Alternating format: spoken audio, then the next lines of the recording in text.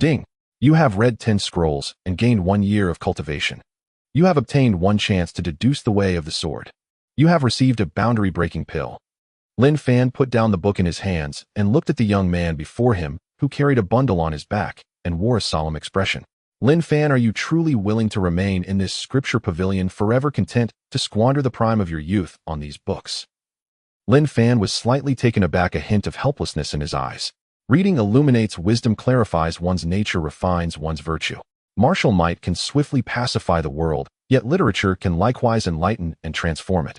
In my view, there is no real difference between the two. The young man's expression grew even more resentful, as though hating iron for not becoming steel. Do you still remember that you are the heir of the Xuanghuang Prince's manor? The Xuanghuang Prince's manor no longer exists. Lin Fan spoke calmly. The Xuanghuang Prince rode alone 90,000 li deep into the barbarian inner territory, slaughtering countless barbarians and shielding tens of millions of our human race. What heroic spirit he possessed, yet you have not learned a shred of it. And yet he still died, Lin Fan replied, his expression tranquil. Over these past years he had heard such words far too many times. The phrase, wastrel son of a general's house, was more or less meant for him. Lin Fan, I truly feel it is a disgrace to the Xuanghuang Prince. Heroes from across the land enlisted under him, joining the army to fight for the human race. Yet you, his own heir, are willing only to curl up in this scripture pavilion. Can you face the Xuanghuang Prince like this? On the day the Xuanghuang Prince fell in battle, everyone in the entire Xuanghuang Prince's manor followed him to their deaths. How tragic and magnificent that was, and yet somehow there remains you, one who clings to life in ignoble ease. Reading. What use is reading no matter how much you read? The young man exclaimed in anger, disappointment written all over his face. Then he turned and strode away. Lin Fan watched his departing back and shook his head slightly. Reading is of course useful. Lin Fan shifted his gaze to the system panel before him. Name Lin Fan. Age 27. Cultivation first level of the Tianren realm. Innate talent peerless through the ages. Sword Dao deduction chances 11 and used. Destruction origin comprehension chance once and used. Thunder origin comprehension chance once and used. Through reading alone, he had already attained the Tianren realm. In the vast Xuanghuang world, myriad races stood side by side with martial prowess revered above all. Cultivation realms were divided into body tempering, spirit communing, core condensation, divine platform, spirit conveying, creation, Tianren Dao slashing, saint, great saint, quasi-emperor, and emperor. Within the 9 provinces of the human race, the Tianren realm already stood among the utmost pinnacle. Humanity had no saints. Those at the Dao-slashing realm were already regarded as human emperors, and across all 9 provinces there were only 9 such figures. Among the myriad races, humanity barely ranked within the top 100. The so-called 9 provinces of the human race were but a corner of this world. Lin Fan resided in Qingzhou, one of the 9 provinces under the rule of the Great Tang imperial dynasty. Beset by perils within and without, the plight of the human race was deeply worrisome. To think the human race is actually this weak, he murmured. He had been in the scripture pavilion for 7 years now, in all he had heard and seen of battles between humans and other races, the humans had lost 9 out of 10. With each defeat, the territory where humanity could survive shrank further and further. The only great victory had been 7 years ago, when his father had repelled the barbarians in the southern region of Great Tang. Yet in the end, the entire Xuanghuang Prince's manor was annihilated. He had come to this world 20 years ago, yet had only met his father a handful of times. It seemed the man had always been campaigning at the front. No wonder he was so revered by others. In such a vast 9 provinces, there is not a single saint. Saints would not even be enough. At the very least, Emperor Realm experts are needed. Let defeat be defeat, so long as we are not yet annihilated. Lin Fan turned to look once more at the towering scripture pavilion behind him. Fortunately, there were enough books within. In 7 years, he had read less than 1/10 of them. He would grow slowly, step by step. Just a single barbarian race alone was enough to push humanity to the brink, let alone the many even stronger races watching like tigers eyeing their prey. Who knew how many powerhouses were hidden within those clans? The Tianren realm was far from sufficient. The scripture pavilion was remote, but it was quiet and above all safe. Geniuses were common enough, but how many truly survived? Most were struck down the moment they revealed themselves. A few years ago, Great Tang had even produced a so-called ancient 3 centuries prodigy who reached the core condensation realm in his early 20s. Yet within days, he mysteriously died in his own residence. The imperial court was shaken and ordered the court of judicial review to investigate thoroughly, but after some time the matter quietly vanished without resolution. Lin Fan, one of the 3 surviving heirs of the Xuanghuang Prince's manor, arrived in the Great Tang imperial capital 7 years ago and entered the scripture pavilion. Dislikes cultivation, loves reading. Current cultivation. First level of the body tempering realm. Threat assessment grade 9. Recommendation, no further attention required. Outside the scripture pavilion, a middle-aged man in gray robes quietly observed Lin Fan. Within then wrote these lines on the letter in his hand. Then his brows knitted slightly as though sensing something, and his figure faded from sight. Moments later, an old man arrived. He stood outside the scripture pavilion for a long time, hesitating before finally letting out a long sigh. The princess consort named you Lin Fan, perhaps hoping you would live as an ordinary man and pass your life in peace. That is fine as well, at least the prince's manor retains a strand of bloodline through you. The Zhennan prince's manor still has this old servant and 2 other young lords. That is enough, he said. At last, he bowed respectfully toward the scripture pavilion and departed. Standing before a row of bookshelves, Lin Fan paused slightly upon hearing the old man's words, but soon after sank back into his reading. Reading could make him stronger, but he also genuinely loved books. Because he was the heir of the Zhennan prince's manor, many people had once kept an eye on him. The great clans of Great Tang, the imperial family, and the spies of foreign races embedded in the Tang capital, too many to count. Yet gradually, all these people withdrew. Lin Fan's life was far too simple, monotonous, and unchanging, reading, eating, sleeping year after year through the 4 seasons. There was no sign of threat in him at all. Many among the foreign races summed up their appraisal of Lin Fan in just 2 words: utterly ordinary. Spring passed, and winter came again. News finally arrived about the young man who had left the scripture pavilion. It was word of his death. Another race, the Stone Clan, had joined the campaign to encircle and suppress humanity. He had died on the battlefield against the Stone Clan. Another slice of Great Tang's borders had been gnawed away, and who knew how many humans had been slaughtered. Yet such things had long become commonplace. In the wars of myriad races, it was the law of the jungle. Creak. The front gate of the scripture pavilion's courtyard was pushed open just a crack. A hunched shadow squeezed through the narrow gap, then flashed aside and burrowed into a pile of snow. Then a pair of eyes peeked out, surveying the scene within the scripture pavilion's courtyard. An inestorital scripture pavilion towered at the center of the yard, surrounded by gray stone walls several men high, enclosing it like a ring. The courtyard was blanketed in snow. Weeds and vines ran rampant along the walls, which had not been tended in who knew how long. A withered banyan tree stood to one side of the scripture pavilion. A reclining chair sat beneath the tree with a small table beside it. Upon the table rested a pot of tea, steam curling gently into the air. A white-robed youth lay quietly on the chair. Someone.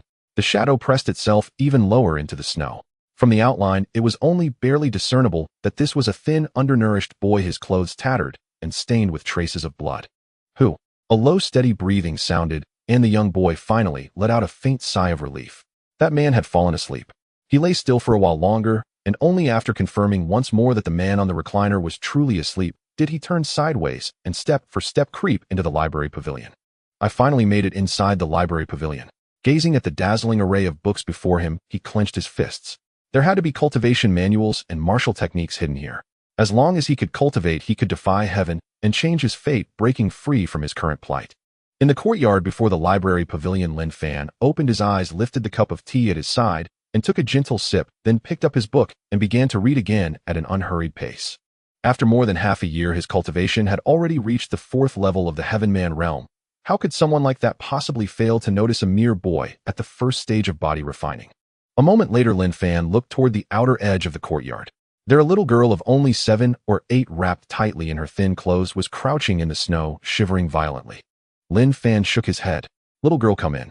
Hearing the voice, the little one opened her hazy eyes and scanned her surroundings, her gaze filled with wariness. The wind howled coldly. A frigid gust struck, making the little girl shudder. She looked at the library pavilion before her, hesitated for a moment, and in the end still walked toward it. She pushed open the door. The first thing that met her eyes was the towering structure of the library pavilion itself, and then the figure beneath the banyan tree, white robes pure as snow, standing there smiling gently at her. She froze on the spot. A long time passed. "Where's my brother?" she asked. Lin Fan smiled faintly and pointed toward the library pavilion. "He is inside." The little girl was momentarily dazed and lowered her head.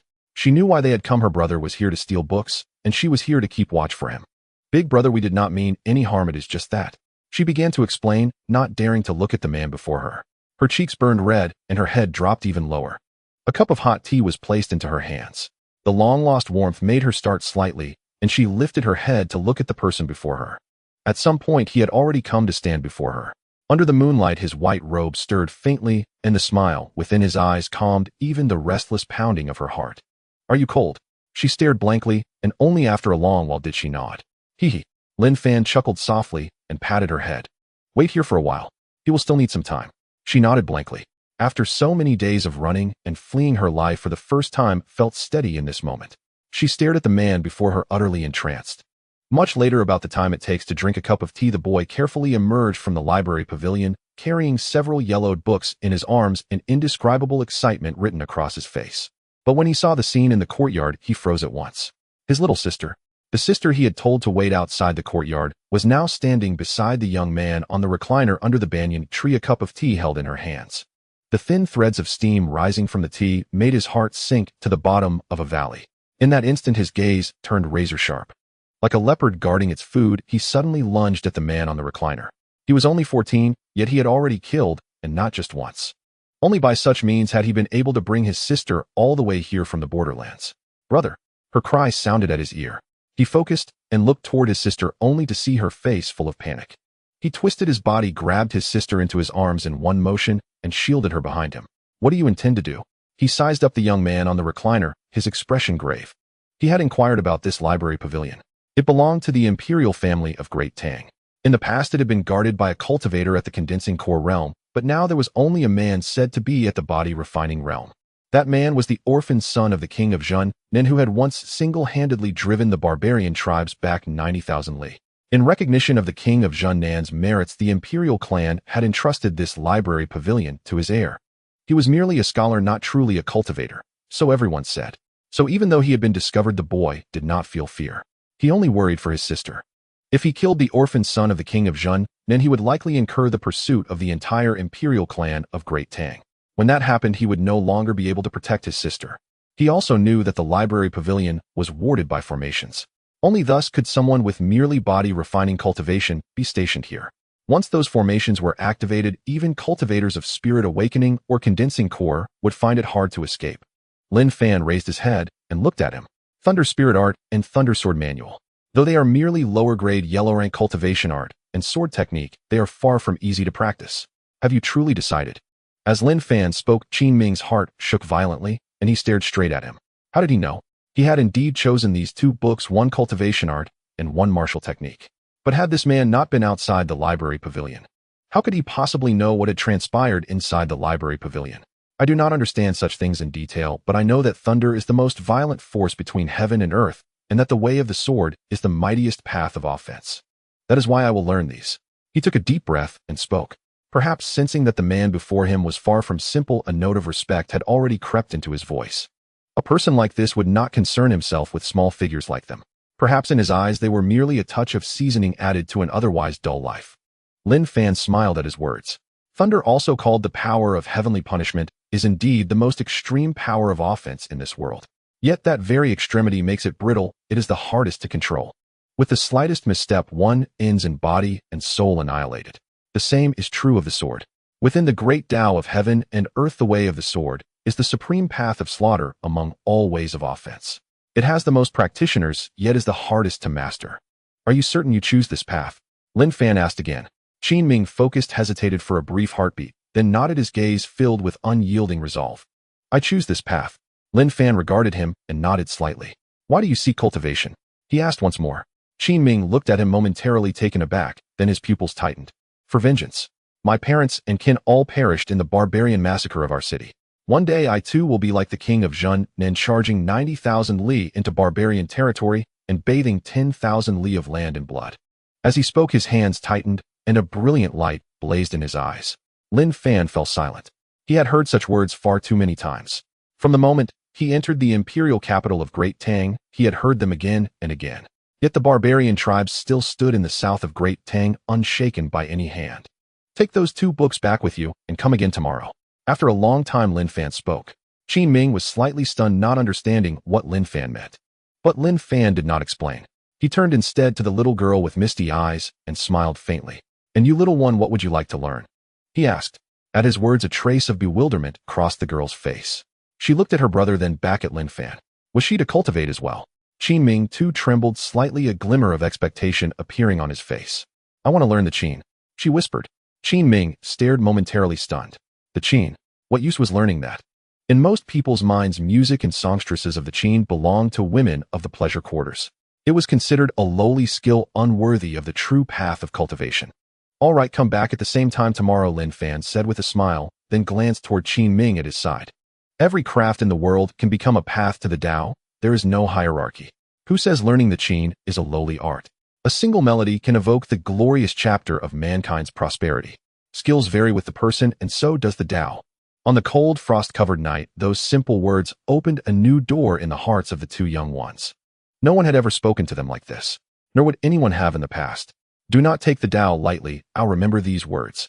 Lin Fan said, stretching lazily as he took a book and headed toward the Library Pavilion. The two stood stupefied, gazing after his retreating figure with vacant expressions. After a long while, the two left the courtyard, closed the gate, and stepped into the vast falling frost. Brother, will we come again tomorrow? Do you want to come? Yes. Then we'll come again tomorrow.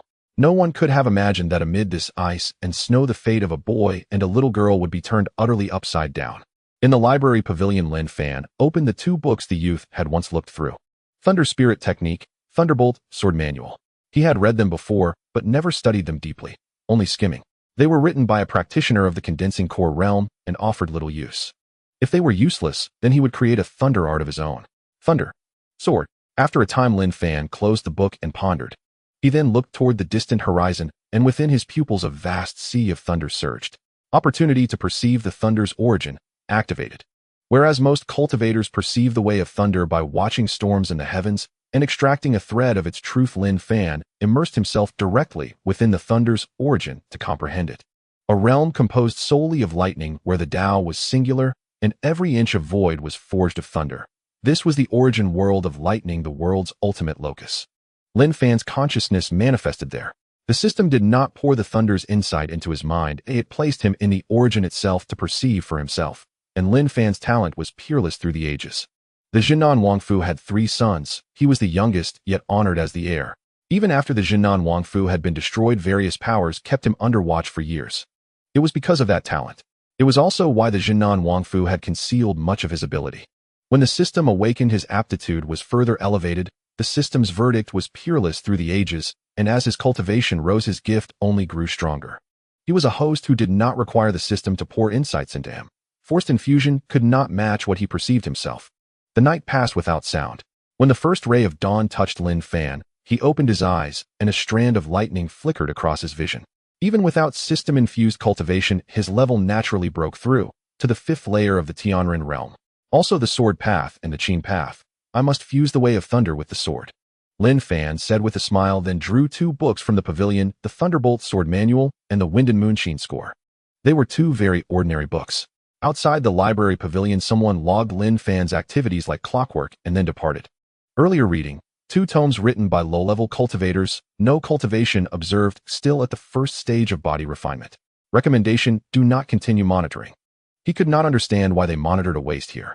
Every day he made recommendations, but the reply was always the same 4 characters. Continue monitoring. There had once been many watchers outside the pavilion, now only he remained. His check-ins dwindled from daily to monthly. Each report the same copy and paste. Will I watch him here forever? If he dies, will I be freed? He had entertained such thoughts more than once, yet never acted. Though considered a waste, he was still the heir of the Jinan Wangfu. He might be neglected, but he must not die. He resolved he would stop coming. Those above no longer cared for Lin Fan, likely having forgotten he existed. Who would wish to follow the same thread of news every day? There were many geniuses in Datang. It was not worth expending energy here. Sword. At some point, Lin Fan suddenly extended a finger, cutting the void. The space before him tore like paper, and the swirling snow froze in that instant. Among the myriad Tao, Lin Fan loved the sword above all. The system seemed to know this and afforded him many opportunities to witness the sword's origin. His sword path had already reached an astonishing realm. As for just how powerful he was, perhaps only the Emperor of Datang could test it. Weaving thunder into the sword path does not seem difficult. Lin Fan said with a smile. No one had ever instructed him in swordsmanship. His blade followed only his will. As now he perceived something lacking in his sword path, infusing it with thunder would remedy that flaw, so he fused thunder into his swordsmanship. It still feels imperfect. What if I were to meld in ice and snow? Lin Fan gazed at the falling blizzard, then shook his head with a smile. No rush. For now he would study the Qin path. He fetched an old Qin from the Library Pavilion, a worn though it was, it could still be played. With a score in hand, and the instrument, Lin Fan began to play amid the drifting snow. He did not know the Qin. He had only heard of it. This was his first time touching one. But if the little ones wished to learn, he would learn for them. The music, awkward at first, grew expressive, then entered a realm where the entire world's ice and snow seemed to dance to its strains. The Qin sound attained the Tao, and heaven and earth resonated. Enough. As the melody ended, Lin Fan sipped the hot tea at his side, exhaled, returned to the Dynasty Library Pavilion, took several sheets of paper, and began to write. On one page, he set down the Thundersword path, on another the Qin path. 2 pages in all, 2 bequests. Those 2 little ones surely can read right. He had not even asked their names or origins, only sensing that their backgrounds could not be poor. Lin Fan shook his head slightly. Teaching the 2 a little seemed unlikely to change much, Lin Fan thought, yet curiosity moved him, and so he did it. With foreign races pressing down and humanity weak, if someone could shoulder this burden, his life might become a little more peaceful. Perhaps that was the reason. He simply did not want to be disturbed.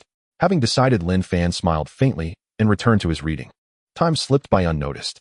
When Lin Fan looked up toward the pavilion's exterior, night had fallen and the snow intensified, yet 2 figures, one large and one small, stood growing firmer outside the library. They supported each other, shivering in the icy wind, and when they raised their heads to gaze at the distant library pavilion, resolve returned to their faces. "This is his trial, isn't it?" Qin Ming said. The small figure seemed unable to lift his feet with each step, yet his stride never ceased. This was the stubborn perseverance of youth. Perhaps to grow stronger, or perhaps for something else. Pushing open the door of the library, snowflakes fell gently, deeply hidden on the side of the Xuanghuang Mountain in the Tang Dynasty's imperial palace, where not a single person had been seen for a month.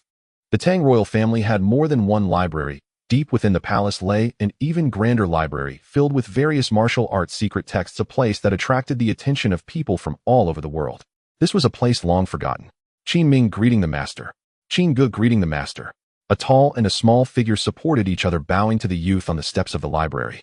They wandered for a long time, stumbling their way to this imperial city, only to find that the world had changed beyond recognition, the imperial city transformed from their memories. In the vast Tang imperial capital, there was not a single place for them to settle. Here, perhaps this was hope. On the steps, Lin Fan, dressed in white, held a book, quietly observing them.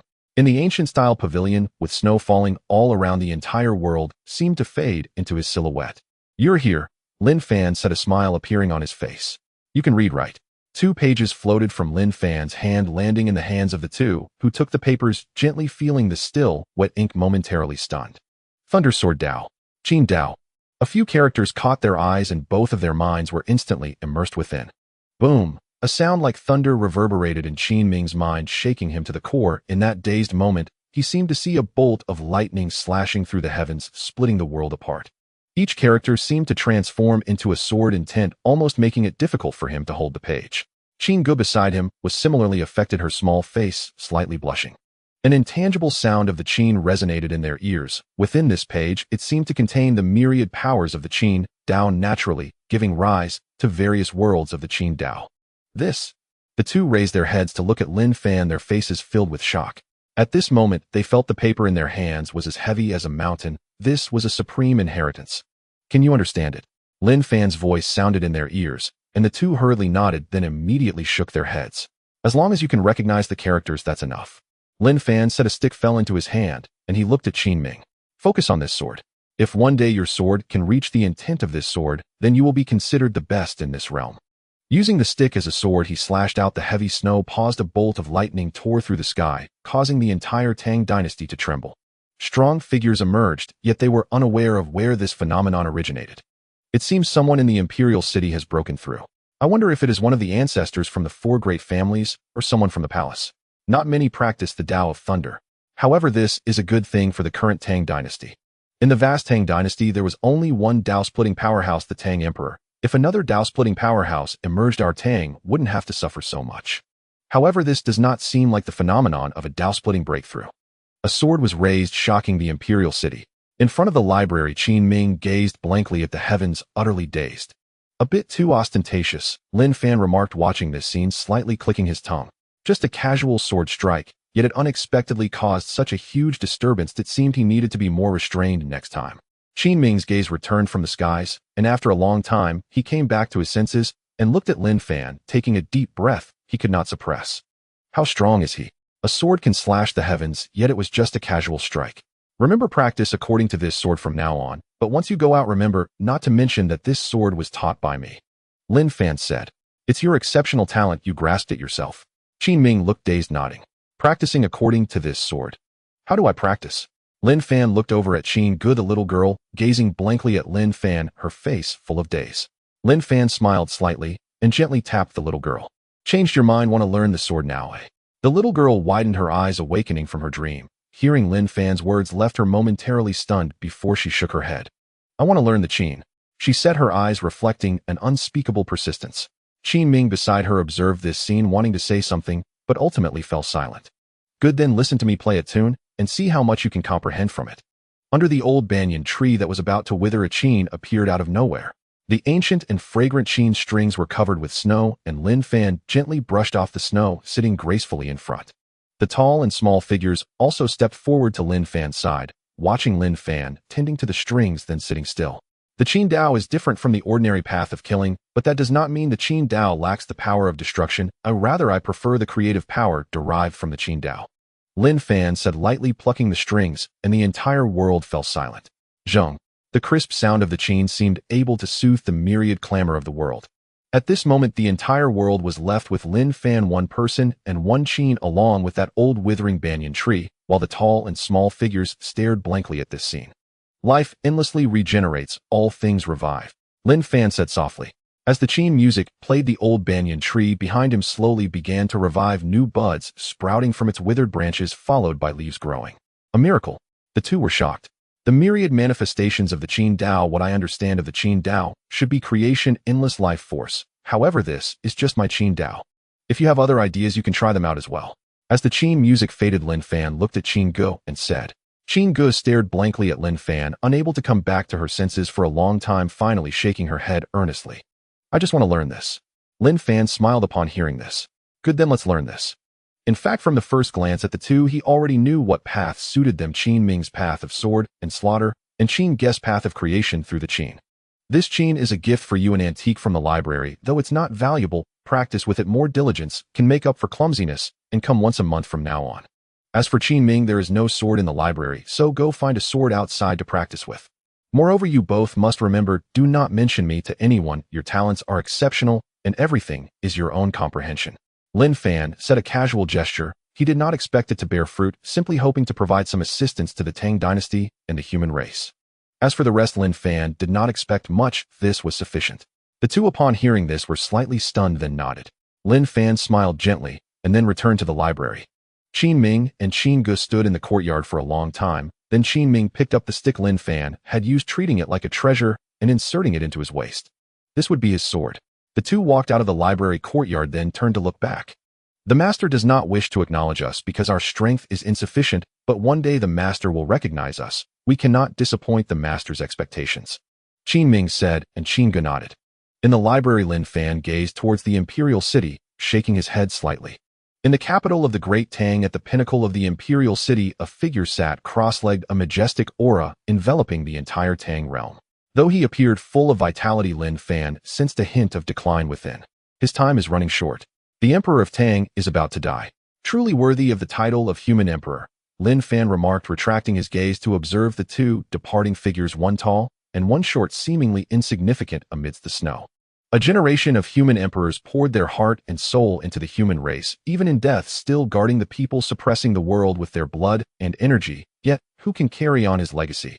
In the Star Palace of the Tang Palace, the emperor gazed at the capital, his brows furrowing slightly. Who is it? A gaze that even he could not trace back to its source seemed to see through everything here, revealing his exhausted Dantian, and Qi Si, knowing he was but a spent force. Is it from another race? He focused a murderous intent, filling the Star Palace, causing those guarding outside to shudder. Could it be the human race? As the killing intent subsided, a hint of weariness filled his eyes. Being human is too difficult. If he dies, what will become of the Great Tang and its countless people? He seemed to see a scene of rivers of blood and flesh connecting to the heavens. With a slight sigh, he closed his eyes to rest. All he could do was try to live a bit longer, giving the people of this land a little more time. Snow fell across the world, and the human realm thrived. In the capital of Tang, a magnificent scene unfolded with long streets, exquisite buildings, and jade towers, yet little did they know that all of this could turn to ashes at any moment. The library was tranquil, with only the occasional rustle of turning pages. Lin Fan had once again broken through, reaching the 6th level of the celestial realm, yet this did not cause any ripples in the library. Breaking through was as simple as drinking water. Lin Fan's strength had never been merely about cultivation, but about his realm. The Sword Dao has 4 major realms: Sword Momentum, Sword Intent, Sword Domain, and entering the Dao. Below the Saint level, the strongest is the Sword Domain realm, and Lin Fan had entered the Dao 3 years ago. What are you doing, Mingir? In the Cold Mountain Martial Arts Hall in a servant's courtyard, several youths propped up a broken window, watching a figure in the yard waving a branch. Practicing swordsmanship, came the reply from the yard, leaving the group momentarily stunned. Practicing swordsmanship. Waving a branch randomly is called sword practice. Could Mingir have frozen his brain? Hiss. A cold wind blew, causing the group to shiver and hurriedly shut the window. They were all refugees who had fled, fortunate enough to be taken in by the hall master as servants. Surviving was already difficult. Who would have the luxury to cultivate? Cultivation was something only the well-dressed disciples of the martial arts hall could engage in. They did not understand Qin Ming, only feeling he had become obsessed. Qin Ming also did not understand how to cultivate. He had only that one sheet of paper and the sword in his heart, merely imitating that sword from memory. This unnamed sword, he had given it a name: Thunder Punishment. The thunder tore through heaven and earth, delivering a punishment to the mortal realm. As he swung the branch, spiritual energy gathered from the heavens and earth, flowing into his body unbeknownst to him, as he was completely immersed in the sword in his heart. In another servant's courtyard, Qin Gu took out the zither Lin Fan had given her. Afraid of disturbing others in the same room, she secretly went out to the snow, covering her mouth and nose, exhaling a breath, and began to play amidst the falling snow. From tentative to awkward, she gradually became fluent. A sheet of paper was tucked against her body, and the image of Lin Fan playing the zither under the banyan tree surfaced in her mind. She gradually entered the state. She also named this zither piece All Things Birth. As winter passed and spring returned, it felt like 3 years had gone by. The once young boy had become a disciple of the Cold Mountain Martial Arts Hall, achieving many remarkable feats, and had earned the title of Thunder Sword in Tang. Meanwhile, Qin Gu had caught the eye of the Yuan family, one of the 4 great families of Tang, becoming a companion to a legitimate daughter and moving into their family estate. This year, Qin Ming was 16 and Qin Gu was 13. The two returned to the library once more, and after 3 years it had become even more desolate, with no one having set foot here for 3 years. The once dead banyan tree had sprouted countless branches covered in lush green, moving gently with the breeze, as if it had gained spiritual essence. It was just as they had come before. That person still lay on the lounge chair under the banyan tree, seemingly taking a nap. Beside him, tea boiled, and the fragrance of tea wafted out. Qin Gu approached to refill the empty cup, then quietly waited on the side. After 3 years, the once tender girl had become a graceful young woman, her light green dress swaying gently, soft and delicate, her beauty undeniable. Qin Ming still held that branch in his hand. 3 years later, it showed no signs of decay, appearing even more spiritual in this courtyard. After a long time, the person on the lounge chair stretched lazily, causing a book to fall to the ground. Qin Ming bent down to pick it up, and Lin Fan smiled slightly at the sight of the two. "You have arrived," Lin Fan said. 7th level of the spiritual realm and 9th level, not bad. The cultivation of the two fell into Lin Fan's eyes. In 3 years from initial entry into cultivation to the late stage of the spiritual realm, they could be considered geniuses. The two bowed respectfully. "It is all thanks to the Tao texts you imparted, from which we have gained some insights leading to our current cultivation." They said this, but their talent was not particularly exceptional. In the past, when they entered the martial arts hall as servants, they had tested their abilities. They could only be considered ordinary. What truly changed their fate were those 2 pages of Tao texts. They were not merely 2 sheets of paper, but contained an indescribable Tao rhythm, nurturing their foundation at all times. Only then did they realize the extent of Lin Fan's power. He was certainly not just a scholar as rumored in the outside world, nor was he someone who had lost ambition due to the destruction of his clan. A great hidden master in the world, he was truly an unparalleled figure. "It's a pity time is short, he won't be able to wait for you," Lin Fan said again. His calm words left both of them stunned, not understanding Lin Fan's meaning. Lin Fan looked towards the Tang Palace. 3 years had passed, and the Emperor of Tang could no longer suppress the impending collapse. Now not just him, but even those in the celestial realm in Tang could sense his state. This emperor who had protected this land for 1,000 years was about to die. Qin Ming followed Lin Fan's gaze towards the palace, his expression suddenly tightening, and the next moment showed a look of horror. In recent days, undercurrents had surged within Tang, an unknown force had surfaced, and the 4 great families of Tang were all gravely concerned. He just did not expect it to be for this reason.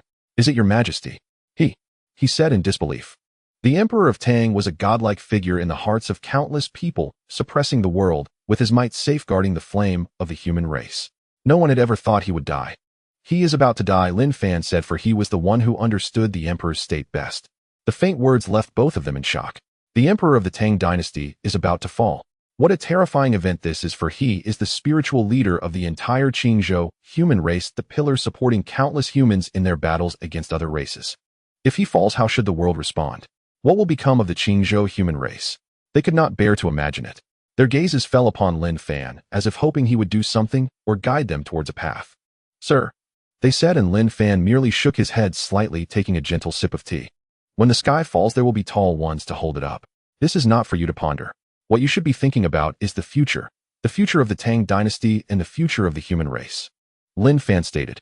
His gaze fell into the palace where the Emperor of the Tang dynasty could no longer sustain the overwhelming aura of vitality. He sat in the Star Palace, gazing at the heavens and earth, surrounded by an aura of death. Who are you? He asked, his eyes aflame, the fire of his soul burning fiercely to maintain his last vestige of imperial authority. I am about to die. Will you not reveal yourself? His divine sense attempted to trace that gaze, but was abruptly severed by an indescribable Tao rhythm. He withdrew his divine sense, his heart trembling slightly. 3 years ago, he could still catch a general direction of that gaze, but now it had been directly severed. He had grown stronger. He focused quietly, overlooking the entirety of the Tang imperial capital, with no one knowing what he was thinking. Outside the Star Palace, a sea of people knelt in darkness. Concubines, princes, princesses, and the heads of the 4 great clans, all seemingly waiting for something. Silence reigned in an oppressive atmosphere. Lin Fan withdrew his gaze and looked towards Qin Ming and Qin Go before him. Go back, do not come here for a while. Lin Fan said, causing both to shudder upon hearing his words. When they looked again, they could only see Lin Fan's silhouette. The survival of the human race and the rise and fall of the world seemed to weigh lightly on his mind. An inexplicable sense of loss emerged in their hearts. The Tang dynasty will not perish. Suddenly a voice echoed from the library, causing them to look up swiftly, their eyes shining bright again. Just that one sentence was enough. The Sir still cared for the multitude of human beings. If the human race truly faced the brink of life and death, he would surely take action. The two respectfully bowed towards the library and then left. Inside the library, Lin Fan sighed softly. His peaceful days had finally been disrupted. Since you wish to see me, then let us meet, Emperor of the Tang, he said, stepping forward, causing the space beneath his feet to ripple as if a bubble, and Lin Fan's figure vanished within the library. In the palace within the Star Palace, the dying Emperor of the Tang dynasty felt a surge of cutting power. Opening his eyes, he saw a figure emerging from the void, standing before him, silently watching. Dressed in white with cloth shoes, a book tucked at his waist, he appeared just like an ordinary scholar. The Emperor of the Tang revealed a look of shock. How could it be? How could he be so young? The one he had feared for 3 years, the one he had searched for, turned out to be merely a young man. Traveling through the void, could this be the legendary path of space? He looked at Lin Fan, and Lin Fan looked back at him, the Star Palace falling into a prolonged silence. After a long while, the Emperor of the Tang took a deep breath and unexpectedly smiled. Fortunately, you are of the human race, he said, as if a string within him had finally relaxed at this moment. Lin Fan merely gazed at him. What if I were not of the human race? Then you would die here. The Emperor of the Tang replied, even on the brink of death, his vitality waning. The sliver of killing intent that overflowed still sent shivers down one's spine. This is the Emperor of the human race, a peerless powerhouse who had charged out from the pursuit of myriad races. Lin Fan smiled faintly upon hearing this. Of course he knew what was in the Star Palace: killing formations, sacred weapons of the human race, the gathering of the human race's luck, and an emperor ready to sacrifice his life at any moment. But could this truly affect Lin Fan? Are you willing to succeed as emperor? He looked at Lin Fan, his expression serious and grave. Lin Fan was momentarily taken aback, then shook his head. I am used to being lazy and cannot bear such a heavy burden. If the emperor wishes to find a successor, there are many options outside. Your sons and daughters, if that's not feasible, the 4 great clans of the Tang capital still have options. Lin Fan looked towards outside the palace, where several princes, princesses, and the heads of the 4 great clans were still kneeling at the palace gate. With the emperor about to fall, some unprecedented thoughts began to sprout in many hearts. Once the emperor truly falls, it will be the beginning of chaos. Lin Fan did not wish to become embroiled in this. Mainly because he feared trouble. Rather than play their schemes, he preferred to read more books. The emperor also looked outside. Though separated by a palace door, the people outside felt a tightening in their hearts, causing them to kneel even lower. They knew the emperor was watching them. With the emperor's imminent death, the position of emperor hung in the balance. Whoever succeeds would be a matter of a single word from the emperor. For 3,000 years of the Tang dynasty, some unsavory characters have emerged. When I was still present, as long as they did not threaten the Tang, I could ignore them. But if I am not here, they become the tumors of the Tang. The emperor they cannot bear. The emperor spoke calmly. Lin Fan looked at him, seeming to think of something, and smiled faintly. Then it seems the emperor has long had a choice. Lin Fan did not care who would become the emperor, as long as it did not affect him. He came here only because of the current emperor, a true ruler who worked tirelessly for the human race. A successor cannot be called an emperor. They can only be considered the ruler of the Tang. The title of emperor is a recognition shared by the entire human race, the protector of the human race. The emperor did not respond to Lin Fan's words. He merely looked at Lin Fan, who exuded an air of scholarly elegance, and sighed softly. May I know your name? He asked, already aware that Lin Fan had no intention of succeeding as emperor. Lin Fan looked at him, recalling a decree that had been issued from the Tang Palace years ago, declaring the prince of the southern Tang, a hero of the Tang human race, entered into the Tang Hero Monument, with all his descendants treated as princes and princesses. Thus he could remain peacefully in the Tang for so many years. This was also one of his reasons for coming. Lin Fan. The two simple syllables made the emperor of the Tang slightly focus, then tremble. He looked at Lin Fan in disbelief. You are. Years ago, the prince of the southern Tang was exterminated, leaving only 3 descendants sent to the Tang capital. He personally wrote that decree and remembered the name Lin Fan. The heir of the prince of the southern Tang. Lin Fan smiled faintly. Yes, I am that heir of the prince of the southern Tang. I must thank you for your care, allowing me to live a stable life in the Tang for so many years. The emperor was left in a daze upon hearing this. Lin Fan, the heir of the prince of the southern Tang, so he is merely around 30 years old. At such an age, to have reached the realm of cutting through the Tao, how could this be possible? At 30 years old, even he had barely reached the divine platform realm. He looked at Lin Fan and couldn't help but take a deep breath. A prodigy. An unimaginable and terrifying prodigy, a peerless genius never before seen in the history of humanity, an indescribable shock, an unutterable excitement. The Tang emperor laughed heartily. Good, good, good.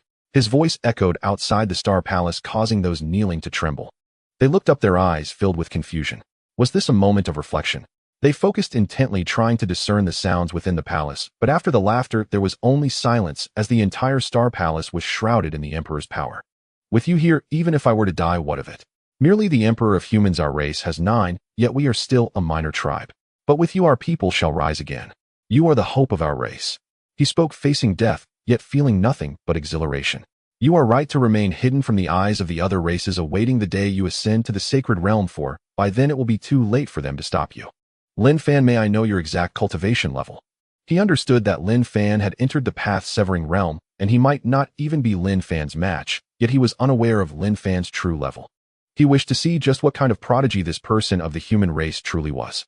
Lin Fan looked at him and smiled slightly. He did not respond, merely gazing out at the boundless starry sky beyond the Star Palace. Is your majesty at the pinnacle of the path-severing realm? He asked. The Tang emperor was momentarily taken aback before nodding. His path had ended before reaching the sacred realm. He was too old and had suffered wounds that could not be erased, making it impossible for him to glimpse the realm above path-severing. Yet that was still what he sought throughout his life. Does your majesty wish to see the scenery above the path-severing realm? With this, the Tang emperor's expression shook, staring at Lin Fan in disbelief. You have entered the sacred realm. The sacred realm, a level untouched by humanity for tens of thousands of years. Beneath the sacred realm, all beings are but ants. The human race has managed to survive in this vast world for so many years due to the remnants left behind by ancient saints. Even a single saint, despite having fallen for tens of thousands of years, can still influence the generations for thousands of years. This is the power of a sacred realm expert for a race. That is the pillar that supports the heavens. The current human race lacks such an existence. Yet the person before him appears to be only around 30 years old. Is that truly possible? He looked at Lin Fan, filled with excitement, joy. All manner of emotions surged within him. Lin Fan looked at him and gently shook his head. The Tang emperor trembled slightly, a hint of disappointment in his eyes, but he quickly shook his head and smiled. The sacred realm is not so simple. For tens of thousands of years there have been those who entered the path-severing realm among the human race, yet none have been able to reach the sacred realm. Lin Fan is already quite extraordinary. As long as he does not die, he will surely enter the sacred realm in the future. One should not place too much pressure on him. Lin Fan, your talent surpasses what we call emperors, even exceeding that of ancient saints. What you lack is merely time. Just 1,000 years? No, it won't take that long. Perhaps only 100 years, and you will surely enter the sacred realm. There is no need to rush at this moment. As if fearing that his expectations might place too much pressure on Lin Fan, he suppressed the urgency in his heart and spoke softly. Lin Fan did not respond. He stepped forward, and the space beneath his feet rippled. The next moment, he had reached the railing of the Star Palace. Below lay the magnificent scenery of Tang Capital, the ancient city of 10,000 years. Today was the Lantern Festival of Tang Capital, with countless paper lanterns floating in the night sky and numerous people in the streets and alleys, a scene of harmony. The so-called sacred realm in the world is one where one derives their own path and manifests a domain of Tao, controlling a piece of heaven and earth, allowing every gesture to embody the power of the Tao. Lin Fan said. The Tang Emperor stared blankly at him, sensing an indescribable Tao rhythm emanating from Lin Fan, far surpassing his own. Every sacred realm expert manifests a distinct domain of Tao. I have pondered long about what my Tao should be. Sword Tao, Thunder Tao, Space Tao. I have tried many paths, but none of those are mine. Even if I were to derive a domain, it would have its flaws. Lin Fan spoke quietly. The Tang Emperor stood behind Lin Fan, also overlooking the entire Tang capital, left only with shock. Only he could sense that this ancient city of 10,000 years, this piece of heaven and earth, was undergoing a subtle transformation, and the root of it all lay with the person before him. With flaws in the domain of Tao, it is likely that no one has ever considered such things. To derive a domain of Tao is to enter the sacred realm. Who can resist such temptation? He cannot, nor could the saints of ancient times. Have you now comprehended your own Tao? He asked unconsciously. He already understood that the person before him was not incapable of entering the sacred realm, but was instead searching for a path to the heavens, the ultimate Tao. Lin Fan smiled faintly. I believe I have comprehended it. Lin Fan said, pointing into the void to the night sky, the boundless starry sky. At this moment, it seemed as though the stars in the sky were responding to him, suddenly brightening. A bright moon seemed to descend slightly, wanting to draw near to him. Countless people in Tang Capital looked up, their eyes filled with shock. Stars were falling to the earth, the bright moon traversing the sky. What an extraordinary phenomenon. Not enough, Lin Fan said. And thus thunder and torrential rain appeared in the world, followed by the great sun crossing the sky, the golden crow crying, the sun and moon sharing the same sky, and myriad extraordinary phenomena suddenly arose. Finally, Lin Fan smiled. All the extraordinary phenomena vanished, as if everything that had just occurred was an illusion, a dream for the entirety of Tang Capital. I understand now, Lin Fan said, turning to look at the Tang Emperor. With a single gaze, the Emperor seemed to see a vast galaxy within which myriad worlds rose and fell. All paths return to one, all converge within me. Why cling to a particular Tao? If I desire, all paths shall serve my will. Boom. In that moment, the Tang Emperor outside the Star Pavilion and all the people of Tang Capital felt a deep tremor in their hearts, as if they had all heard that resounding boom. Lin Fan had entered the sacred realm. All extraordinary phenomena were absorbed within him, all paths merged within a single palm. The Tang Emperor gazed at this scene, unable to regain his senses for a long time. All paths returned to one. To single-handedly refine myriad paths, what a terrifying act this is. He dared not even imagine it, yet the young man before him, merely around 30 years old, had achieved this, entering the sacred realm with such a defiance. What a prodigy! He could find no words to describe it, and could only express it thus. In that moment, he no longer worried for humanity. His vitality was draining away, and his once sturdy body finally bent down like an aging man in twilight. Cough. A cough brought forth blood, yet he smiled, a hint of moisture in his smile. Humanity would be all right. He could carry the entire human race. As long as he was present, humanity would not perish. He would create a true era of prosperity for the human race. He could now leave in peace. The world knows that the Tang royal family has 5 sons, but in reality there is a 6th, which is the legacy I left for the Tang dynasty. I hope he can take you as his master.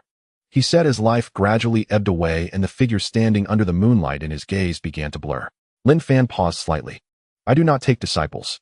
A single sentence made him tremble slightly. But you can have him come find me. With another sentence he smiled, and when he looked again, that person was no longer there, vanished without a trace, not a hint to be found.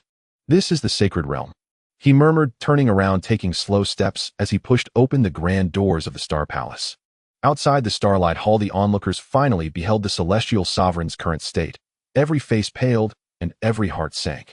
That hunched silhouette, blood-stained robes, and ashen hair resembled nothing so much as a dying elder, utterly bereft of the majesty befitting the celestial sovereign. Celestial sovereign, in your majesty, na chorus of grief-stricken cries rose. In that instant they knew, the rumors were no falsehoods. This being who had shielded the great Tang for millennia was truly falling. Their sky had collapsed. In cough, Na ragged cough echoed. The figure grew even more desolate, and all present trembled. They could already sense his withered chi and blood so depleted they seemed incapable of sustaining even that frail frame. In, who among mortals escapes death?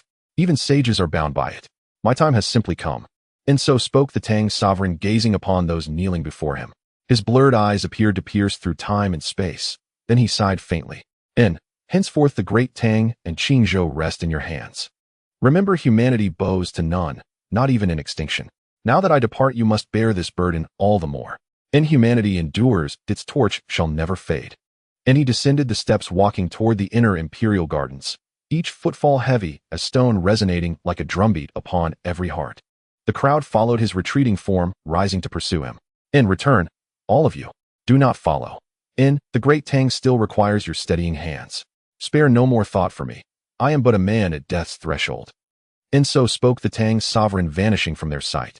And they stood frozen before the starlight hall, staring after his fading path, motionless, silent, lost in unspoken thoughts. After a long silence, in, that direction leads to Jingyun Palace. Could it be true then? Will His Majesty truly bestow the throne upon him? In, but his lineage, in, will the others yield so easily? And many eyes turned to the 5 figures standing foremost. For princes and 1 princess, the so-called 5 heirs of the imperial house. Into the world, these were the sole known scions of the celestial sovereign's bloodline, the living embodiment of the great Tang's imperial legacy. Whatever decree the celestial sovereign issues, we shall obey without hesitation, none voice declared. In, the survival of humanity is paramount. Whomever ascends the throne matters little. If he possesses the virtue and strength, we shall kneel and swear fealty. We trust the celestial sovereign. All 5 affirmed in unison, eyes resolute, no trace of doubt or dissent. And those behind watched in solemn awe, then turned toward the sovereign's vanished path and bowed deeply in unison. Farewell, celestial sovereign. And the chant rippled across the Tang palace, wave upon wave of subjects sinking to their knees. And along the long corridor, bodies knelt in endless rows, while an aged sovereign walked slowly onward, each step echoing like thunder, sending tremors through countless souls. This was the celestial sovereign, their spiritual pillar. And was he truly falling now? And what fate awaited humanity? Within the inner imperial gardens, a youth stood quietly beside the palace gate, and upon seeing the sovereign, his body trembled uncontrollably, eyes brimming with sorrow. Father, and he cried out. The sovereign lifted his gaze, shook his head, and smiled. And, at last you have spoken it. The so-called 5 heirs were not the sovereign's biological children, but rather exceptional descendants bearing his bloodline. The celestial sovereign had but one true child, this very youth before him. And the mightier the cultivator, the rarer their offspring, who for one as ancient and weary as the sovereign conception was near impossible. Alas, I have too little time left to instruct you. You bear the saintly physique, possess peerless genius, and your future shall eclipse even mine. And he paused, recalling Lin Fan, and shook his head again. Before Lin Fan's emergence, this son had been humanity's sole hope for continuity. But now, was this not in truth a greater blessing? A sage concealed himself behind humanity's veil, and a peerless celestial sovereign stood sentinel over all 4 directions.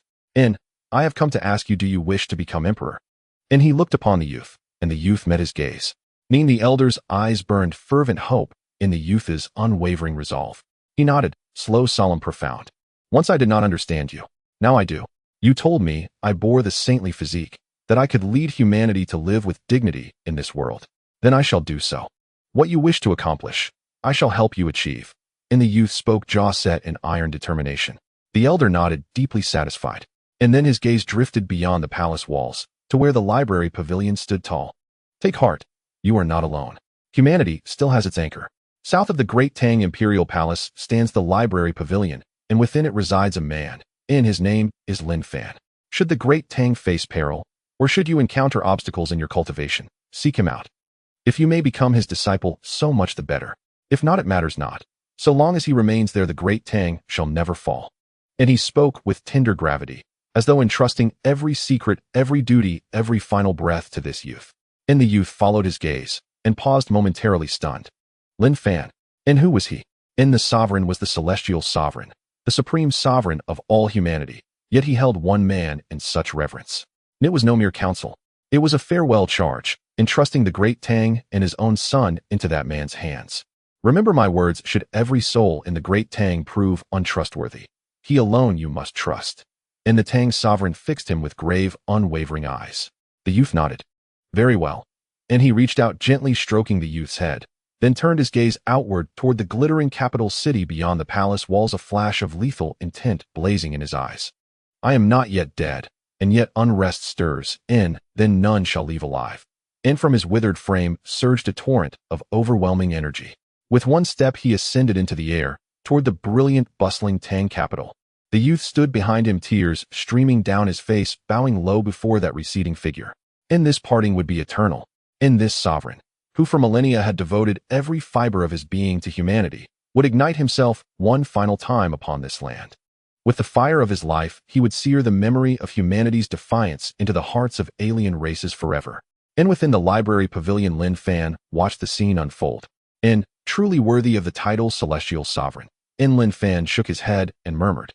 He understood perfectly what the sovereign intended, to burn his final life force, eradicating every alien presence within the city. Celestial Sovereign. Hail the Celestial Sovereign. Across the Tang capital, wave after wave of people knelt. They gazed upon the sovereign descending from the heavens, and faces flushed with shock and awe. The Celestial Sovereign had appeared. Kill. Na sword streaked through the air, landing in the sovereign's palm. He slashed downward toward a courtyard, and cries of fury erupted. Celestial Sovereign of the Great Tang, you are mad. Na cultivator burst from the courtyard, only to be obliterated by a single palm strike. We are envoys dispatched by the barbarian prince himself to establish diplomatic ties with your realm. Do you grasp the consequences of slaying us? A barbarian of heavenly realm origin rose into the air, towering several meters high, his body wreathed in primordial savagery, gripping a colossal axe. Yet his expression held deep wariness as he faced the sovereign. The sovereign swung his sword, sky and earth cleaved asunder. The barbarian of heavenly realm fell severed in two. Humanity seeks no diplomacy with your kind. When humanity rises anew, the barbarian clans shall be the first to perish, offered as sacrifice to honor our fallen heroes. A calm phrase laden with an all-consuming imperiousness echoed throughout Tangdu, leaving countless onlookers shaken as they gazed at the figure suspended in midair with faces full of reverence. This is the human emperor. What are foreign princes and envoys in comparison? With a single sword he cleaves, standing between heaven and earth, deserving the worship of 10,000 people. From the depths of their hearts many rose, and one by one fell to their knees. At this moment, he is the only man beneath heaven. The human emperor. Qin Ming and Qin Gu had just arrived before the Yuan clan's mansion. When they looked up and saw the scene, their hearts trembled, and they bowed low. Is he really going to die? Qin Gu asked, unwilling to believe that the human emperor, whose sovereignty seemed to suffuse the heavens, was already at his end. The entire city burned with fervor for the human emperor, yet only a few knew the truth. The human emperor was dying, and this would be his last appearance in the mortal realm. Tang Emperor, you are about to die. Are you certain you must remain enemies with us until the end? Another foreign clansman appeared, trembling as he stared up at the figure in the sky. An invisible domain shrouded all of Tangdu, turning the capital into a prison that precisely enclosed each person, trapping them within its bounds. There was no escape. They could not believe that a dying human emperor would slaughter them so mercilessly. Was he not afraid that when he was gone they would be avenged by the human clans? Could this be a Dao domain? A foreign clansman stood at Tangdu's gate. Though only an inch separated him from the city, the gap felt like an abyss he could never cross. He trembled as he spoke. They turned their faces skyward toward the human emperor, eyes wide with terror. Had the Tang emperor ascended to sainthood? No, his vital blood was dissipating. The breath of death had already seeped through him. He was dying, not ascending. Then who was that? In the library pavilion, Lin Fan held a book and stood motionless by the window. His eyes were as still as a sea of stars, as if he had swallowed the whole of Tangdu and its heavens into his gaze. The human emperor is dying. Those kneeling within Tangdu jolted, incredulously glancing at the figure in the sky. A rivulet of blood trickled from the corner of the human emperor's mouth. Cracks seemed to rend his flesh, and his shattered body could no longer draw upon the power of the path of slaying. How is that possible? Human emperor. Impossible. Countless faces drained of color. When you are gone, do you think the human clans can bear our wrath? Let us leave alive. There is still a thread of hope. We shall report to our elders. Henceforth your Qingzhou people need only submit and provide a measure of blood tribute to preserve your line. Human emperor, do not delude yourself. One by one foreign clans revealed themselves, led by the barbarians and the Stone clan. They looked up at the human emperor and spoke. Though their voices betrayed fear once the words were spoken, they seemed to regain confidence and wore expressions of arrogant hauteur. The humans were nothing but blood to be taken. Countless citizens of Tongdu watched in horror. So many foreign clans had concealed themselves within the capital, and those at the vanguard had even set foot in the Tianren realm. The human emperor smiled. Under the gaze of thousands, he smiled with reckless abandon and wild pride. He cast his eyes over heaven and earth, lingered for an instant at the corner where the library pavilion stood, then turned his gaze back to the foreign clans. Offer my people as blood tribute to you. A sword tore open the sky and swept down upon the assembled clans. No matter how they frantically resisted, they bought but a moment, then were sundered into a rain of blood. Humanity stands between heaven and earth. Who would dare call us slaves? With another sword, he invoked celestial might and swept the swath clean, cutting down more than half of the foreign ranks. Only a few dozen survivors gazed at him in horror. The Qingzhou human emperor was overwhelmingly powerful. He stood at the pinnacle of the path of slaying, half a step from the Saint Realm. Among the 9 human emperors, he was one of the strongest.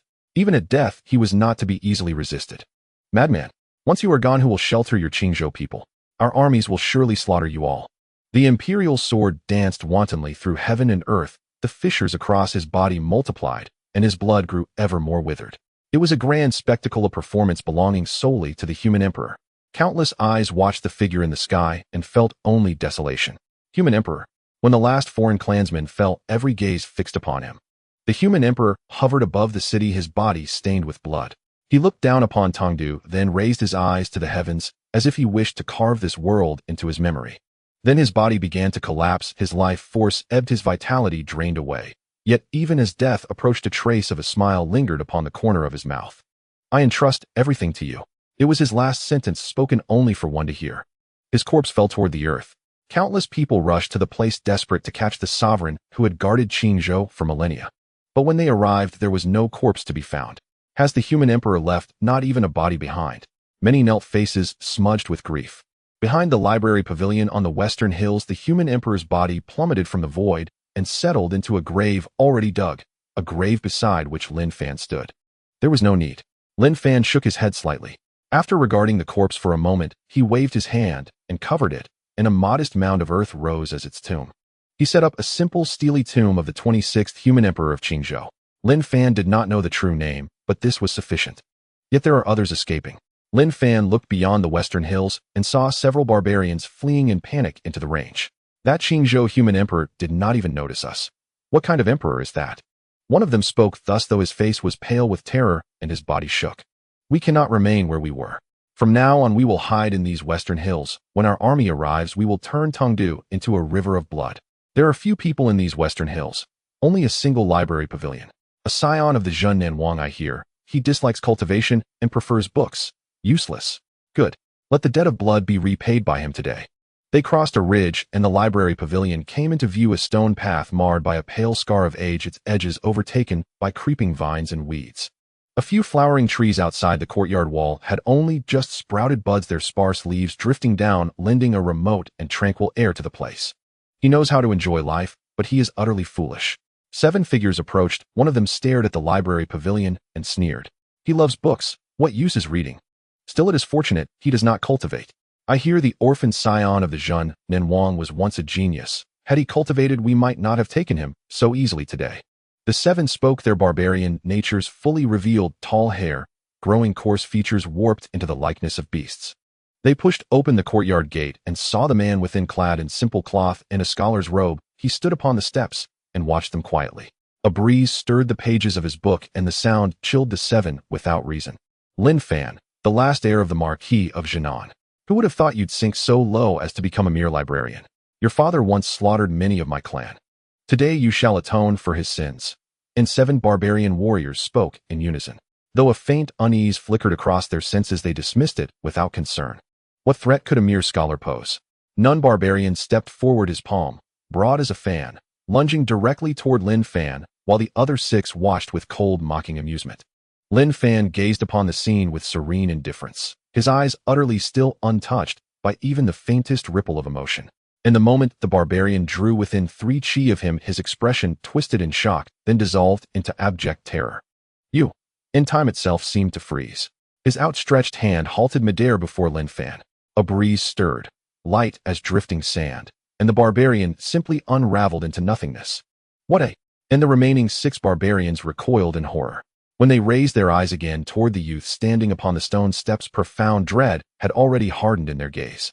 That was a divine platform realm barbarian, yet he perished without resistance, his body and soul utterly obliterated. And how formidable must this man be? Cultivation of the creation realm, in the celestial realm, nor perhaps even the Dao-severing realm. As for the saint realm, they dared not even contemplate it. A saint was the most ancient and supreme being within any great clan long vanished from the world. Such an existence would only emerge during wars threatening total annihilation. Yet hadn't he forsaken cultivation entirely, to devote himself solely to scholarship? In flee, and the 6 barbarians exchanged a single glance, no hesitation, no debate, before retreating en masse toward the courtyard gate. But the instant they moved, an incomprehensible force sealed the surrounding void, freezing their bodies midair as if suspended in solidified time.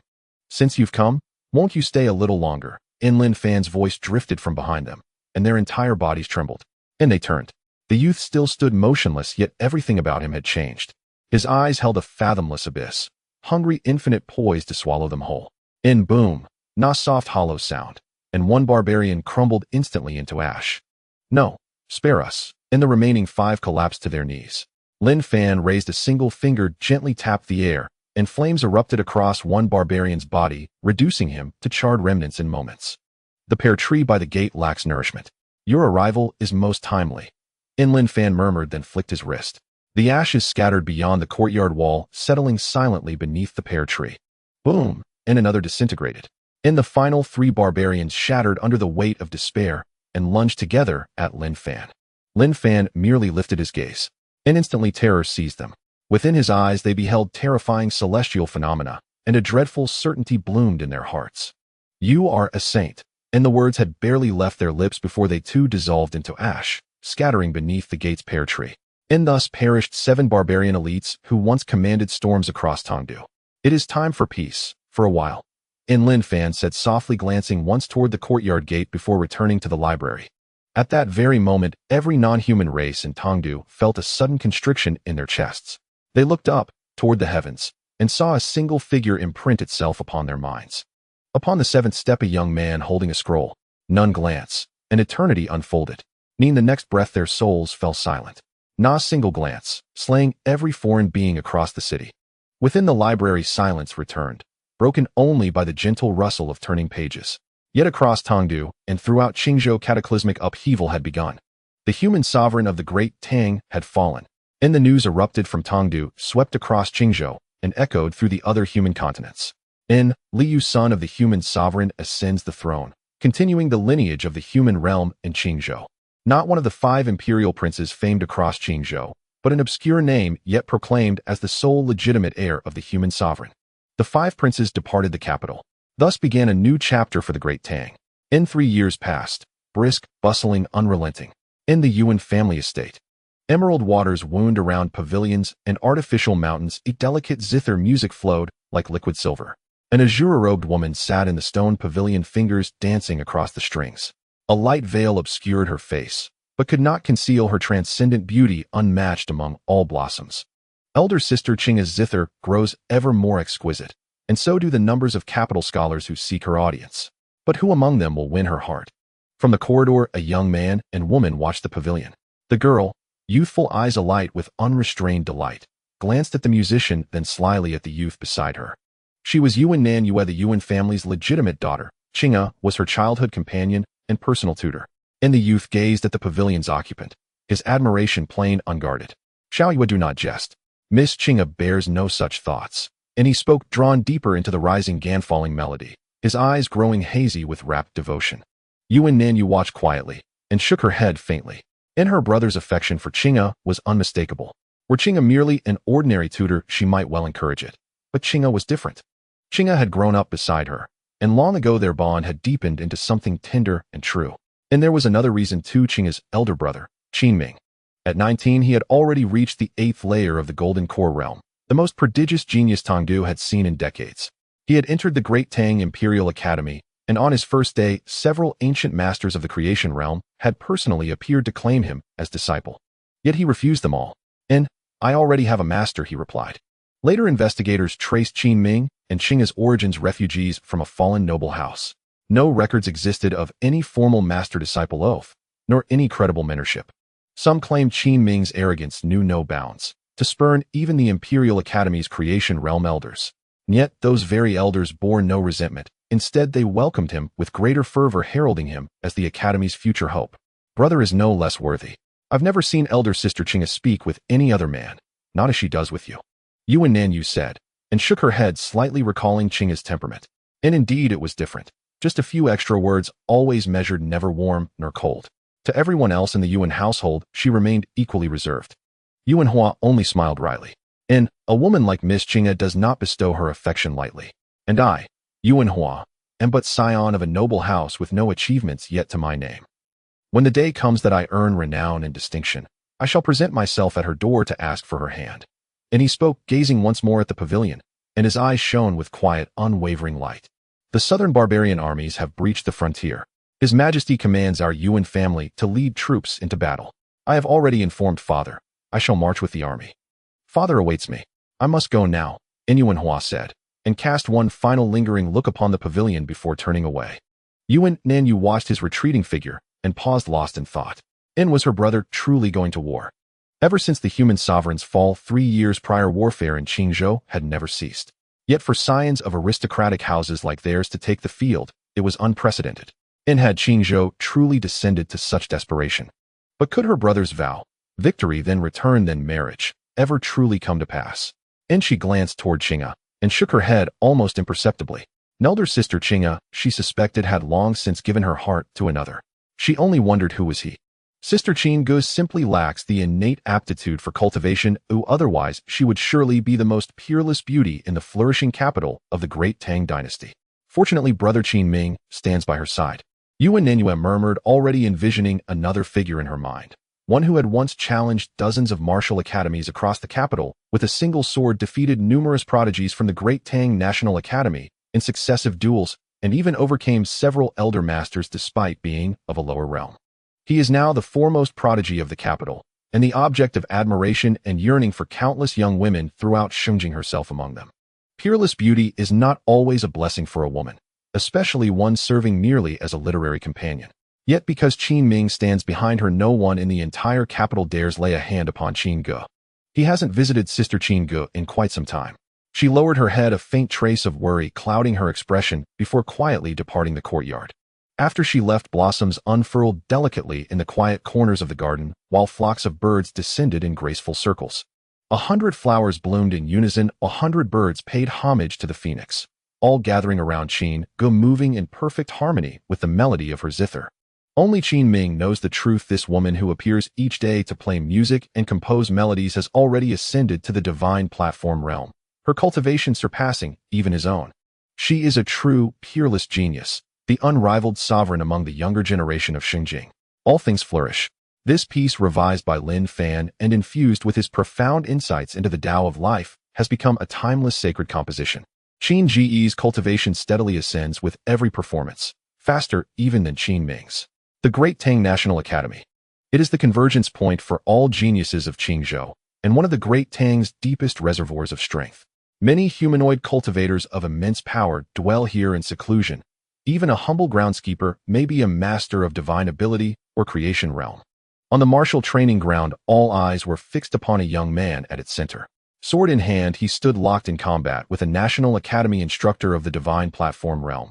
Each slash accompanied by thunderous energy, his very form seeming to dissolve into streaks of lightning. Boom! In a single clash, the youth retreated 10 steps and halted, gazing toward the distant instructor. The instructor likewise staggered backward several paces, his breath ragged, his gaze locked on Qin Ming. Astonishment etched across his face. Master, I have lost. Before the elder could speak, Qin Ming declared calmly. The instructor paused, startled. Yet before he could utter a word, Qin Ming offered a slight bow and turned away without another glance. The crowd watched Qin Ming's retreating figure in stunned silence. I somehow feel Master Wang was the one who truly lost, someone murmured. It is said brother Qin Ming's strongest sword technique originates from that slender branch at his waist, the very strike that defeated Master Li. Senior elders have remarked that brother Qin Ming has forged that branch into his life-bound sword artifact. When his cultivation deepens further, it shall transform into an unparalleled divine blade. He is nurturing that branch. He is nurturing his sword.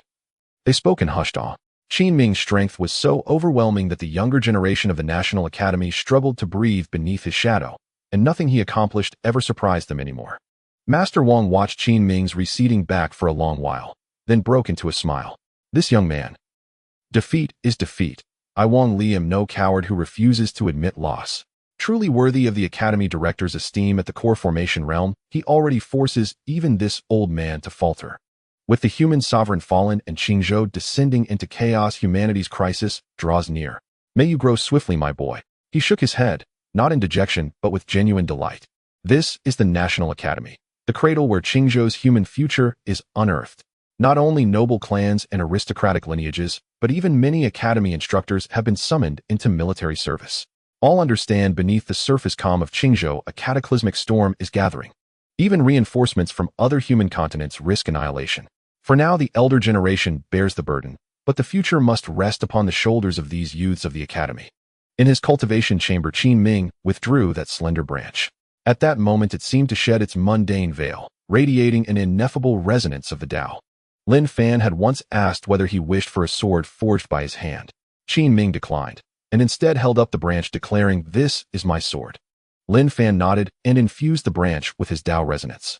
Though outwardly ordinary, it concealed two of Lin Fan's supreme Tao principles, Sword Tao and Thunder Tao, and between them flickered the nascent stirrings of fusion. Meditate upon this, Sword Tao. Should you one day grasp even the faintest hint of that fusion, you shall have entered its threshold, and then I shall instruct you in the art of Tao integration. These were Lin Fan's words Qin Ming cherished deeply. Can Taos truly merge? He had never heard such a thing. He had only just stepped into the realm of intent. The Tao itself remained distant, let alone the synthesis of Taos. To his knowledge, true entry into the Tao belonged only to those who attained the sage realm. Sage. His gaze drifted toward the horizon, toward the location of the Library Pavilion. Has Master Lin Fan already reached that exalted state? He had seen the tomb behind the Library Pavilion and read its epitaph. He knew it was the human sovereign's resting place. The day the sovereign's body vanished, it was Master Lin Fan who laid him to rest within the pavilion's sacred grounds. Before his death, the human sovereign must have met Master Lin Fan and made certain solemn vows with him. If humanity faces peril, Master Lin Fan will surely intervene. No, Master Lin Fan will intervene. West Mountain, the Library Pavilion. Pear blossoms bloom profusely across the hillside, stone pathways wind upward draped in creeping vines, deep serene, profoundly secluded. There the Library Pavilion stands still and silent. None would suspect that within its walls resides a sage of humanity. 3 years have passed. How formidable Lin Fan has grown remains a mystery even the oldest beings of the Xuanghuang Great World could scarcely fathom. Nearly finished with the books, Lin Fan set down a volume and glanced across the first-floor library with a gentle shake of his head. It is time I ventured out. After all, what is a scholar without new texts to explore? Yet before departing, one final matter awaited. He had waited 3 years, and now at last the time had come. Beyond West Mountain, a young man had stood motionless at the mountain's foot for hours, his mere presence exuding an indescribable aura of sovereignty. Though he stood utterly alone, his bearing evoked the weight of 10,000 followers, as if the entire Great Tang stood assembled behind him. Peak core formation realm. His cultivation surpassed even Qin Ming's by 1 full realm, and yet his age matched Qin Ming's closely. Yet no rumors of him circulated through Shengjing, or rather none dared speculate about him. He is the current sovereign of the Great Tang, Liu. He remembered the human sovereign's dying words, should the Great Tang face peril, go there. Should you find no one trustworthy in this world, go there. His name is Lin Fan, the one to whom the human sovereign entrusted his legacy. Yet he had reviewed Lin Fan's records. Young and age-orphaned son of the southern garrison prince, reputedly disinterested in cultivation, devoted solely to scholarship. Could such a man truly become the pillar upon which the Great Tang rests? Doubt lingered in his eyes, uncertainty, confusion, until the sun dipped below the western horizon. Only then did he step onto the mountain path, walking resolutely toward the Library Pavilion. Whatever the truth, he trusted the human sovereign, his father. The afterglow of the sunset had yet to fade at the edge of the earth, and strands of golden light filtered through the branches, illuminating the figure lying beneath the banyan tree as a warm breeze blew, causing the leaves to rustle and fall. Liu pushed open the courtyard door and was greeted by this scene. The person was reading, very young, dressed in simple scholar's robes, showing no signs of cultivation, seemingly just as the outside world described him, a mere scholar. You're here. The person on the reclining chair looked at him, his expression calm. Liu hesitated for a moment and gave him a slight bow. On the orders of the human emperor, I have come to see you. He said though he did not understand, he thought that Lin Fan might possess other abilities that made his father value him. Being a wise man, he was worth a bow. The Great Tang was currently facing foreign invasion and internal strife, yet few regarded him, the ruler of the Great Tang, as important. He desperately needed someone who could offer him strategies. Lin Fan nodded. What do you wish to ask, or what do you want to learn? Lin Fan said straightforwardly, causing the words Li Yu had been preparing to suddenly get stuck in his throat. He looked at Lin Fan, trying to find a hint of emotional fluctuation on his face, but those eyes remained consistently calm, like a vast ocean. Was he, the ruler of the Great Tang, really so indifferent? After a long while, he took a deep breath. I want to ask how the future of the Great Tang should proceed, and what I should do. He asked regarding Lin Fan as the extraordinary strategist that the human emperor had found for him, someone who could predict the future of the nation, which was exactly what he needed now. Lin Fan glanced at him, paused slightly, then shook his head and smiled. He knew that Li Yu had likely misunderstood something. How the Great Tang should proceed is something for you, as its ruler, to contemplate.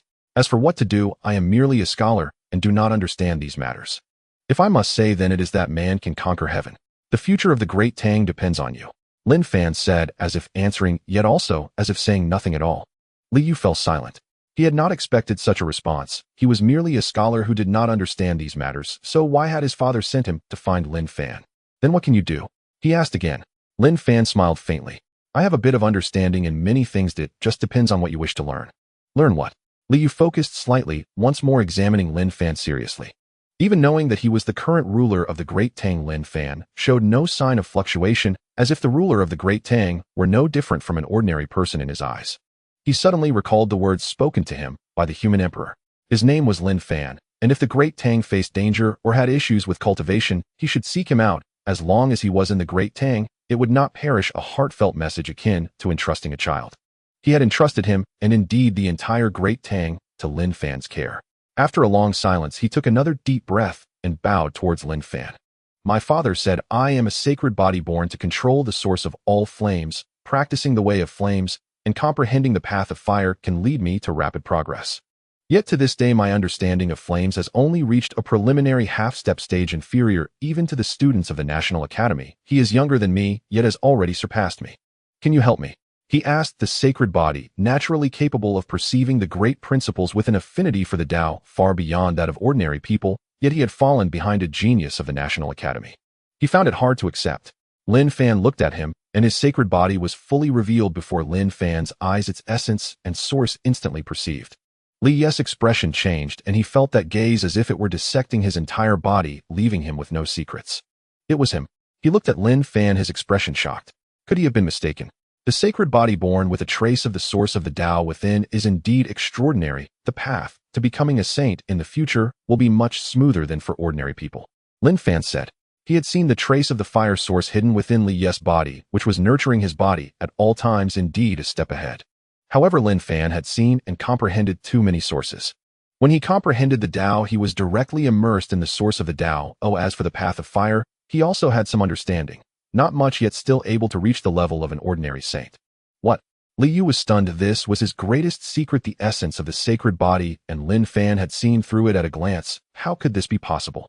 Just as he was about to speak, the courtyard door was pushed open again. A young man entered carrying a sword sheath on his back and a branch at his waist, exuding a sharpness that made Li Yu instinctively tense up. Qin Ming, the foremost prodigy of the National Academy. He was the one who made Li Yu feel a sense of threat. Why was he here? Qin Ming also saw Li Yu in the courtyard, the ruler of the Great Tang, of whom he was naturally aware. He paused slightly, then looked at Lin Fan on the reclining chair. He bowed deeply in respect to Lin Fan. Sir, I wish to follow the Southern Army to battle to temper my swordsmanship in the field. He said earnestly, and seeing his cultivation level, Li Yu's expression froze again. His cultivation had actually caught up to his own. Both were at the peak of the Golden Core stage, and his understanding of the Tao had already reached the level of a concept, which meant that he was no longer Li Yu's opponent. Lin Fan looked at Qin Ming. If you wish to go, then go, just do not let hatred cloud your judgment. He knew that Qin Ming's purpose in going was not solely for cultivation. They had once fled from the south, and his entire family had perished at the hands of the barbarian tribes. The hatred for the barbarian tribes had always been suppressed in his heart. Hearing this, Qin Ming bowed again to Lin Fan. Sir, I understand. He turned around, and someone had appeared behind him. Without him noticing, Qin Ge had also arrived. Dressed in a green dress, holding a zither, she was as serene as a lotus, quietly watching him. Qin Ming was slightly taken aback, wanting to say something, but unsure of what to say. Suddenly Qin Go broke into a smile. The world seemed to brighten a little. Be careful on your journey, brother, she said, and Qin Ming also smiled, nodding heavily, as he gently patted Qin Ge's head like in their childhood, then glanced at Li Yu before leaving the courtyard. Li Yu watched this scene intently. He had heard that Qin Ming had a sister, a direct descendant of the Yuan family, who accompanied him in his studies, known for her unparalleled beauty. Now that he looked, she was indeed beautiful. However, what shocked him the most was her cultivation. He could not see through it at all. How could this be possible? Divine Platform Realm. At such an age, her divine platform realm was even stronger than his sacred body. Upon arriving at the library, Qin Go did not use the page written by Lin Fan to conceal her cultivation. Her cultivation was fully revealed. First level of the divine platform realm. Sir. She, like Qin Ming, bowed respectfully to Lin Fan on the reclining chair. Lin Fan nodded slightly. He had not expected Qin Go to possess such talent in the way of the zither, though much of it was assisted by his Dao rhyme. Most of her insights came from her own understanding. Indeed, you have walked your own path. Everything begins anew, and life is an endless cycle. The birth and demise of all things in the world can be traced. The emergence of all things is the way of life, as well as the way of creation. Lin Fan spoke his words calm as he further dissected the essence of all things arising. Qin Go listened intently, feeling the true meaning of life surging within her as she continuously verified her own Tao. Li Yu stood aside, his face filled with astonishment. Another level of comprehension.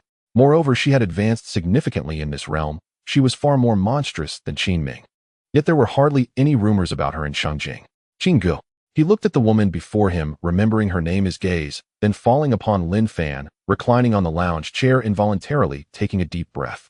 How could this be merely a rumor about a bookish scholar guarding a library? Which scholar speaks with such wisdom, casually pointing out truths that awaken others?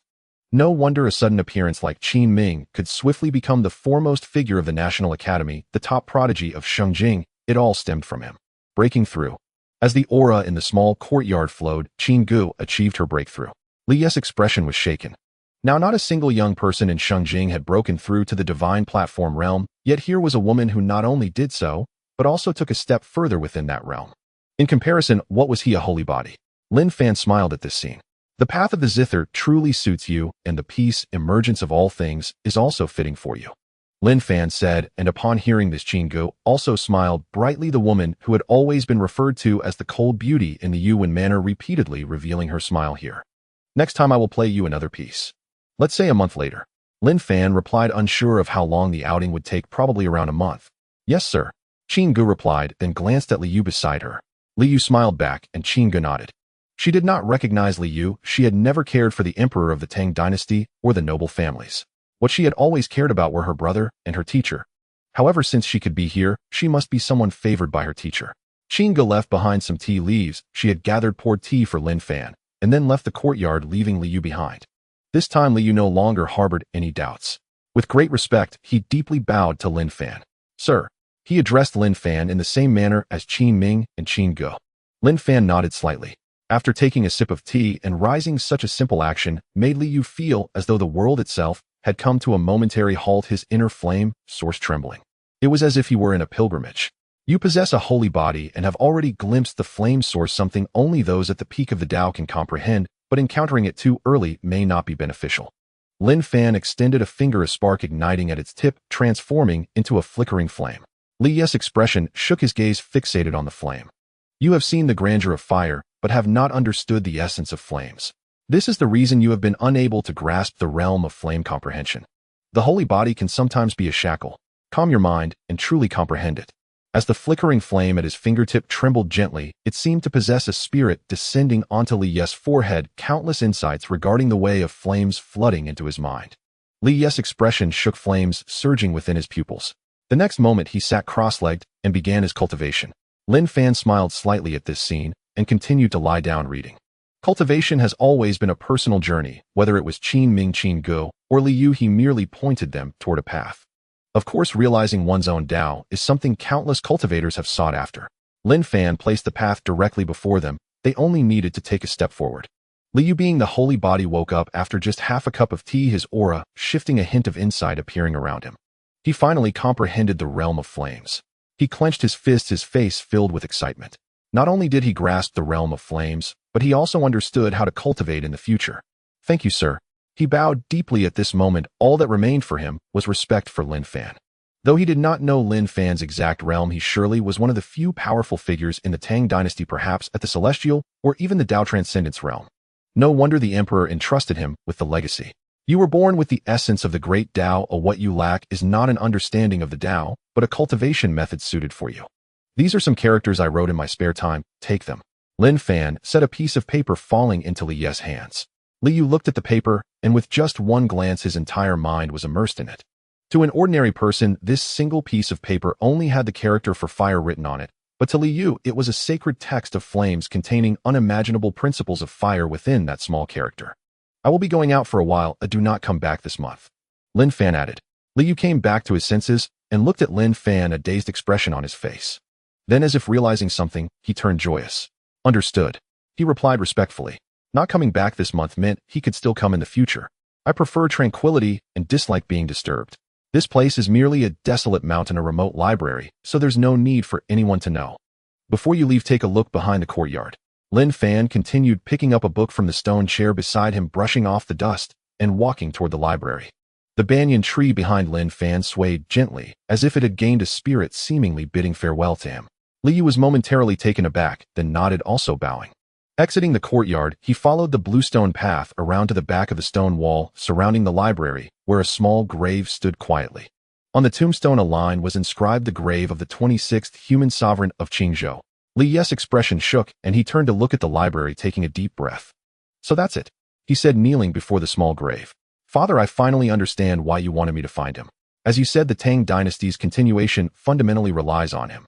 I did not take Sir as my teacher because I saw that they also referred to him as Sir, but I will be able to come here often to seek his guidance in the future.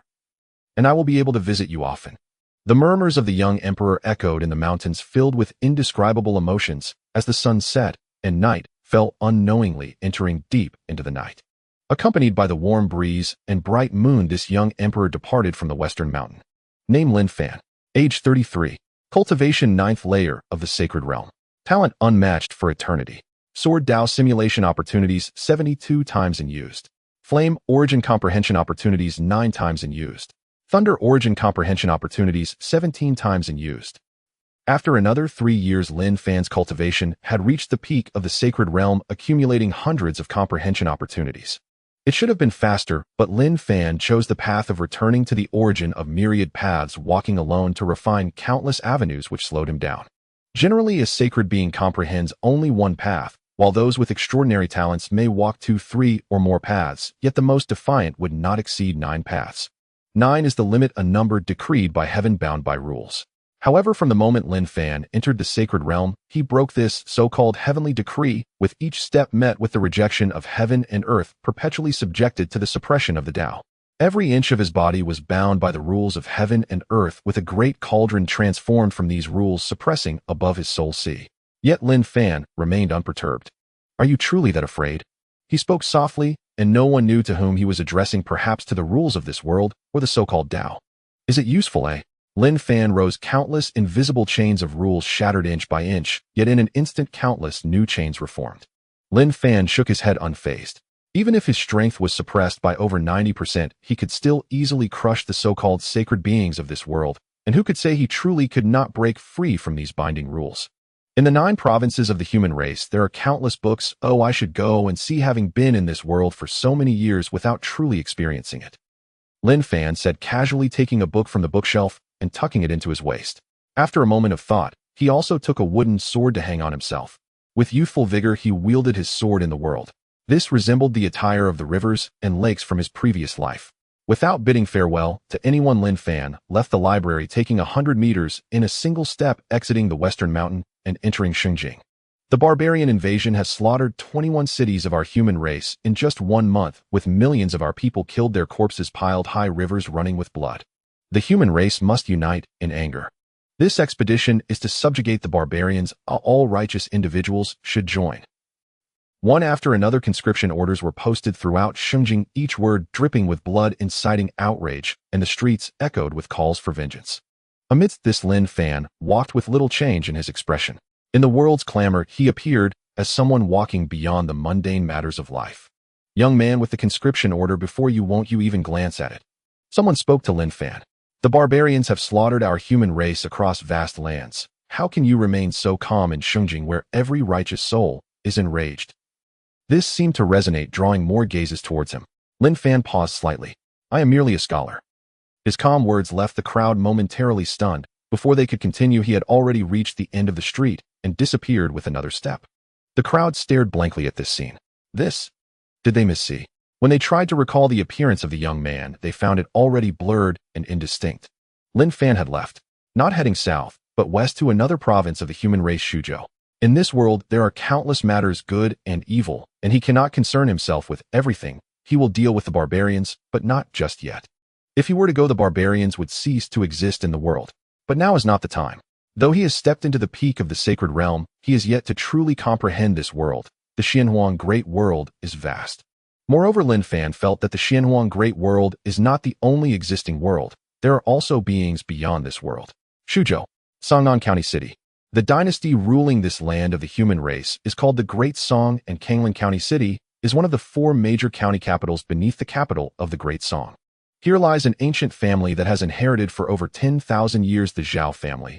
Although not the direct rulers of Kanglan County City, they wield significant influence. This day marks the Zhao family's triennial offering and guest selection day. A scholar with a book at his waist and a wooden sword hanging from him arrived outside the Zhao residence. Name, place of origin, cultivation. What special talents do you possess? A young attendant in blue at the entrance held a register in one hand and a pen in the other, inquiring of Lin Fan. From Qingzhou, with cultivation at the first level of body refinement, yet I have read 10,000 volumes of books. Lin Fan replied, and as his words fell, he had already entered the Zhao residence, leaving the young attendant behind staring in a daze. First level of body refinement. With such cultivation, he wishes to serve as a guest at the Zhao residence. While the Zhao residence has another criterion for guest selection, based on special talents, what does reading 10,000 volumes of books count as? In a time when the human race is weak and the myriad races eye them covetously, what use is there in reading? Stop right there. He hurriedly shouted, but the figure was already gone. Within the courtyard of the Zhao residence, the crowd was bustling, some with long knives at their waists, others with long swords on their backs, all exuding a fierce aura, each with remarkable cultivation. They listened to a man speaking in the main hall, each filled with high spirits. As long as you become a guest of the Zhao residence, you will receive a monthly salary of 10,000 taels of silver, and those who achieve merit will be granted a residence in the inner city of Kanglan County City. And you will be protected by the Zhao residence with status equal to that of the Zhao family's disciples. This speech excited everyone in the hall. Lin Fan did not care about these. He was only interested in the Zhao residence's library, a family with a history of 10,000 years, possessing a collection of books rivaling that of the imperial family. He walked through the crowd and entered the backyard of the Zhao residence, as if entering an uninhabited realm, heading towards the most magnificent pavilion within the Zhao residence. The Zhao family's library. Young master, have you taken a wrong turn? The guest selection is in the front yard. This is the forbidden area of my Zhao residence, the library. Non-Zhao residents, individuals who step in shall die. A young man blocked Lin Fan's path, standing with his sword before him, speaking coolly. Lin Fan smiled faintly and continued forward. Presumptuous. Xuanghuang shouted loudly, drawing his sword and striking directly at Lin Fan, intending to slay this intruder of the library. The sword swept across 100 meters, creating ripples in the void, cutting through that man's body, yet he still advanced. It was as if the sword light had merely passed through emptiness.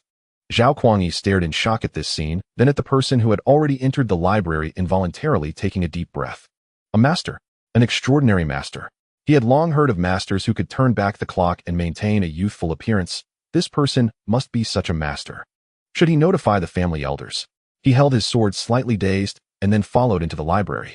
Typically, such a commotion would have alerted the family elders, yet there had been no sign of their movement until now. This proves that he has isolated the family elders, probing.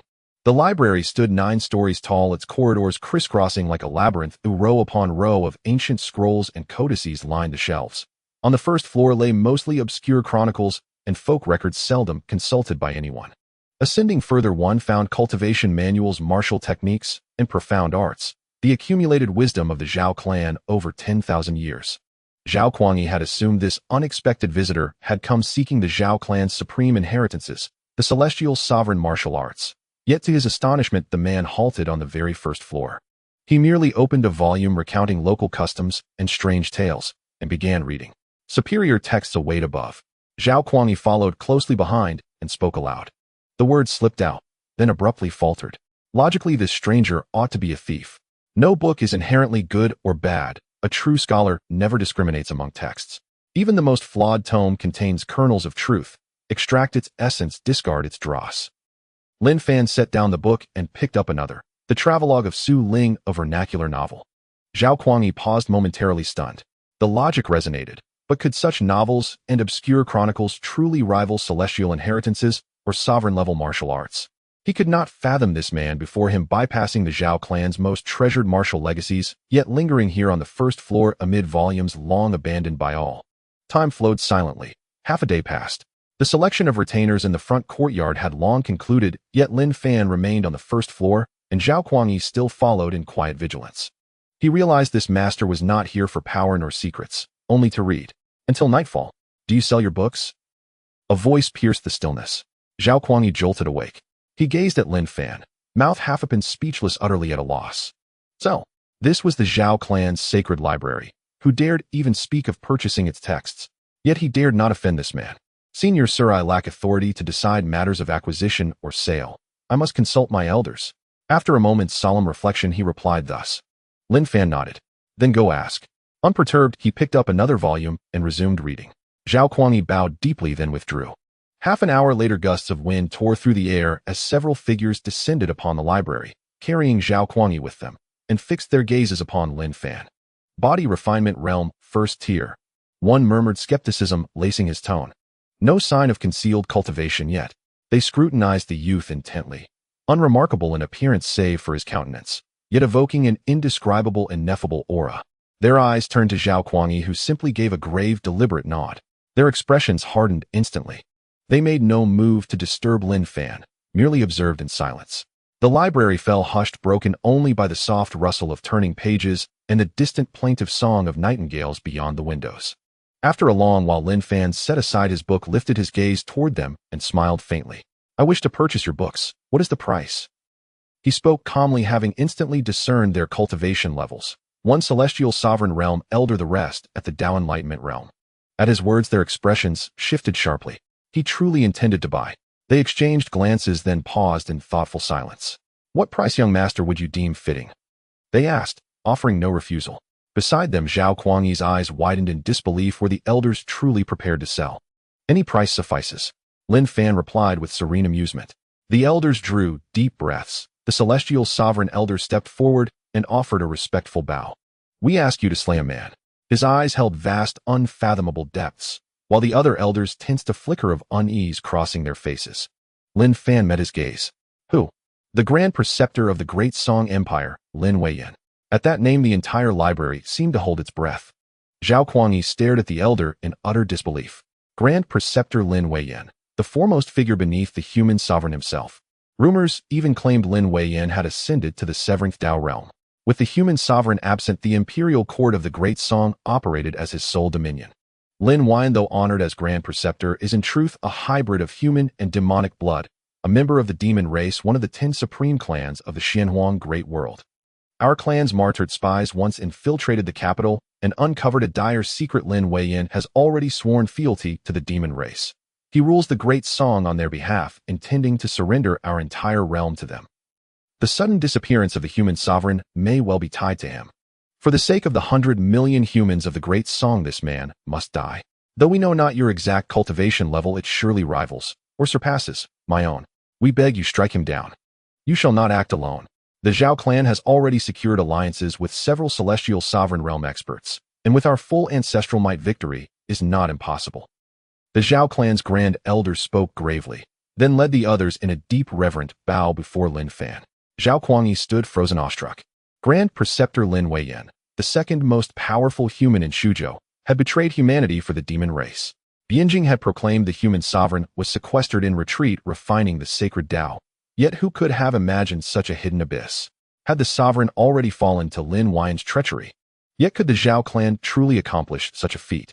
To assassinate the Grand Preceptor, the second most powerful being under heaven, was there truly anyone bold enough to accept? Not only Xuanghuang harbored such doubts. The Grand Elder and the other elders shared them too. They were merely grasping at possibility. Even if Lin Fan refused, they would still march upon Bianjing to slay Lin Weiyan. His death was imperative. The survival of the Great Song depended upon it. They sought only an additional ally. Perhaps this mysterious visitor was that very ally. Agreed, but I claim your entire library. A voice rang out. All froze. They stared at Lin Fan incredulous.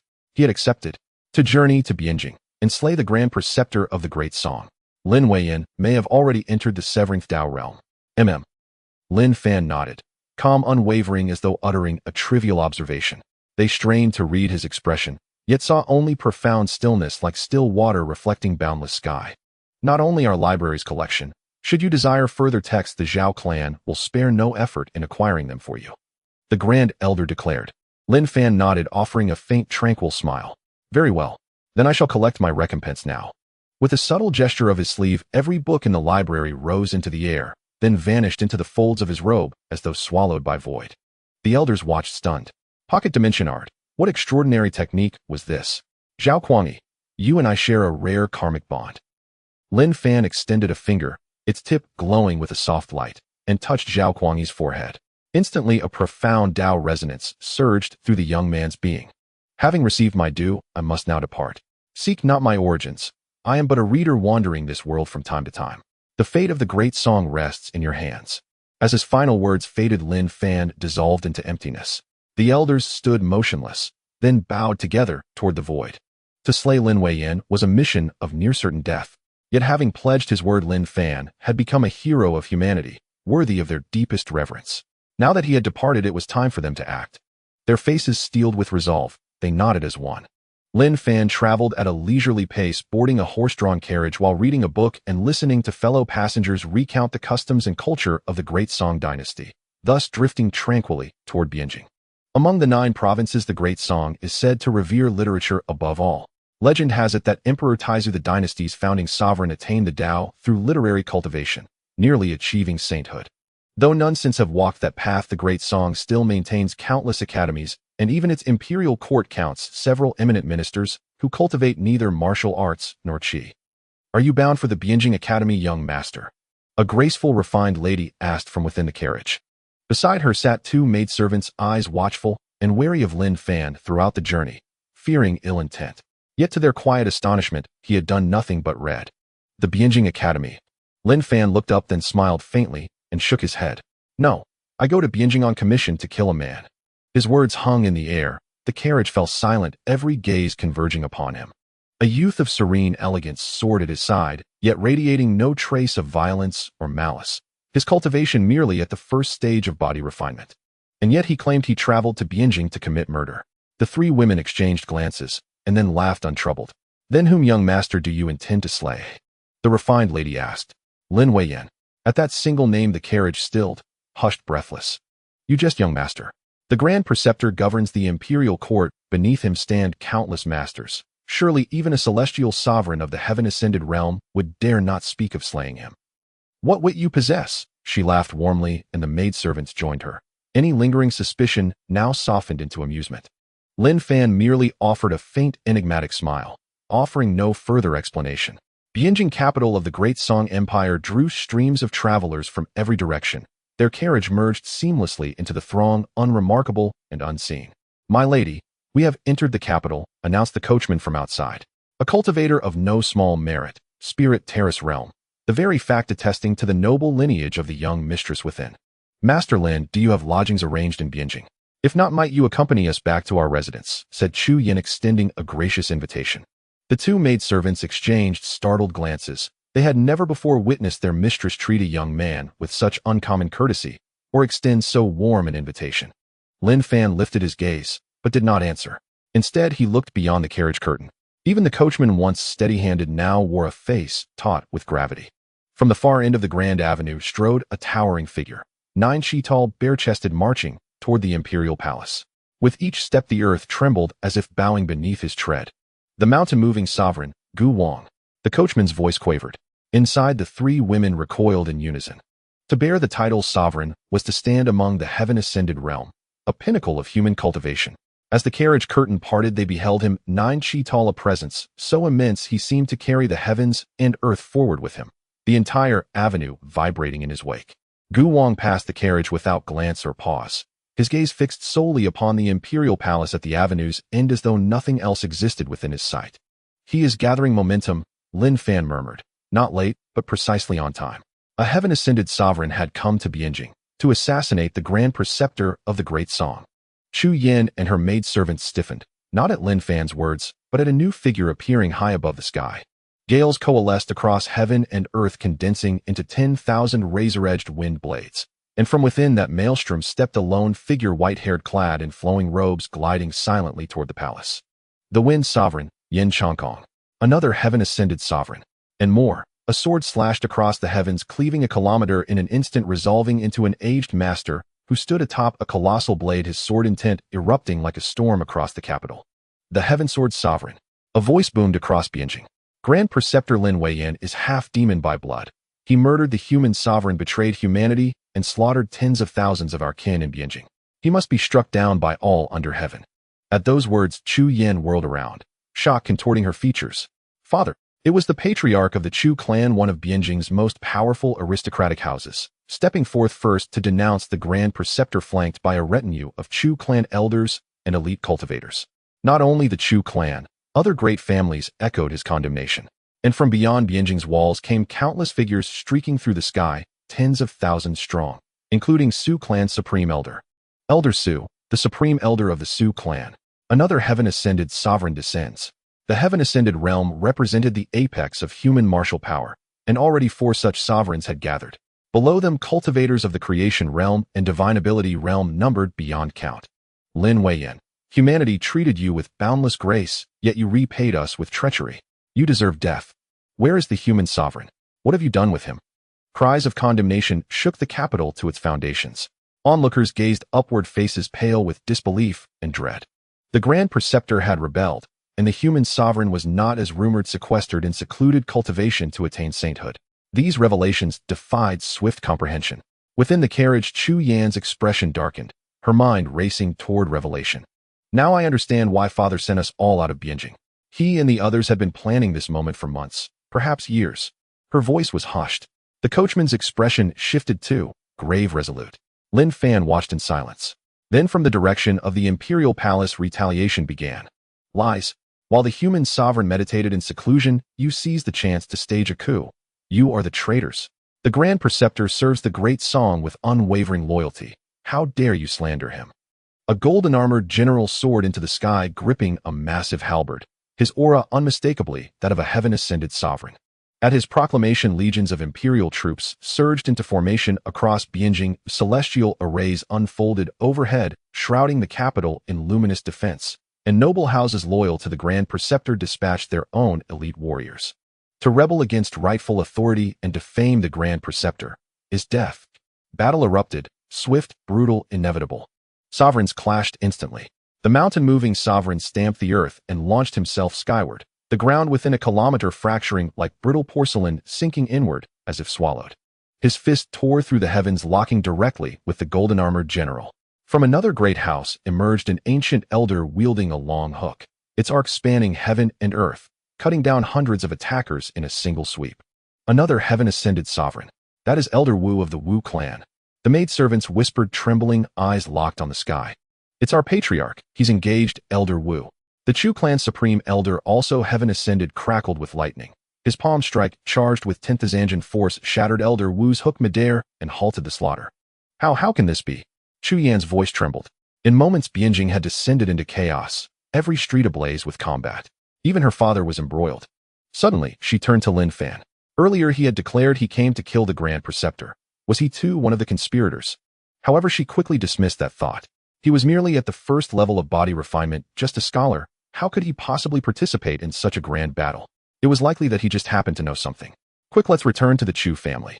Feeling the escalating chaos in Bianjing, Chu Yan said urgently. The coachman cracked the whip, and the strange-blooded warhorse neighed as it galloped down the long street, raising Chu Yan's and her 2 maids' hearts to their throats. Puff! In an instant, a long blade fell from the sky, piercing through the strange-blooded warhorse with a spiritual connection which let out a whimper before expiring. The coachman stepped forward, firmly stabilizing the carriage. Looking ahead, a man clad in a luxurious robe approached slowly, his long blade vibrating as it returned to his hand. It was he who had delivered that strike. I didn't expect to encounter the carriage of the Chu family's young lady here, he said, and as he spoke, figures began to appear around them, filling the entire long street, an invisible formation enveloping them. I wonder what your status is in the heart of that Chu Tianren. If I capture you, it should have some influence on him, he said, his gaze fixed on the carriage where he also spotted the four inside. The two maids tightly protected Chu Yin, while a young man merely at the first level of body refinement completely disregarded Lin Fan. Presumptuous. The coachman erupted with an aura of the divine platform realm. With a shake of his whip, the outer shell fell away, transforming into an iron whip, which he raised to block in front of the carriage. He a guard at the divine platform realm is indeed not weak. What a pity, the man said, keeping the coachman in mind, while focusing his attention on Chu Yin. Someone behind him whispered a few words, and he immediately felt delighted. So you are the only daughter of Chu Tianren. It seems I will achieve merit today. Capturing you will surely lead to a rapid promotion of 3 levels. He said, no longer hesitating, and immediately struck the long blade, slashing out crescent-shaped blade lights, each capable of easily cleaving a small mountain. He was at the peak of the divine platform realm and possessed a powerful martial technique, while the coachman was only at the 3rd level of the divine platform realm. As soon as they engaged, the coachman fell into a disadvantage, barely able to defend himself, especially with hundreds of others eyeing them, the weakest among them being at the spiritual connection realm. Inside the carriage, Chu Yin observed this scene, and then looked at Lin Fan, her face showing a hint of apology. Young Master Lin, I'm sorry for implicating you, she said, as if already aware of her fate. She should have listened to her father and not returned. Her father was fighting against the Wu family's Tianren, and if she were captured, it would greatly impact him. In the battle against the Tianren, a moment's distraction could lead to death. She could not influence her father. Thinking of this, a sense of resignation filled her eyes. Lin Fan looked at her, shaking his head slightly, his gaze drifting beyond the carriage, not at the coachman and the long-bladed man's battle, but at the fight in the skies. In addition to Chu family's Tianren, Su Taishang, the mountain mover, and the wind respecter, 3 more Tianren had arrived, the strongest among them being at the threshold of transcending the Tao. It was a woman dressed in a black dress. Where she stood, the entire sky seemed to darken, as if she embodied the earth, her back against the night. The path of darkness, Lin Fan said. All the other Tianren were being obstructed, yet she alone wounded the Tianren attempting to stop her with a single strike, truly stepping onto the Great Song Imperial Palace. Eternal Night Respecter, someone in Bianjing exclaimed. She alone seemed capable of plunging the entire Bianjing into eternal darkness. Lin Wei Yin was called the 2nd in the Great Song realm, and she was the 3rd. Lin Wei Yin, come out, she said lightly, her voice soft, yet no one could ignore her presence. Indeed, many battles in Bianjing came to a halt due to her words. Including the man with the long blade before the carriage, he too stopped and looked up at the Eternal Night Respecter. The coachman staggered back to the side of the carriage, spitting out a mouthful of blood, his aura instantly wilting, collapsing beside the carriage. Uncle Wang, Chu Yin cried out. The coachman could barely open his eyes. Miss, I'm afraid I can no longer protect you, he said, the life force within him gradually fading, already on the verge of death. Yet just as his last breath was about to dissipate, a hand suddenly rested upon him, and his withering body unexpectedly surged with life once more. He looked up at the person before him, his face filled with shock. It was the scholar they had casually picked up on the way. At this moment, he was resting a hand on him, smiling gently.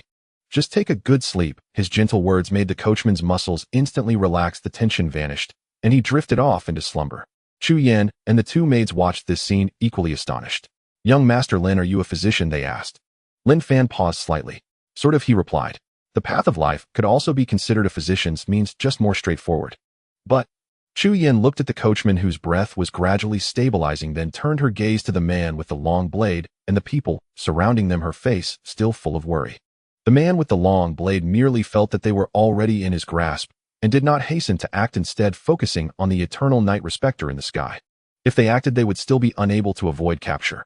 Wu Xia, a voice called out from the Great Song Imperial Palace, drawing all eyes to the figure emerging from it. Dressed in a white robe, exuding kindness, a faint smile gracing his lips, radiating light, he seemed like a deity. After his appearance, many bowed towards him. National Master. Even the Tianren bowed. The long-bladed man did the same, and this scene caused Lin Fan to be slightly taken aback.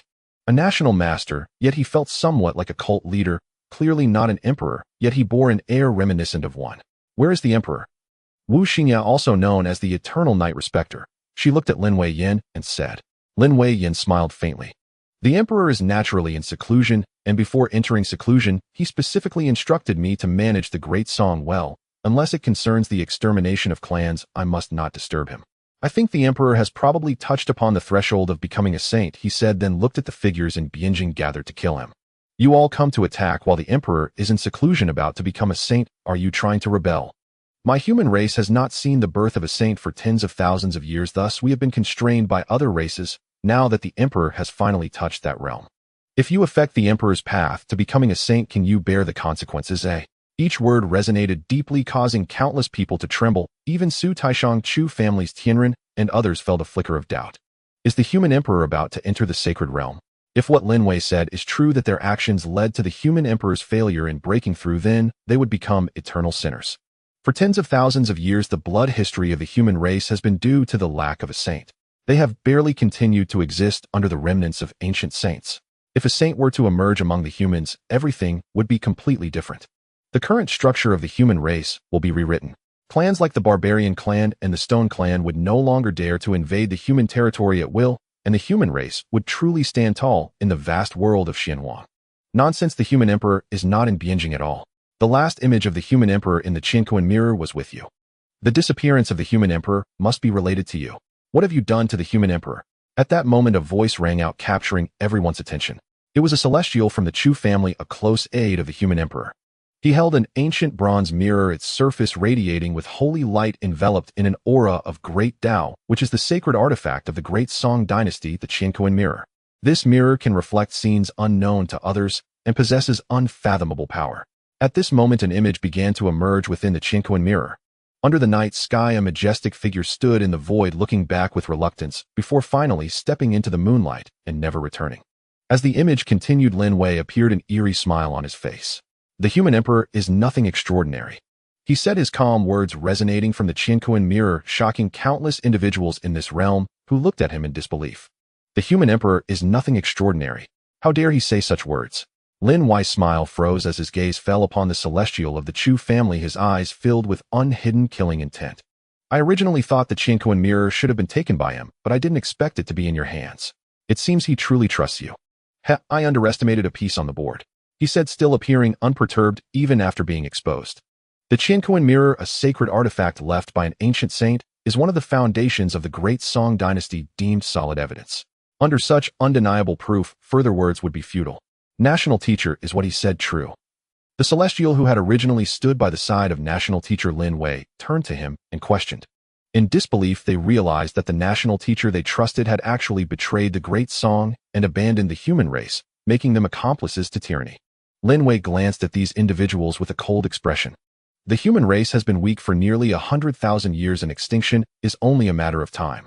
It's just that those peak clans have yet to take action. Now that the demon clan has set its sights on this land, the human race has no chance of survival. In the future, the human race will only become the blood food of the demon clan. I am merely choosing my side in advance, perhaps the continuation of the human race will still depend on me. Understanding that submission is the true way to continue, you are all too ignorant, he stated, not just addressing a few individuals, but speaking to countless members of the human race throughout Bianjing. Only through submission to the demon clan can the human race survive in this grand world. Otherwise, do you really think a clan without a saint can survive? Moreover, the absence of saints among the human race, do you really believe it's solely due to internal reasons? He continued, his words startling countless people. Since the last ancient saint of the human race fell, nearly 100,000 years have passed without a single saint emerging. They always believed it was because there were no extraordinary prodigies among the human race. Could there be other reasons? Inside the carriage, Lin Fan paused, recalling the wounds on the body of the emperor of the Great Tang, as if he understood something. Lin Wei smiled. It is because certain powerful clans in the Xuanghuang world do not allow the emergence of saints among the human race. Anyone who can ascend to sainthood must face judgment from those powerful clans, often resulting in injury or death. The human race is a clan of sinners, long since not tolerated by the Xuanghuang world. With this final statement, countless individuals were shaken. The judgment from powerful clans. A clan of sinners. How is that possible? Why? Their gazes fell upon Lin Wei, who merely shook his head and smiled. In truth, he did not know why, but the thought of it filled him with despair. In such circumstances, how could the human race rise? It is destined for extinction. A clan of sinners. Lin Fan pondered briefly before shaking his head. It seems the past of the human race is a history worth delving into. Something must have happened 100,000 years ago. Are we a clan of sinners? Inside the carriage, Chu Yen murmured. Just speaking those words made despair palpable. With powerful clans watching the human race, any potential strong individual among them who could ascend to sainthood would face judgment. No matter how the human race struggles, only extinction awaits. A clan of sinners, but not necessarily. Isn't there a possibility that they are afraid? Lin Fan said, his tone calm, still carrying a hint of a smile. No matter how the situation in the world changes, his demeanor remained unchanged. A consistent calmness. Chu Yin and the two maidservants looked at him.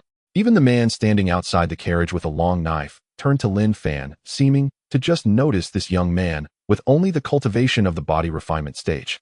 Afraid, the man asked. Lin Fan smiled lightly.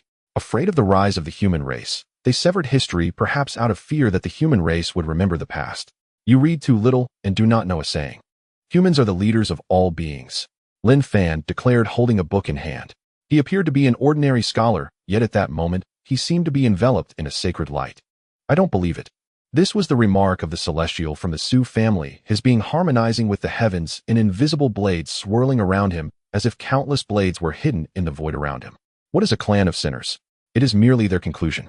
How can it define the human race? Whether we are guilty or not should not be determined by them. As long as we are alive, we cannot submit to any clan. The human race will not be enslaved. It has been so in the past, and it will be so in the future. We are born as humans, and even in death we shall die standing.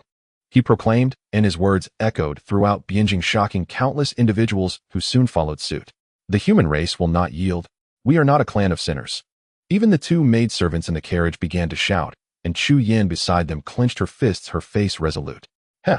A light laugh came from Lin Wei as he watched the entire city of Bianjing. Foolish, if you are unwilling to submit, then let all perish. His calm words were followed by a terrifying aura erupting from him, one that had surpassed a celestial and reached the Dao-severing realm.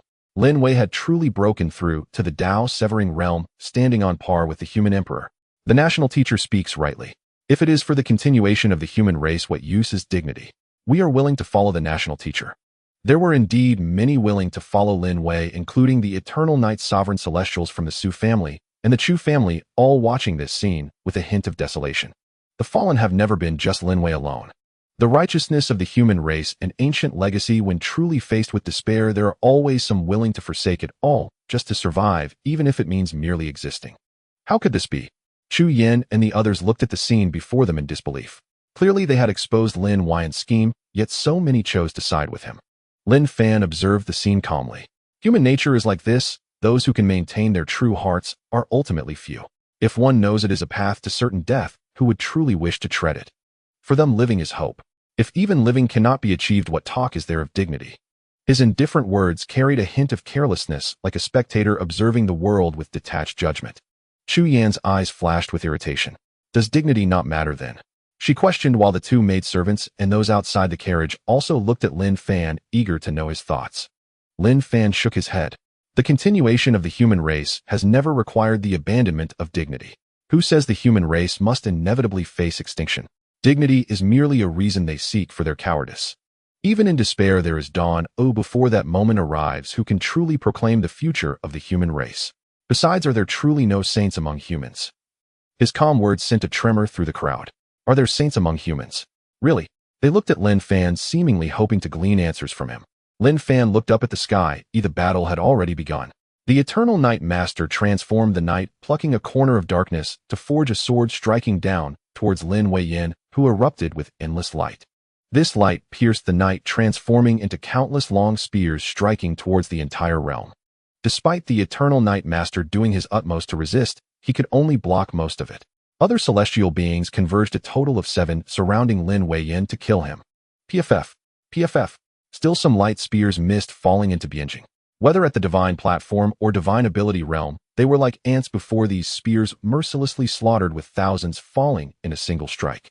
One spear also fell to the ground where the carriage stood, nailing a powerful figure of the divine ability realm, leaving Chu Yin and the others in shock. This was the might of the path slashing. I have already cut the path. How can you resist me, eh? Lin Weiyin stepped into the air, standing at the pinnacle of the heavens, coldly gazing at the eternal night master and the others.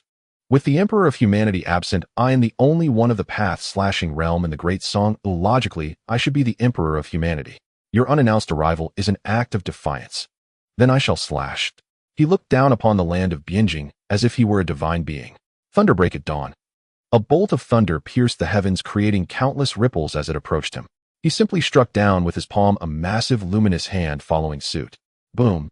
The one who acted was a celestial of the Chu clan. With one strike, he was sent crashing to the ground, his life unknown. Father, Chu Yin exclaimed. But this was just the beginning. A celestial of the Su clan also wielded a blade.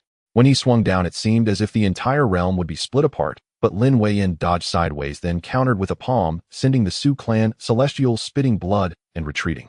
Eternal night approaches. Darkness descended, dimming the vision of countless people, and beneath that dark sky a spear forged from darkness shot forth. Lin Weiyan watched this scene, disdainfully shaking his head. Before I slashed the path, I still had to regard you with some caution, but having slashed it, you are no different from ants to me. It is all in vain. Lin Weiyan stepped forward, and the light pierced through the long night. That eternal night spear halted in the hands of the eternal night master, obliterated by the light, and the eternal night master also spat blood and retreated. The other celestial beings met the same fate. With just one step, all 7 celestial beings were forced back. You have not slashed the path, and thus will never know what it means to slash the path. To sever the mortal roots and shed the mortal form is to truly transcend the existence of worldly beings. He spoke lightly, each word carrying an invincible momentum. The 7 celestial beings looked at him, all wearing unsightly expressions. Though they knew Lin Weiyan might have already slashed the path, they did not expect such a vast difference between the celestial realm and the path-slashing realm. They were simply not on the same level of opposition. Finally, let me say this: submit to me, and you may all live. He said, his eyes reflecting a hue not belonging to humanity, golden pupils with a trace of demonic aura appearing on him. This was the half-demon body. Absolutely impossible. A holy light illuminated the world, a hazy sense of holiness manifesting in the atmosphere. The Chu clan celestial emerged from the ruins holding the Qian Kuan mirror, staring at Lin Weiyan. Lin Weiyan looked at the Qian Kuan mirror in his hand, finally revealing a trace of seriousness. A holy weapon must be treated with caution. Having absorbed a trace of holy intent with the word holy inscribed, it possessed unimaginable power. Even a path-slashing realm would die upon contact. The 7 celestial beings gathered using the Qian Kuan mirror as a shield, confronting Lin Weiyan. Cough. The Chu clan celestial struggled to support the Qian Kuan mirror, his aura weak. It was already difficult for him to wield the holy weapon, especially in his severely injured state. But the Qian Kuan mirror was bound to him, requiring his control. He could not hold out much longer. Su Jun, did you not say you invited someone? That person might be a hidden expert of the path-slashing realm. Where is he? The Chu clan celestial looked at the Su clan celestial and asked. Upon hearing this, the Su clan celestial's expression froze. He surveyed Bianjing, but did not see that figure. Remembering the promise the young man made when he left, he shook his head slightly. I don't know, perhaps he has not arrived yet. He could not believe that such a person would break a promise, so he thought this way. I think he is afraid. The mountain-moving master said, his half-body pierced by a luminous spear, blood continuously pouring out also at the end of his strength. He scoffed at the mysterious path-slasher the Su clan celestial mentioned. After all, facing a path-slasher of a half-demon body and with demonic beings behind him, one who slashes the path, yet has never appeared in the world, is merely a cowardly survivor. Do not place your hopes on him. He said, his gaze firmly fixed on Lin Weiyan, blood surging throughout his body. The Su clan celestial wanted to retort, but fell silent as the words reached his lips. I can still use the Qian Kuan mirror once more. Everyone do your best. The future of our great song rests upon you all. The Chu clan celestial interrupted the others, speaking earnestly, and everyone nodded solemnly. In the carriage, Lin Fan observed the scene, pausing for a moment. He naturally heard the words of the others, but then he smiled lightly. He would certainly act, even erasing Lin Weiyan as soon as he arrived in Bianjing. But what significance would that hold? The human race cannot rely solely on him. They must strive for strength, need to awaken themselves, and in this process, they must endure the baptism of blood. Universe within the Qian Kuan. Above the heavens, the Chu clan celestial had activated the Qian Kuan mirror for one final strike. The Qian Kuan mirror expanded, emanating holy intent, firmly locking Lin Weiyan in a section of the sky. Then the attacks of the celestial beings fell. In a fleeting moment, the celestial being of the Chu family, using their life force to activate the Qian Kuan mirror, only managed to control Lin Weiyan for an instant, yet that brief moment created an opportunity for the celestial beings.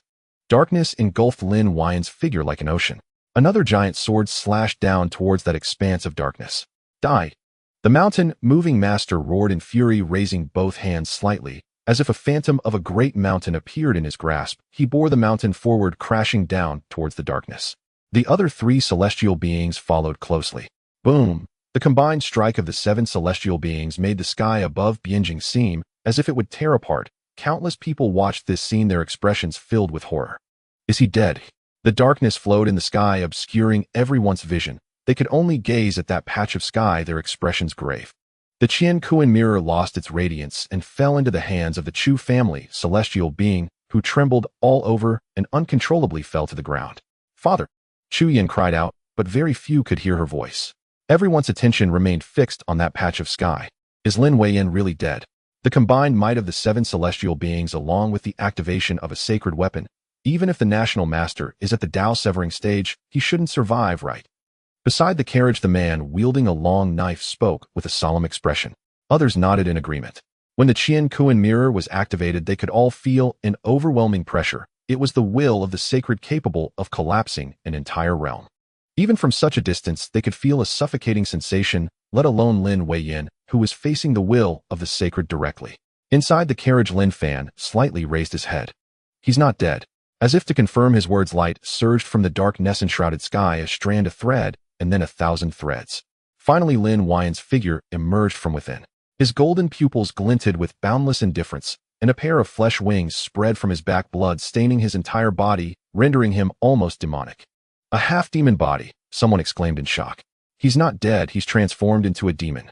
Not only was he alive, but the bloodline of the demon race within him had been awakened, turning him into a true half-demon with even greater power. How could this be? He's still alive. Countless people in Bianjing wore faces of despair. The expressions of the Eternal Night Master, the Mountain Moving Master Su Taishang, and several other celestial beings showed a tinge of fear. With the combined power of 7 celestial beings and the activation of a sacred weapon, they still failed to kill him. Lin Weiyan stood in midair, his gaze cold and detached, looking down at the celestial beings and the entire Bianjing with demon blood dripping from him, exuding an eerie aura. You've truly angered me. His calm words carried a murderous intent that could suffocate. Since you are unwilling to submit, then all of you shall die. With a single sentence, the entire realm was filled with a murderous atmosphere. His targets were not just the celestial beings, but countless humans in Bianjing. He sought to slaughter the entire Bianjing. Su Taishang, the Eternal Night Master, the Mountain Moving Master, and others all trembled, exchanging glances, their eyes filled with determination to face death. Even in their severely injured state, they still stood before Lin Weiyan. A mantis trying to stop a chariot, overestimating your own abilities, Lin Weiyan said coldly. On the ground of Bianjing, countless people gazed at the scene in the sky, trembling. He is merely a half-demon, not a complete demon race, yet he is already this powerful. What if he faces a true demon race? Someone said, recalling Lin Weiyan's previous words filled with despair. A faction of the demon race has set their sights on humanity, preparing to strike against them. The demon race, after all, is one of the top 10 peak clans of the Xuanghuang Great World, one of the true rulers of the Xuanghuang Great World. Could humanity truly withstand such a faction?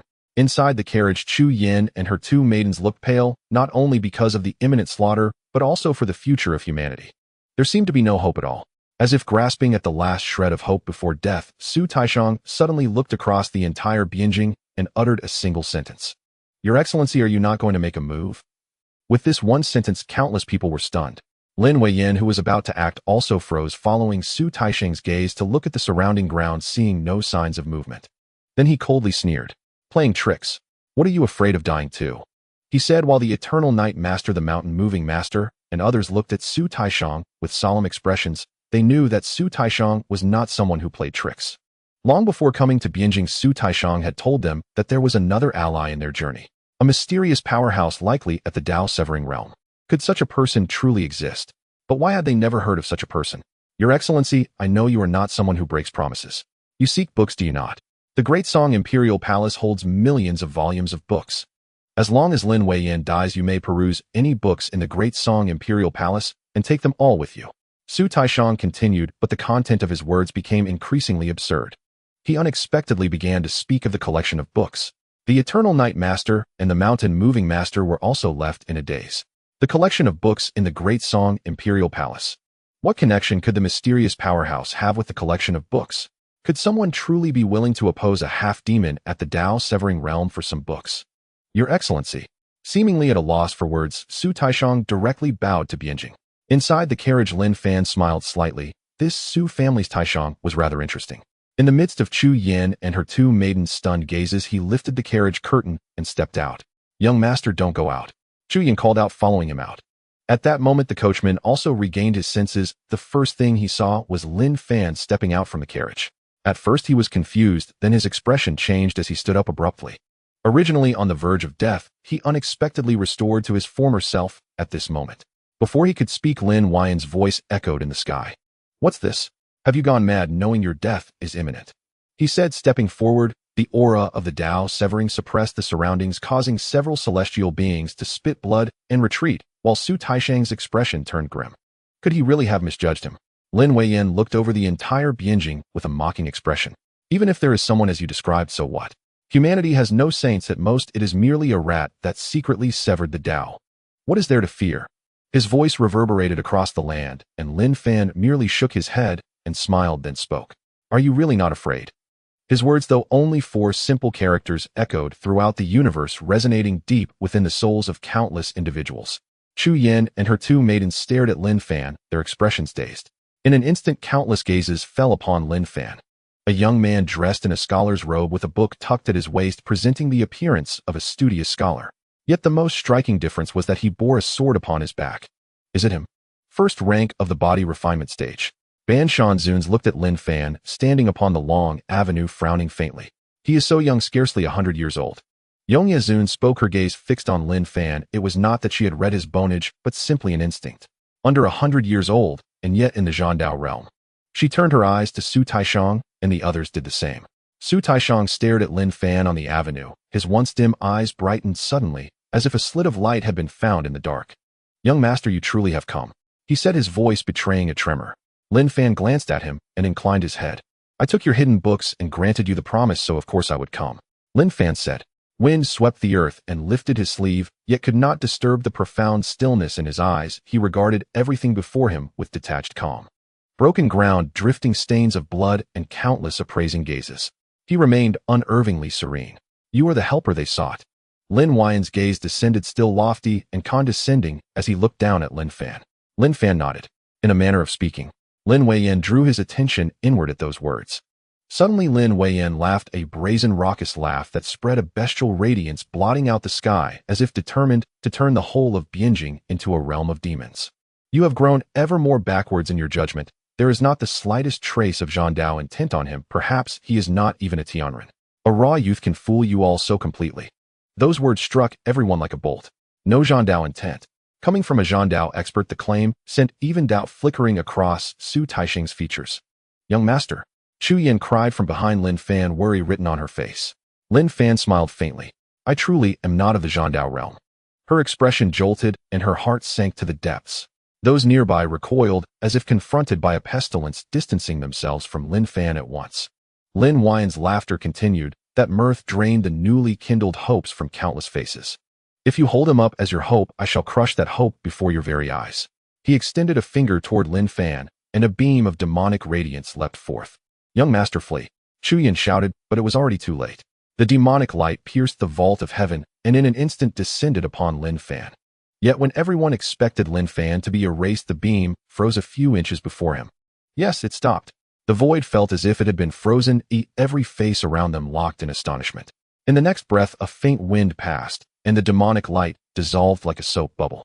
The entire world fell silent in that instant. After a long moment, someone breathed out heavily, shock painted across his face. It was blocked. Not merely intercepted, but repelled by some ineffable method. From the heavens, Lin Huayan watched the scene, his expression shaken. He involuntarily stepped back as he looked at the calm figure of Lin Fan upon the avenue.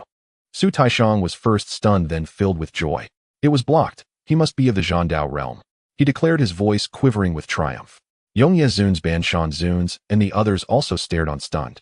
To repulse Lin Huayan's strike so casually could only be the work of a Zhandao master. In a single step, Lin Fan's form dissolved in place, and in the next he stood above the firmament 100 meters from Lin Huayan.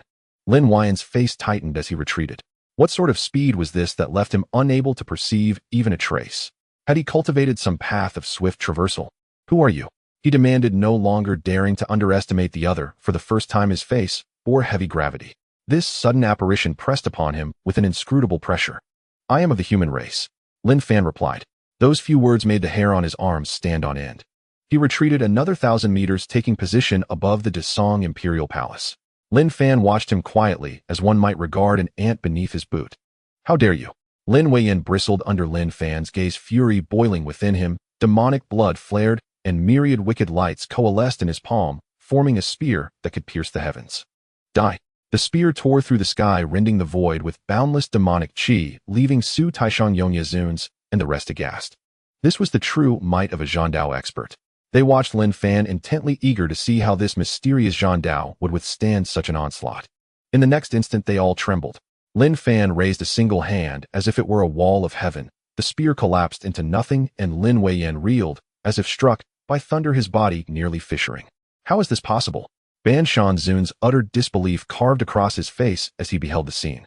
Lin Weiyan, a bona fide Zhandao master with a half-demon constitution, had been laid low, so casually beaten almost to death by a gesture. Could he be comparable to the human emperor? The human emperor was Zhandao at its peak, a figure of illustrious renown among the myriad races, not a power ordinary Zhandao cultivators could rival. Lin Weiyan crumbled, staring at Lin Fan with disbelief. How can you be so strong? A power near the caliber of the human emperor had concealed itself in this world without ever revealing a name. Why? I understand now. You fear retribution from the great powers of the myriad races, he said, watching Lin Fan approach through the void. He tried to flee but found he could not move a single step. Space itself seemed to have ceased its flow. This was not merely Zhandao, it resembled a legendary Dao domain. Abruptly a thought crossed his mind, and his face went pale with horror. A saint, he murmured. In that moment all his mental defenses collapsed, and no matter how he had schemed, he had never predicted that a living human saint might still exist. And this saint had come to stand before him. Saint! Su Taishang Yongye Zuns, Ban Shan Zuns, and the others all heard Lin Weiyan's whisper, and their faces reflected utter astonishment. A saint of the human race. For a moment they were all thrown into stunned confusion, disbelief thick in the air. The figure before them seemed to hold up the very heavens. Could he truly be a saint? Where has the Desong human emperor gone? Lin Fan asked, standing before Lin Weiyan with a tranquil gaze. Lin Weiyan's countenance drained, he abandoned resistance. Beneath a saint all beings are but ants, and every plot is rendered worthless. Yet a smile crept onto his lips as he answered. He has gone to the Yaozu. Would you dare to follow? He said, as if remembering that even a saint once sought him, and he laughed at the thought. Lin Fan was silent for a long moment, unwilling to speak. He said, then pressed a finger to Lin Weiyan's brow. The surrounding void shuddered as if time itself had been turned back. Scenes Lin Weiyan had lived through arose and lingered in the air like faint apparitions. Those behind Su Taishang watched in stunned silence. To rewind the past in such a fashion, what a formidable art. Like a slideshow, images flashed before his eyes until the scene settled in a deep canyon shrouded in a chilling black mist. It seems this is the place, Lin Fan said, releasing Lin Weiyan. Just a moment ago, Lin Weiyan, who had been arrogant and intent on slaughtering the entire Bianjing, now resembled a puddle of mud staring blankly at Lin Fan. The forceful soul search had irreversibly damaged his soul. Lin Fan paid him little mind, turning his gaze to Su Taishang and the others. A group of people bowed to Lin Fan. We pay our respects to the sage, they said respectfully, their eyes filled with indescribable excitement. The human race has a sage? This news is enough to shake the entire human race across the 9 provinces. On the long street, Chu Yan also wore a stunned expression. He is a sage. Indeed, he was not just a Dao controller, but a sage. It was hard to imagine that a sage would walk alongside them, listening to them discussing trivial matters. Lin Fan nodded slightly and looked towards the land of Bianjing. Wherever his gaze landed, people began to kneel. In this moment, whether they had once stood with Lin Weiyan or not, their eyes were filled with excitement, tears brimming. This is a sage. They finally have a sage. It has been far too long. Nearly 100,000 years have passed since the last sage appeared. In the past nearly 100,000 years, the human race has suffered too much hardship, continuously invaded and brutally slaughtered, all because there was no sage among them. These threats could not reach those races. But now they have one. Buzz!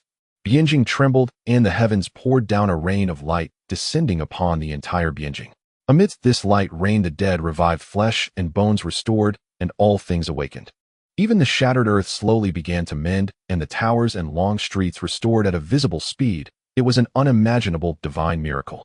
They looked up at the figure in the sky, their faces filled with shock. Is this the power of a sage?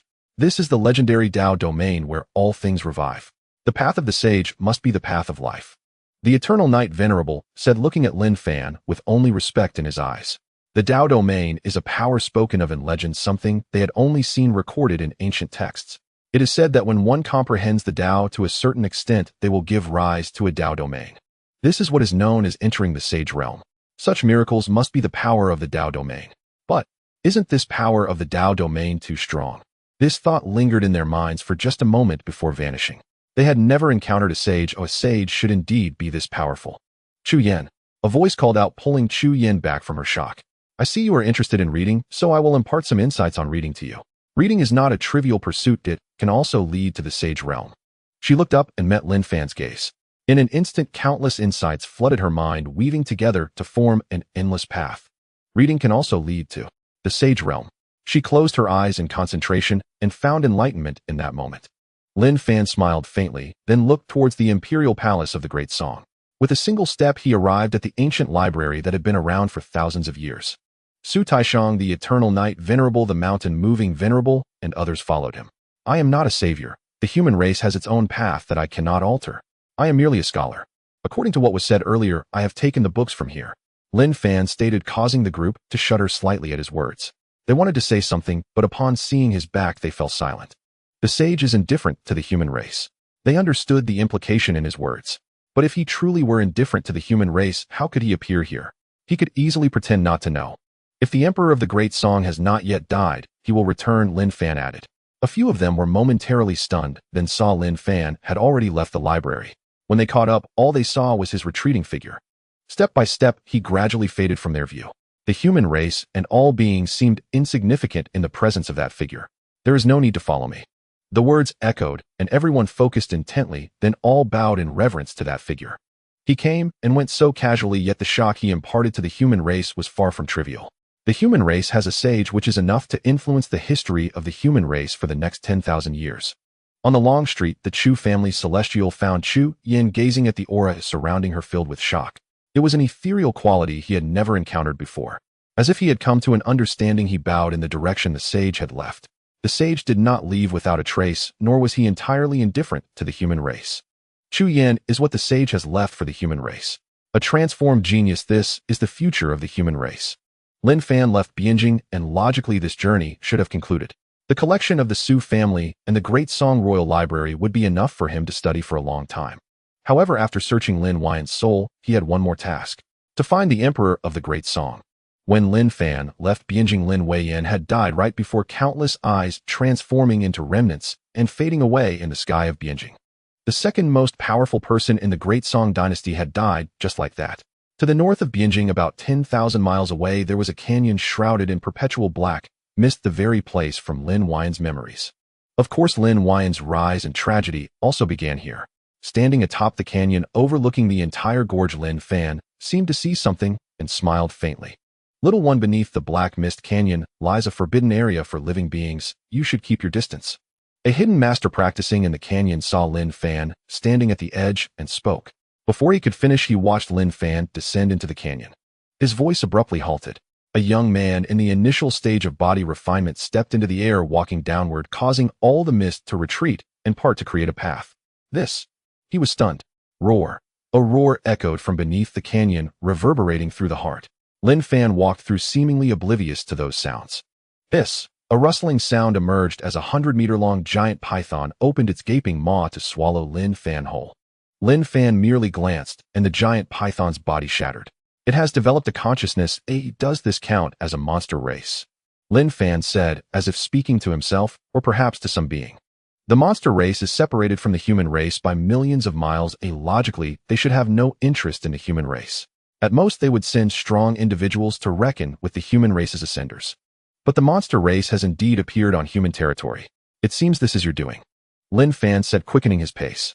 In a single step, he covered 1,000 meters and soon arrived before a dark pool, leaving all beings with awakened monster traits along the way destroyed. A figure sat cross-legged before the dark pool with monster traits and human traits intertwining on his body, as if engaged in some kind of war, eerily unusual. It is good that you are not dead, Lin Fan said. This is the Emperor of the Great Song being gradually transformed into a member of the monster race by a mysterious existence within the dark pool. Lin Fan gazed at the black pool. The surface of the pool rippled, exuding an eerie aura, as if some great terror lurked beneath the unfathomable depths. So you cannot escape, Lin Fan remarked, having glimpsed a pair of crimson vertical pupils and a gigantic form that twisted like a hill beneath the black pool, which appeared to be a small world. a small world specifically created to suppress it. Yet this small world was on the verge of collapse. Roar! A deep voice echoed from the black pool, seemingly enraged by Lin Fan's presence continually assaulting the layer of world seal. His collision reverberated throughout the canyon, shaking the very ground. It was as if the earth itself were turning over, ready to collapse into the canyon. Above the canyon, a reclusive master observed the deep ravine with a grave expression. He could not fathom what was happening below. Even with his cultivation at the celestial realm, he felt only a great horror lurking beneath. He dared not approach, let alone descend. Just moments earlier, a scholar-like figure had ventured down. Is it because of him? He murmured, sensing the surging crimson light emanating from the canyon, his expression becoming increasingly grave. Before the black pool, Lin Fan maintained a calm demeanor as he glanced at the Emperor of the Great Song beside him. It seemed the influence of the black pool was nearly overwhelming the demon essence within him. It's time to awaken, Lin Fan stated, his words carrying a mysterious principle that brought forth the humanity within the Emperor of the Great Song, which had been on the brink of obliteration. The demon essence was instantly extinguished. The Emperor of the Great Song opened his eyes. What met his gaze was the profound black pool and the surging demonic energy. In the next moment, he seemed to recall something, his expression shifting dramatically. Demon race, he exclaimed, a peak aura of slashing Tao surging forth, but it was instantly suppressed by the demonic energy. The owner of this demonic aura was too powerful, having surpassed the realm of slashing Tao. It was a being of the sacred realm. Who? He retreated, spitting blood, and caught a glimpse of a figure, his expression jolting in surprise. Waves surged from the black pool, an overwhelming demonic energy spreading, seemingly intent on obliterating everything around, yet that figure remained standing steadfast, untouched by the surrounding demonic aura. His face was one of shock. He had come upon Lin Wei's words to suppress a demon about to be born, but he had not anticipated this demon to be so formidable. The very seal was affecting him, and in his moment of despair, he finally understood that Lin Wei had long betrayed humanity, acting on behalf of the terrifying being within the black pool. It was all to lure him in. The demon within the black pool sought to use him to break free from the seal. Under the encroaching demonic force, even if he struggled desperately, he could only hold on, but just as he was about to despair, that demonic force suddenly vanished. It was as if some power had erased it from existence.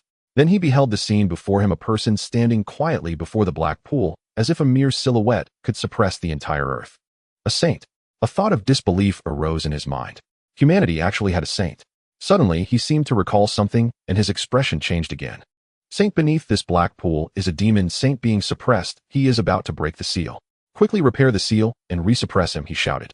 Yet the figure before him made no move, merely watching the scene unfold. Seeing this, he grew even more anxious. Saint, do not underestimate this. The origins of this demon saint are extremely complex, suspected to have the bloodline of the celestial giant python, with unprecedented combat power. Ordinarily, even saints cannot contend with him. Moreover, with the accumulation of countless years of murderous aura, he must not be allowed to emerge. He spoke as an emperor knowledgeable about some powerful bloodlines among the myriad races. The celestial giant python, one of the three great imperial clans of the demon race, birthed emperors in ancient times. It is a lineage that has endured for countless ages. Yet even with his warnings, the figure remained unmoved.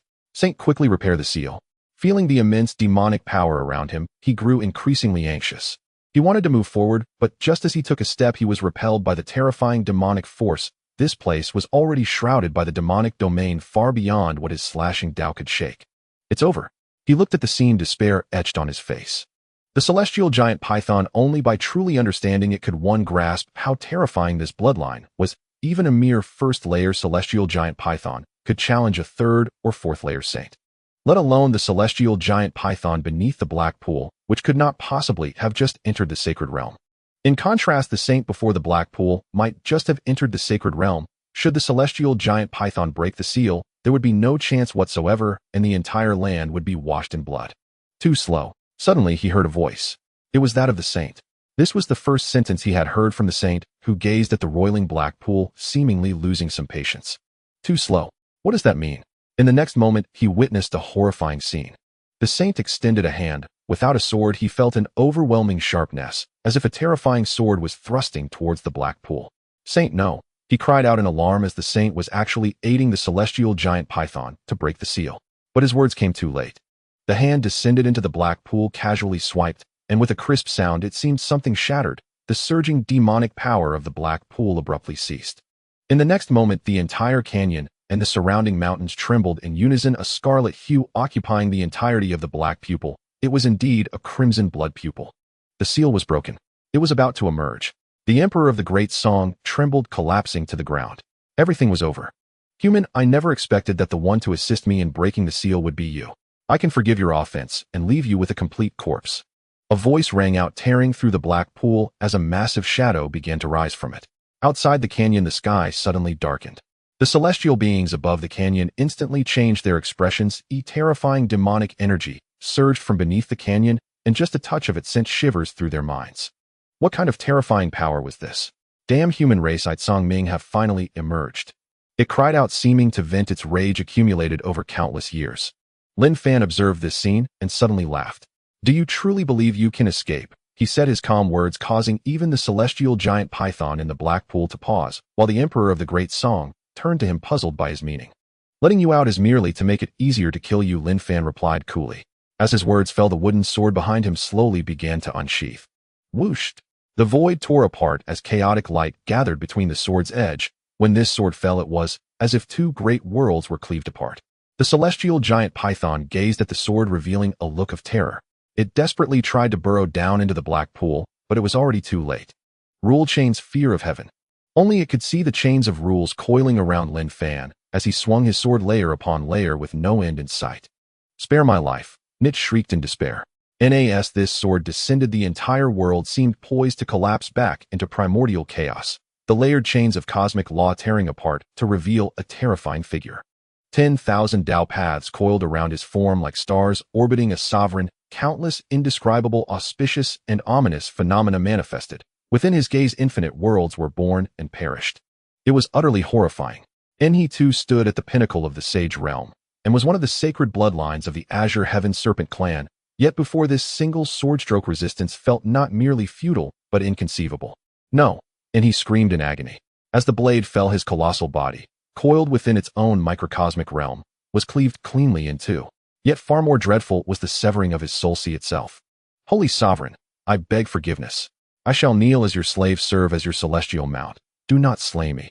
And he wailed desperately. His plea ended mid-sentence, silenced forever. And the crimson moon that had risen above the canyon plummeted downward like a fragile bubble, vanishing in an instant, while the towering surge of demonic energy was abruptly severed as though gripped and snuffed out by an unseen force. The immense shadow dissolved entirely. And above the canyon, the celestial ascendant cultivator collapsed onto the ground, stunned beyond speech. And he is dead. And before the black pool, the human Emperor of the Great Song gazed upon the scene, trembling with awe. Na demon sage, long sealed away of the Azure Heaven Serpent lineage, had just emerged into the world, only to be slain instantly, effortlessly, with but a single stroke, erasing all existence in its wake. Who is he? Is he truly human? And can humanity even produce such a being? I have slain a demon sage for you, and in return I shall take the scrolls from your great song imperial archive. Thus our debts are settled. From this day forth we are even. And Lin Fan turned to him and spoke. And the human emperor stood frozen, dazed, and could only nod mutely. And the rest is yours to handle, and Lin Fan said, and then turned away unchanged and bearing a scholar swordsman carrying his wooden blade, stepping calmly through this vast boundless world. Only then did the human emperor stir from his daze, bewildered, disoriented. In scrolls. And what does that mean? Yet he knew this sage was departing. He drew a slow, deep breath, uttering no words of entreaty, but instead bowed deeply, reverently toward that receding figure, humbly bidding farewell to the sage. And this sage appeared astonishingly young, but sages lived 3,000 years. Undoubtedly, he employed a divine art of rejuvenation to preserve the visage of youth. Above the canyon, the celestial ascendant cultivator watched Lin Fan emerge. And it's you. You actually survived. And he exclaimed in astonishment. Lin Fan paused, briefly glancing at him once. That single glance alone made the cultivator feel as if the Tao principles he had long cultivated suddenly crystallized 100-fold in clarity, flooding his mind with boundless insight. When he regained awareness, Lin Fan had vanished. His expression remained thunderstruck. I've encountered a true master. And much later, another figure emerged from the canyon. Seeing him, he stared in utter disbelief. How had the human emperor himself emerged from within? That is our race's sage. And the human emperor told him. The man jerked his gaze skyward, speechless, motionless, lost in reverie. Your Majesty, does humanity truly possess a sage? And he asked incredulously. The The human emperor nodded solemnly. I have heard it said that when a human cultivator seeks to sever the Tao and ascend to sagehood, alien races launch a purge against them, leaving them either dead or stripped of foundational cultivation. Then, how did this sage achieve enlightenment? He is different, and none could fathom what the human emperor had witnessed within that canyon. Only he knew across all realms just how unfathomably mighty Lin Fan truly was. Sages dwell in seclusion, perhaps unwilling to reveal too much, and he would never speak of it.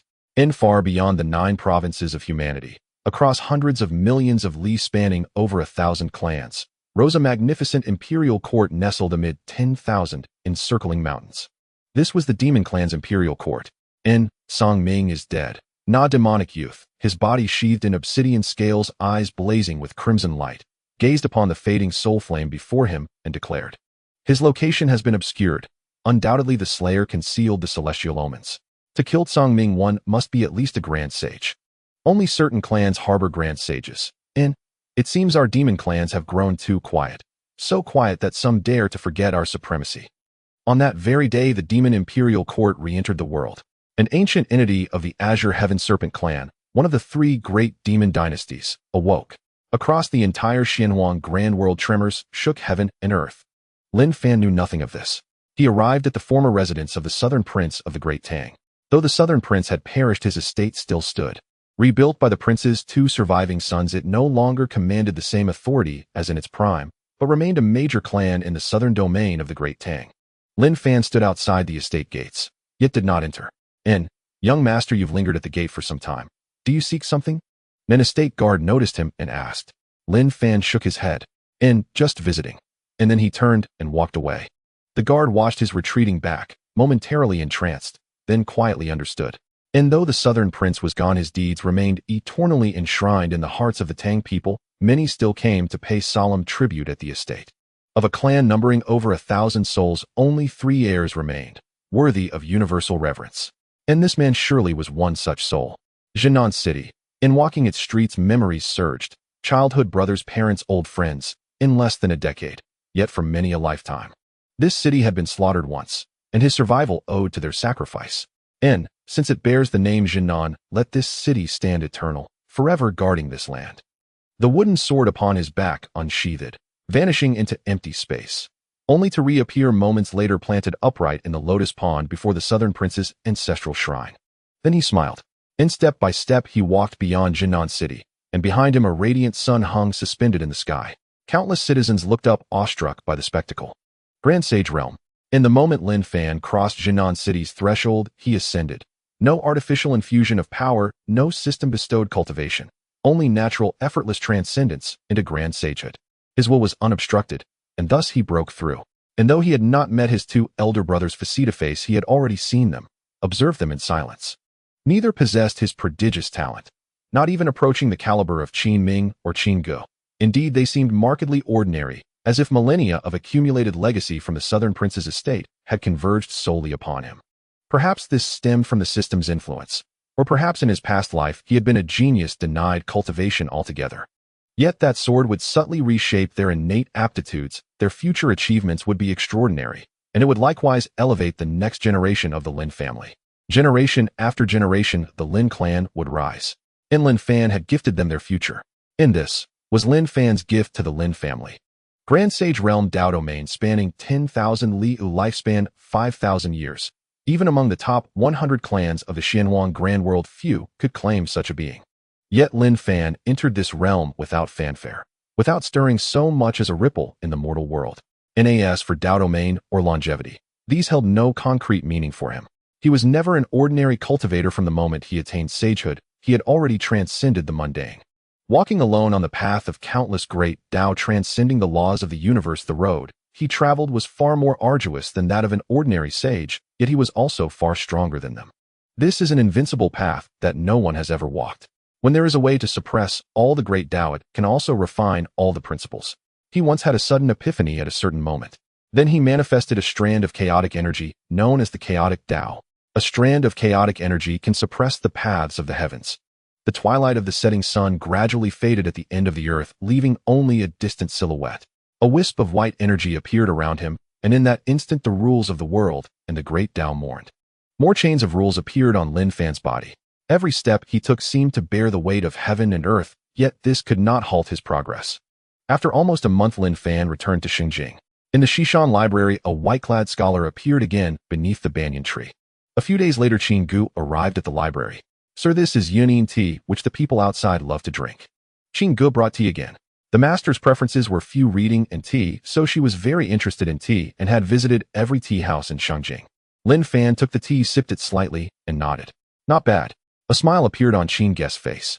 The master's approval seemed to be the happiest thing for her. Lin Fan shook his head slightly at this scene. Qin Gu, you should go out more often. The path of the zither requires understanding the mundane world and seeing the myriad forms of life it want due to be cloistered. To understand the essence of life, one must see the world. You have stayed too long in the Yuan residence. Although it was only a month, Lin Fan could see at a glance that Qin Gu's understanding of the Tao was caught in a certain stagnation. Qin Gu paused at his words and then continued to pour tea for Lin Fan. I will heed your teachings, I understand now. Lin Fan nodded.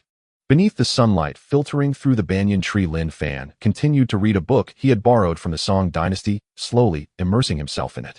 After a moment, the sound of zither music began to resonate.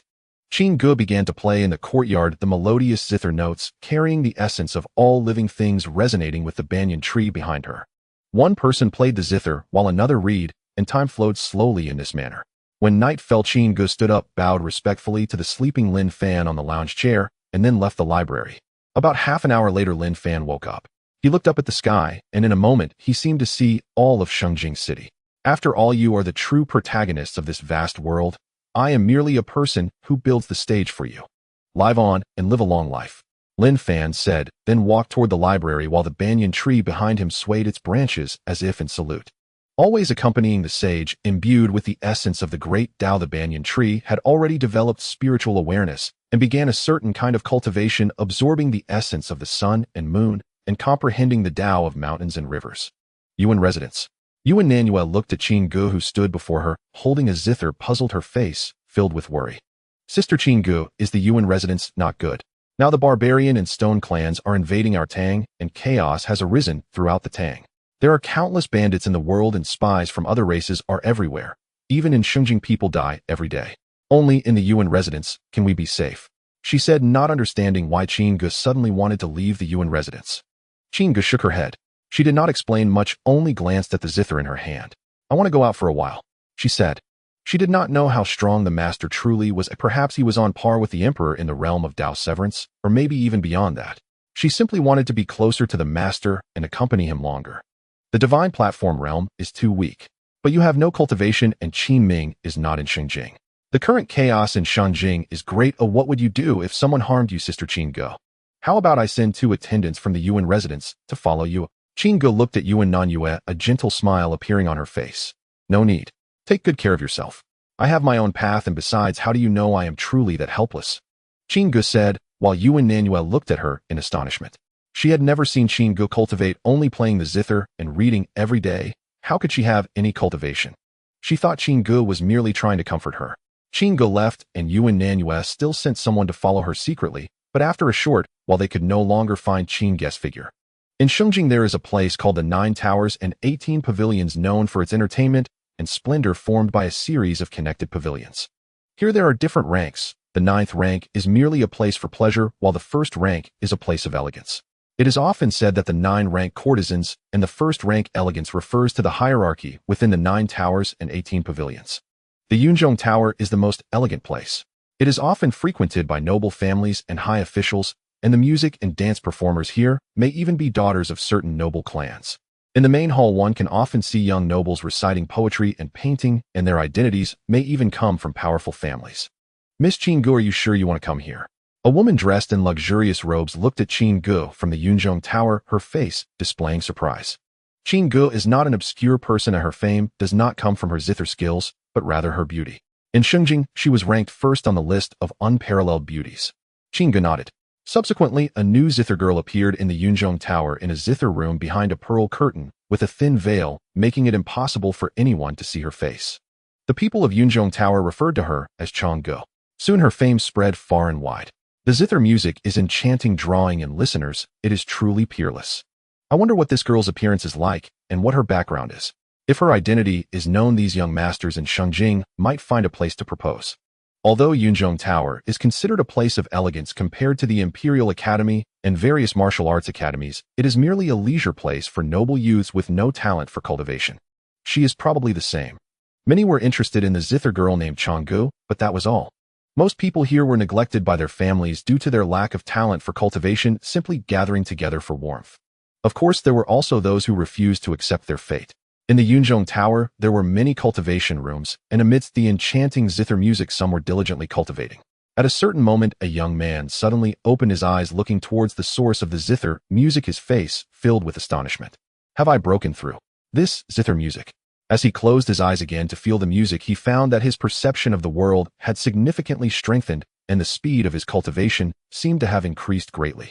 In the zither room in front of Qin Gu lay a piece of paper, the very one written by Lin Fan, and as Qin Gu played the paper exuded the power of the Tao. In a moment of daze it seemed as if there was a figure of a white-clad scholar in the zither room. When Qin Gu stopped playing, that figure also faded into the paper.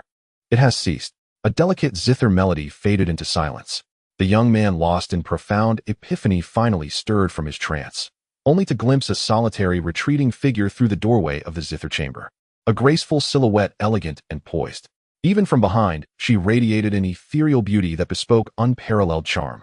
Within this music lies the power to compensate for innate deficiencies in cultivation talent, to deepen comprehension of martial arts and cosmic principles, and even to gather spiritual energy. This is a supreme blessing. His face flushed with awe. Fixing his gaze upon her vanishing form, he drew a deep, involuntary breath. The next day, once again in this very cultivation chamber, he gradually entered a state of deep resonance with the zither's melody, his essence, spirit, and vitality fully roused, his cultivation advancing at an astonishing pace. The third day, the fourth, the fifth, he never missed a single session. Others too had uncovered the secret of the music. Unnoticed, a multitude of devoted cultivators had gathered within the Yunzhong Pavilion. At the height of my epiphany, I glimpsed, fleeting as a sigh, a figure clad in white robes. In that instant, I felt the entire realm's spiritual energy shift toward me, as if drawn by unseen force. I sensed it too. This must be the deepest secret concealed within the melody. In ancient texts I read of cultivators who pursued no formal arts nor martial disciplines, yet attained transcendence solely through visualization meditation. Yet such visualization demanded an object of absolute sanctity and exalted, ineffable existence. They spoke, their eyes growing ever more solemn as they watched the figure within the zither chamber. Visualization cultivation, known only in legend, had manifested here in the most overlooked corner of the Yunzhong Pavilion and in the hands of a woman. Many were seized by covetous desire, yet far more wore expressions of reverent awe. We were cast aside, deemed unworthy in our own clans, but she has granted us hope. She has made it possible for us to rival those so-called prodigies in cultivation speed. For this we owe her boundless gratitude. She must not be harmed by anyone. Thus they declared. Within the Yunzhong Pavilion, the woman in the zither chamber had quietly become the unspoken center, the moral lodestar of their gathering, coalescing almost imperceptibly into a nascent force. Naturally, these shifting emotions beyond the pavilion did not escape Qin Ji's perception. She observed them in quiet stillness, contemplating the mortal world, the Hongchun, as her master had instructed. And her Tao intent subtly broke through. A flower of life bloomed beneath her feet, its resonant Tao aura spread across the entire Yunzhong Pavilion, dispelling chronic ailments and congenital flaws in many who dwelled there. In the library tower, Lin Fan watched the scene unfold with a faint, knowing smile. Qin Gu had at last found her own path, to stand among the multitudes, to immerse herself in the myriad phenomena of the mortal world. That was the true way of life. Yet he had not foreseen that her unintentional act would coalesce into a formidable faction, comprising scions from the great aristocratic houses of Xuangjing. This faction was no trivial matter. Yet any such consolidation inevitably breeds intrigue, deception, and hidden machinations. Many pledged loyalty to her, yet just as many harbored ill intent. Yunzhong Pavilion. Changgu, at last we have found you. Beneath a stardust night, Qin Gu stood alone upon the long street, cradling her zither. A formation sealed off the area, cutting it off from the outside world, shielding it from external perception. Some 15 figures surrounded her, faces alight with fervent excitement, as though standing before a celestial opportunity. Surrender the visualization method. Such a treasure is beyond the grasp of a mere zither player. It belongs with us where it can fulfill its highest purpose. We seek only the method, not your life. So they declared.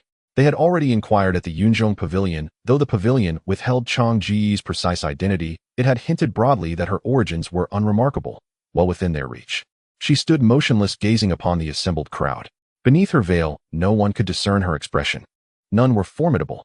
Their strongest barely reached the peak of the spirit communion realm, a level she had often seen among those cultivating beneath her zither's resonance within the Yunzhong Pavilion. The visualization method. She paused, a subtle hesitation flickering across her features. Then in an instant understanding dawned. A single sheet of paper appeared in her hand, and at the sight the entire group trembled, their greed no longer veiled. That is it. Hand it over. Though none had yet read its contents, their instincts screamed that this was the sacred artifact, the legacy of an incomparable being. Xuanghuang smiled.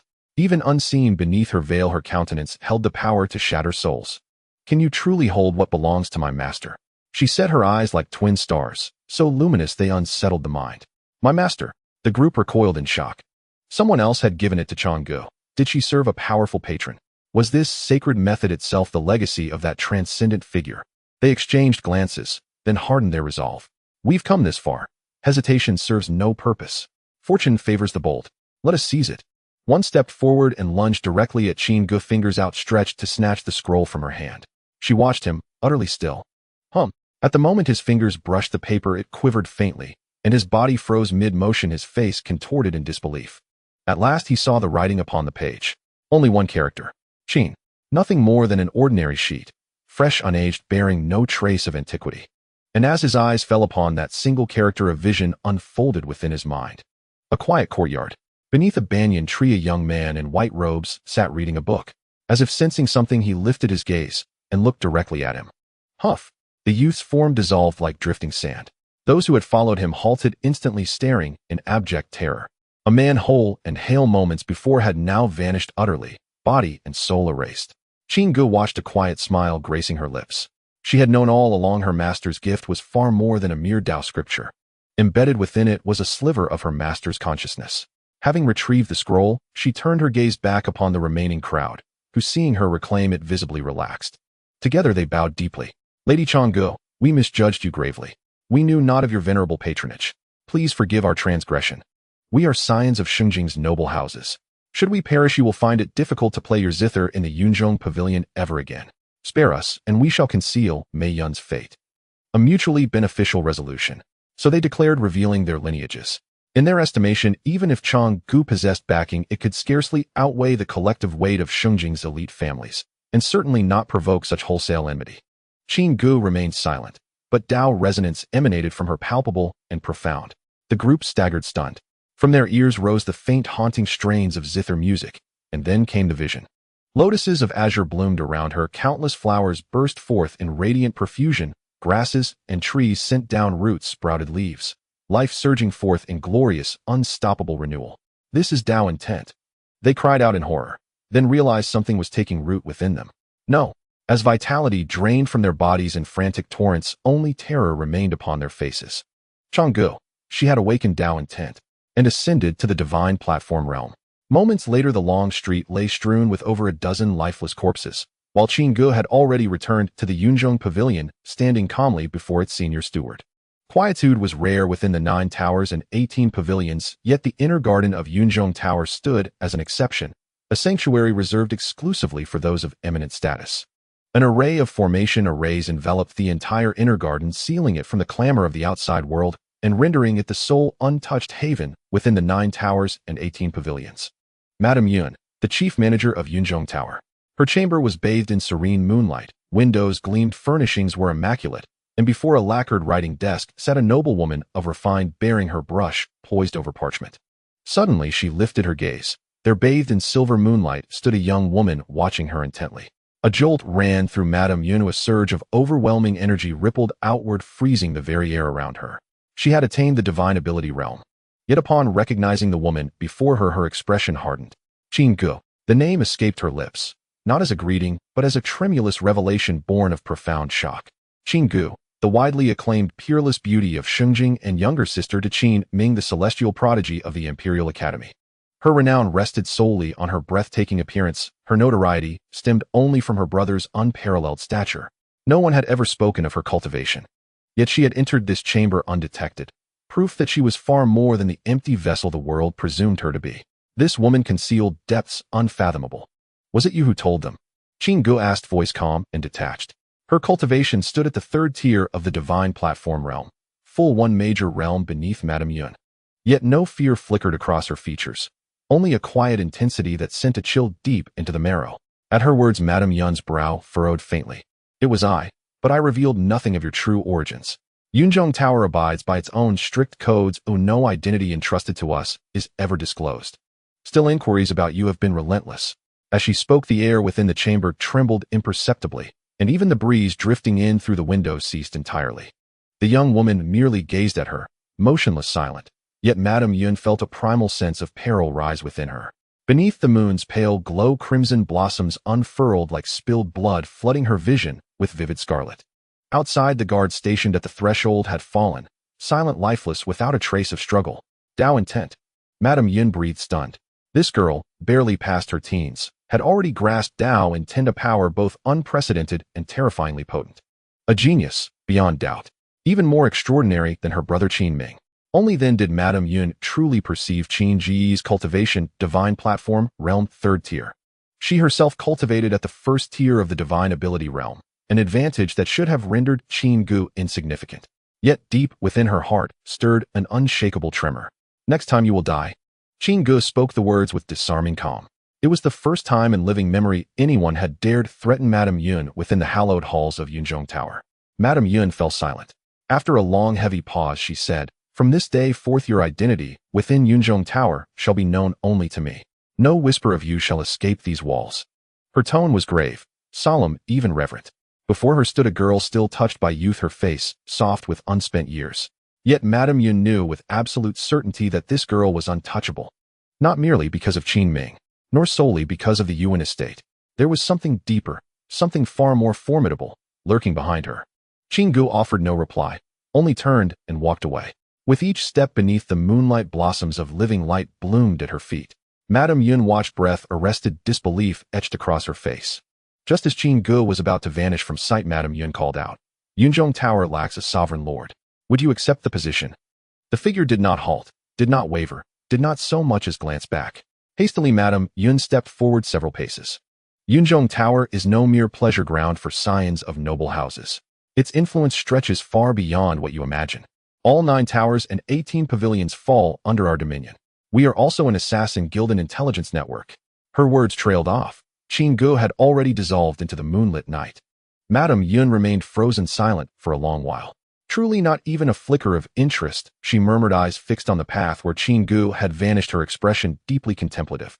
Soon after, she returned to her desk, sat in stillness for a long moment, then inscribed a single name with solemn precision: Xuanghuang. Issue orders. Classify all information concerning Xuanghuang as top-tier classified. Any inquiry into her identity must be reported immediately. No detail may leak under any circumstance. Within Yunzhong Tower, she holds authority equal to my own.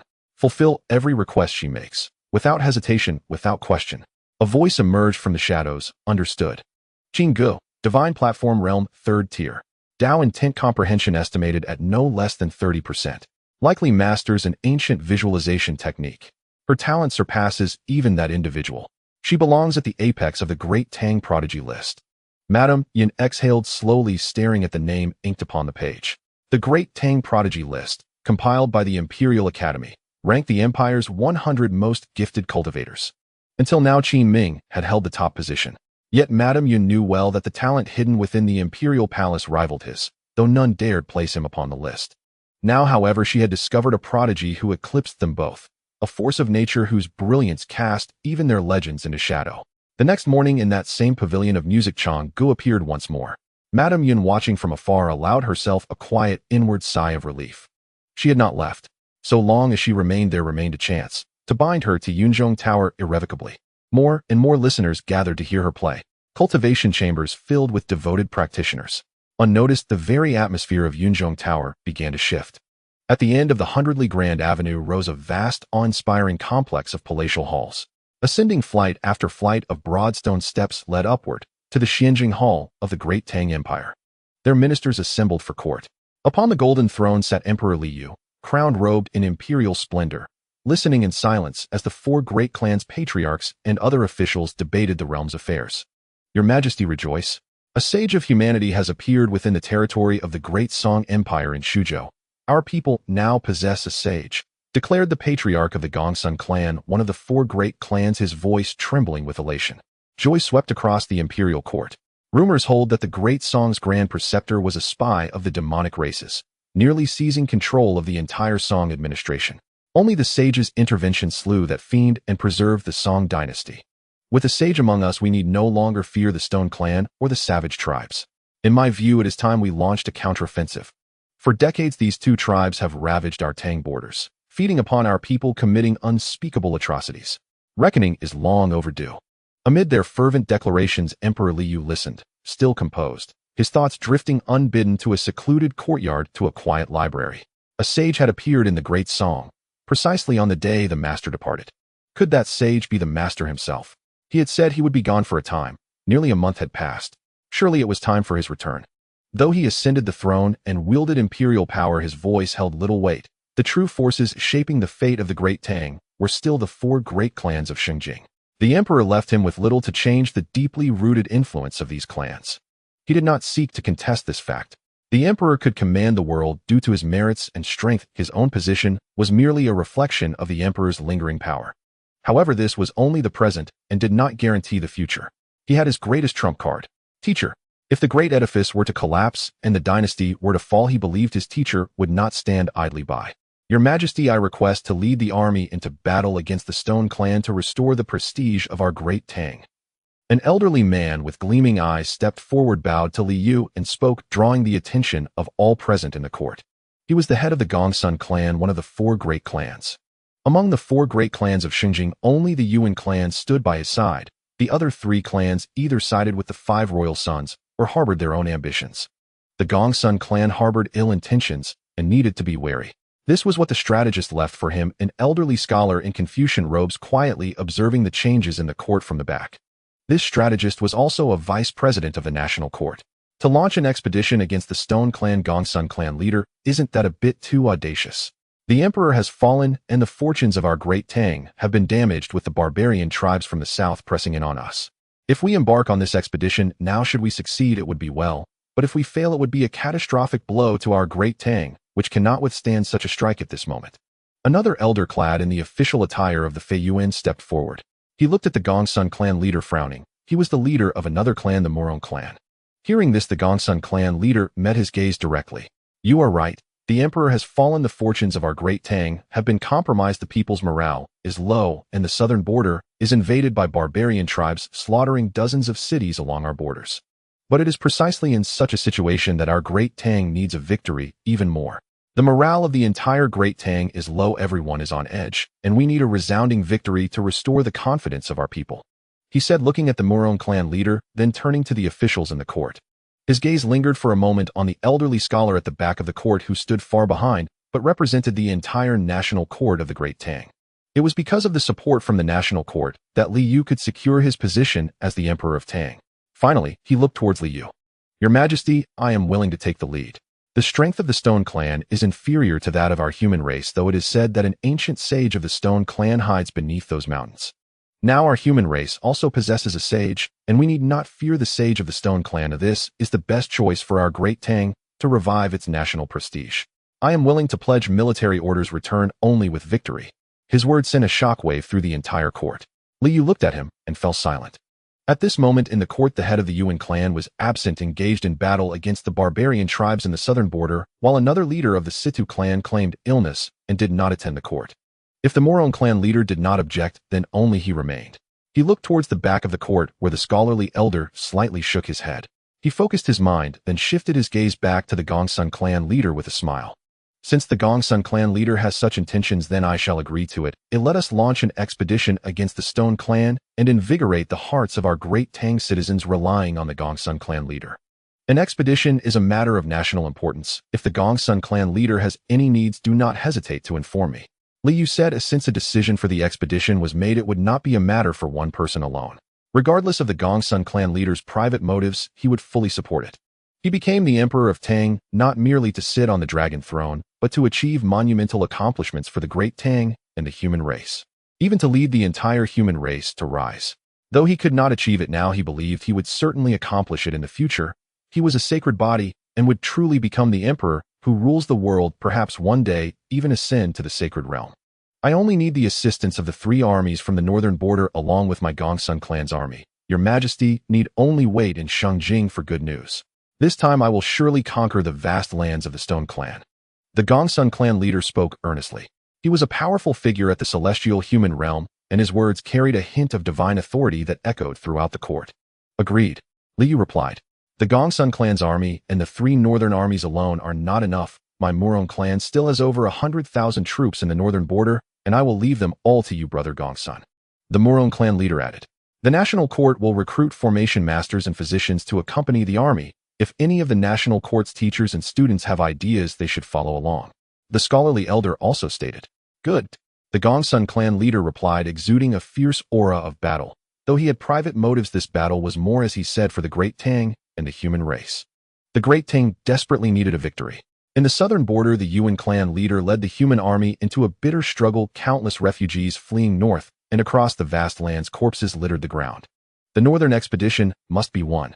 As the court dispersed, edicts were issued from the heart of the Great Tang, shaking countless citizens. The emperor commands expedition against the Stone Clan. At this proclamation, the world stirred.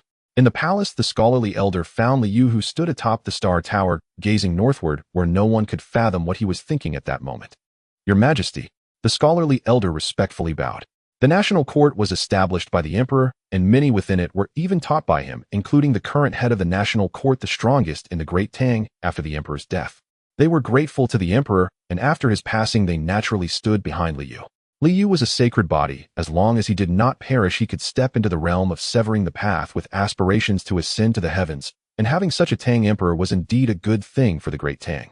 Elder Ming, do you think the northern expedition is correct? Liu asked, his voice devoid of fluctuation, causing Yu Ming to pause slightly.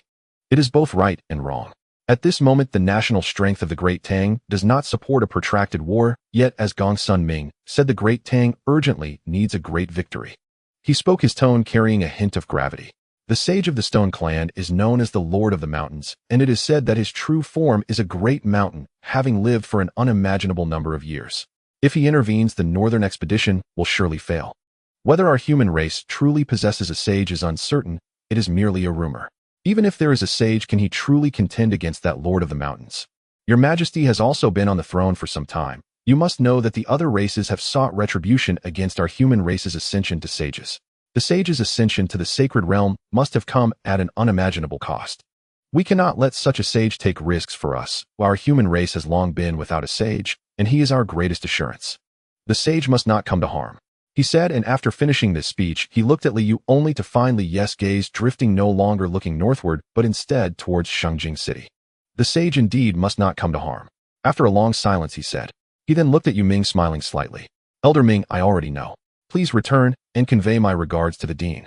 Yu Ming was momentarily taken aback upon hearing this. Though he still had words to say, seeing Liu like this, he decided against it. He merely bowed to Liu before exiting the Star Tower. On the eve of the army's departure, Liu ascended the western mountains. In the courtyard, the great banyan tree had grown even denser, its sprawling branches now shaded nearly half the small yard, casting dappled coolness upon the ground. Through the open courtyard gate, Liu could already glimpse a figure beneath the banyan tree. He reclined lazily on a chaise, utterly absorbed in a book. Beside him stood a small table bearing an inkstone and a brush. Its tip dipped in ink, yet not a single drop fell. Master. Liu stepped into the courtyard and bowed deeply toward the figure resting on the chaise. Lin Fan set aside his book, picked up a cup of freshly brewed tea that had long awaited him, took a gentle sip, and then turned his gaze upon Liu. What is it? Liu drew a slow, steadying breath before rising to his feet. Master, I wish to know, was it you who appeared as the sage in the great song? He asked, his voice barely trembling, though he could not suppress a flicker of tension. Though he knew Master Lin Fan was undoubtedly an unparalleled cultivator, perhaps rivaling even his own father, the Emperor. This was no ordinary title, it was sage, a being whose emergence ensured humanity's survival for tens of thousands of years. Especially after learning of the alien race's systematic purges and hunts against human sages, he fully grasped the near-impossible rarity of such an awakening. He had long suspected it, but still sought confirmation. And so he came. Lin Fan regarded him, a faint, knowing smile playing upon his lips. I did indeed visit the Great Song some time ago, met a few scholars, acquired several rare texts to enrich my library. Now at last my private collection has truly taken shape. Lin Fan said. Though he offered no direct affirmation, Liu needed no further proof. Master Lin Fan had just confirmed it. The sage who had appeared in the Great Song was Master Lin Fan. Master Lin Fan was a sage. His heart surged with overwhelming emotion. His very frame trembled faintly. He understood more deeply than anyone what a sage meant for the Great Tang, and for all humankind. It was like rending a sliver of light through utter darkness, offering hope where none had existed. The Great Tang suffered constant incursions from the barbarian tribes and the Stone Clan. Across the 9 provinces of humanity, conditions were scarcely better. Indeed, the Tang was comparatively stable. Humanity stood on the precipice of extinction. A sage alone could not restore its former glory, but he could lift humanity from the jaws of annihilation. Lin Fan watched him, then gently shook his head. The world is vast. What lies within the horizon is but a fraction. Beyond heaven and earth lie other heavens and earths. One must forever hold reverence for this cosmos. Lin Fan said. Having mastered myriad Tao principles, and even cultivated the primordial chaos Tao, he had glimpsed truths beyond this realm. Though their contours remained veiled, he knew with certainty the Xuanghuang Grand World was not the sole Grand World. Drawing upon memories of his past life, and recalling how countless Xuanhuan novels delighted in nested realities, he knew well the fate of those who, having scaled the zenith of one world, discovered themselves mere frogs at the bottom of a well. The so-called supreme existences of this world were but lowliest beings in another. At these words, Li Yu's expression shifted instantly, shock giving way to solemn resolve. I understand, Master Li Yu.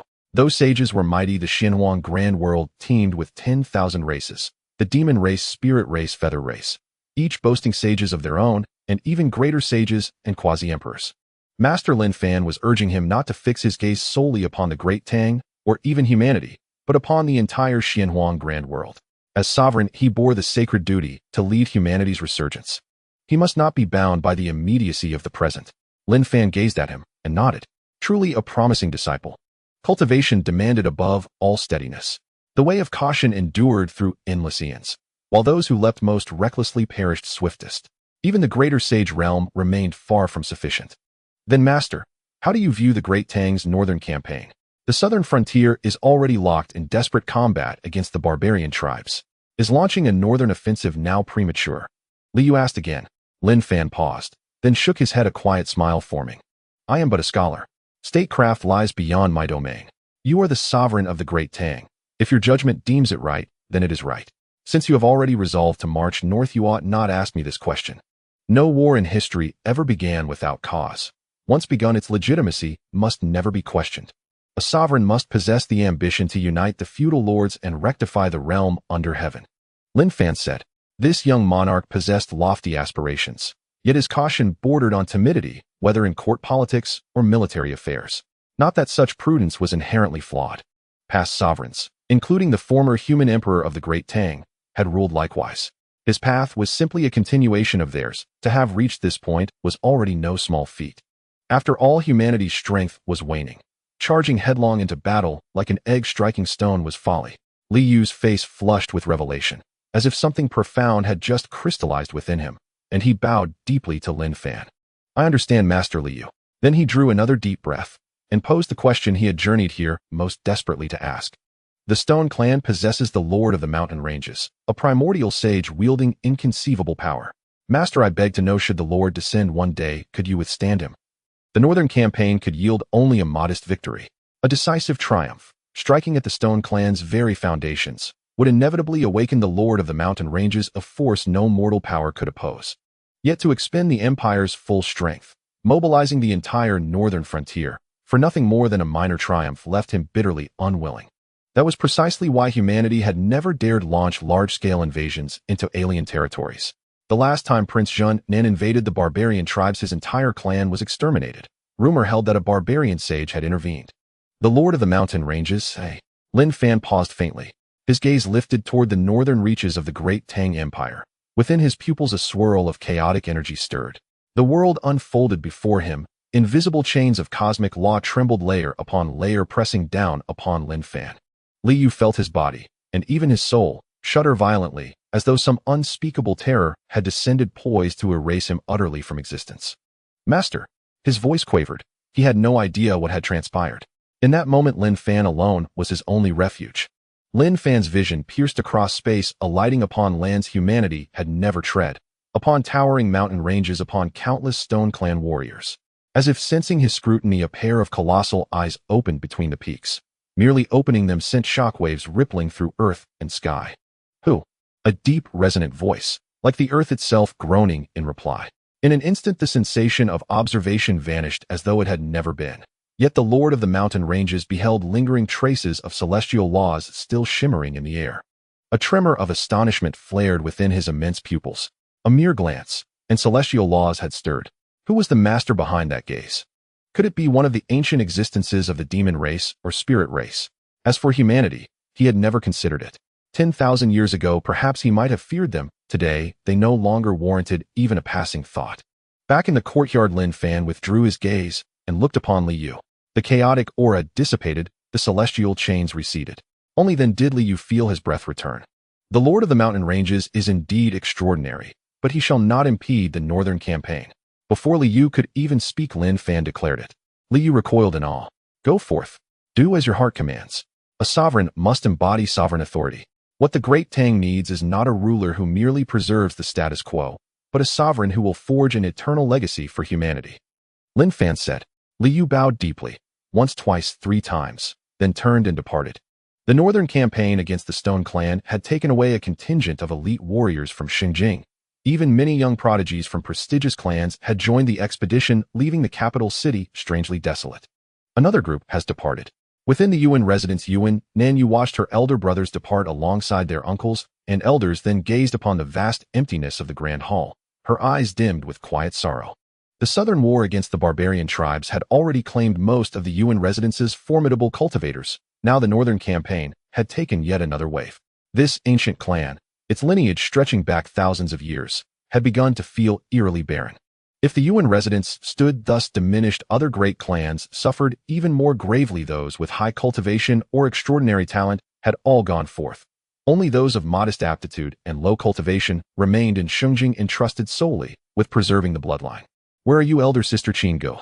She turned her gaze beyond the gates of the Yuan residence, and in that moment her eyes hardened with resolve. In that instant, the once carefree, innocent girl seemed to have stepped irrevocably into adulthood.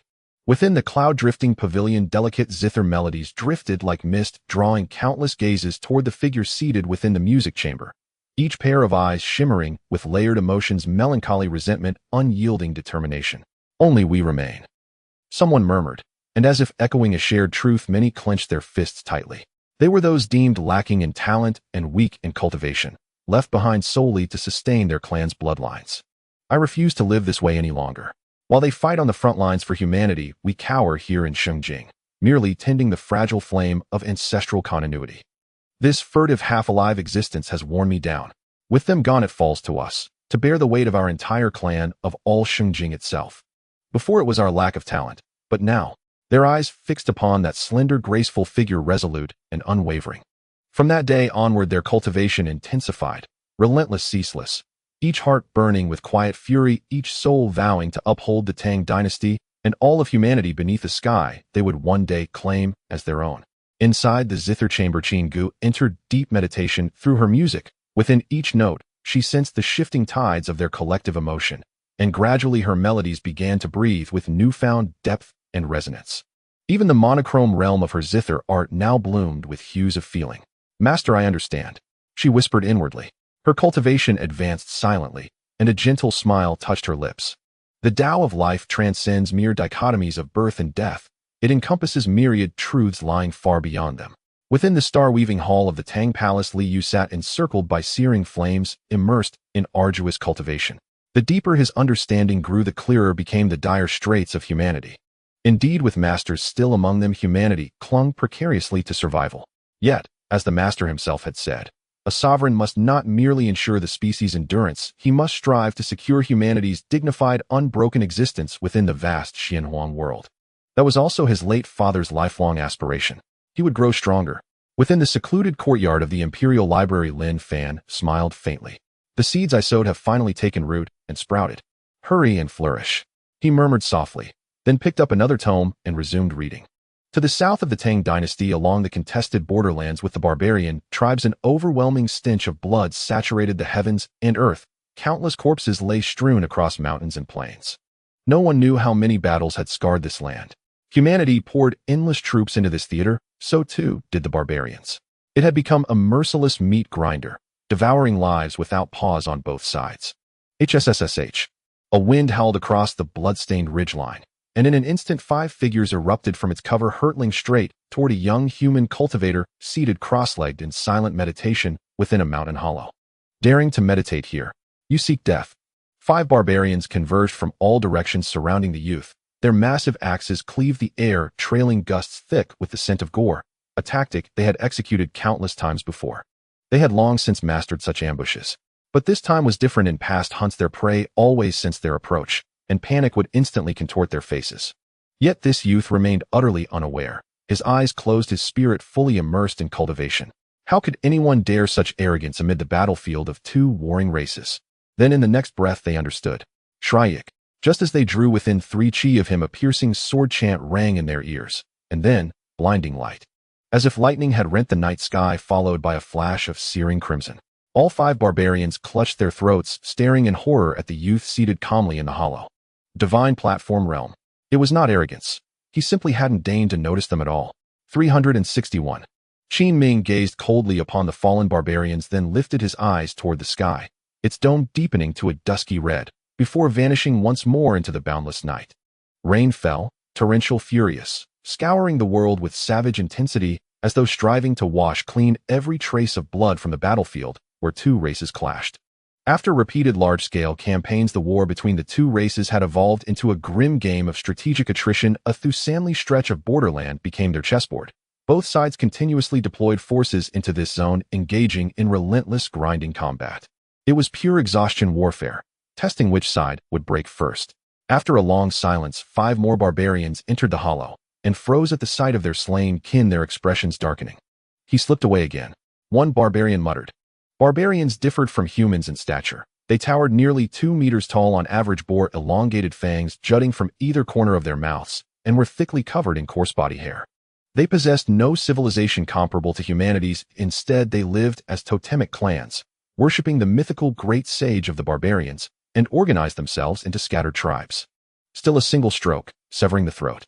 He grows stronger, and in just a few days, another barbarian crouched low, tracing lingering traces of sword intent in the air, his brow furrowed with gravity. Your Highness, out of caution we should alert the White Wolf squad.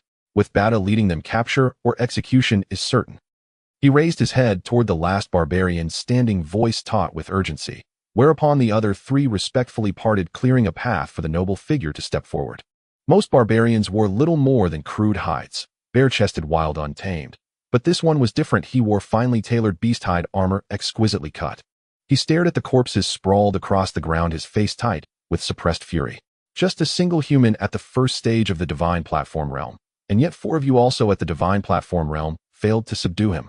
By the time the White Wolf squad arrives, he'll have vanished into thin air. He is a human prodigy, absolutely cannot be allowed to return alive. He must die, he declared, and turned sharply, striding away without another glance. The 4 barbarians exchanged glances, then fell into step behind him. Protect His Highness, the lead warrior commanded, and the others nodded in solemn unison. Yet even as he walked, he pressed the activation sigil in his palm, summoning the most formidable barbarian squad stationed in this region, the White Wolf squad. Its captain was a barbarian expert of the Divine Ability realm, a 10th soldier commander in the barbarian Grand Camp, even commanding full legions. To subdue a single human cultivator at the first stage of the Divine Platform Realm would surely be effortless. The long night wept blood, rain fell from the heavens, and thunder roared as if the sky itself were enraged. Yet such a sight could not halt the slaughter on the battlefield. It only grew more ferocious, life fading from the land with every passing breath. Crash! Thunder split the night. 3 figures ran across the wasteland, their clothes stained with blood, glancing behind them from time to time, faces etched with terror. A voice pierced the darkness. A few little rats, where do you think you can run? Before them stood a towering silhouette wielding a great axe like a living rampart that blocked every sliver of hope. 4 more barbarians swept in from behind, despair crept across the 3 faces. That barbarian squad was overwhelmingly strong. The leader was a clansman of the Shintai realm, the other four at the Ningdan realm, while the strongest among the three fugitives was only at the Ningdan realm as well. It looks like we will die here, one of them thought. He was a youth in blue, not yet 30, a monstrous prodigy, even by Datang standards. Behind him stood a young man and a young woman in the same plight, both at the Ningdan realm, each clutching artifacts of the Shintong and Xuanghuang realms. All I lack is time, the youth raged inwardly. If only given more, I would like Zhun Ninhuang crash into barbarian lands and let blood flow for 10,000 li. He clenched his fists, unwilling to accept death. A gaunt youth behind him trembled as he whispered that he did not want to die. The woman remained silent, gripping her sword tightly. Never expected to catch 3 big fish, the barbarians jeered. At your age and cultivation, you must be those so-called noble prodigies from Datang. 3 who have only recently reached the Ningdan realm, their foundations still unsteady, yet they dare come here, without so much as a single bodyguard. Truly courting death, one of them sneered. The 5 barbarians advanced step by step, toying with the trio as a cat toys with mice. The more terror they saw, the more exhilarated they became. The 3 stood back to back, trembling. They had not been without protection. 2 clan elders of the Shintai realm had been with them, one of whom had reached the peak of the Shintai realm. Who could have imagined such a powerful barbarian squad would appear on this battlefield? Even cultivators of the Shintong realm had entered this theater of war. Batu. They remembered the leader's name.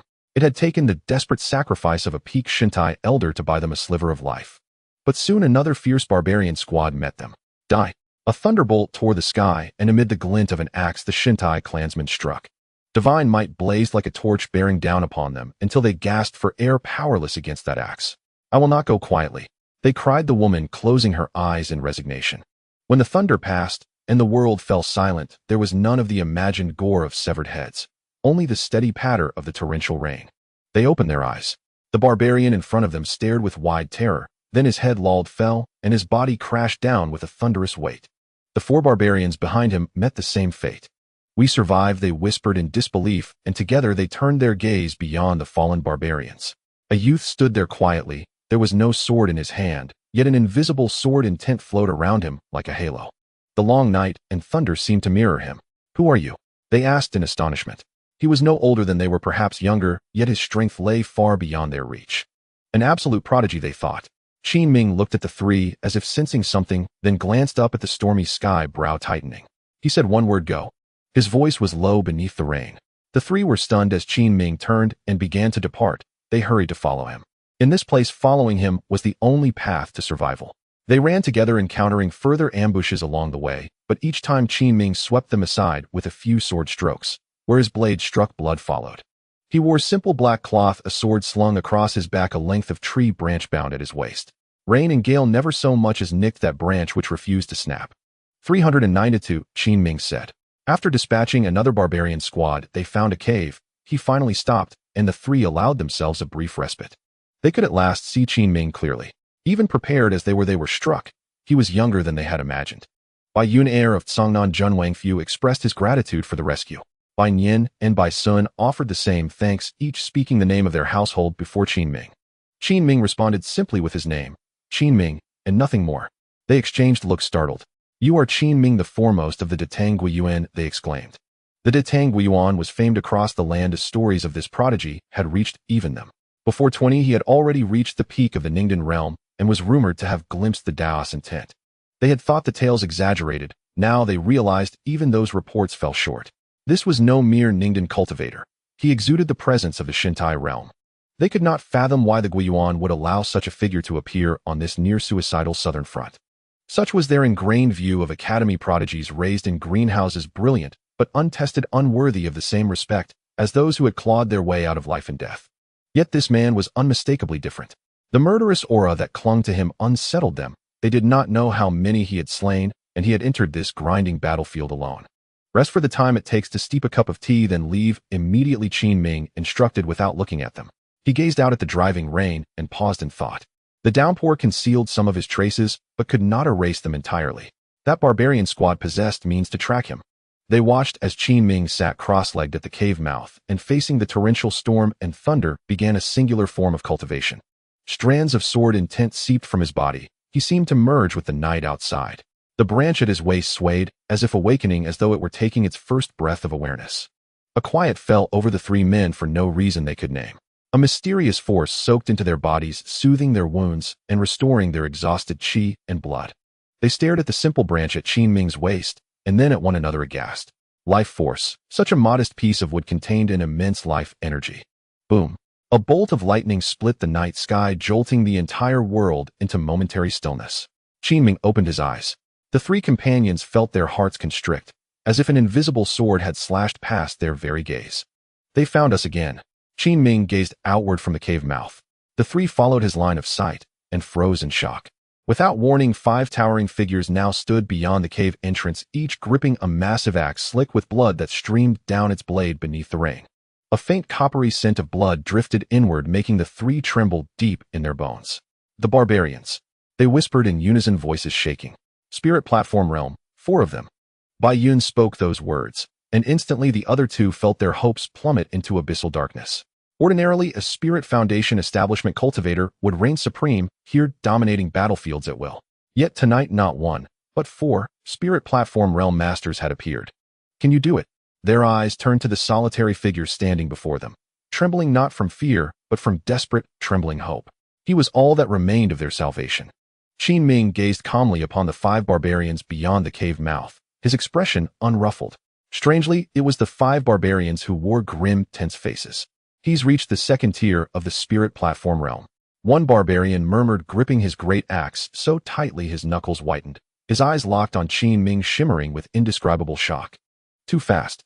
Just over a month ago, he'd barely stepped into the Spirit Platform Realm, yet now he'd broken through once more. A demon-born prodigy. Even the barbarian prince drew a sharp, involuntary breath. Then his eyes blazed with murderous intent.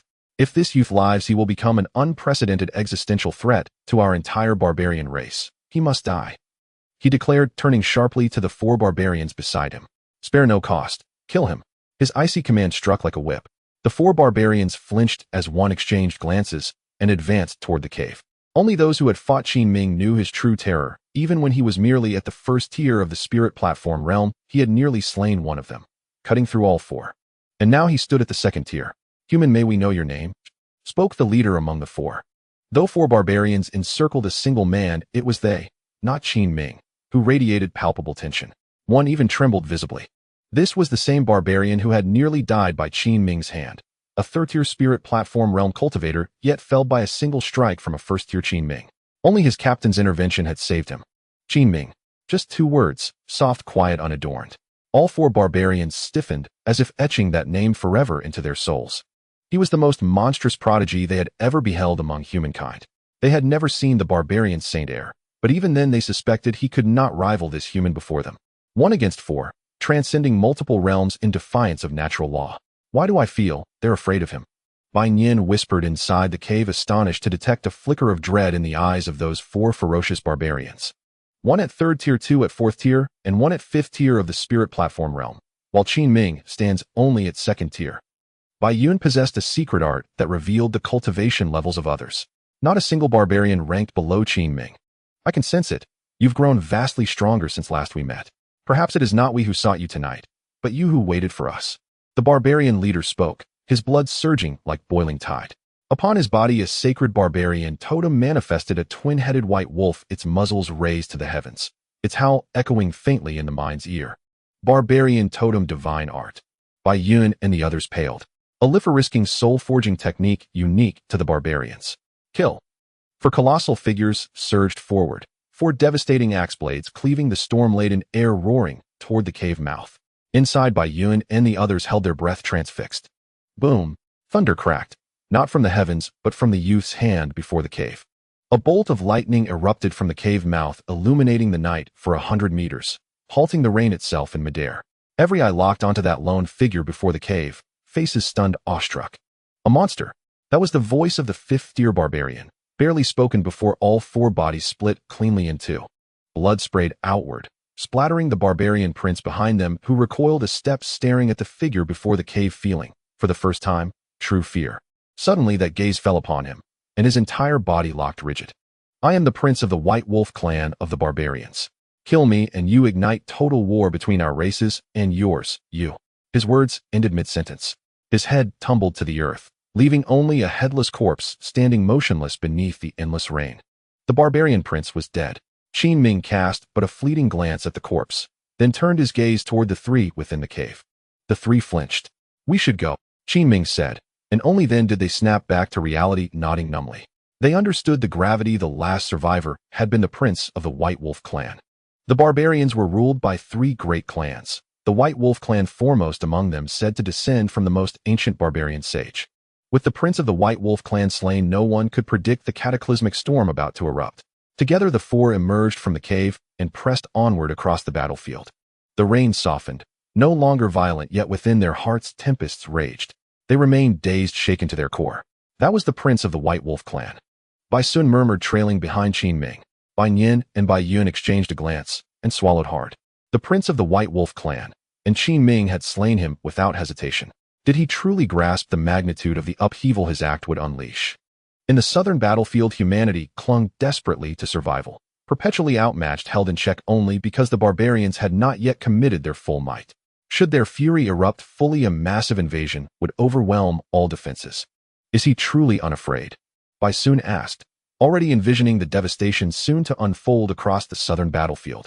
The barbarians' wrath would flood the entire southern domain of the Great Tang, countless lives lost in the coming war. Even the survival of the Great Tang itself hung in doubt. With the human sovereign fallen, none remained capable of bearing the weight of the realm. If the barbarians deployed sovereign-level forces, how could the Great Tang possibly endure? A wave of sorrow washed over them. It was unbearable, retreating again and again. When would humanity ever claim a future? Rumors say a sage has already appeared among humanity, Bai Nian said, and both Bai Sun and Bai Yun's eyes lit with sudden fierce hope. A sage among humanity meant survival. Ensuring extinction would not be their fate. Though that sage dwelled far beyond the Great Tang, surely, if the realm faced annihilation, they would not stand idly by. The human race has a saint bringing forth the first rays of hope to the despondent human lands, whether it be Qingzhou or Shuzhou or other regions. At least their sacrifices were valuable. The flame of humanity would not be extinguished. The three thought of that legendary saint, their faces resolute. They would not trace back whether the rumors were true. They could not bear the blow if the rumors were false, as long as they believed it to be true. Yet they also understood that even with a saint among the humans, it was merely the beginning of the saint's ascent, and there was still a gap compared to the ancestral saints of the three great tribes of the barbarian race. The saint still needed time, and they did not blame the saint for not establishing themselves in the human realm's 9 provinces, leading humanity to confront the myriad clans of the mysterious and chaotic world. They only hoped that their sacrifices could earn the saint more time. The rain quietly ceased. Outside a cave, 5 barbarians gazed at the corpses on the ground, their expressions grave. Prince Lamo is dead. In front of the headless corpse, a barbarian radiated terrifying, killing intent, causing the wind around him to halt. Bada, the captain of the barbarian White Wolf squad at the first level of the divine powers. A few useless fools, do you not know that everything should focus on the safety of Prince Lamo? Why did you not notify us in advance? Another barbarian spoke, his expression unpleasant. Damn it. Several barbarians looked grim. A prince of the White Wolf royal family had died here, affecting not just the humans present, but also them. The soul fire of every royal prince is kept in the totem hall of the White Wolf royal city. They must have already learned of Prince Lamo's death. We must catch the murderer before the royal envoy arrives, Badu said, his voice low, as if it emanated from the very bones. Though Prince Lamo was not highly regarded by the White Wolf royal family, he nonetheless represented their face. He could not die so easily here. The royal envoy at the very least would be at the level of transformation. He was here to settle accounts. The targets of this accounting included not only the humans, but also them. No matter the reason for Prince Lamo's death, they bore responsibility. They said they were pursuing a human genius, not very old, at the first level of the divine platform, characterized by a branch at his waist. This was the information relayed to them by the barbarian squad that had previously protected Prince Lamo. It was also the only information they had about the murderer. At the first level of the divine platform, several barbarians' expressions hardened. A first-level divine platform practitioner had actually killed an entire barbarian squad whose captain was at the 5th level of the divine platform. Send the order. All barbarian squads in the Xuanghuang Plain must report immediately upon discovering a human with these characteristics. At all costs, delay him. At the same time, all barbarian squads in this area received the order. The White Wolf squad held the commanding position among the barbarians in the Xuanghuang Plain. Is merely delaying him enough? Soon after, by the edge of a swamp, 5 barbarians looked at 4 figures not far away, their brows slightly furrowed. Kill. The 5 barbarians charged forward without hesitation. Qin Ming pointed an invisible sword light, slashed forth, cutting down a patch of reeds, as well as the 5 barbarians. 431. Qin Ming said calmly, continuing to walk forward. The 3 behind him looked at the barbarian corpses continuing to follow. Qin Ming, I feel something is off. We have encountered too many barbarians, as if they are specifically here to find us. We may have been exposed, Bai Yun said, and the other 2 nodded, their faces all serious. Every human still in the Xuanghuang Ridge could sense the changes in this battlefield. These barbarians seemed to be searching for something, appearing more frequently, and the killings became denser. The battle was everywhere, gradually evolving into a large-scale conflict. The higher-ups of the Southern Border Defense Force also noticed this, directing more attention to this place, called Xuanghuang Ridge, and subsequently deploying more military strength here. No matter the reason, fight. In the southern defense city of the human race, before the sand table, the commander of the southern border, Yuan Ba, planted a flag at the position of Xuanghuang Ridge, speaking with conviction. The people below were all shaken, their eyes filled with the surge of battle intent. At a place further back, a young man in white armor watched this scene, momentarily dazed, then tightened his grip and stepped forward. Yuan Hua, requesting to battle, he said, drawing many gazes from within the main camp. Yuan Hua, the son of the commander of the border human army Yuan Ba, born into the prestigious Yuan family of Xinjing, someone who was born with a silver spoon. Outside the southern defense city lies a battlefield akin to a meat grinder where survival was uncertain. Was he going to go? Their gazes shifted back to Yuan Ba. Yuan Ba, the head of the Yuan family, a peak expert at the Tianshan level, the backbone of the entire southern border army. He looked at Yuan Hua, slightly furrowing his brow. Are you sure? He asked. Yuan Hua raised his head, his face resolute. Yes. Why? I want to be able to build the barriers of the great Tang like you, to guard the borders of humanity, to achieve merit, and leave my name for eternity, and to marry the woman I love. Yuan Hua said, a vision of the woman playing the lute in the courtyard appearing in his mind. She would surely look down on a young master who could only talk big. Yuan Ba watched him, and the entire camp fell into a brief silence. After a long while, he said aloud. He spoke without further elaboration. No one could know his thoughts. Yuan Hua knelt before Yuan Ba, bowing deeply, then departed. Father, I have grown up. His words echoed in the tent as Yuan Ba looked toward the person beside him. Go investigate who the woman he mentioned is. Gather all the information, origins, and all related to her. I want every detail. Understood. Xuanghuang Ridge gradually began to trend towards becoming the main battlefield. The humans deployed more forces, and the barbarians did the same. A layer of bloody mist enveloped the entire Xuanghuang Ridge. At the edge of a cliff, Bai Yun and the 3 looked at Qin Ming, their faces filled with shock. Just moments ago, a barbarian army of over 100 had been slaughtered by Qin Ming alone. The entire area around the cliff was covered in corpses. Qin Ming, we must go. These barbarians are clearly coming for us. They must have learned of the prince's death. Bai Yun said. As his voice fell, more barbarians came from the distant land. There were actually hundreds, and there were even more behind them, surrounded by barbarians on all sides. This small cliff had become an island. It's over, the one behind Bai Sun said, his face filled with trepidation. They could see clearly that the barbarians had long known they were the culprits behind the death of the barbarian prince. This was a targeted encirclement against them. The sun hung blood red, casting its glow on that figure standing atop the cliff, facing all directions, smiling. Finally, you have arrived. He gently stroked the branch at his waist, as if reminiscing about something. A corner of a piece of paper peeked from his clothing, a difficult to describe aura lingering throughout the cliff. Are you afraid? Qin Ming turned to Bai Yun and the other 2, his voice calm. The 3 steeled themselves, gazing into the weeping heavens and blood-soaked land, fear fading from their eyes. Not at all. A faint smile crossed Qin Ming's lips. My master once said, a swordsman fears nothing, daring to cleave the heavens and earth with his blade, daring to command sun and moon to reshape the world.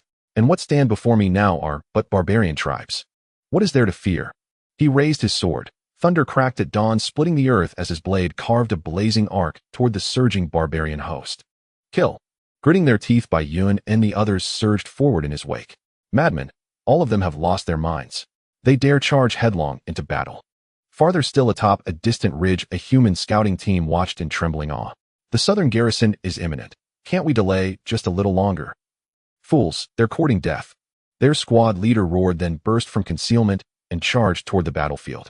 Elsewhere, countless other human squads did the same. What began as an ambush had instantly erupted into a full-scale war between 2 races. No one knew how many barbarians had fallen, nor how many times blades had flashed. Only that the ground was piled high with corpses and rivers ran crimson. Time stretched on, numbness set in. Qin Ming drove his sword deep into the earth and stood motionless amid mountains of slain bodies and seas of blood. He lifted his gaze, Everywhere carnage. The slaughter raged on, but now more fought not for conquest, but to shield Qin Ming. Even Bai Yun and his companions formed a desperate ring around him, hacking and slashing without pause. He is Qin Ming. I've seen him before. He is the foremost prodigy of the Tang Kingdom Academy's younger generation, the very hope of our race. That single sentence alone moved countless souls to lay down their lives. Yet the barbarians kept coming, hundreds, thousands, tens of thousands, until despair itself seemed to descend like a shroud. Only a few hundred survivors remained huddled atop a sheer cliff defending that final impassable chasm, while the barbarian host at last halted its assault, having recognized their utter exhaustion. Qin Ming, are you well? Bai Yun and the others looked to him, the one who had borne the brunt of the barbarian onslaught upon the field of battle. A madman. Qin Ming's gaze pierced the barbarian ranks, fixing upon their core, where a towering barbarian strode through the air. Above the divine platform realm lay the divine ability realm, a realm transcending earthly bonds, granting brief flight and enabling a single warrior to match an entire army. This barbarian was such a sovereign master. Qin Ming drew his sword. The void sang with resonance. Thunder split the cloudless sky. This was sword intent. He was gathering momentum, preparing to defy the divine ability realm from his lower divine platform realm. Qin Ming. They trembled. This was their race's celestial genius. Was it you who slew Prince Lamo of our barbarian kin? Batu, the mightiest barbarian ever to appear in Xuanghuang Ridge, stepped across the void and descended before the human remnant. His gaze swept past the ranks and locked onto Qin Ming. Every human recoiled as if struck. Now they understood why the barbarians raged so fiercely. He had slain a royal prince. It was me. Qin Ming stepped forward, emerging from the crowd. Bata smiled, a cold, ghastly grin. Then you shall die. A fist descended, bearing heaven-shattering force, aimed straight at Qin Ming. He did not flinch. His sword rose to meet it. Boom. Like a broken kite, Qin Ming was hurled backward, slamming into the cliffside just inches short of the precipice. His long sword snapped in two, its jagged tip embedded in the rock. Foolish arrogance. Your sword is shattered. How will you fight now, eh? Bata spoke with icy disdain, advancing step by deliberate step, as if determined to crush the last ember of Qin Ming's confidence. Qin Ming rose and withdrew a slender branch from his waist. Bata froze mid-step, startled. A branch. At this moment, of all moments, he drew forth a mere twig. The onlookers stared dumbfounded. Only Bai Yun and his two companions stiffened, recalling that flash of life beneath the rain-lashed night. You intend to parry me with that twig? Bata laughed as though witnessing farce. Heir to humanity's brilliance, and yet so hollow. His massive axe flew into his grasp, crimson veins pulsing across its surface as if the weapon itself had awakened with sentience. This sacred armament bears the blessing of our clan's sage. 5 divine ability cultivators have already perished beneath its edge. To fall beneath this axe is honor enough. With a single tremor, the blood axe sent the humans shielding Qin Ming flying, then blurred into a streak of crimson hurtling toward him. Qin Ming held the branch in one hand and drew a slow, deep breath. Master, he murmured softly, eyes closing instinctively, his mind flooding with the image of that lone figure cleaving the snow-choked heavens with a single world-rending stroke. For a heartbeat, a spectral hand seemed to clasp his own, lifting the branch as if guiding his arm. When he opened his eyes, an unfathomable Tao resonance shimmered about him. Bata's heart lurched inexplicably. Before him stood not the same youth, but someone transformed. Empty theatrics. Recalling the axe's sacred provenance, he steadied himself and swung, aiming to cleave the twig-wielding youth in two. But in the next instant his expression shattered. That unremarkable twig, utterly still, stirring no ripple, touched the blood axe and severed it effortlessly. The axe, blessed by the barbarian sage, snapped clean in two. As if made of rotten wood, it broke at the slightest contact. Impossible. Stunned, Bata's pupils contracted violently, then his throat went cold. He froze mid-stride, inches from Qin Ming. Half the axe slipped from his grasp, striking the ground with a dull thud. He stared at Qin Ming, uncomprehending, then fixed his gaze upon the twig. This is... Qin Ming wiped blood from his lip, his eyes cold and unblinking. This twig was bestowed by my master. With it he once unleashed a world-shattering slash. The very essence of his sword intent lingers upon it. Bata glared back, eyes burning with raw, unyielding defiance. How could a twig blessed by a human master surpass an axe sanctified by a barbarian sage? Where had truth gone astray? Boom. His colossal frame crashed to the earth, splattering crimson across the soil. All who witnessed it stood frozen, humans and the 10,000 barbarians alike. This was a divine ability sovereign, a barbarian general, yet felled by a twig. General Batu is dead. Only after a long silence did a barbarian finally whisper, awestruck. Badu was not merely a squad commander. He was a barbarian general. 4 elite warriors now streaked across the sky, each nearing the apex of the divine platform realm. Their faces darkened as they beheld the scene. Then their eyes fell upon the young human, holding that twig, and a strange chill seized their hearts. Qin Ming met their gazes, then turned to survey the vast barbarian host behind them. Every barbarian felt his breath catch. What divine weapon was this? They refused to believe it was Qin Ming's strength. Surely he had only wielded the artifact's power to slay General Badu. That twig bore a legacy beyond reckoning. A sacred weapon of the human race. A barbarian murmured, his gaze fixed upon that slender branch. It measured only 3 chi in length, bearing but a few withered leaves, its bark deeply fissured and desiccated. To all appearances, it was nothing more than an ordinary lifeless twig. Yet this very twig had just severed the life of a barbarian general. Even our divine-granted spirit weapon has shattered, another barbarian declared, his expression grave. The young human stood at the cliff's edge, exhausted to the point of collapse, swaying, as if a mere breath of wind might topple him. Yet no barbarian dared advance, not a single step, so long as he held that twig in hand. Qin Ming. Bai Yun and the others stared at Qin Ming awestruck. With nothing but a broken branch as his sword, he had slain a barbarian general of the divine art realm, an act deemed utterly inconceivable. And yet he had done it. He wielded another's blade, but channeled his sword intent, unleashing a strike beyond comprehension, the absolute pinnacle of swordsmanship. Both he and that man are monstrous prodigies. Must be a master from the Great Tang National Academy, perhaps even a celestial sovereign or a Dao-severing cultivator. Someone remarked. Only those who walked the sword Dao could fathom the sheer terror of that single strike. Hearing these words, the barbarians collectively exhaled in quiet relief. A celestial sovereign, or even a Dao-severing cultivator, was formidable, yes, but still within the realm of endurance, so long as he was not a human saint. Rumors of human saints had reached their ears, yet they dismissed them with scorn. What was a saint after all? Across endless eons, their own barbarian race had birthed but a handful of saints, and surely the present-day human race could never produce one. Their own saints had decreed, "Heaven curses the human race. No saint shall ever rise." Though the reason remained unknown, they trusted their saints without question. A human sage was impossible. Mere smoke and mirrors, a desperate illusion spun by humanity to soothe its own trembling heart. To command such a spirit weapon, you must hold exalted rank among your kind. Your death would grant us sufficient justification. My prince cannot die in vain. You shall be his sacrifice. Led by 4 barbarian elites at the peak of the divine platform realm, a tide of black-armored warriors surged toward the precipice, threatening to drown the entire cliff in their numbers. Upon the cliff's edge, every face paled with dread. Yet in that moment of utter despair, war drums thundered across the distant earth, and countless streaks of light descended upon this land like falling stars. Kill! Arrows rained down like monsoon torrents, followed by a deafening, all-consuming roar of battle cries. All eyes turned beyond the cliff, and hope flared anew. It's our human army. At last, human reinforcements had arrived. Boom! A black-armored human warrior strode across empty space and landed upon the cliff.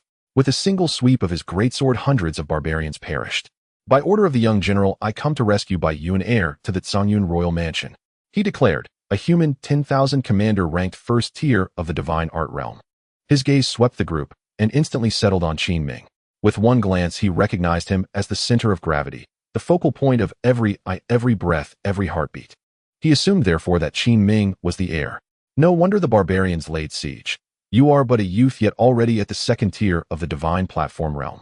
Truly worthy of the Xuanghuang royal mansion. A flicker of astonishment crossed his face. He recalled the heir was under 30, yet had already attained the divine platform realm. An absolute prodigy. Qin Ming paid him no heed. Silently, he slid the branch back into his sash, smoothed the crease of his robe where a single sheet of paper rested, and gazed outward, calm, unshaken. The 10,000 commander frowned faintly. Before he could speak, a voice cut in. I am Bai Yun. General, slaughter these barbarians swiftly. We must return to Jinan City at once. Bai Yun spoke. The commander turned and paused, startled. You are Bai Yun. Before him stood a youth of the core formation realm, undeniably gifted, but vastly outshone by the young man standing alone upon the cliff. Yes, I am. Bai Yun replied, well aware of the commander's unspoken thought. But truth required no embellishment. He was inferior. Far inferior. Fear not, your highness. The young general entrusted me with 30,000 troops. These barbarian remnants are but trivial prey. I may slaughter them at will. The commander declared, glancing down at the battlefield below, where human forces were overwhelming the barbarians utterly. Fewer than 1,000 barbarians remained. Victory was assured. Yet Bai Yun's expression did not soften. In fact, it hardened further. General, delay any longer, and the royal envoy of the barbarian kingdom will arrive. At those words, the commander's smile vanished. He turned sharply to Bai Yun, his brow furrowing. A royal envoy of the barbarian kingdom. Your Highness jests. Such envoys are invariably at least cultivators of the creation realm, and leave the royal capital only for matters of the royal bloodline. We have slain the prince of the barbarian White Wolf clan. Bai Yun interrupted. A sharp gust of wind rushed past. The 10,000 commander's breath seized. Around him, human soldiers recoiled in shock. The prince of the White Wolf clan, dead. Impossible.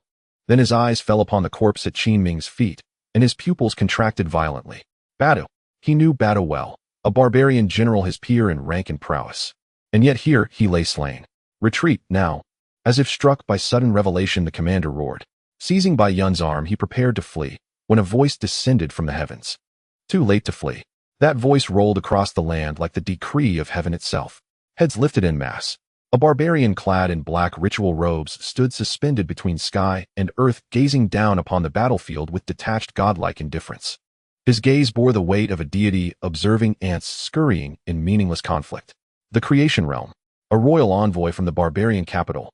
The 10,000 commander cried out in horror. With a mere flick of his wrist, the envoy cast forth a short blade, and the commander plummeted mid-air, his body pierced clean through. Annihilated, in an instant. Then the envoy turned his gaze upon the ongoing carnage. The blade shot forth again, piercing the entire battlefield in a single seamless arc, slaying thousands in one stroke. This was the creation realm, where one began to command the very forces of heaven and earth. Numbers meant nothing against such power. Suspended above the world, he could harvest 10,000 lives as easily as plucking weeds. Daring to slay the prince of my White Wolf clan, you humans have forgotten the fate of Zhenan Royal Mansion. Must we once more bathe your soil in your own blood? He spoke, gazing coldly upon the struggling humans below. To him, humanity had never warranted even the dignity of contempt.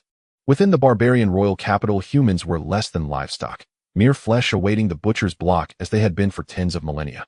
Human, what gave you the audacity? He fixed his gaze upon Qin Ming and spoke, voice icy.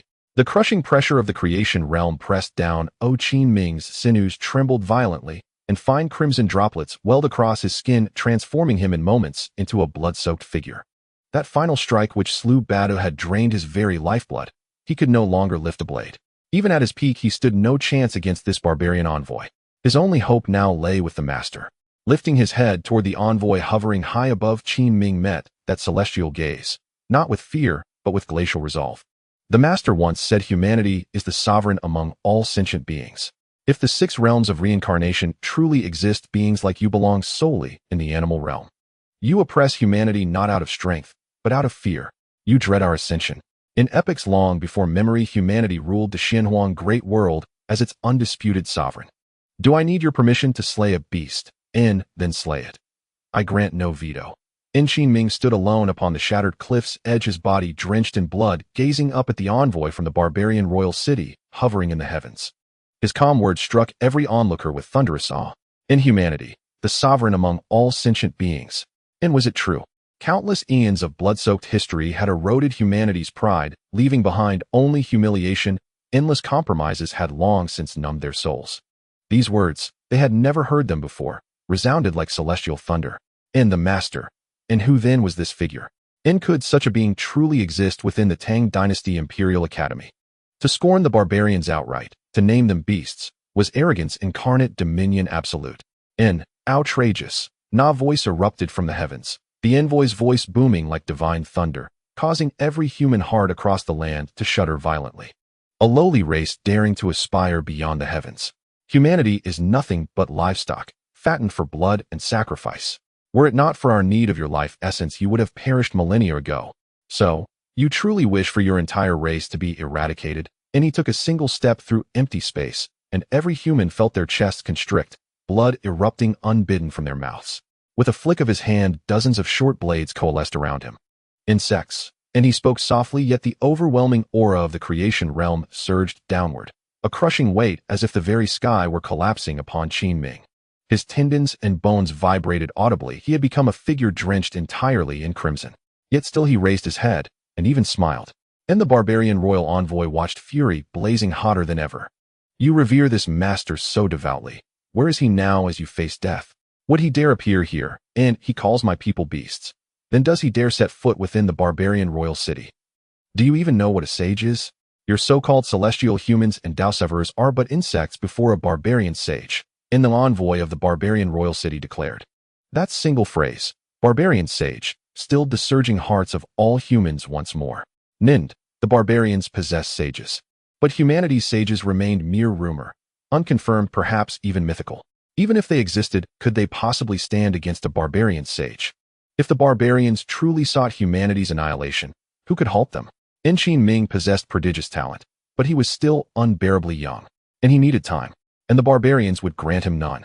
Bai Yun and the others turned their gaze to Qin Ming, eager to know the truth of this master he so revered.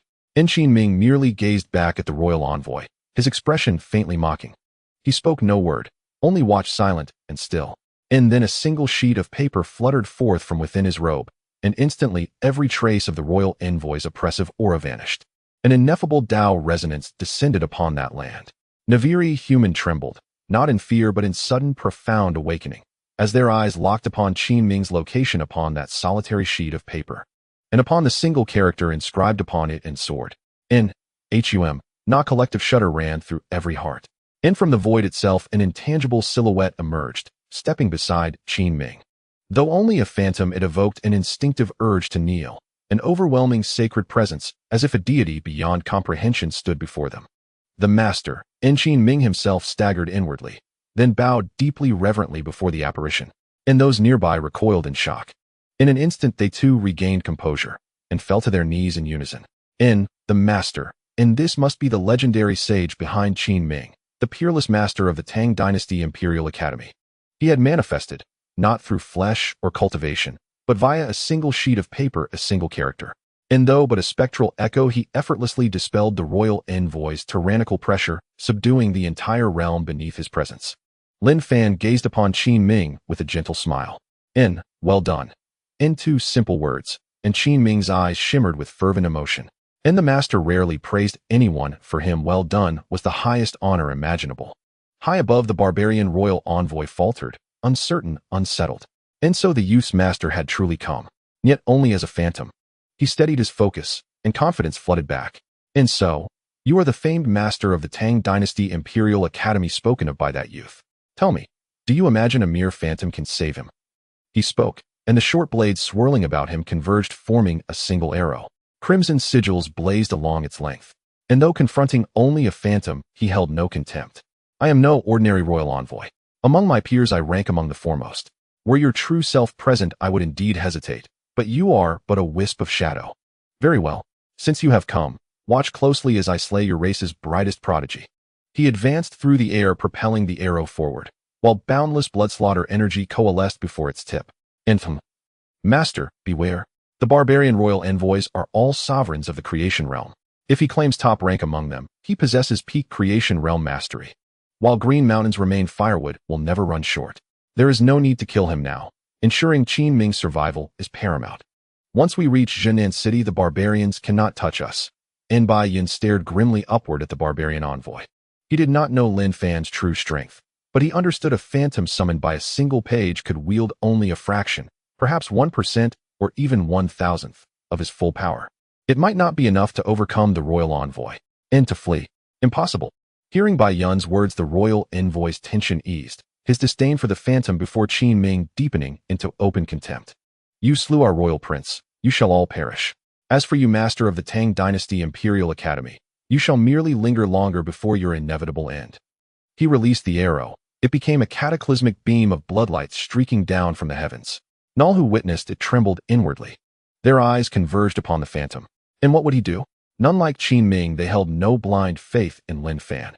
Only solemn, watchful silence, faces etched with grave resolve. Already they prepared themselves, ready to fight to the death should the phantom falter. And Lin Fan watched the descent calmly. And since when did I say I intended to leave? His quiet words sent a seismic jolt through every soul. And then came a sight beyond imagination. He raised a hand toward the heavens, a translucent, indistinct hand. Yet at that moment the entire cosmos seemed to freeze. The arrow halted 3 zhang before Lin Fan's phantom, and dissolved into nothingness. And above, the barbarian royal envoy's face still wore its arrogant sneer. Then in the next breath, he simply ceased to exist. Hush! And the world fell utterly profoundly still. The envoy of the barbarian royal family has died. That was a formidable being at the transformation realm capable of commanding armies and waging wars in the north and south, yet they perished so casually. A hand swept away like brushing off a layer of dust, and the envoy of the barbarian royal city vanished. They stared at the figure standing before Qin Ming, their faces blank with disbelief.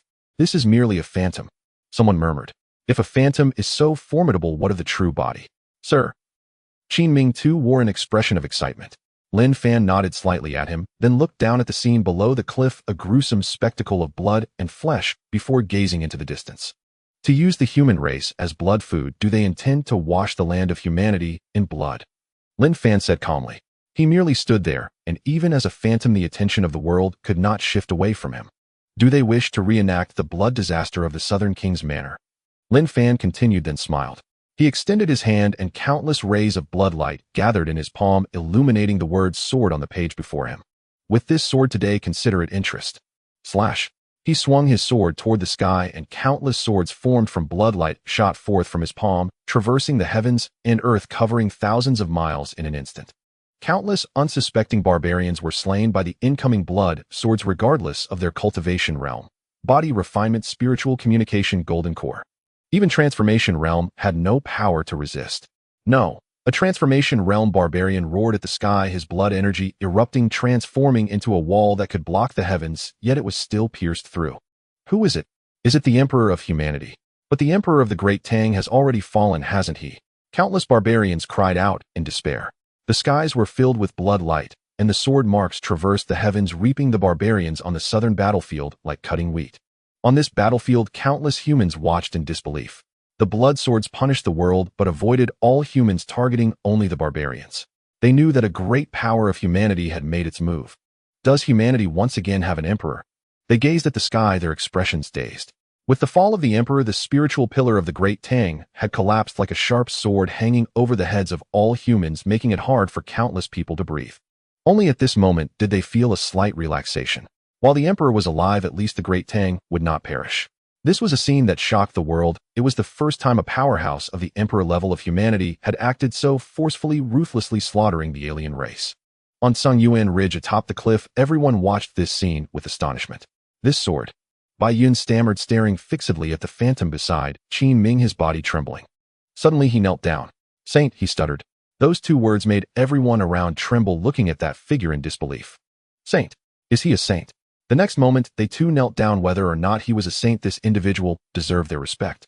Lin Fan merely glanced at them, then turned to Qin Ming.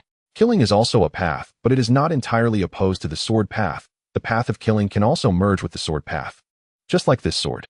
Lin Fan said, each word coalescing into myriad insights flooding into Qin Ming's mind, causing his expression to shift as he nodded. He came to the southern battlefield and grasped a hint of the intent of killing, but did not understand how to integrate the sword path with the path of killing. And this sword allowed him to glimpse a sliver of the mystery. Though it was not much, it was enough to enlighten him profoundly. Remember, in this domain, act according to your heart, without restraint, kill whoever you wish, do whatever you want. I am here. Lin Fan glanced at the land of the barbarians and said. Then his figure dissipated into the void, and the page fell back into Qin Ming's hand, the word sword stained with traces of blood. In addition to the previously known paths of thunder and sword, a new intent emerged, the intent of killing. Qin Ming took the page, looking at the place where Lin Fan had disappeared, nodding heavily. What the sir said meant that he did not fear the barbarians. This statement echoed in the ears of those around them, though the person had left, his words lingered in their minds for a long time. To act freely and without restraint, I am here. What a domineering statement. With just a sliver of a phantom, he has unleashed a sword of the emperor. Then his true body must be even stronger. Surely he is a saint of our humanity. Qin Ming, he is the disciple of the saint. After speaking, she couldn't help but take a deep breath. No wonder he is so powerful. Bai Yun also looked at Qin Ming, thinking deeply. In the distance, Xuanghuang led his army, watching the sword shadows flying across the horizon, equally shocked and unable to extricate himself. There exists an emperor in that direction, someone said.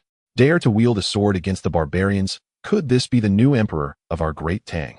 Since ancient times, emperors have existed, but few dared to wield swords against alien races. All they could do was defend the borders of humanity. To keep the flame of humanity alive, that alone is a monumental achievement. What exactly has happened on Xuanghuang Ridge? As they moved closer to Xuanghuang Ridge, they began to hold a feeling of reverence. The Emperor of the Great Tang cannot receive the support of all the people of the Great Tang. The one who can truly gain support is the Emperor of Humanity, the one who can truly stabilize the world. On the walls of Zhennan City, Yuwenba and numerous human generals watched the blood-colored sword lights sweeping through the void, all looking serious. The blood swords punish the world, sweeping across the southern battlefield. When there is an emperor present, it indeed invigorates the hearts of the people, but... A general spoke, but stopped midway. But everyone understood what he meant to say. Such a move would surely provoke the anger of the barbarians. If a powerful barbarian were to descend, or even a barbarian saint were to strike, what should they do? Could that mysterious emperor-level powerhouse withstand it? Why think so much? In this moment, don't you find this scene exhilarating? After being stifled for so long, didn't you dare to think of doing this? He merely did what we wished to do. When soldiers come, we will meet them. When water comes, we will cover it. Humanity is not afraid. More generals spoke up, their gazes fixed on the direction of the barbarians, all filled with fighting spirit. In Xuangjing, within the library, Lin Fan put down the book in his hands and looked northward.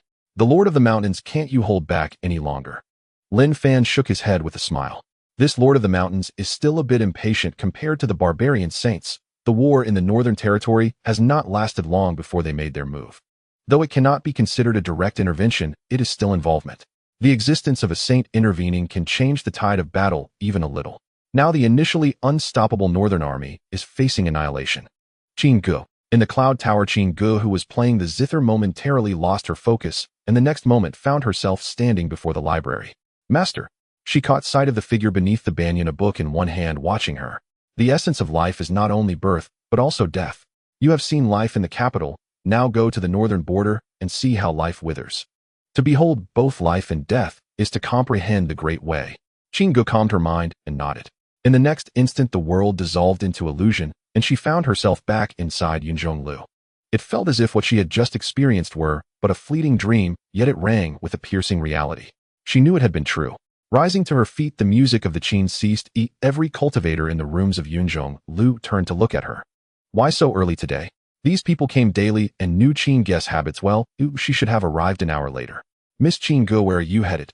The steward of Yunzhonglu paused at Qin Gu's movement and asked, startled. Qin Gu looked north. Beijing. With only those two words, she hugged her Qin and stepped out of Yunzhonglu, leaving the stunned steward behind. Beijing. Isn't that a war zone? Why would she go there? Miss Chang'e, the northern front is in desperate straits and in retreat. You must not go. If you must go to the north, wait a few days. One by one, people came out and watched Qin Gu's back with anxious faces. She merely paused for a breath and left behind a single simple line. I know. Then she strode forward and gradually vanished from their sight. They stared at her retreating figure as if stunned. In the south border Zhennan City, Qin Ming had returned and Yuan Ba and the others followed soon after. Qin Ming, the foremost of the young generation at the Detang Imperial Academy, hailed as a future human emperor. Seeing him in person proves the reputation is well-deserved. Someone said, looking at Lin Fan with an excitement they barely contained. Their ardor was not for Qin Ming, but for the figure standing behind him. A presence that seemed almost a sage. Bai Yun says the devastating blade that appeared was but a phantom of the master you speak of. Is that true? Beside Yuan Ba, Yuan Hua asked, and every gaze turned to Qin Ming. Though they had heard the tale, they sought confirmation. It is so, Qin Ming replied. Is the master truly a sage? They pressed, and at the question a titan dread passed through them all. Even the southern commander Yuan Ba felt it. Qin Ming looked at them and shook his head. The master never claimed to be a sage. His single sentence drained their hopes and left despondence on their faces. Is he not? Yuan Ba murmured, his clenched hand relaxing slightly. Yet his eyes hardened again. Whether sage or not, so long as he lives, the barbarians cannot overrun Zhennan City. Qin Ming watched the scene and merely shook his head without further explanation. The master had never said he was a sage, nor had he ever denied it. It matters not. Even if he has not ascended to sagehood, he is an unparalleled powerhouse of Detang, the living embodiment of our realm's strength. Someone offered, though disappointment still shadowed every face. Rest well, we will come to see you again in a few days, they said, then dispersed one after another. Even as they walked away, Qin Ming could hear their words fading into the distance. Perhaps a great cultivator from the Detang Imperial Academy borrowed some human sacred weapon to cleave that strike, someone mused. In a sense, it could be called a pseudo-sage. If he attains the human emperor realm, he might truly unleash the power of a sage. Is the master a sage? It must be so. Only when one stands before the master does one realize his might. Each word uttered is the great way. Each written character becomes a sword that could fell 1,000,000 barbarians. A single eastern blade swept across and cleansed the southern battlefield. After the initial exhilaration, there settled a grave heaviness. Everyone understood the ordeal that lay ahead for the human race. The last time the barbarians suffered such a blow was during the southern campaign of the Jinan king. That time the Jinan manor was annihilated, over 300 frontier towns were slaughtered, and 10,000 li ran red with blood. What of this time? By nightfall, Yuan Hua sought out Qin Ming. "Are you Qin Guest's brother?" he asked, his eyes filled with a complicated mixture of emotions. Qin Ming regarded him, taking a long, earnest measure of the young man. Fatigue creased his face, tempered by a stubbornness and a resolute core. "Yes," Qin Ming answered, watching him in silence. "I want to know whom she loves." He asked not as a man without feeling. He had long known a single soul already occupied Qin Guest's heart, leaving little room for any other man to enter her eyes. Yet he was unwilling to yield. He was the young lord of the Yuan family, one of the 4 great houses of Datang, and a talent of the Imperial Academy. How many could truly rival him? Qin Ming fell into a long silence. At last he said, "Do not pursue it." The words made Yuan Hua shudder. "Why? You cannot compare to that man." Qin Ming spoke, then turned his gaze toward the barbarian lands. That horizon was dark and roiled with storm clouds, a brooding omen of coming tempest. Datang stretches northward with rolling mountain ranges and stone forests. Its cities rose from those lands, each brick laid with the sweat and blood of countless lives. Now many of those cities lay in ruins. The eye fell upon fields of the starving heaps of corpses. The northern expedition carried away what it could, and the Shizu swept through once more with brutality. This place had become a vision of hell. Yet upon this land of death and desolation, there strode a figure utterly out of harmony with the scene.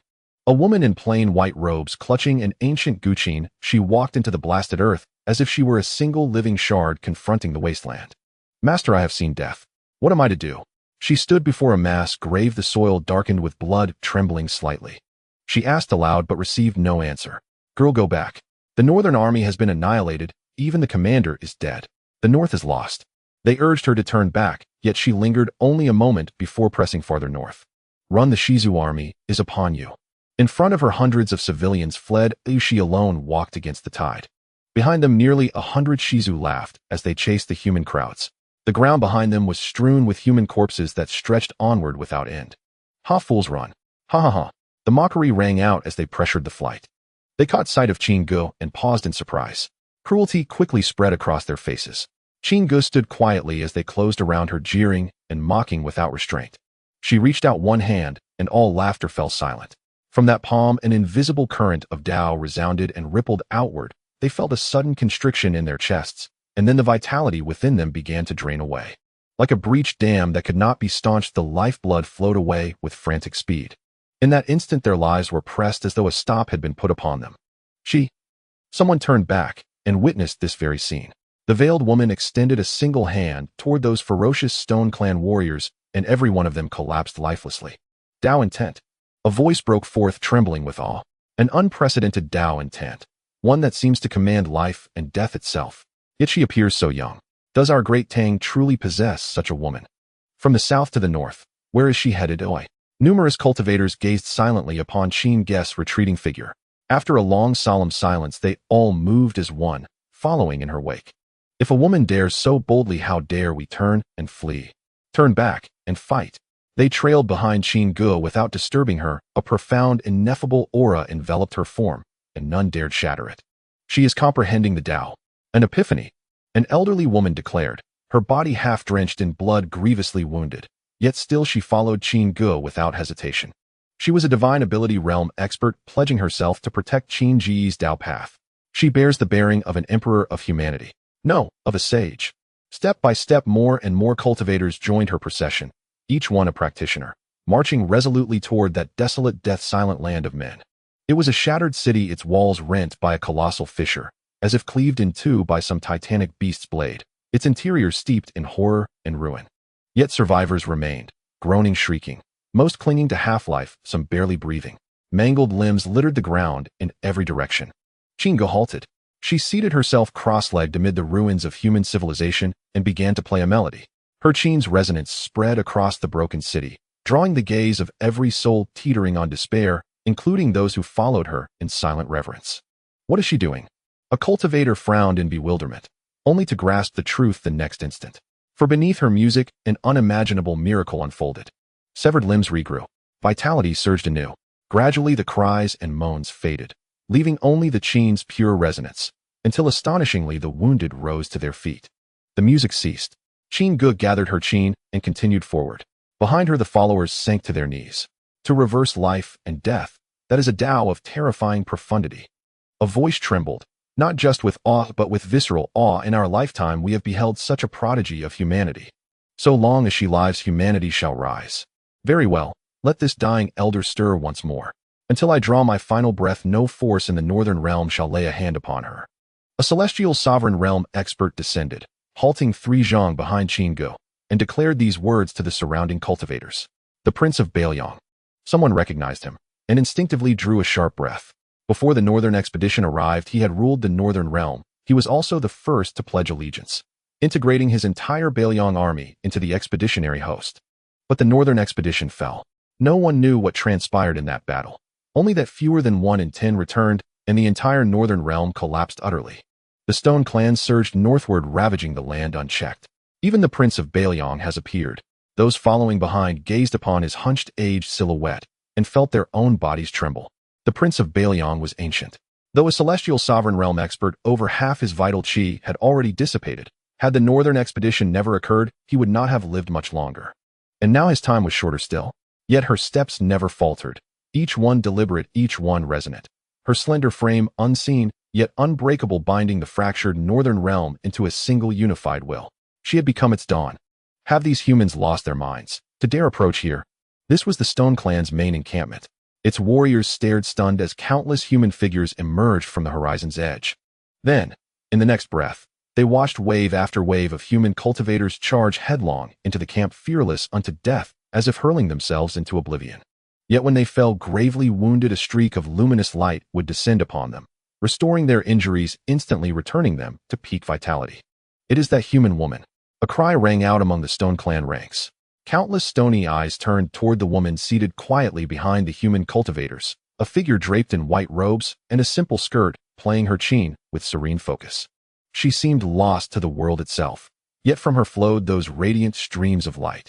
Kill her, a Stone Clan sovereign roared, and that single command ignited chaos. The charging humans erupted into even fiercer frenzy. Even creation-attaining realm experts surged forward. Beside her stood a figure, the Prince of Bailiang. Madness! They cried out in utter despair. Within moments, the Stone Clan's 10,000 strong host was annihilated. Young lady, will you continue northward? Further north, the Prince of Bailiang asked Qin Ge. She nodded. My master instructed me to enter the northern realm, not merely to comprehend the Tao. Her gaze lifted ahead, toward the Stone Clan's mountainous domain. My master. The Prince of Bailiang paused, startled. This was the first time she had spoken to him directly. And yet her words invoked another, a figure whose very name stirred in her voice profound reverence. If you proceed, this old man shall follow, even at the cost of his life. After 1,000 years in the northern realm, for the first time I behold hope. He then turned to those behind him, his expression grave and resolute. I did not join the northern expedition, but I shall not miss this one. Even should I perish, I will walk this path once more. Born in the northern realm, I shall die there too. I only pray that after my passing you will truly bring hope to this land. A faint smile touched his lips as he spoke. Qin Ge met his gaze and nodded. None of you will die. She said it softly, while the edge of a sheet of paper peeked from within her robe's folds. Beside the character, Qin, Lute, a new line had been inscribed, added by her master. Mountains shall fall, for characters alone, bearing the weight of an irrevocable decree poised to subdue the entire mountainous realm. This old man has dwelled in the northern realm all his life. Yet even I have heard the rumor humanity has birthed a sage. You hail from Xuanghuang. Can this be true?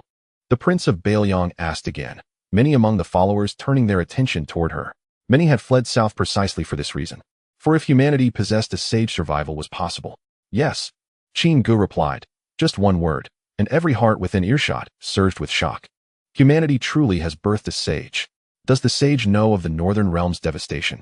The Stone Clan invades. 9 in 10 homes lie empty. They seek nothing less than our total annihilation. Will the sage intervene for us? They murmured, expecting no reply from the woman ahead. Yet she turned, calm, deliberate, and answered them directly. Yes. That single quiet syllable froze them all. Yes. Would the sage truly act for them? Was it real? The Stone Clan's realm was in truth a vast expanse of towering, interlocking mountain ranges, layer upon layer crisscrossing and stretching for millions of li. Only cultivators accompanied Qin Gu into this land, ordinary folk, and those with meager cultivation remained beyond its borders. The Stone Clan calls this realm the land of 10,000 peaks, where they enshrine an ancient sage, the sovereign of the peaks. Legends say the sovereign of the peaks slumbers beneath these mountains. The shifting seasons and myriad atmospheric phenomena across the peaks all emanate from his dormant will. Prince Bailiang followed closely behind Qin Gu as they traversed the peaks, his expression grave. Sages possess the ability to manifest a Dao domain encompassing the entire cosmos, a domain of unfathomable creative power. Perhaps even now we walk within the sovereign's Dao domain. Perhaps he watches us even now. A cultivator at the pinnacle of the creation realm approached, offering Prince Bailiang a slight bow before turning his gaze to Qin Gu. The Northern Expeditionary Army was annihilated with unnatural swiftness, not by mortal force, but by the intervention of a supreme being. It must be the sovereign of the peaks. His expression was deeply solemn, as if warning both Qin Gu and Prince Bailiang. Many who followed were drawn solely by Qin Gu, but others had come for Prince Bailiang alone. To the people of the north, Prince Bailiang stood second only to the human sovereign. His brow furrowed faintly. He knew well such a possibility, only a sage's interference could have crushed a human army so utterly and swiftly. That was precisely why he had long hesitated to enter the north and uncover the truth. Should the sovereign of the peaks intervene, no number of reinforcements would survive. Qin Gu paused upon hearing their words. Prince Bailiang and the others turned toward her, their gazes sharpening, awaiting her decision. Would they continue northward? The peaks have fallen. So that is what Master meant. Qin Gu murmured softly and stepped forward once more. She had not known the Stone Clan sage was called the sovereign of the peaks. It was the first time anyone near her had uttered that title. The falling of the peaks did not refer to this land of mountains, but to the sovereign himself. Master intended to strike against the sovereign of the peaks. Master. Prince Bailiang frowned slightly, gazing at her retreating figure. This was not the first time they had heard that appellation pass Qin Ji's lips. After surmounting towering peaks and winding through treacherous mountain paths, they beheld a scene so harrowing it made even Qin Gu shudder. 5 mountains encircled a deep yawning gorge, now filled entirely with corpses, their blood pooled into a crimson lake. It's the Northern Expeditionary Army, someone whispered, trembling.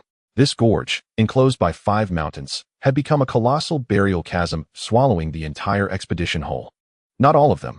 More remained. They looked farther still, to where a river of blood flowed from the distance, its surface littered with floating cadavers. All were human bodies. Such burial chasms were not singular. Stone Clan members. Someone murmured grimly. The group instantly concealed their presence and fixed their eyes upon the Stone Clan figures now emerging atop the 5 mountains. Their bodies were formed of interlocking stony skin shaped like humans, but far taller and more massive than any ordinary person. Among them loomed colossal stone giants, dragging human corpses from unknown places and hurling them into the chasm. What are they doing? Someone asked. Within moments they understood. Some Stone Clan cultivators employed grand techniques to extract life essence from the corpses within the chasm and sprinkled it upon a nearby grove of stone pillars. To their horror, many of those inert stones began stirring with nascent sentience. I see now how the Stone Clan reproduces, a woman said, fists clenched, her face burning with fury. They refine human blood and vital essence within these blood-soaked burial chasms, then use that essence to awaken mountain stones. After long gestation, the stones transform into sentient stone people. This is the origin of the Stone Clan. Each stone person's birth heralds the death of a human being. Behind Qin Gu, outrage surged like wildfire. The Stone Clan must be eradicated. Prince Bailiang dispelled the concealment around him and ascended skyward in a single stride, landing directly above the chasm. With a downward palm strike, he shattered 100-meter stone giant. Such a giant had surely bathed in countless human lives. Kill. From the surrounding forest, human cultivators erupted forth, rushing frenziedly toward the stone giants guarding the chasms. Zheng, a Qin's melody rang out, lamenting icy sweeping across the entire mountain range. Wherever it passed, stone giants fell lifeless. The panicked stone giants quickly rallied. Countless more emerged from mountains and earth, many soaring directly into the sky. Unwittingly, they had entered a forbidden sanctum of the Stone Clan. Chasing the sun, a thunderous shout echoed from the heavens. Prince Bailiang's voice. The sole celestial unity realm expert within this realm. With both hands outstretched, he gathered sunlight from the heavens, converging it between his palms into a radiant solar longbow. Drawing the bowstring, he loosed a blazing arrow that pierced the heavens. The king of the north, the prince of Baelyong. It is truly you. A Stone Clan Celestial Unity Realm expert descended. Humans named this realm the Celestial Unity Realm, other races called it the Heaven Realm. To merge with heaven to embody the cosmos itself. Every movement infused with celestial power. Yet Prince Baelyong's wrath was unstoppable even for a Heaven Realm stone giant who held out for but a fleeting moment. The flaming arrow rent the sky and tore through the Heaven Realm stone giant's body. Thus perished one sovereign of stone. Human cultivators stormed chasm after chasm, with Prince Baelyong anchoring the front lines and the Qin's melody, imbued with life force, mending wounds. The entire forbidden sanctum was swept clean. Gongsun Ming, the venerable ancestor of the Gongsun clan. In the final chasm, they found a corpse, a Celestial Unity Realm expert impaled upright upon a cliff face by a colossal spear. He is not yet dead. A group gathered before him. His eyes opened, first meeting Prince Baelyong's gaze, then scanning the tens of thousands of human cultivators behind him. His expression shifted subtly. Flee, the sovereign of the peaks has awakened. His voice was ragged, then his pupils dimmed into utter grayness. All present recoiled stunned. The sovereign of the peaks has awakened. Someone whispered trembling. Gongsun Ming was one of only 2 supreme commanders of the Northern Expeditionary Army. His death confirms the army's total annihilation. It truly was the sovereign of the peaks who struck. They trembled anew. Gazing northward, they saw only oppressive gloom and felt inexplicably the weight of unseen eyes upon them. Just as they had suspected, the catastrophic defeat of the human army stemmed directly from the sovereign of the peaks. Where is the sovereign of the peaks? At that moment, a voice sounded behind them. They turned to see a woman in plain white robes holding a Qin standing motionless and watching them in silence. They froze, then shook their heads. A sage. Such a being lay far beyond their comprehension. Qin Gu too fell silent, gazing upon the scene without a word. Moments later, her gaze lifted further north. The Stone Clan royal capital. For quiet words, and even Prince Baelyong's expression tightened with shock. She intended to go to the Stone Clan royal capital. What business do you have in the Stone Clan's royal capital? Prince Baelyong asked, his expression grave and unwavering. And he had followed Qin Gu all the way from the northern frontier without ever asking her purpose. Yet now he felt compelled to know.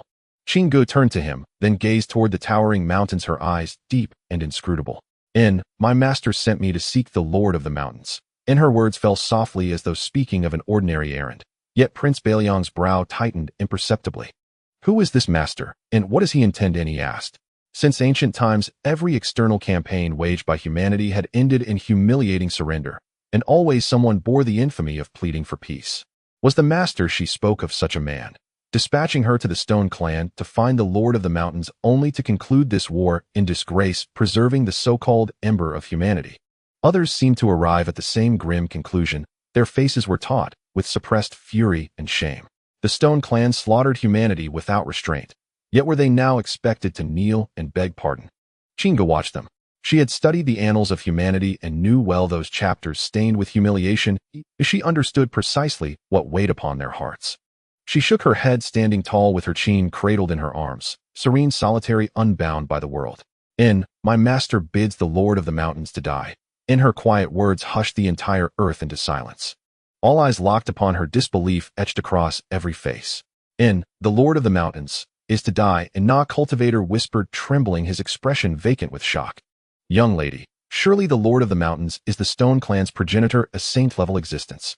Is your master overreaching? Another voice ventured cautiously. The Lord of the Mountains was a being beyond their comprehension. They had never even imagined such a sovereign could perish.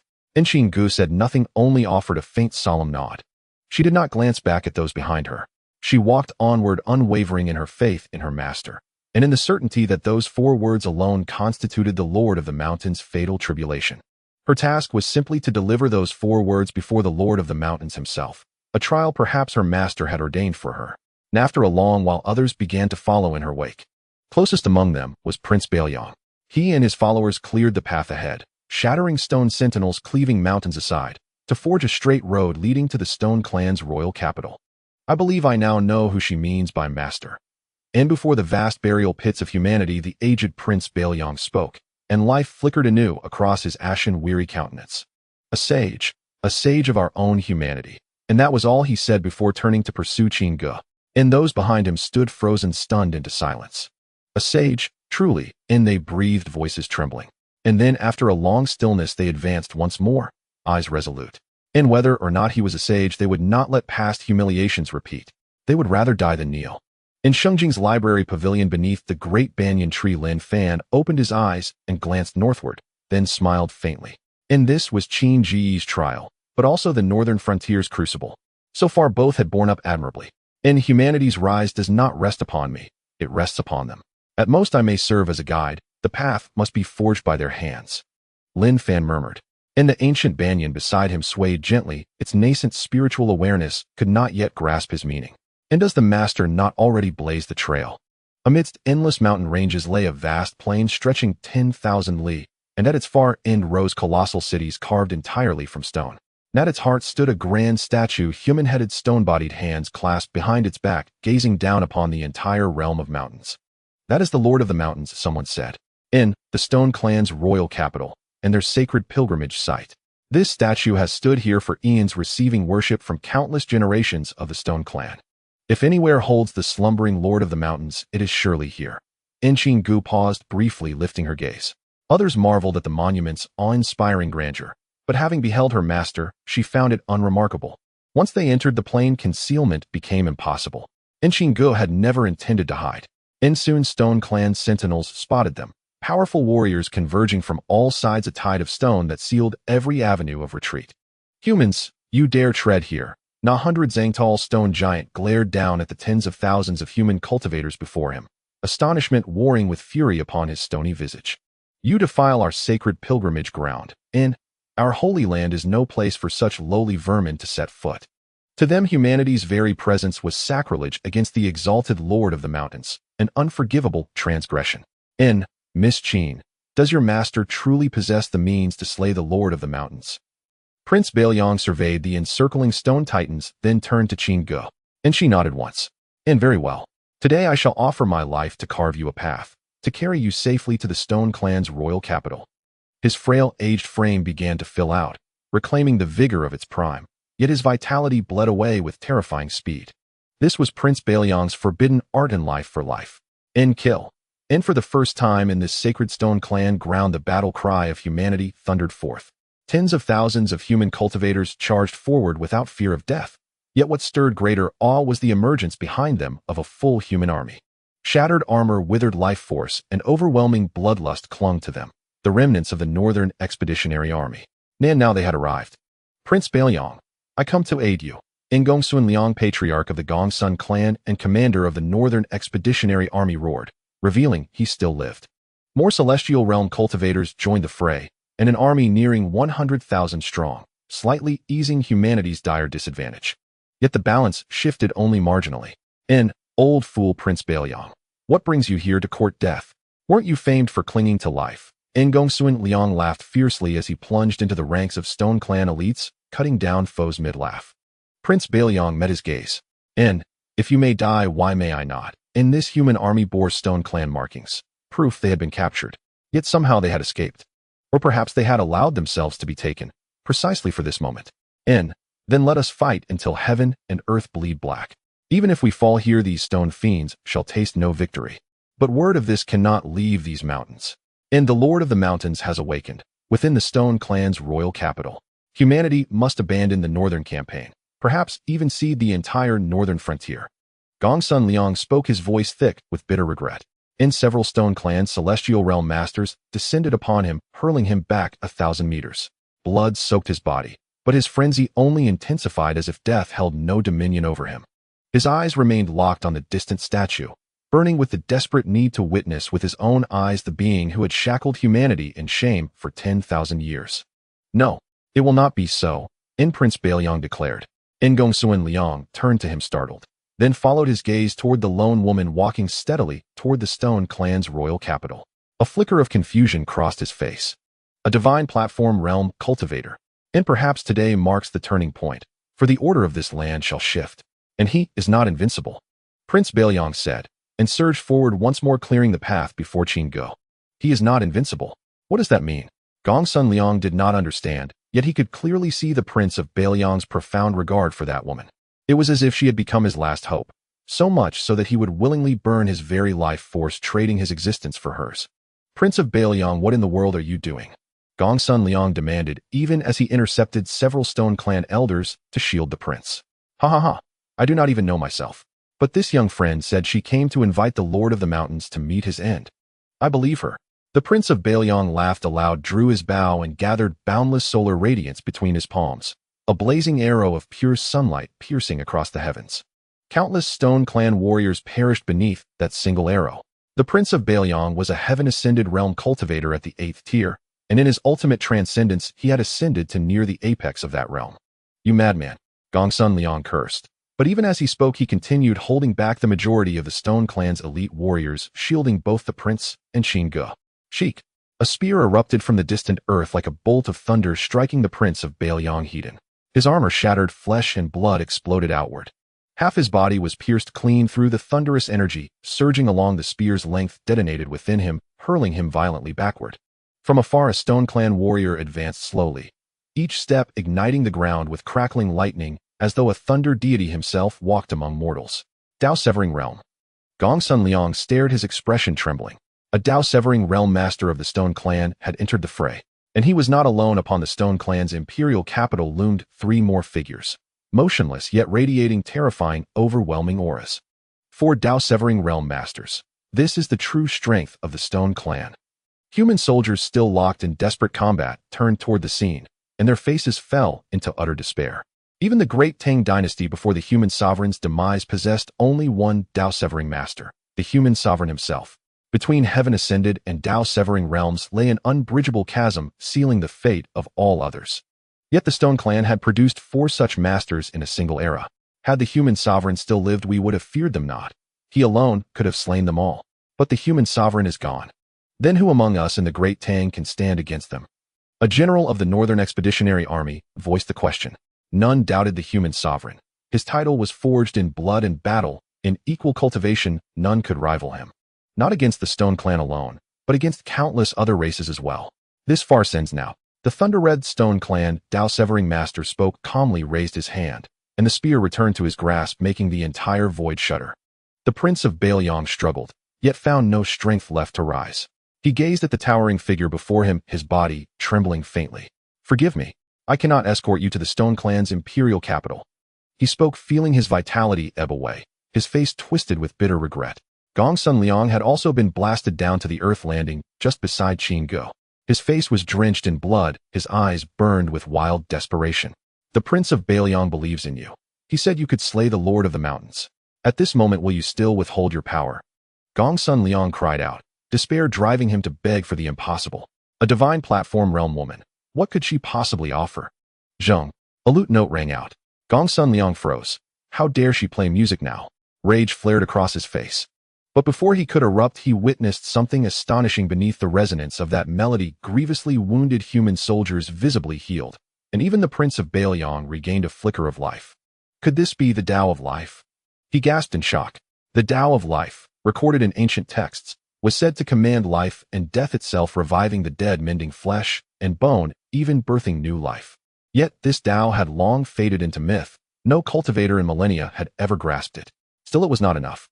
After his astonishment subsided, he looked again toward the horizon, to the Dao-severing Stone Clan master, and his expression hardened with grim gravity. He stood at the pinnacle of the heaven-ascended realm, only 1 tier below Dao-severing. Yet that single tier was a chasm, an abyss impossible to cross. How intriguing. No wonder humanity endures, always birthing these arcane, wondrous Daos.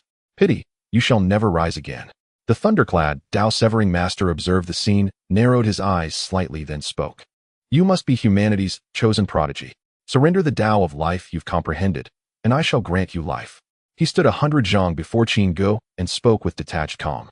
Gongsun Liang stood nearby, grave-faced, yet the Stone Clan master did not spare him a glance. His gaze remained fixed solely on Qingge. Countless eyes converged upon her. Her veil had fallen, revealing a face of peerless beauty, yet no one admired it. All waited breathless for her words. Qingge lifted her gaze. Not to him, but toward the heavens, toward Shengjing. Forgive me, master. I have failed your trust, she said softly. Gongsun Liang stiffened in surprise. The dying Prince of Bailiang, lying motionless on the ground, suddenly snapped his eyes wide open, staring straight at Qingge. Those who had followed Qingge here watched her with desperate hope, as if she carried the last ember of their salvation. She did not answer the Stone Clan master. Instead, she withdrew a single sheet of paper. The paper stirred without wind, floating upward into the air. Every soul saw the 4 characters inscribed upon it. The mountains fall. Each stroke resonated with infinite Tao essence, eliciting collective gasps across the battlefield. Did mountains refer to this land itself? Did those 4 characters herald the annihilation of this entire realm? The Stone Clan's Tao-severing master's expression tightened, and he instinctively stepped back a pace. He could not fathom the paper's mystery, an ordinary Xian paper, yet it emanated a palpable aura of peril, even to him. Could it be a saint-level artifact of humanity? The 3 other Tao-severing masters atop the Stone Clan's imperial capital furrowed their brows. Such was humanity, impossible to eradicate. Just when they seemed doomed, some hidden legacy would surface. Though humanity now had no living saint, it once possessed many, and even greater beings had walked its soil. You have done more than enough. All of you are worthy. A voice rang out, soft yet resonant with soul-shaking authority. Every being, human and Stone Clan alike, looked up. There was no figure, yet the voice emanated unmistakably from the floating sheet of paper. Master. Qin Ge bowed deeply toward the paper. As if moved by sacred contagion, one by one humans knelt, including the Prince of Belyong, who had just regained a sliver of vitality. Gongsun Liang hesitated, but then bowed too. Sleight of hand. The Stone Clan's Tao-severing master struck. Once more, a thunder spear launched toward the hovering Xian paper, yet halted abruptly 3 zhang short of it.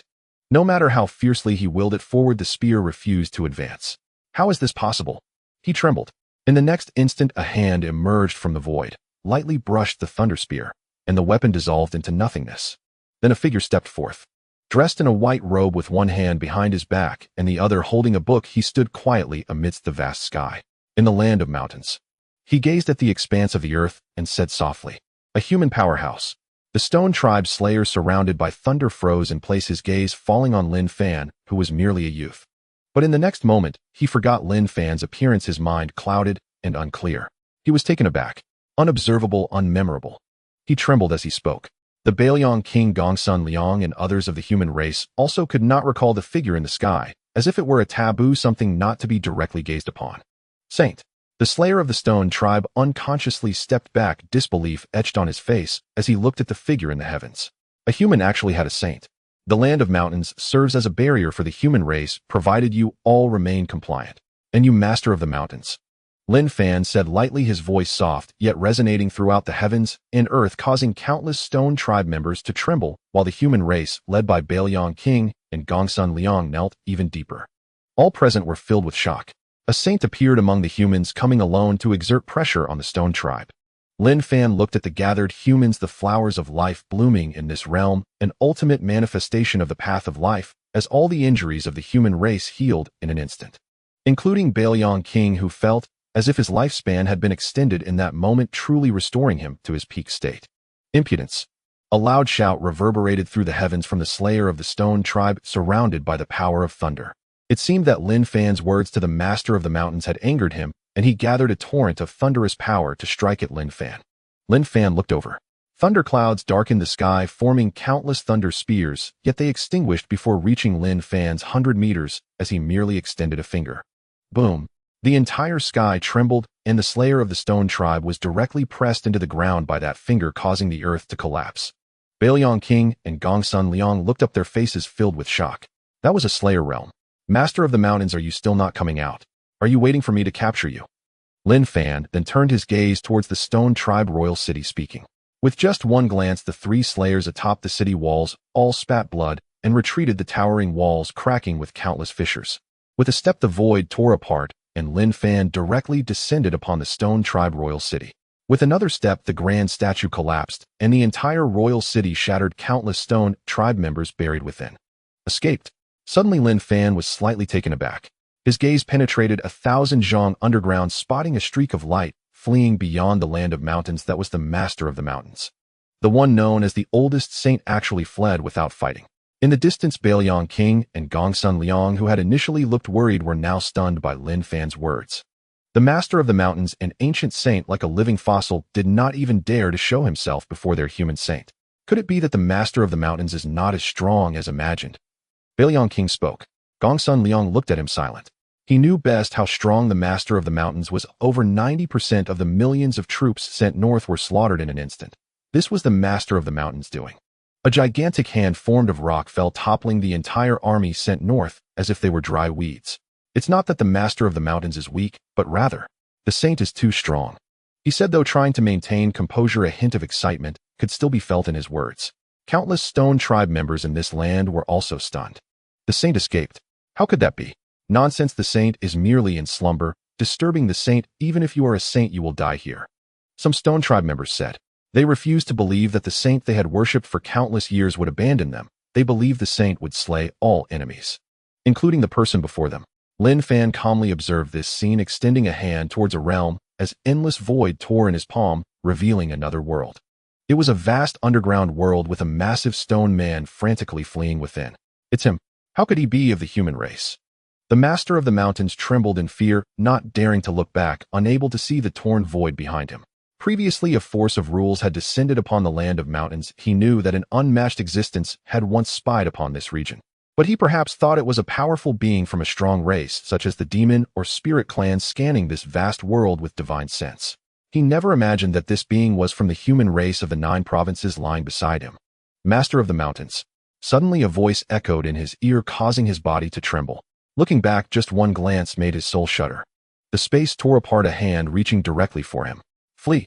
This was his only thought as he communicated with the pulse of the earth, calling upon endless earth power to crush that hand. But the next moment, that hand still landed upon him. Then the world transformed, stars exchanged places, and when the world regained clarity, he found himself back in the Stone Tribe royal city, right before Lin Fan. Mountain split, he roared. Mountains around him collapsed, and towering stone men emerged, all charging towards Lin Fan. Chaos filled Lin Fan's pupils, and all the stone men shattered. He was filled with horror. How did you become a saint? Why didn't the inspectors from those peak clans discover you? A saint shouldn't appear among humans. He spoke, but when he carefully observed Lin Fan's surroundings, he did not see the rules binding him as he had imagined. Could it be that the existence he sensed was not him? At this moment, he suddenly sighed in relief. Lin Fan looked at the change in his expression, his demeanor calm. Inspectors, it seems that this vast world indeed holds things I am yet to discover. Lin Fan said, not rushing to act, seemingly contemplating the meaning behind the Master of the Mountains' words, while the Master of the Mountains noticed that Lin Fan's aura was not strong. So you have just entered the Saint Realm not long ago with such strength, not hidden, but still daring to come to my land of mountains. The Master of the Mountains' attitude changed drastically, instantly becoming arrogant once more. You haven't even stabilized your realm and dare to stand before me, seeking death. His words resonated through the earth, reigniting the spirits of the Stone Tribe members who had already been on the brink of collapse, while Bailiang King Gongsun Liang and others sank into despair. They looked at Lin Fan, filled with worry. A human saint had finally emerged. He couldn't die here. Lin Fan merely smiled lightly in response. Killing you is sufficient. What was present here was not Lin Fan's true body, but merely a strand of his Tao intention. Existing in this world for a limited time, it possessed even less than 1,000th of its true strength. Lin Fan extended a hand, tracing a circle in the void as a vast life force, and overwhelming death energy converged, resembling the cycle of life and death. Qin Gu, pay attention, Lin Fan said, and Qin Gu's expression shifted in shock as he raised his head, fixating on the cycle of life and death that Lin Fan was manifesting in his hand. In this world where there is yin, there is yang, where there is life, there is death. You have witnessed much of life and death along this journey, and you should be able to grasp some truths about the essence of life and death from it. I shall now demonstrate this path of life and death for you.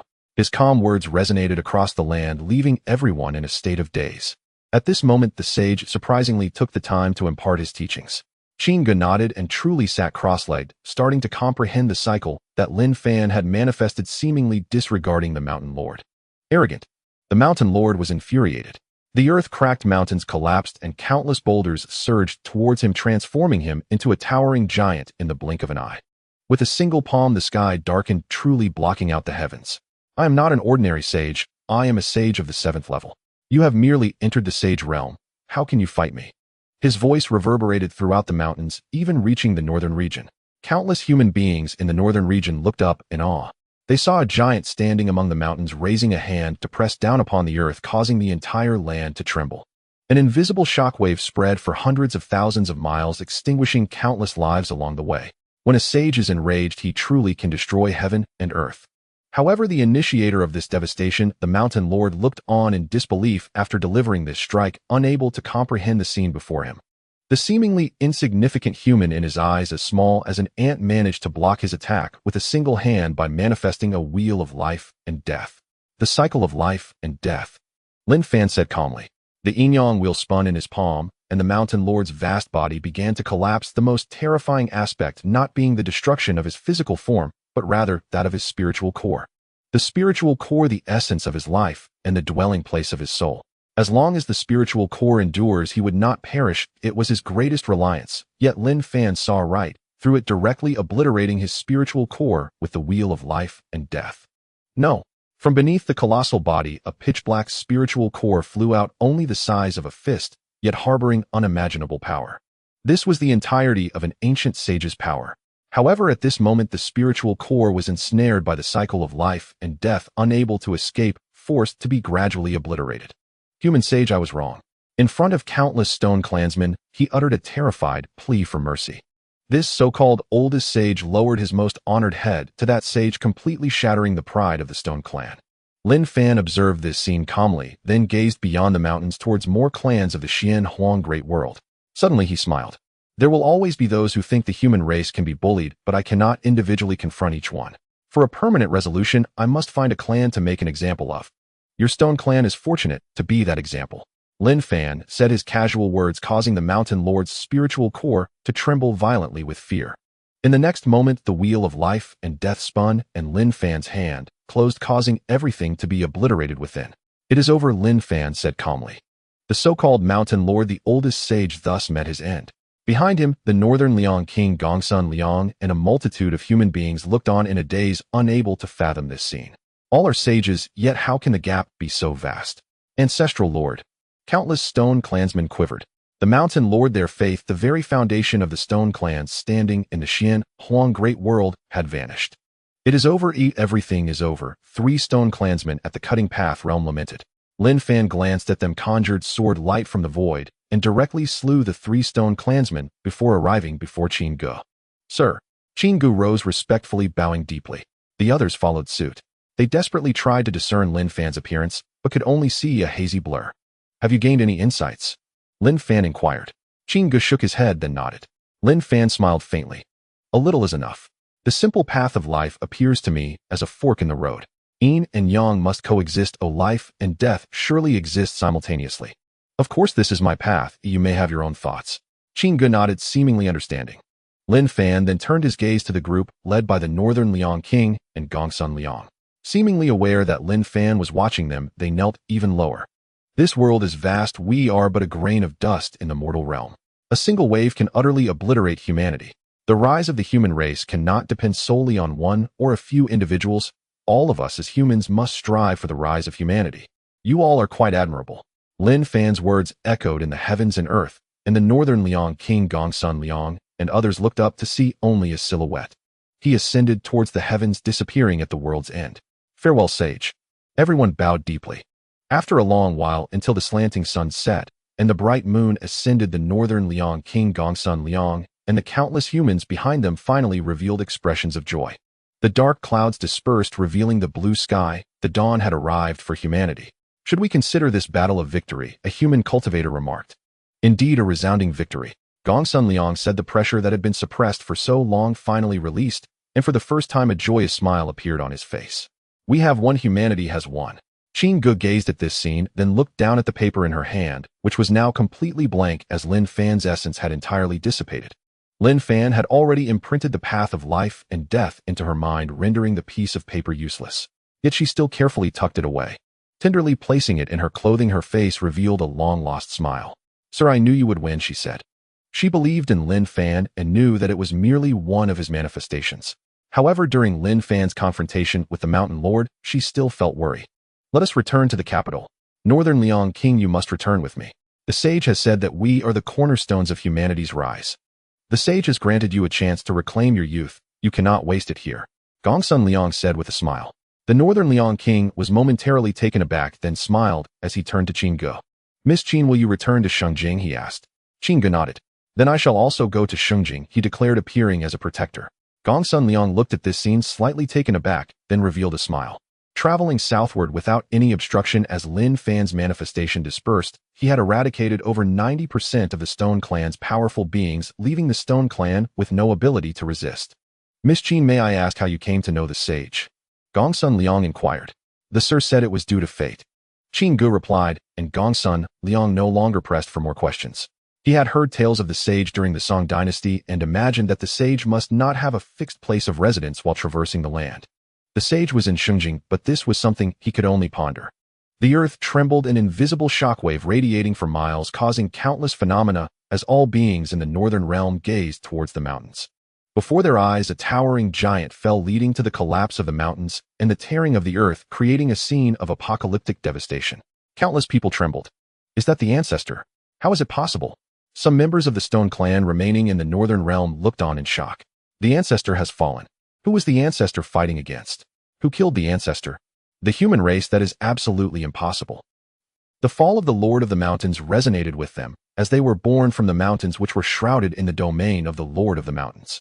Now that domain has dissipated. They stared blankly at the mountains, their faces filled with confusion.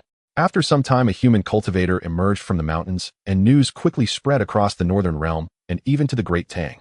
A saint has emerged from the human race, and the Lord of the Mountains has fallen.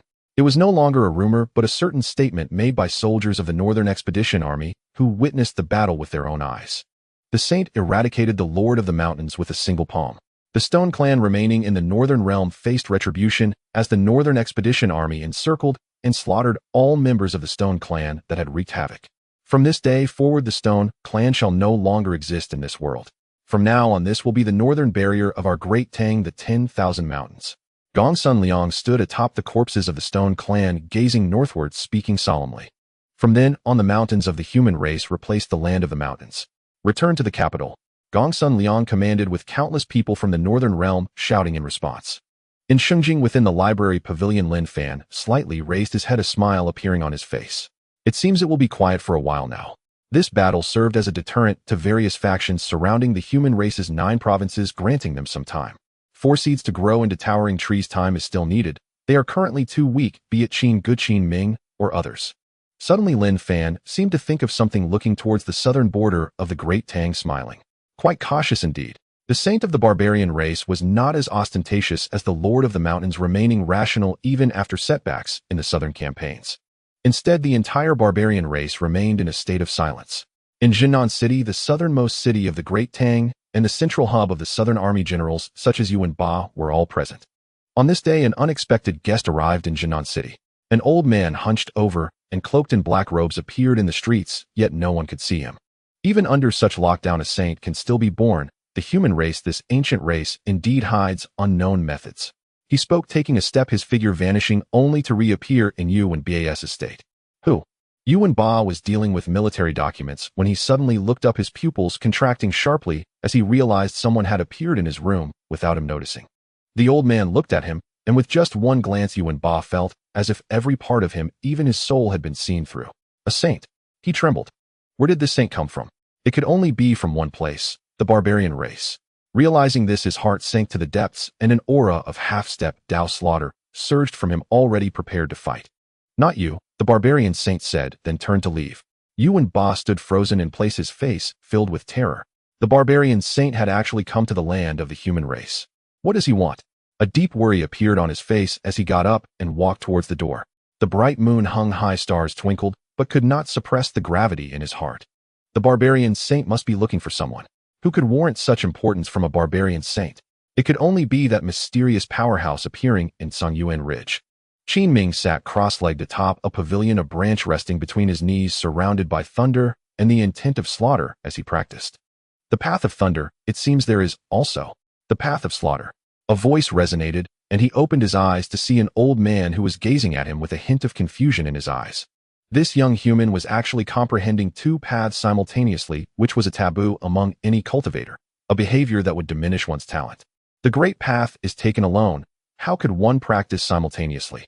Yet to his astonishment, the 2 paths that this young human comprehended seemed to be merging. Merging of the great paths. Is this possible? He looked at Qin Ming, remaining silent for a long time until Qin Ming noticed him. Who taught you? He asked, unable to believe that a young human at the divine platform realm could achieve this. The merging of great paths was something even he could not touch. Qin Ming focused, clearly recognizing that the person before him was extraordinary. A barbarian powerhouse, he stated directly. The barbarian saint was slightly taken aback, not expecting Qin Ming to directly reveal his identity. Indeed, seeing the old man's silent confirmed Qin Ming's guess, and a grave expression appeared on his face as he unconsciously tightened the page of paper hidden in his garments. The barbarian saint extended his hand towards Qin Ming, and the paper hidden within his garments fell into his hand. He examined the paper closely, and suddenly his expression shook. Saint's intent. He focused, looking at Qin Ming, becoming serious for the first time. This page of paper actually contained a trace of residual saint's intent left by a saint. However, this trace of intent was now so faint that it was nearly non-existent, like a consumable now barely preserved. Who gave this to you? He asked. A wisp of saint's intent surged forth, causing the entire world to feel heavy, and Qin Ming experienced a moment of suffocation. The barbarian saint. His heart trembled. Someone who could see through the residual breath of a saint on this page of paper must undoubtedly be a saint. Not far away, Yuan Ba also flew over, but he too could only watch the barbarian saint, equally suppressed by the wisp of saint's intent. This is the power of a saint. Even a mere wisp of aura can suffocate a heavenly man. Before Qin Ming could respond, a voice echoed from the void. I. One word made both Qin Ming and Yuan Ba's bodies relax, while the barbarian saint slightly focused his gaze towards a certain void. You are that so-called human saint. He took a small step back, then steadied himself, speaking. As a fellow saint, he was not afraid of this mysterious human saint, yet he was only at the first heavenly realm and could do nothing to this human saint. Human saint. Yuan Ba beside him was in shock, staring intently at that void. It was an expanse of emptiness, seemingly nothing there, yet the voice came from there. Could it really be a human saint? The battle in the northern realm had not yet reached here. He was unaware of the fall of the Lord of the Mountains and the annihilation of the Stone Clan, nor did he fully believe in the existence of a human saint. What are you here to seek revenge on me? In the library pavilion beneath the banyan tree, Lin Fan lounged in a recliner, reading a book in one hand while speaking towards the void. Recently, Lin Fan had been researching the path of space and had gained some insights. This was a small technique of the path of space. Human saint, you are rather overconfident. Even if you have fortuitously ascended to the saint realm, you are merely a novice. And our barbarian tribe has 3 great saints. It would not be difficult to kill you. He spoke, his entire being radiating with saintly intent, forming a domain of its own. The originally bright moonlit town of Xuanghuang suddenly became shrouded in a layer of gray light. If I wished, the human race within this city could be annihilated in an instant. He said coldly, his words leaving Yuan Ba beside him utterly pale with shock. The barbarian saint was actually using the humans in Xuanghuang City to threaten the saint. Oh, wouldn't that mean the saint would be at the mercy of this barbarian? Yuan Ba gazed into the void. Oh, is that so? Only a faint voice echoed from the void, devoid of any emotional fluctuation. It seemed to be just a casual remark. Do you think I wouldn't dare? You have killed 100,000 of my barbarian tribe. Slaughtering a city of yours should not be a big deal, right? As his words fell, everyone in Xuanghuang City felt a heaviness in their hearts, looking up in confusion, trembling. Many weak individuals even spat out blood on the spot. Seeing that the void remained silent for a long time, the barbarian saint seemed to believe that Lin Fan was hesitant due to the humans in Xuanghuang City, and a smile appeared on his face. The black robe around him fell away, revealing his true form. Compared to others of his kind, he resembled humans more closely, with only slight differences in skin.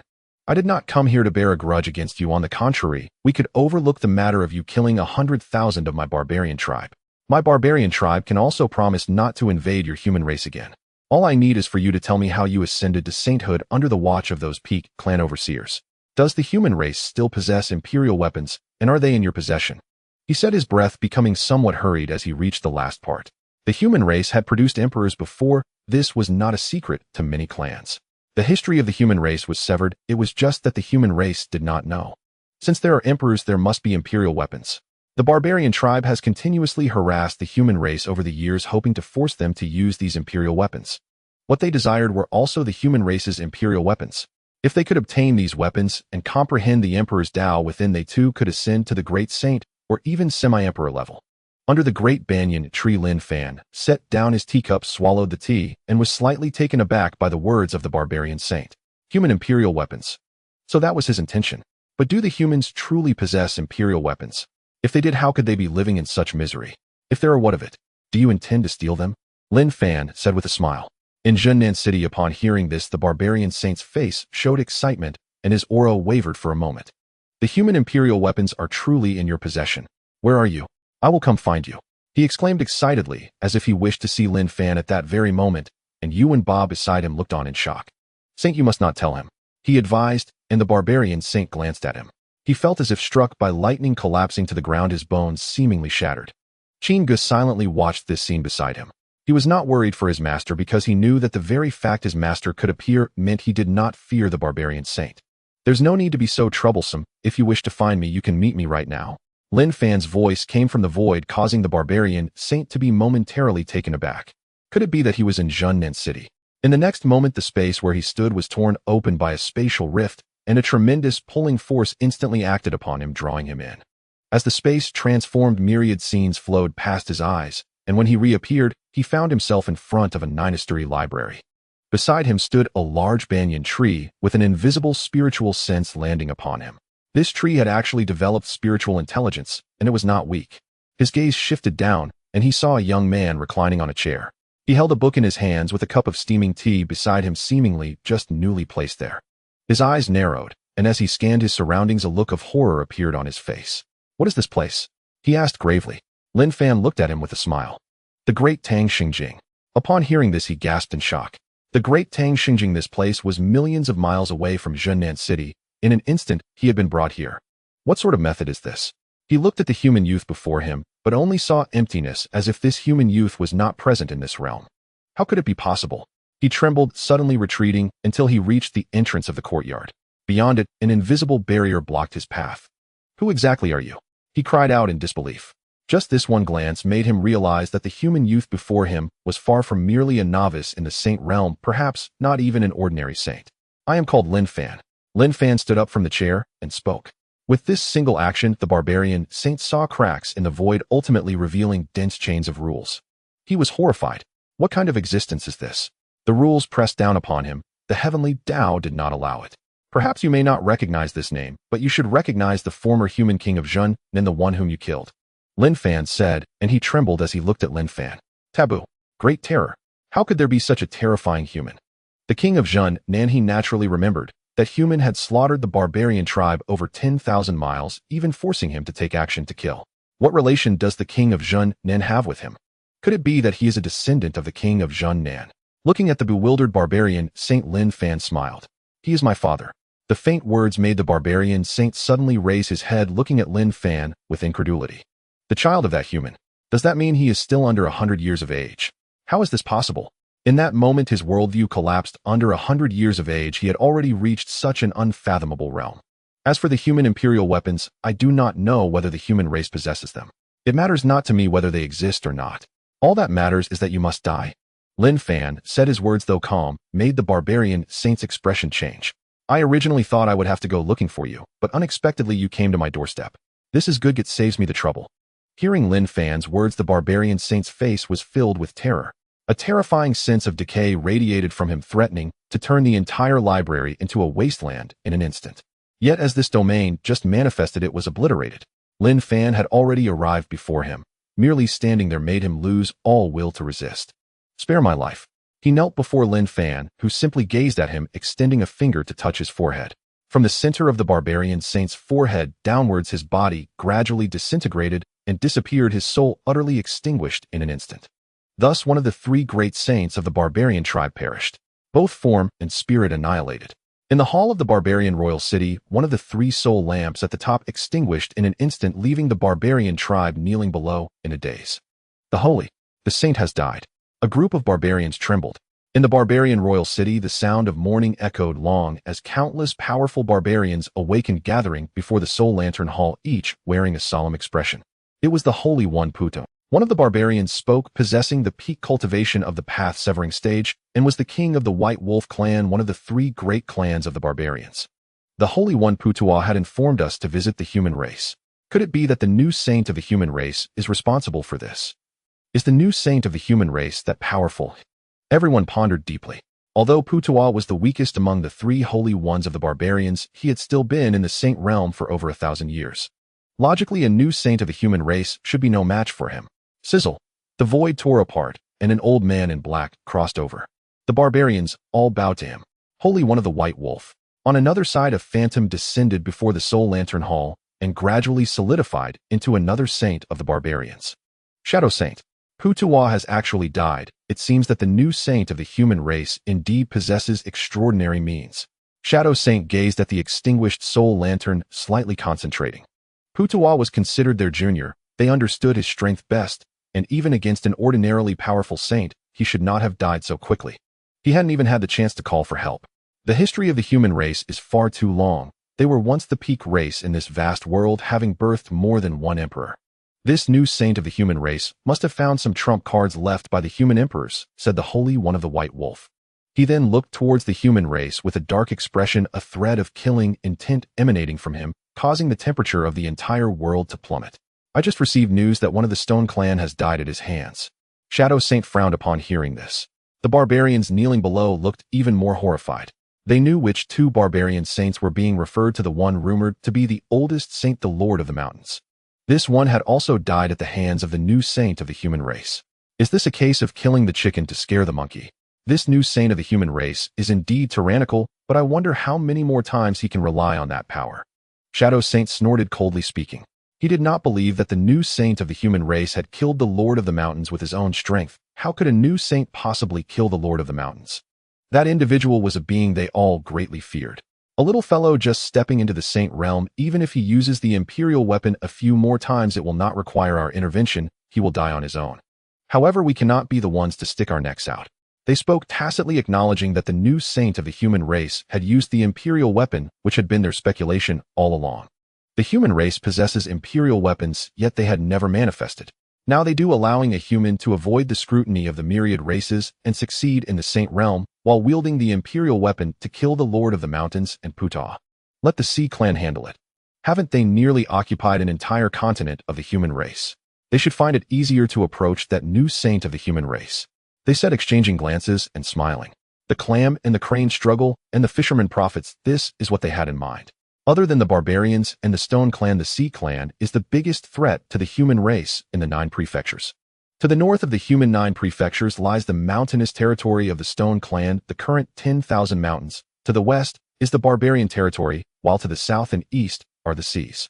The rulers of the seas are the Sea Clan, which differs from ordinary races. They are divided by different seas, forming dozens of clans of varying sizes, each independent and even hostile toward each other, with the sea closest to the human race, known as the Starry Sea. It is said that in ancient times stars fell in this sea, hence the name. In Zhunnan City, Yuan Ba had been staring at the spot where the Holy One Putuwa had vanished, his face showing both shock and concern.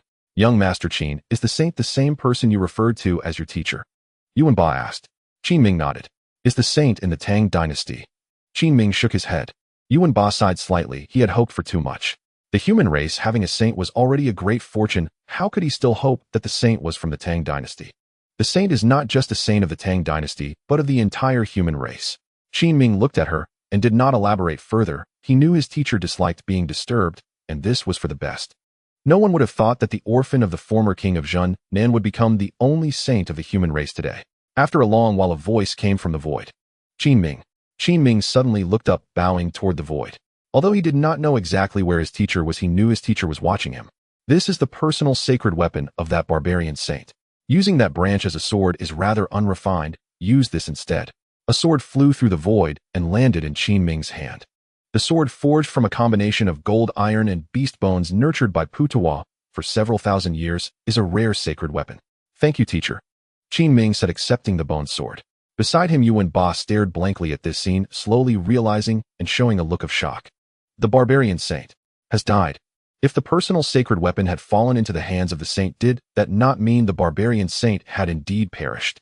But how could it have been such a short time? Was the battle of the saints always this swift? Suddenly he felt a tightening in his body as he sensed a gaze falling upon him. This gaze was vast and boundless, yet devoid of any hostility. It was the saint looking at him. His heart raced with excitement, and he quickly bowed toward the void. Break through your limits. A voice rang in his ear, and suddenly countless insights about transcending the celestial realm and entering the path-severing realm flooded into his mind.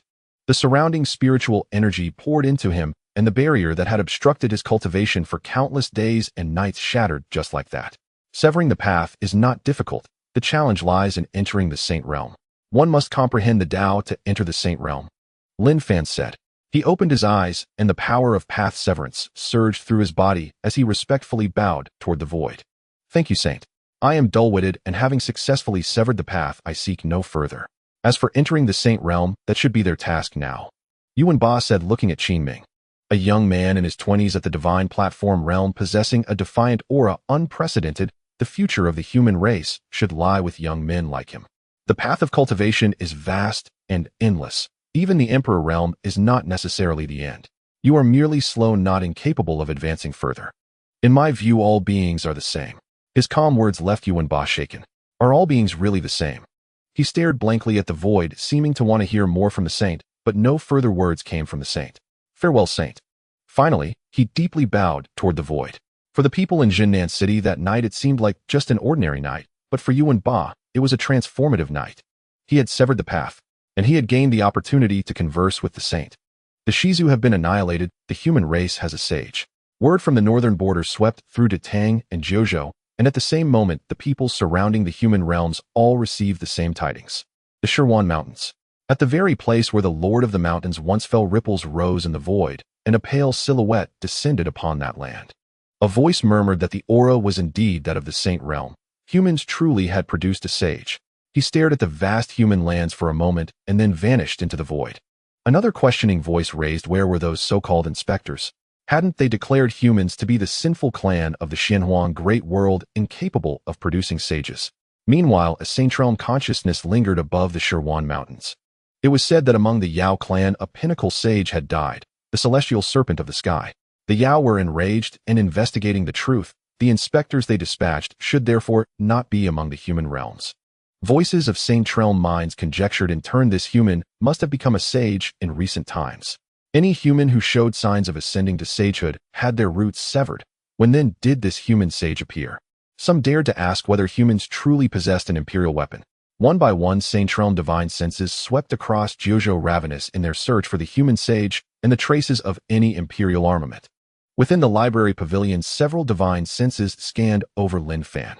He merely shook his head slightly and paid them no heed, lifting another book and resuming his reading. A chime sounded, a system voice intoned that because he had read 100 volumes, he gained 10 years of cultivation, he obtained an imperial-grade formation map and a cup of enlightenment tea. The system's voice rose and fell from time to time in his mind, but Lin Fan long ceased to care much, only glancing now and then at the system's character panel. Name: Lin Fan. Age: 31. Cultivation: Great Saint Realm 5th layer. Talent: Peerless through the ages. Sword Dao deduction opportunities 137 and used. Insights into Destruction Origin 1 and used. Insights into Thunder Origin 1 and used.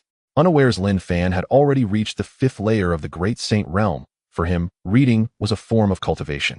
A single scroll of study surpassed 100 years of others' bitter toil. If he wished, he could have extinguished those probing saints at once, but there was no need. He understood the old adage that a lone tree proud of its beauty will be felled by the winds of the forest. His gaze never lingered on the Xuanghuang Great World alone, but rose beyond it. When he had once glimpsed the Tao of chaos, he sensed a corner beyond the Xuanghuang Great World, boundless and vast, where the void endured forever. Even within the Xuanghuang Great World, there remained many mysteries he could not yet fathom. He only wanted to read in peace, untroubled. The Saint Realm divine senses gathered again over the Xuanghuang Mountains and coalesced into phantoms that stared at the human lands with knitted brows, murmuring that they could find no trace. The unknown is what breeds the greatest fear. The Lord of the Mountains was dead, yet they could not even discern who had set the tragedy in motion. One voice observed that some human profundity had manifested to conceal their probes, and that this also suggested the human sage feared them. Another saint offered, "My clan's great saint bestowed upon me a Tao weapon that can briefly retrace events that occurred at a place. Let me have a look." A mirror appeared above the ruins where the Shizu capital once stood. At a command from the wielder, the mirror's surface rippled, and the world within seemed to rewind. Soon a figure took shape within the mirror, a youth in a robe, one hand clasped behind his back, the other holding a book, standing beneath a stretch of sky. All the Saint Realm phantoms stiffened at the sight. "It's him," someone breathed. The image in the mirror was still blurred, a faint silhouette. "Show his face," another demanded. At the shout, the wielder of the great Saint Tao weapon focused his power. The robe-clad figure's features began to coalesce inch by inch into solidity. At the final moment, the mirror trembled as if straining beyond its limit. Then, with a thunderous crack, the image shattered. The wielder groaned as if struck. Others demanded what had happened, but there was no answer. The mirror's visions vanished, and the wielder himself seemed to have disappeared. A hush fell over the assembly of saints. Do not act against the humans for now. Await the Yao clan's inspectors, came a voice. One by one the Saint Realm consciences withdrew, and the Xuanghuang Mountains fell silent once more. Far north of the Xuanghuang Mountains, billions of li away, a sharp-eared Taoist in a Taoist robe clutched an yin-yang mirror and spat blood, his face drawn and grave. He whispered in horror the words "rule chains," for at the last instant he had glimpsed chains of rules bound to the figure in his mirror, and that figure had seemed to glance back at him. That single look nearly withered his spirit.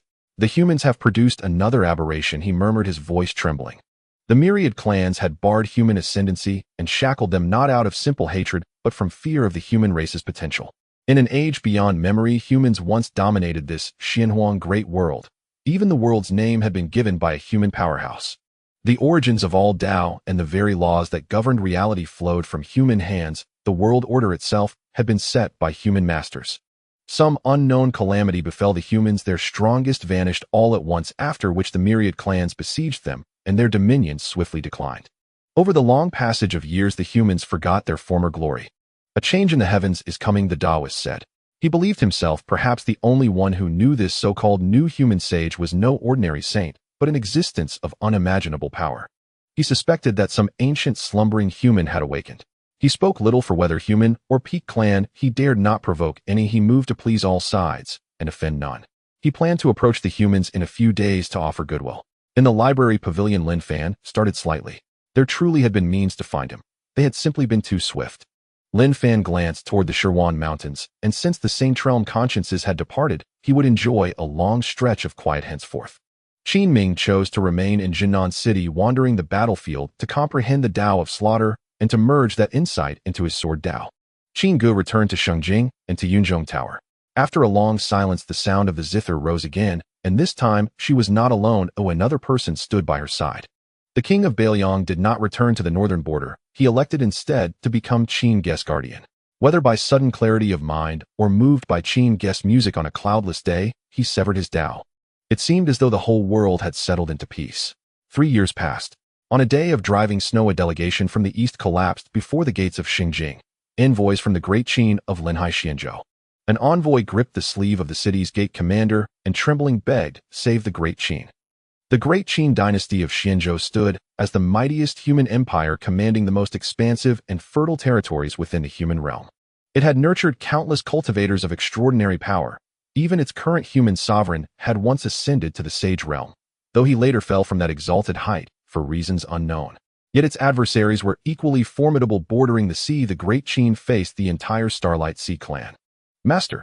Returning to the archive pavilion, Li Yu's perception had utterly transformed. Whether due to his own cultivation breakthrough or some subtle shift within the pavilion itself, everything here now seemed imbued with spiritual vitality. Every mountain and stone, every tree and blossom appeared almost alive. Li Yu bowed deeply before Lin Fan and delivered his urgent message. Master, the eastern border of the Great Qin has been breached. The Sea Clan's armies have invaded Qin territory, and the Great Qin now appeals to our realm for aid. Their envoys claim a Sea Clan sage is involved. Several Qin generals have fallen, and the human sovereign lies gravely wounded near death. If the Great Qin falls, humanity itself stands on the precipice of ruin. I humbly beg you, Master, to step forth from seclusion. With those words, he knelt fully upon the ground. Lin Fan gazed at him in silence, then set down his watering can and approached. The Stone Clan has been annihilated. A savage clan sage has fallen.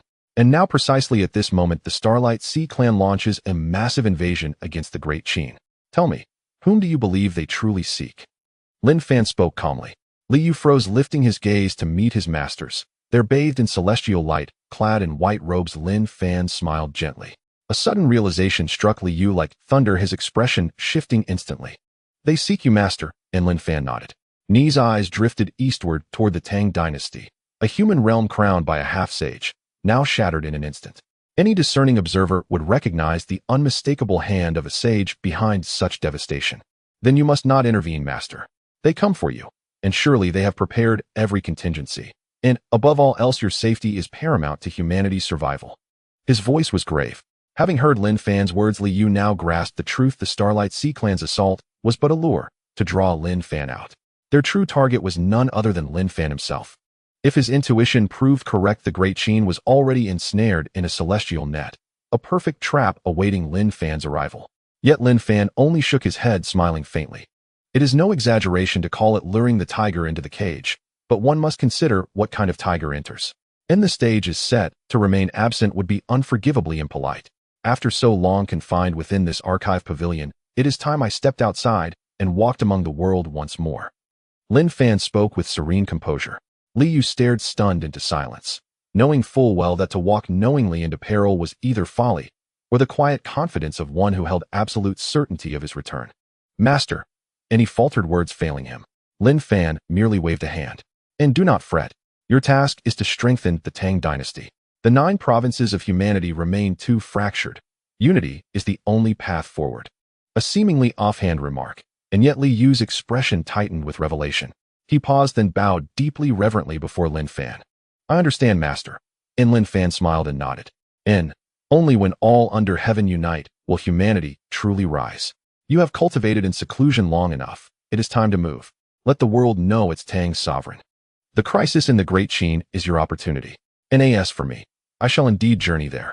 Beyond the sage realm you need not fear. With me all is secure. But all else, the rest rests upon your shoulders. Lin Fan gazed toward the Great Qin's domain.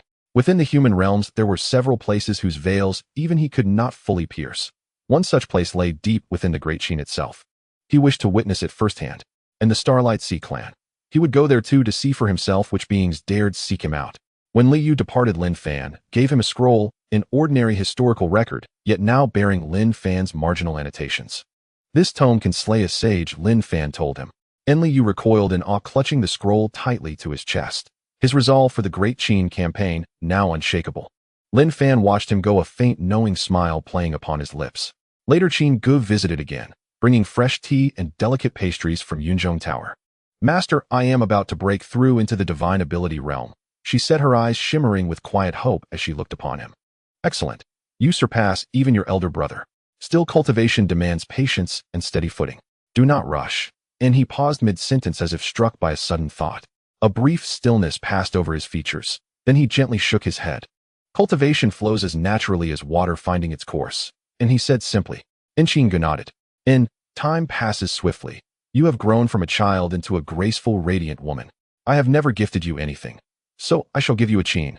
With a gesture, Lin Fan plucked a branch from the ancient banyan tree, and in moments it transformed into an exquisite qin.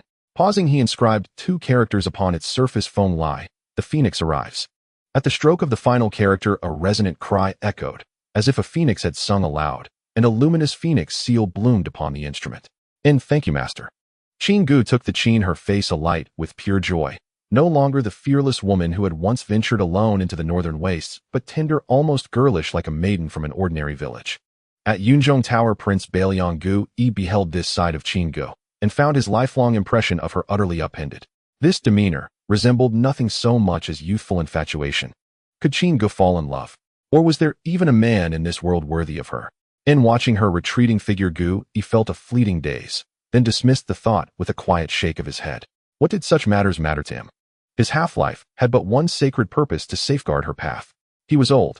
Even the sage's grace could not prolong his years indefinitely. The future belonged to geniuses like Qin Gu. Should he witness humanity's ascent before his final breath, he would depart without regret.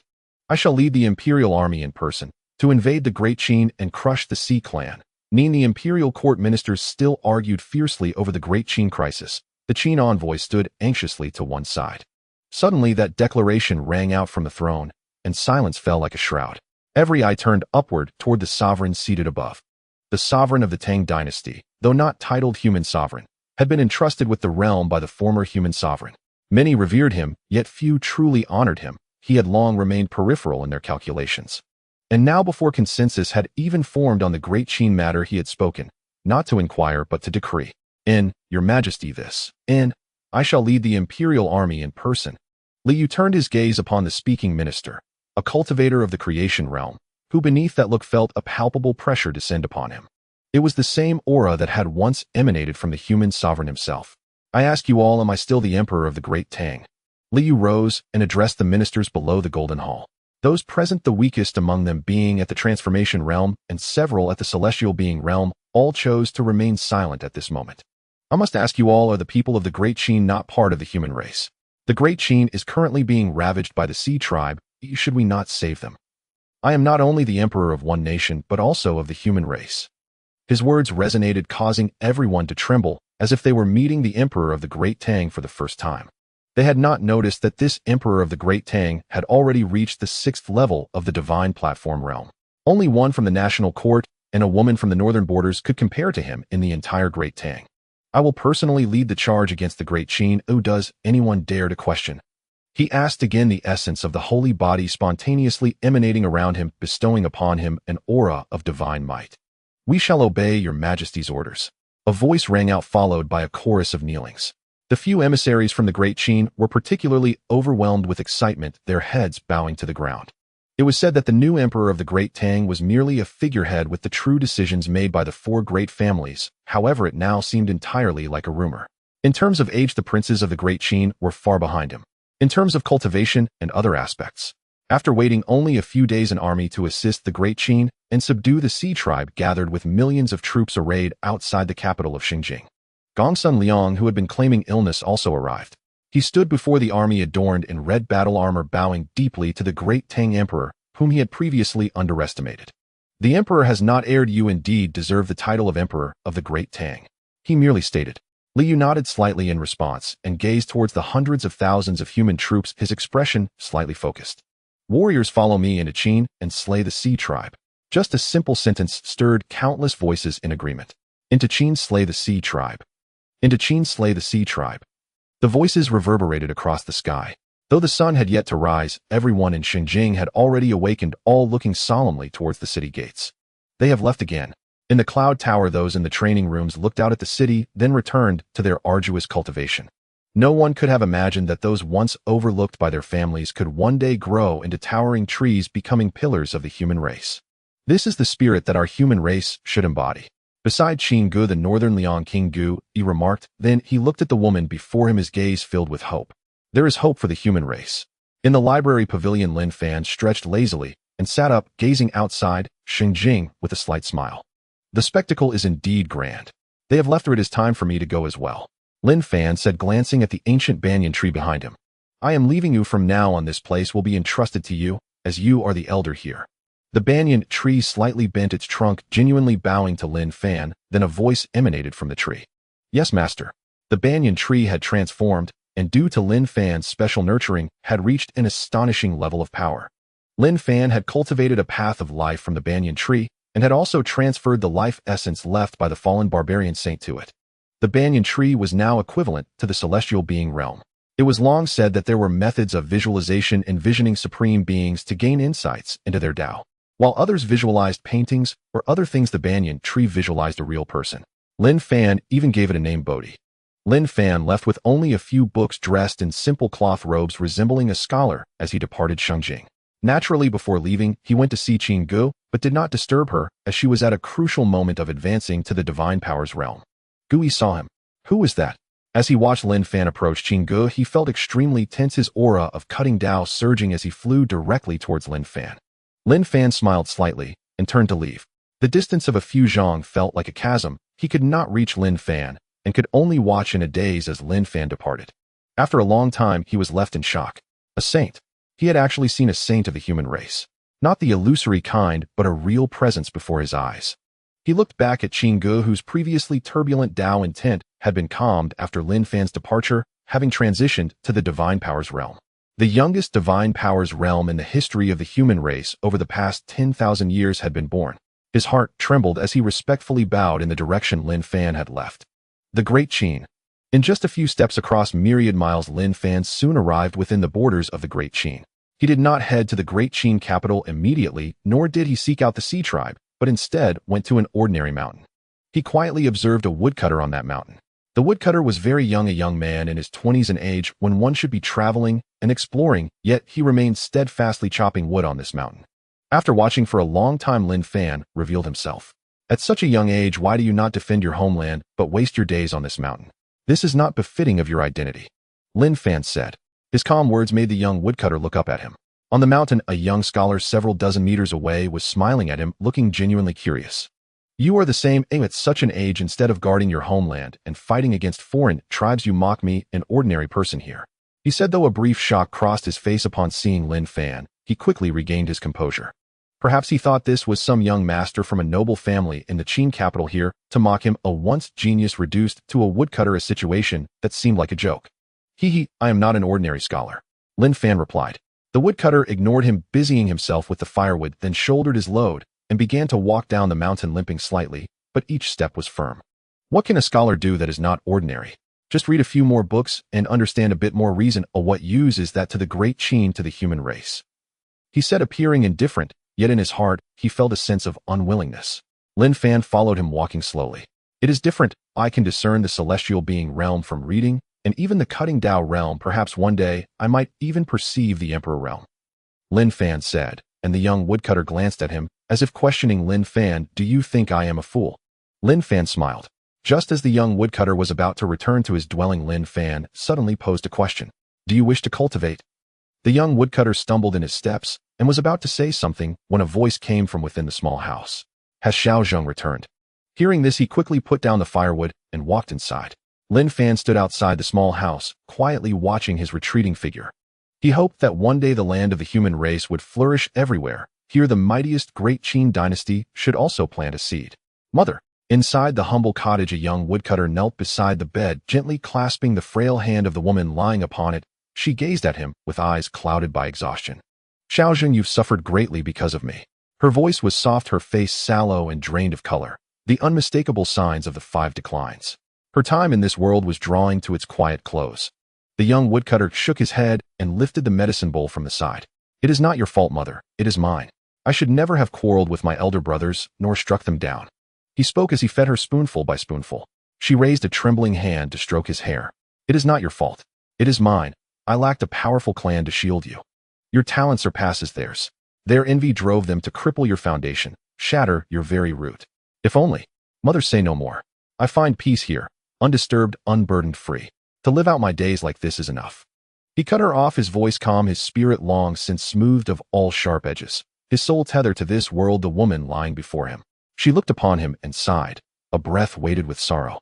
Long after she drifted into slumber, the young woodcutter stepped outside, exhaling slowly into the cool night air. As he lifted his gaze, he saw a figure seated in the courtyard. It was the scholar, perched on a wooden chair, book in hand, turning pages in serene silence. He had not left. You haven't departed? His brow furrowed slightly as he asked. Lin Fan glanced up, offering a faint, tranquil smile. This place is hushed and still, perfect for reading. I intend to remain here for some time. I trust you bear no objection. Lin Fan spoke with gentle amusement. The young woodcutter studied him for a moment, then replied simply, as you wish. And with that he turned away, drawing water from the well, kindling the fire, and beginning to prepare their evening meal. All unfolded as it would in any ordinary peasant's home. As dusk bled into twilight, and the last golden thread of sunlight vanished beyond the horizon, Lin Fan looked up and saw the young woodcutter lighting an oil lamp, arranging steaming dishes, and carrying them carefully to the bedside. Xuanghuang, is there a guest outside? She asked weakly. Before he could shake his head, Lin Fan's voice drifted in from the courtyard. Not quite a guest. Merely a traveler borrowing your humble abode to read. Surely the lady finds no inconvenience in this. A single sentence, yet it carried an unseen resonance, as if soothing the very marrow of her bones. Her breathing eased, her pulse steadied. She sensed nothing amiss, but the woodcutter stood frozen, eyes wide with disbelief. Before him, his mother's pallid cheeks flushed with faint color, her stiff, trembling fingers relaxed, uncurling with newfound ease. What is this? His gaze snapped toward the scholar beyond the threshold, and instinctively he drew a slow, deep breath. Master speaks in jest. Our dwelling is crude and humble. Your presence graces us beyond measure. She spoke now with firmer tone, her voice regaining strength as though she too felt the subtle shift within her body. A quiet, knowing smile touched her lips. So these herbs had borne fruit after all. Then I thank you sincerely. Lin Fan murmured, and beneath the silver wash of moonlight opened another book. Only the soft whisper of turning pages stirred the stillness of the night. Who are you? Once his mother slept, the young woodcutter stepped into the courtyard and stood before Lin Fan. A scholar. Lin Fan replied as ever. The woodcutter searched his eyes and found only profound serenity, as if gazing into a boundless cosmos shimmering with distant stars. The woodcutter held his gaze a moment longer, then turned and returned inside. Lin Fan watched him go, a faint, enigmatic smile playing upon his lips. Night lay deep and silent, until abruptly it shattered. Shoo! An arrow tore through the velvet dark, streaking toward the young woodcutter as he sorted herbs inside the cottage. He recoiled instantly, rolling aside, but the shaft pierced his shoulder. A low stifled groan escaped him, blood welled crimson across his tunic. Who dares? He whirled toward the doorway, his eyes blazing with raw, unyielding fury. The dense thicket fell silent, for a heartbeat. Then a voice emerged from the shadows. Fourth Prince Yi Buzheng, how long it has been. I never imagined you'd survive my arrow even after your cultivation foundation was utterly shattered. From the gloom strode a black-robed figure, eyes glinting as he surveyed the young man, and then shifted to the woman upon the bed, a cruel smile twisting his lips. So Lady Li still draws breath. Remarkable resilience. No matter. Tonight, both of you shall perish. Behind him, silhouettes peeled from the forest, dozens then hundreds, each stance rigid, precise, honed like blades of a disciplined legion. The young woodcutter clenched his rustic axe, jaw set, every muscle coiled tight. From the bed came a whisper. Xuanghuang. His mother had awakened, her face pale, her expression one of quiet, devastating resignation. Mother, all is well. He said only this, then stepped fully before the door, shielding her view, his back straight, his gaze locked unwaveringly upon the figures beyond. Fourth Prince, do not blame me.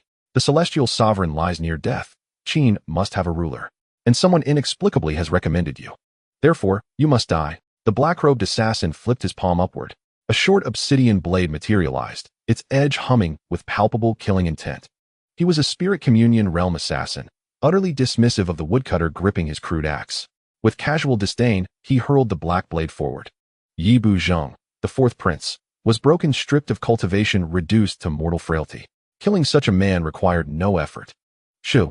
The blade sliced the air, leaving only a ghostly afterimage, before halting, suspended mid-flight, cradled effortlessly in a hand as pristine as polished jade. Disturbing a scholar's reverie is a grave transgression. Only then did they notice him, the white-robed youth reclining upon the stone bench, watching them with detached, luminous calm. A scholar? The assassin faltered, just slightly. Could a mere scholar intercept his lethal strike? Sir, this concerns the Qin Imperial House. I urge you, step aside. He spoke, and under the moonlight the forest exhaled. Hundreds of assassins emerged, disciplined, lethal, each a master of death. Lin Fan shook his head barely perceptibly. I hear the sea clans ravage Qin's coasts, starving villages, drowned cities. Yet you abandon your duty to slaughter kin while staging a farce of succession. His words hung light as mist, yet every assassin flinched. Are you certain you wish to stand in our way? Lin Fan smiled, soft, unfathomable. And if I am? That quiet utterance dimmed the very sky. A collective shiver ran through them. Then, as one murderous intent erupted. Kill!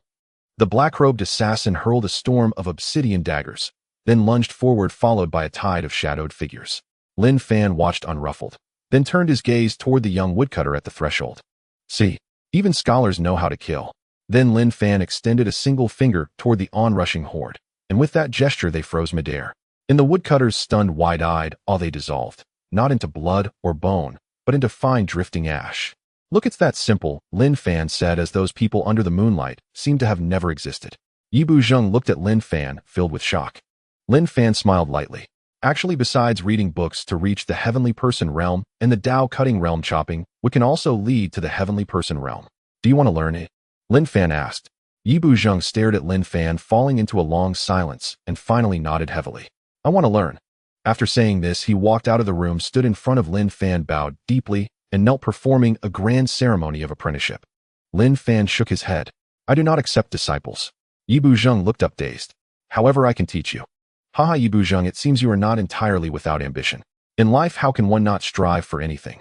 To compete with others and with the heavens, that is the essence of cultivation. Lin Fan said, and Yi Buzheng stared at him in a daze as if trying to understand Lin Fan's words, and finally nodded very seriously. What master said is right. You should call me sir. All right. That night Yi Buzheng could not sleep. He stood by the bedside and talked with his mother all night, expressing what seemed like half a lifetime. When dawn came, his mother patted his head and looked at the white-clad scholar in the yard. Xuanghuang, go. He nodded, got up, and walked to Lin Fan. Sir, I leave Xuanghuang in your care.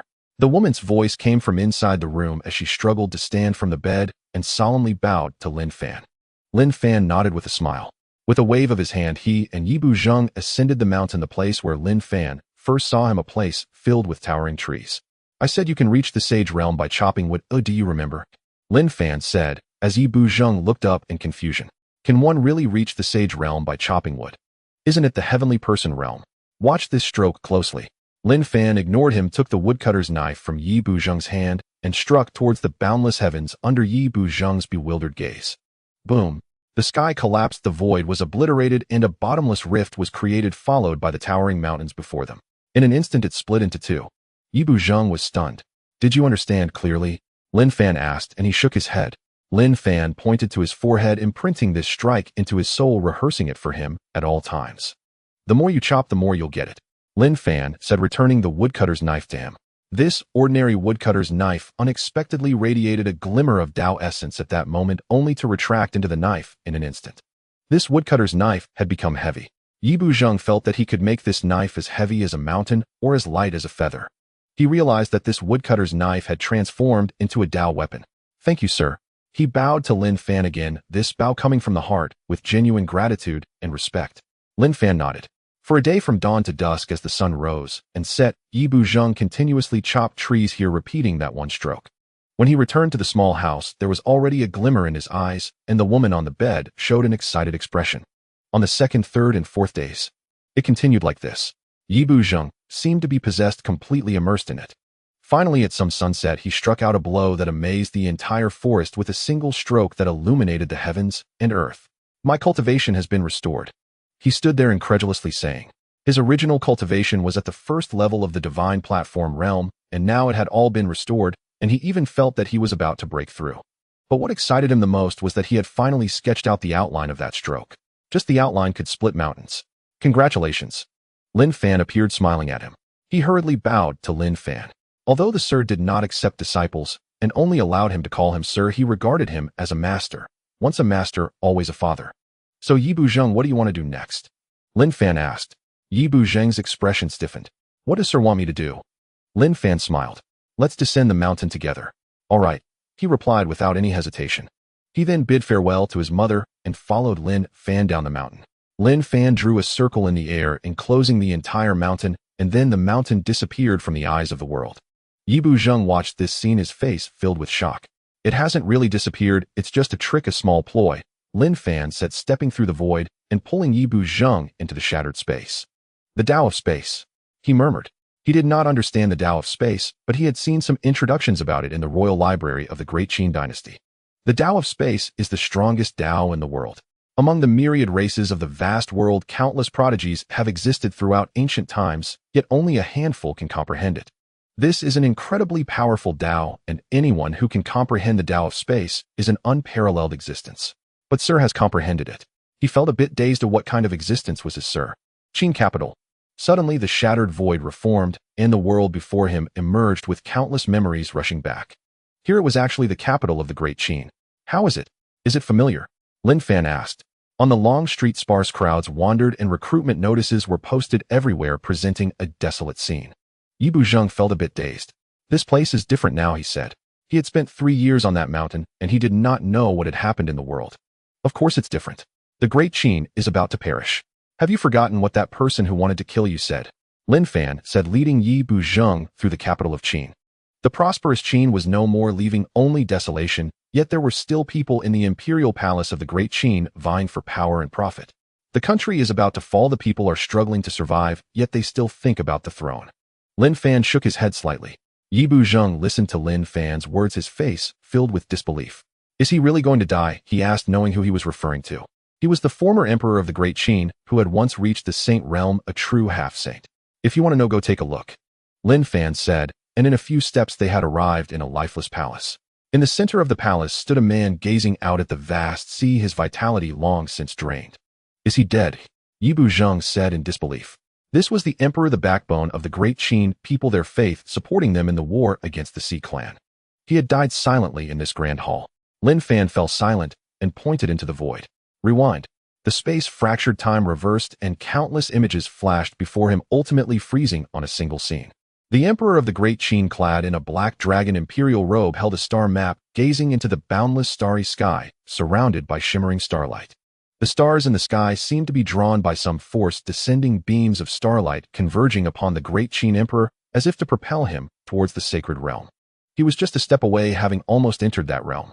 Yet amidst the vast void a hand suddenly appeared, and as the palm turned, the stars were inverted, and all starlight vanished, leaving only darkness. The human race cannot become saints. The cold, detached words blocked the path of the great Qin Emperor to sanctity. You have come after all. The great Qin Emperor seemed to have known of his existence all along, as if waiting for his appearance. What sin has the human race committed that is not enough to repay after thousands of years? The great Qin Emperor exclaimed in anger, his figure staggering, all his spiritual energy dissipated, yet he remained fixated on the figure in the void. Not enough. The shadow in the void merely replied, and then a black light emerged from the endless darkness, swiftly penetrating through the great Qin Emperor. The pupils of the great Qin Emperor slowly closed, yet they suddenly brightened just before complete obliteration. It was the vast light of stars surging forth from the star map in his hand, enveloping his entire body, and finally converging into his eyes. He saw clearly the figure in the void. So you are of the celestial race. He laughed as if this was the essence of all his intentions. Finding this main manipulator who shackled the human race may not hold much significance, but it was what he desired to do. Celestial race. The two characters appeared on the star map, and then faded into the void, disappearing. A flawed imperial weapon. The figure in the void remained silent as he observed this scene. Is it useful? He asked. The great Qin Emperor shook his head.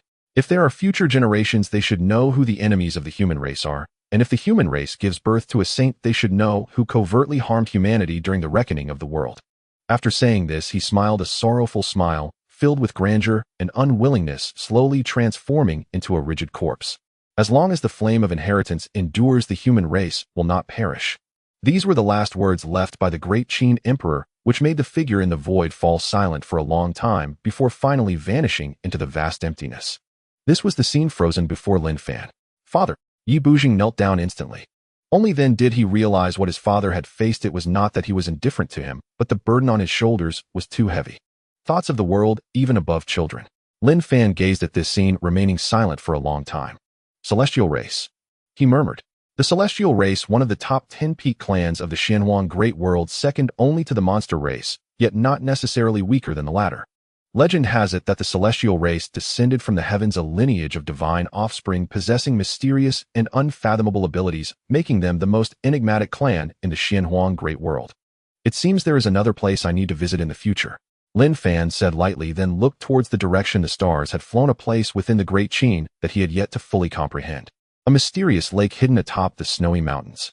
Perhaps the great Qin Emperor had not anticipated that this successor would arrive so swiftly. Even without utilizing the means he had left behind, he already knew of the celestial race's existence. He even now harbored the thought of reckoning with the celestial race. The celestial race is responsible for killing my father. Yi Bujing said, his face filled with hatred, to which Lin Fan nodded. Yi Bujing, do you still think of not contending? Do you now know what you should do? Lin Fan asked, and Yi Bujing looked at Lin Fan, then respectfully bowed to him. My father in his final moments thought of the human race and the world. I want to safeguard this world for my father. I shall become a saint. I want to avenge my father. Master, please tell me what I should do. A smile appeared on Lin Fan's face as he pointed at the firewood knife in Yi Buzheng's hand.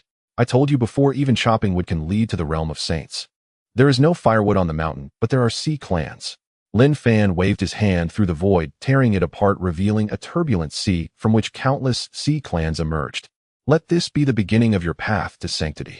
As Lin Fan's words fell, Yi Bujing had already descended into that sea, as if bearing divine might, causing the entire sea to tremble as he descended.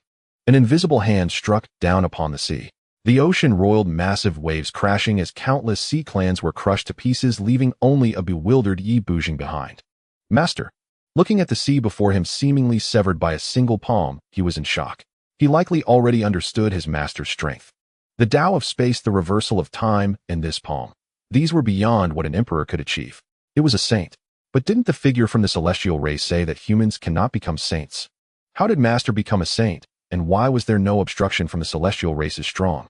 While he was pondering, sea clans began to approach to investigate that sea, and he looked over, charging forward with the firewood knife. How Master became a saint was unimportant. As long as Master was a saint, that was enough. Master said that even chopping wood could lead to the realm of saints, and he believed it. A force briefly shielded this sea, shattering the void of this area. A human saint has appeared. After a long while, when Yi Bujing had left that sea, the sea parted, revealing a sea clan clad in golden armor. This was a half-saint already possessing a pseudo-saint domain, but as soon as he began to spread his domain, it was extinguished by the residual power here. His expression was grave as he submerged into the depths of the sea. The human saint was finally drawn out, but was this human saint truly something they could contend with? In the imperial palace of the Great Qin, within the chamber of the Great Qin Emperor, Lin Fan had just closed the unblinking eyes of the Great Qin Emperor when he heard voices from outside the hall. "Father, I have not found fourth brother. He must have already departed. I am willing to take over the affairs of the state temporarily in his stead. When fourth brother returns, I will hand over the authority to him." This was another son of the Great Qin Emperor, a man in a python robe with lowered eyes, a sharp glint in his gaze. Lin Fan was slightly taken aback by his words, then smiled. "He is dead." His calm words caused the man outside the hall to freeze momentarily, then his expression transformed into shock. There were indeed others in the chamber of the Great Qin Emperor. "Presumptuous! Who dares to infiltrate the imperial palace of the Great Qin?" Before he could speak, a heavily armored man had already pushed open the great door of the chamber and strode inside.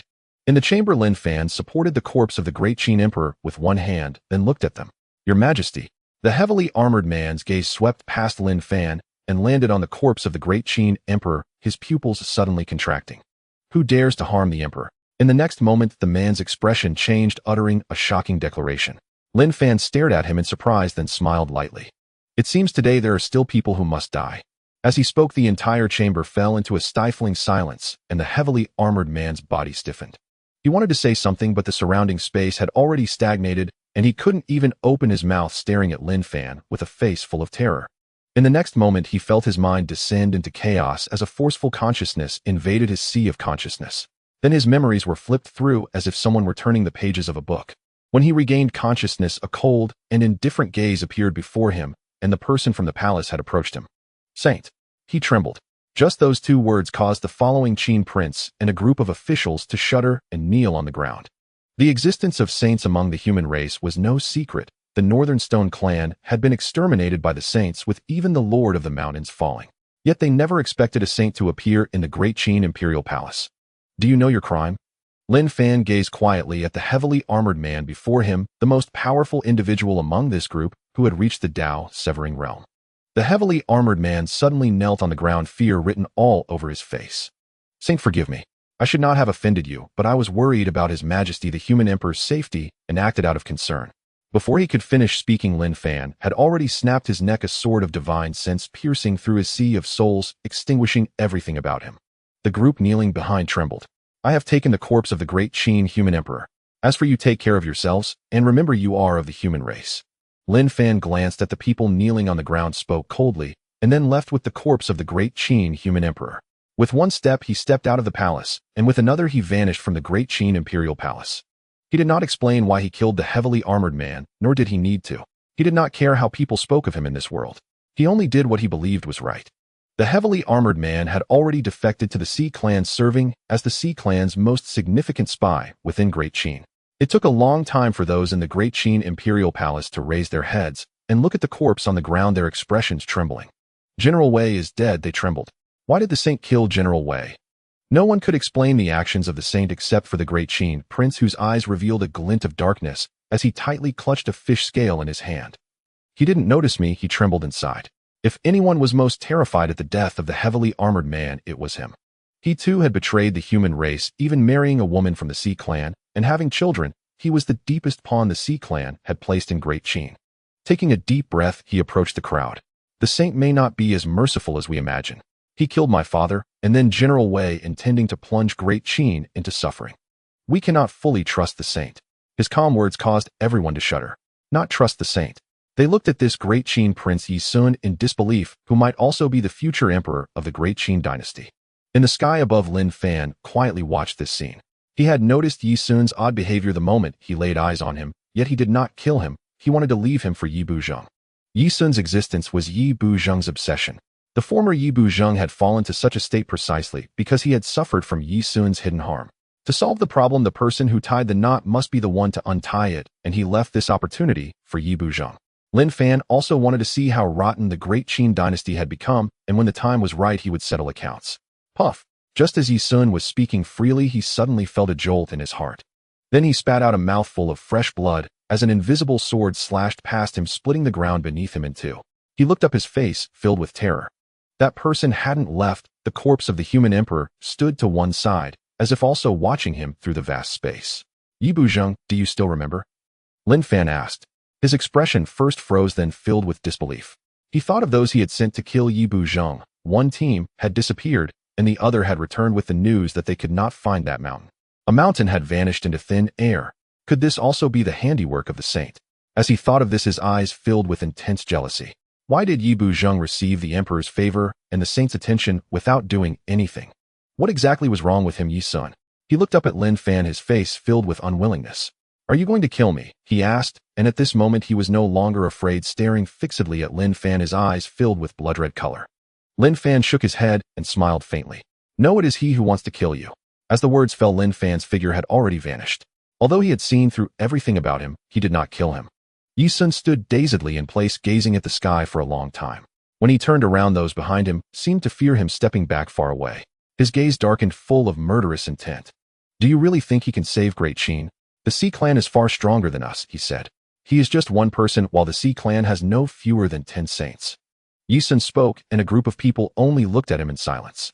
He coldly laughed at the scene and turned to leave. Behind the Great Tang, Xuanghuang Library, another grave appeared in the open space right beside the Great Tang, Human Emperor's tomb. The grave of the Great Qin Human Emperor. Everything happened quietly. The only one who could sense the change was the ancient banyan tree, which looked at the gravesite with several branches extending over to provide shade for the grave. Yi Sun was a bait cast by Lin Fan. He used him to inform the Sea Clan that he had come. If they wanted to kill him, they should have prepared in advance. He wanted to see how many people would be caught in the net when the final trap was laid. The Sea Clan, the Barbarian Clan, or perhaps other powerful clans. How many people wanted to kill him, the human saint? Killing them one by one was too troublesome, so he would kill them all at once.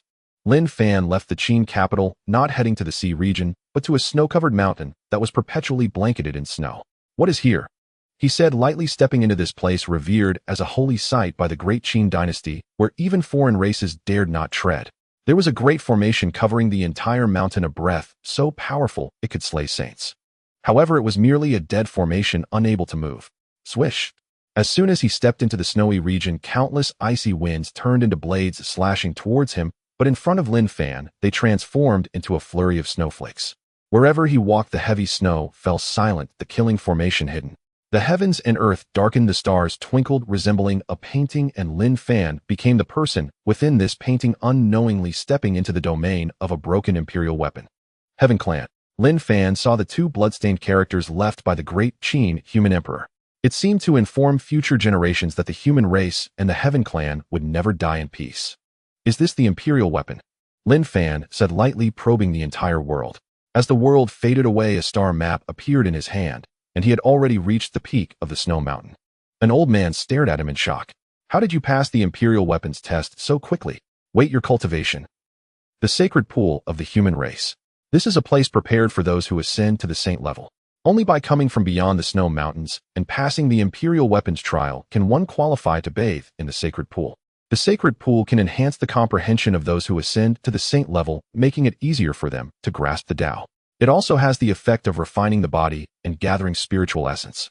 In the past, powerful beings of the human race who comprehended the Tao here left behind soul imprints in the sacred pool. Those who ascend to the saint level may awaken these dormant soul imprints and receive supreme inheritance. However, for eons he had not seen any members of the human race come here, as if they had forgotten this place. After much waiting, a person finally arrived, but this individual was not one who ascended to the saint level. Rather, he had already entered the realm of saints, even reaching a level that was beyond his comprehension. Spirit of the Snow Mountain. Lin Fan looked at him and said lightly. He saw through the true form of this old man, which was the essence of the entire snow mountain, the force driving the imperial array outside. The old man trembled slightly, feeling an overwhelming pressure facing this young human. The sacred pool is a training ground provided for those who ascend to the saint level. Since you have entered the saint realm, there is no need for you to come here. The old man said, blocking Lin Fan's path. Though his frail and stooped body seemed thin, it carried a heavy aura akin to a mountain. Lin Fan glanced at him and continued forward. Bold, he exclaimed angrily, only to see Lin Fan walk straight through him and step into the sacred pool. As he entered the water, the endless spiritual energy accumulated over countless years surged, and with a gentle wave of his hand, Lin Fan dispersed this energy. The old man stood on the shore, his words halted. If not for the sacred pool's spiritual energy, then why had he come here? You have stayed here too long, came a calm voice, causing the old man to be slightly taken aback. Too long. Indeed, he had been here for a long time, so long that he had forgotten the passage of time. He had means set by the great emperor, so there was no concept of lifespan. Or perhaps he could no longer be considered alive. He could only be regarded as an object. Have you ever thought about leaving? Lin Fan asked again, looking towards the bottom of the sacred pool, where there was a concealment by a supreme human being, yet Lin Fan still saw what lay beneath. Chaos light surged in his pupils, allowing him to see through all things. There lay a corpse. A woman dressed in a white gown with black hair lay quietly at the bottom of the water, unchanged even after eons. Though her eyes had lost their luster, it was still evident how breathtakingly beautiful she had once been. This was the secret of the sacred pool of the human race. This was not a natural treasure for comprehending the Tao, but rather the enduring hope left for the human race by a powerful being using her own corpse as the foundation to leave behind an indelible legacy. It was a pity that no human could enter here anymore. For tens of thousands of years, the only one to approach this place was the Emperor of the Great Qin, yet he ultimately failed to reach here and could not pass the trial. I am the guardian of the sacred pool. Ooh, I cannot leave this place. The old man shook his head. Guarding was the very purpose of his existence. Is it to guard the sacred pool or the human race? Lin Fan inquired again. The old man paused, wanting to speak, but hesitating momentarily, unsure how to answer this question. My master told me to stay here. She said to wait for her return one day in the future. The old man said, as if recalling something. His previously hesitant expression suddenly became firm. You should leave. This is not a place for you. You have already become a saint. This place holds no significance for you. Those talented individuals among the human race who need to ascend to the saint level are the ones who truly require this place. He said, adhering to the rules set by his former master, which he had followed for countless ages. Even if he could not stop Lin Fan, he still had to speak. Lin Fan's gaze shifted from the water to him. The old man trembled, taking a few steps back. Who was the last person to come here? Lin Fan asked. The old man seemed momentarily dazed, wanting to say something, but shaking his head. I forgot. His eyes were filled with confusion, as if a part of his memory had been erased, unable to recall too much. Perhaps the human race has found better places than the sacred pool, rendering this place unnecessary. After all, this world is so vast. But that is a good thing. The human race has grown stronger, and my master can return sooner. He said, a glimmer of eagerness in his eyes, but the next moment Lin Fan's words interrupted him. The human race is on the brink of extinction. His calm statement seemed to be just a trivial remark, yet the old man froze instantly, looking at Lin Fan in disbelief. Impossible. The human race is so powerful, dominating myriad clans, even opening up star navigation routes. And with my master present, how could the human race possibly perish? He said, his aged face showing a hint of panic. Lin Fan looked at him and shook his head slightly. You already guessed some of it, didn't you? Though time has erased many of your memories, you should still remember the splendor of this place in the past, which is now starkly different. Lin Fan had already guessed that the woman at the bottom of the water was his master, who had long buried herself beneath this sacred pool. It was she who severed his memories, making him remember only to guard this place well. It seemed that, influenced by his emotions, a blizzard began to rage on the snow mountain, as if the entire sky was about to collapse. After a long time, he asked, "Where is my master?" He fixed his gaze on Lin Fan. Lin Fan simply looked at him in silence. Oh, you still don't know your master's identity. My master is the quasi-emperor of Weiyang, the strongest beneath the great emperor. He said proudly. The strongest beneath the great emperor, a peerless genius who dominated all clans in that era. Lin Fan remained silent, turning his gaze back to the corpse at the bottom of the water. Time had passed, yet her appearance remained unchanged. How many still remembered her? She is dead, Lin Fan said. Just 3 words caused the old man, who had been speaking incessantly about his master, to freeze, looking at Lin Fan. She died beneath this sacred pool, which you have guarded for countless years, or rather what you are guarding is her corpse. Lin Fan's hand reached once more to the water's surface, creating ripples. The pool water, infused with boundless spiritual energy, parted, and the concealment over the woman's body was lifted by Lin Fan. The power of time surged forward in an instant, threatening to completely erase her corpse. Lin Fan pointed into the void, and the torrents of time were blocked from encroaching. The old man had lost all interest in anything else. His eyes were solely focused on the woman at the bottom of the water. Dazed, anxious, terrified, sorrowful. Countless emotions filled his eyes as he knelt heavily before the corpse, pressing his forehead to the ground, unable to rise for a long time. Master, he cried out, and the entire snow mountain echoed with mourning. The heavy snowfall avoided only the sacred pool at the peak of this snow mountain. Lin Fan quietly watched this scene, as if he had torn open a corner of the past of the human race. The Emperor Weiyang, a being who buried himself atop the snow-capped mountains to prolong the life of humanity. Furthermore, as the elder mentioned, humanity ruled over myriad races, opening celestial pathways, and thus humanity should enter an era of unprecedented prosperity. They had even ventured beyond the great Xuanghuang world, yet it was unclear why they had declined with even someone like the Emperor Wei Yong having perished. The snow fell for night after night, and Lin Fan stood quietly at the peak of the snow mountain watching. Finally, the snow stopped. In truth, I had already considered this since that person named Yi Yuan arrived. Oh, I just dared not believe it. The elder looked at Lin Fan and said, Yi Yuan was none other than the Emperor of the Great Qin. Humanity is so powerful. How could it have fallen to a state where a mere Tao-cutting realm individual could ascend as emperor, and I saw his foundation being severed? Who dares to sever the foundation of a human emperor? He said, a hint of murderous intent in his voice. In his era, humanity was supreme, and all races knelt before them. Not to mention a human emperor, even a scion of a human family, would not be touched by any race. The celestial race. He also noticed those two words on the star map. Lin Fan looked at him. What race is the celestial race? He inquired. One of the top 10 pinnacle races in today's great Xuanghuang world, Lin Fan stated. He had only seen it in the memories of the great Qin emperor's retrospection and knew from human records that it was a very mysterious race. Back then there was no celestial race, the elder said, furrowing his brow as if pondering something, but after a moment his face was filled with murderous intent. Whether it's the celestial race or any other race, those who offend humanity shall be punished. The master is gone, oh, I shall guard humanity in his stead. He bowed again to the corpse in the holy pool, then stood up. His hunched form no longer appeared hunched, and his appearance slowly began to regain youth. Soon a middle-aged man appeared before Lin Fan. He was at the third heaven of the sacred realm. Then he looked beyond the snow mountain, the great Qin's expanse stretching over millions of miles, suddenly blanketed in snow, an invisible divine sense sweeping across the heavens and earth. The holy man of humanity. In the Qin capital, Yi Sun was kneeling before a figure concealed in a black robe, discussing the situation of humanity, when he suddenly saw the black-robed figure raise his head. It's snowing. He was slightly taken aback. Just moments ago the sky was clear. How could it suddenly snow? The army of the Great Tang had entered the Great Qin, but did not head for the Qin capital, instead directly attacking the areas of the Great Qin dynasty that had been besieged by the sea race.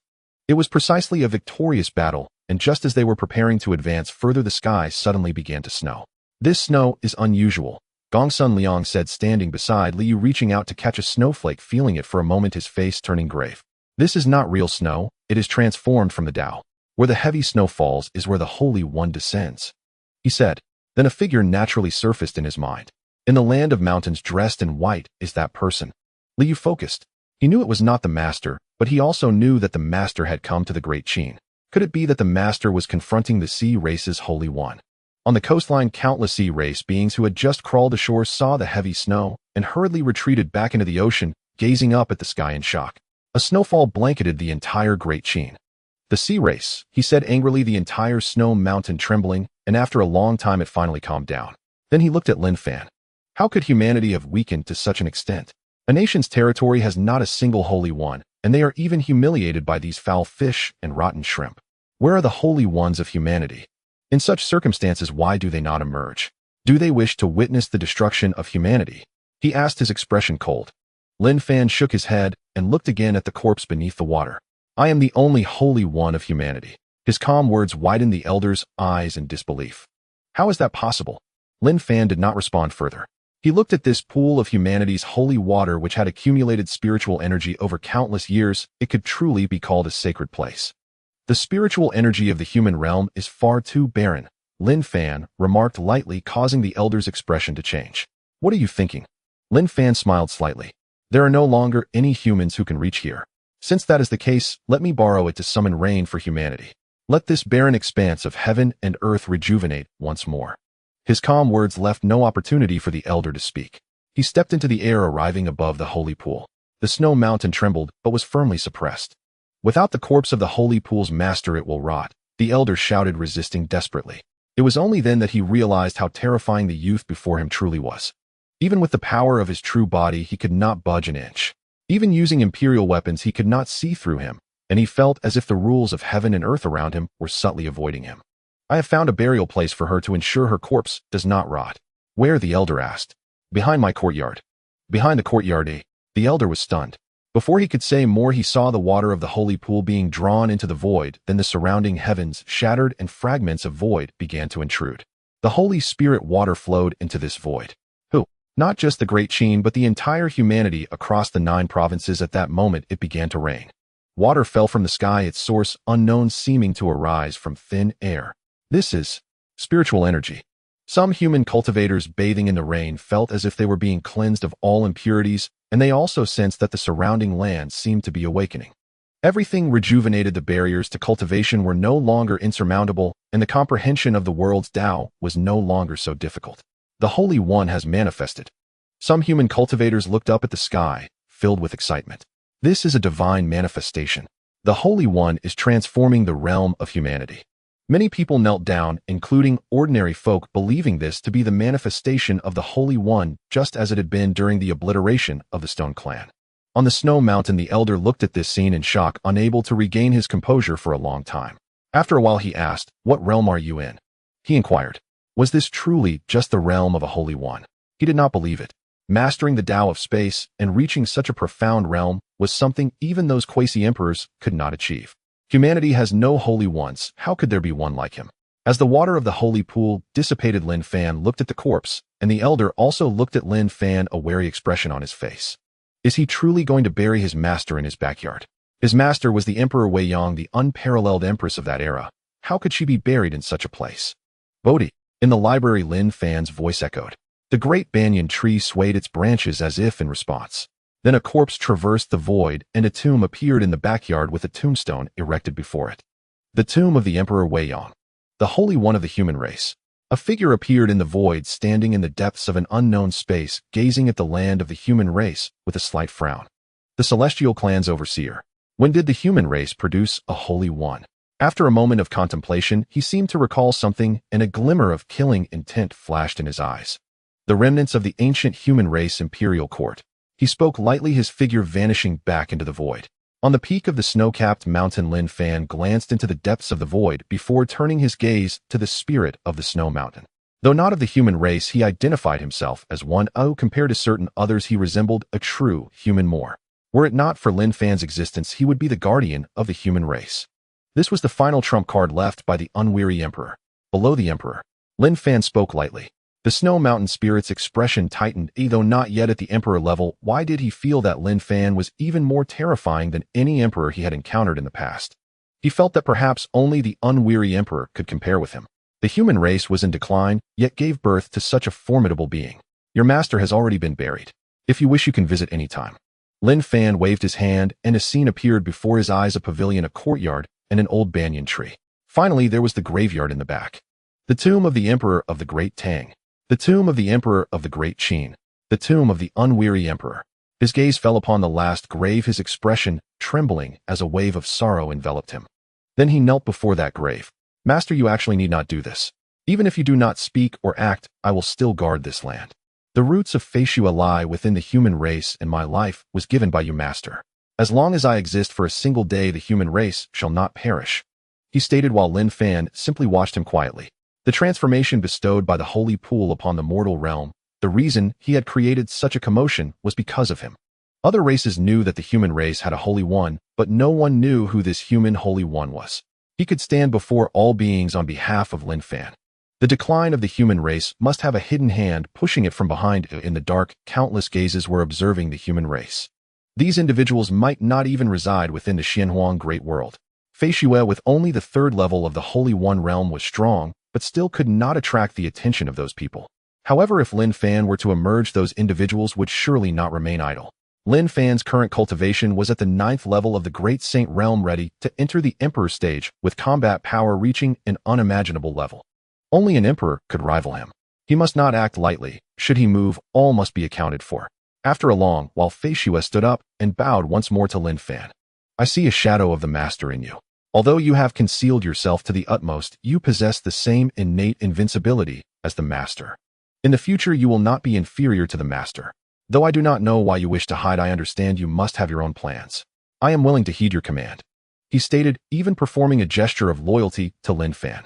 Lin Fan looked at him and smiled slightly. He pointed towards the land ravaged by the Sea Clan.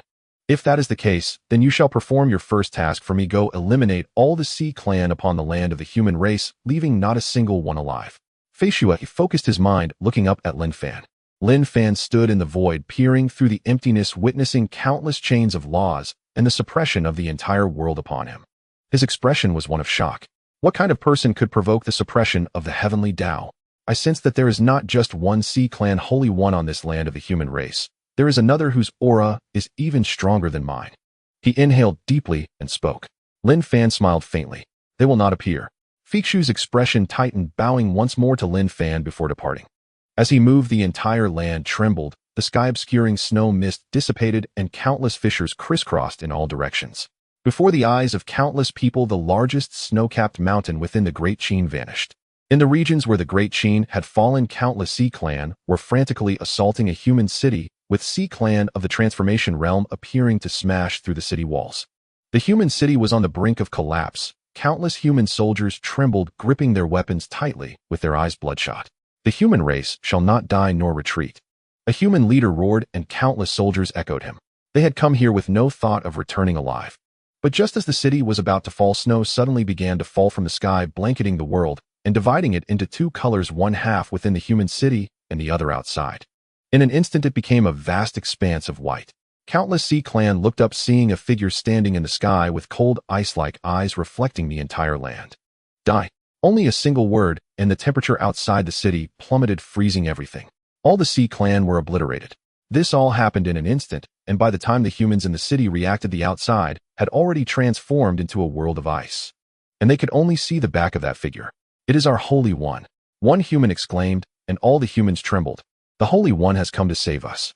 Within the city, there were not only the armies of the Great Qin, but also those from the Great Tang coming to aid. They all stared blankly at the sky, lost in thought. A military camp with 500,000 Sea Clan soldiers stretching for hundreds of miles was completely buried after a storm of snow. A Sea Clan of the Heavenly Realm unleashed great powers to attack the city, only to be impaled by an ice spear driven into the earth. The Sea Clan slaughtered human villages, and after a cold wave passed, silence fell. All Sea Clan turned into ice sculptures before the human citizens, shattering at a touch. This was a massacre belonging to the realm of saints. Beneath the Holy One, all were but ants. "Where is our Holy One?" A Sea Clan gazed skyward, their face filled with despair. But no matter how they called out, their Holy One did not appear. In a small human city, a Sea Clan with scales on his face and a red crystal embedded in his forehead walked by, causing all human beings to freeze in place. "Sea Clan!" They cried in terror, unable to believe that a Sea Clan had appeared so close to the imperial capital of the Great Qin. It was as if they had fallen into a quagmire. They could only watch as the Sea Clan walked past them, unable to move at all. "The human race is indeed tastier than those Sea Clan. No wonder so many clans covet you," he chuckled as he looked at the terrified human faces around him. "Are you afraid? You should be, for you are about to be eaten by me. Do not think that anyone can save you. Even if that Holy One you speak of comes, it will be of no use. Those who hide their heads will only watch as I consume you all." As he spoke, he suddenly caught a glimpse in his peripheral vision how a young man in white stood on the long street, a book tucked at his waist, calmly watching him. "Oh, the Holy One of the human race has arrived," he said with a smile, not taking Lin Fan to heart. Yet in the next moment his smile vanished, because Lin Fan took a single step towards him and arrived right before him, directly grasping his neck. He could not see the trajectory of Lin Fan's approach, nor could he resist that hand. As soon as the domain unfolded, it shattered instantly, and the holy weapon on him was reduced to dust. He stared at Lin Fan, filled with horror. "The first," Lin Fan spoke calmly, his palm tightening slightly. Life fled the Sea Clan sage in an instant. In that very moment, his soul dissolved utterly, leaving only a lifeless corpse collapsing to the ground. Snowflakes drifted down from the heavens, and the Sea Clan sage froze into an ice sculpture. Lin Fan had comprehended 10,000 Dao paths. The way of ice and snow was but one among them, vastly surpassing mere falling snow. On another stretch of land, a blue-skinned Sea Clan being approached a human city poised to enter, when suddenly his brow furrowed. Though still standing beyond the city walls, a suffocating tide of briny sand already blanketed the entire metropolis. Countless citizens even heard the roar of ocean waves ringing in their ears. Gazing outward, one could almost perceive, through a haze, an endless desolate sea. According to historical records, when a sage descends, a Dao domain manifests alongside, teeming with myriad celestial omens. This is a sage domain. An elder stood at the city gate, eyes locked unblinkingly upon the figure outside. He was the strongest cultivator within the city, a divine ability realm expert, yet now his face twisted in terror. How audacious this human sage dares to be! And the blue-skinned Sea Clan sage rumbled, his voice laced with glacial malice. Within the sage domain, every human trembled as one, instinctively turning their gaze toward the same place. A Sea Clan being who had appeared without warning. Hearing the elder's voice again, despair flooded their faces. A Sea Clan sage. HSSSH. Na frigid wind swept in. Countless people looked skyward and saw snow descending, delicate, swirling, drifting onto the earth with ineffable grace. The wind scattered the stench of brine and soothed every taut nerve. Outside the city, the Sea Clan sage whirled, only to behold countless shards of ice coalescing into a colossal sword cleaving toward him. Tidal waves surged to heaven, and he roared, conjuring a sky-obscuring deluge to meet the icy blade. A human sage, you dare seek me out, though I never came for you. He strode forward, stepping into empty air. Beneath his feet an ocean rose, vast and roaring, as if he had become one with its boundless depths. SHHH gay. And the ice sword pierced the titanic wave, then plunged onward, impaling the Sea Clan sage clean through. Silence fell absolute and profound. Only the Sea Clan remained staring up at the heavens, disbelief etched across every face. This human sage has just ascended to sainthood. How can he be so formidable? In his final glance, he beheld the human sage, a white-robed youth suspended between heaven and earth, neither fully real nor wholly illusory. As if a Tao body incarnate. The second. The rest await in Qin capital. This will be simple enough. And beyond Qin capital, Lin Fan spoke softly, withdrawing his gaze from the distant human city. His divine sense avatar dissolved like mist. A Sea Clan sage required no more than a single divine sense avatar to confront. Even those within Qin capital were no different. Yet before slaying them, one matter remained. Yi Bujing, in Lin Fan murmured. The void before him tore open. Layer upon layer of worlds parted, revealing a boundless, star-dappled ocean. This was the Stellar Sea. Yi Bujing streaked across its waves, trailed by hundreds of humans, and behind them tens of thousands of Sea Clan warriors. Yi Bujing, their pursuit closes fast. What do we do? Na, woman clad in azure robes, asked, glancing back repeatedly as the Sea Clan drew nearer, her expression tight with anxiety. You arrived in the Stellar Sea bearing a Tao weapon. Surely you hail from a mighty sect. Did your mentor leave you no artifact for survival? Now is the time to use it. Others echoed, all eyes fixed on Yi Bujing, as if he alone held their last hope. Yi Bujing gazed at them, then shook his head gently. My master gave me only this firewood axe. And with this very axe he had cleaved through several Sea Clan experts of the divine ability realm, even at the nascent platform stage, causing cataclysmic ripples across these waters. And where is this master of yours? Na, burly man standing closest to Yi Bujing, demanded. Yi Bujing shook his head again, just as a voice resonated in their ears. Master. And he lifted his head. The void rent apart, world after world receding, until only one vision remained, a majestic imperial capital, Qin capital. His master stood there watching him. Behind Yi Bujing, every human stared, stunned, speechless. Qin capital. None who hailed from Qin capital recognized the scene instantly, eyes widening in utter disbelief. They stood millions of li away, in the far-flung Stellar Sea. Lin Fan glanced toward the Sea Clan forces trailing Yi Bujing, and with a single gaze the ocean stilled. Every Sea Clan warrior fell silent, lifeless. All present recoiled in shock. We pay homage to the sage, and the azure-robed woman was first to kneel, bowing deeply. Others staggered, then followed suit, in reverent unison. Yi Bujing's protector was a sage, and their hearts surged like storm-tossed seas. Rumors of a human sage had long circulated. They'd searched tirelessly, yet found nothing. Never did they imagine encountering one under such circumstances. It is time you returned, Lin Fan declared. An incomprehensible sovereign force descended upon the sea. Yi Bujing and the hundreds of humans behind him felt reality itself warp around them. When their senses settled, they stood beyond Qin capital. A single thought, crossing millions of li. And they trembled, not from fear but awe. Is this the power of a sage? Ahead, a young man in white silk robes stood at a distance. No aura leaked from him, yet the heavens themselves seemed to bow as his backdrop. Let us go. Meet the one you wish to see and settle karmic debts once and for all. This shall be the final act I perform for you. Lin Fan turned and walked toward Qin capital. He perceived array upon array of lethal formations, and gleams of sage weapons, some radiating the might of great sages. This was the celestial net they had woven for Lin Fan. He paid it no heed, guiding Yi Bujing straight into the capital. The group of humans lingered uncertainly at the city gate. The azure-robed woman closed her eyes, sensing the ambient energies. Her face paled. A world-shaking, killing formation, and then she looked upon Lin Fan's retreating back, only to see the sage stride forward unperturbed, stepping directly into the heart of the formation. She exhaled sharply and followed. Others gritted their teeth and hurried after her. Sage, within Qin capital lie many lethal formations, the azure-robed woman cautioned. Lin Fan merely nodded, taking no action, sinking ever deeper into the array. At last they reached the imperial palace. A youth clad in imperial robes stood upon the dragon throne surrounded by kneeling court ministers gazing down upon Lin Fan and his companions with cold regal disdain. So, you have finally come. And I have awaited this day for a very long time. Ni's voice betrayed no fear, only grim anticipation. Upon the palace ramparts behind him figures materialized, one after another, each emanating a boundless sovereign aura. All were sages, 13 in total. This is his confidence, merely a new saint, and yet behind him stand 13 saints.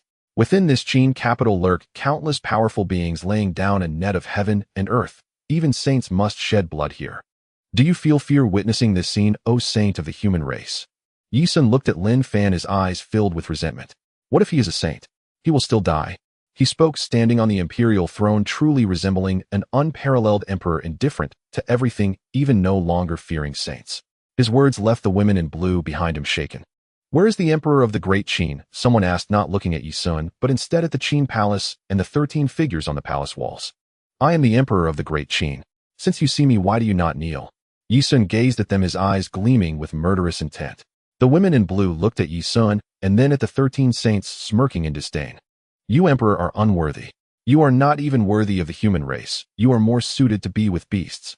The woman in blue said. They entered the starry sea, killing the sea races just to give the humans of the great Qin a chance to breathe. But they did not expect that the great Qin royal family they protected would turn out to be like this. The bloodline of the emperor had bowed beneath a foreign race. The vast Qin capital had completely fallen under the control of a foreign race. Impudent. Yi Sun roared with fury, but seeing the gaze of the women in blue, he smiled again. If you wish to find the emperor, you must ask the one before you. The emperor has died at his hands. I am unworthy of being a human. Does he deserve it? He spoke looking at the crowd filled with mockery, then turned to Lin Fan, seemingly forcing Lin Fan to act. A group of people also looked at Lin Fan, their faces incredulous. A saint killed the emperor. How could this be? At that moment, they even felt a tinge of despair. Had the saint abandoned the human race as well? Are you done speaking? Suddenly a voice echoed. It was Lin Fan, and all eyes fell upon him, dressed in white robes resembling a scholar. Standing before the imperial palace, even facing 13 saints, his expression showed no change, remaining as tranquil as still water. The 13 saints also furrowed their brows slightly. I cannot sense any aura. A saint shrouded in black mist said. He was neither of the sea race nor the barbarian race, but from another unknown group. The form and spirit are not manifest. The Tao domain does not exist. It is as if he is merely a void. Another saint remarked, looking at Lin Fan with suspicion. Could it be because of that imperial weapon of the human race? He comes bearing the imperial weapon. No wonder he is unafraid. Thankfully, we were prepared in advance. How could a new human saint kill the Lord of the Mountain? It must be that this new human saint awakened the imperial weapon of humanity that lay dormant, using the power of the imperial weapon to slay the Lord of the Mountain. This was the consensus among all saints. The prey they had raised suddenly wanted to bite the hand that fed it. This could not be allowed. Even if it was just a new saint, they had to suppress him. This was the reason for their coming. Of course, there was another reason. They did not mention the past of the human race, the history they did not acknowledge. Yi Sun looked at Lin Fan, his heart trembling. After all, he was facing a saint, especially one who had killed the Lord of the Mountain. Yet thinking of the 13 saints standing behind him, his heart steadied. Saint, what is wrong? You are, he said, but before he could finish, he saw Lin Fan reach out a hand towards him, 5 fingers small, yet as deep as a chasm, approaching him. His expression trembled. But none of the saints behind him moved. Perhaps no saint dared to act. The space between those 5 fingers constantly reshaped and transformed, creating an independent small world in an instant. And in this world, only Yi Sun remained. Yi Buzheng, go ahead. Lin Fan then looked at Yi Buzheng and said. Yi Buzheng's expression changed, looking at Yi Sun standing in the small world, then at the 13 saints on the palace wall, solemnly nodding. Thank you, sir. I will definitely win this battle. After speaking, the space in front of him shattered, and he was drawn into that world, landing before Yi Sun. On the palace wall, the 13 saints were all shaken by this scene. Lin Fan looked at them. It is not your turn yet. Just watch closely. His calm words seemed to imply that the 13 saints were the ones caught in a net. The aura of the 13 saints was overwhelming, gazing intently at Lin Fan. But Lin Fan did not pay them any mind. He only focused on the battle in that small world. Before everyone, that small world was like a curtain, and they were merely spectators of the curtain. The women in blue and the group of humans exchanged glances, suppressing their shock, and stood behind Lin Fan. The saints were right before them. How could they waver because of a human traitor? He was the only saint of their human race. If they did not believe in him, who else could they trust? Some court officials who had been kneeling before the imperial palace slowly stood up and quietly walked behind Lin Fan. In the small world, my brother, it has been a long time. How is it that you have grown up and learned to rebel against me? Yeah. That person killed our father. You do not help me avenge him, but instead follow him to kill me. Do you know that this is an act of treason? Yi Sun looked at Yi Bujing before him, sneering. Weaklings will always be weaklings. He won once, he will certainly win again. Yi Bujing, I have long since disregarded you. Yi Bujing ignored his provocative words, taking down the firewood knife from his waist. Yi Sun looked at the firewood knife with disdain. A firewood knife, is this the skill you have learned? Unlike Yi Bujing, he summoned a curved long knife shimmering with a faint hint of sacred intent. It was indeed a sacred weapon. This is a sacred weapon crafted by a saint of the sea race with his own hands.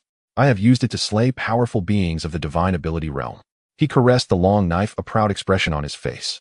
Yi Bujing gripped the firewood knife, raising his head. In an instant, his spirit and demeanor completely transformed, as if he had become a knife. That one knife of Lin Fan constantly surfaced in his mind. He had already etched that knife into his very marrow. He had comprehended that knife. The emperor did not die at the hands of the Sir, but at the hands of the celestial race. It was the Sir who gathered the emperor's remains and buried him. He said, walking towards Yi Sun with the knife in hand, each step accompanied by a word. This is the knife refined by the Sir. He has never mentioned its grade, but I can feel it can sever the blade in your hand. To kill you, one knife is enough. Then he slashed towards Yi Sun with a knife. At that moment, Yi Sun had transformed into a tree in his eyes. His master had told him before that even chopping firewood could lead to the realm of saints. He began to understand some things. This slash is named mountain splitting. Yi Bujing declared as a celestial apparition unfurled behind him, a towering, awe-inspiring silhouette. Holding the same firewood axe, he cleaved downward toward the mountains before him. Yi Sun's expression shifted instantly. He recoiled wildly, simultaneously commanding his sacred artifact to unleash a devastating slash against Yi Bujing. It's merely a firewood axe, and he roared, the blade blazing with sacred Tao resonance, delivering a heaven-shaking strike that would leave no chance of survival, even for a cultivation realm master one level above him. Yet he faced Yi Bujing. In with a single slash, the so-called sacred artifact shattered instantly. Then came Yi Sun, both arms severed, his body hurled over 1,000 meters away. How is this possible? And he screamed in agony and fury, refusing to believe what his eyes beheld. And he wielded a sacred artifact. How could he lose? It was only a firewood axe. Suddenly he raised his head and saw a figure, Yi Bujing, standing calmly, his firewood axe stained with blood, gazing down at him with quiet detachment. You remain who you were, but I am no longer who I once was. Your arrogance blinds you. You presume to comprehend all, to control all, yet what you perceive is but a sliver of the world.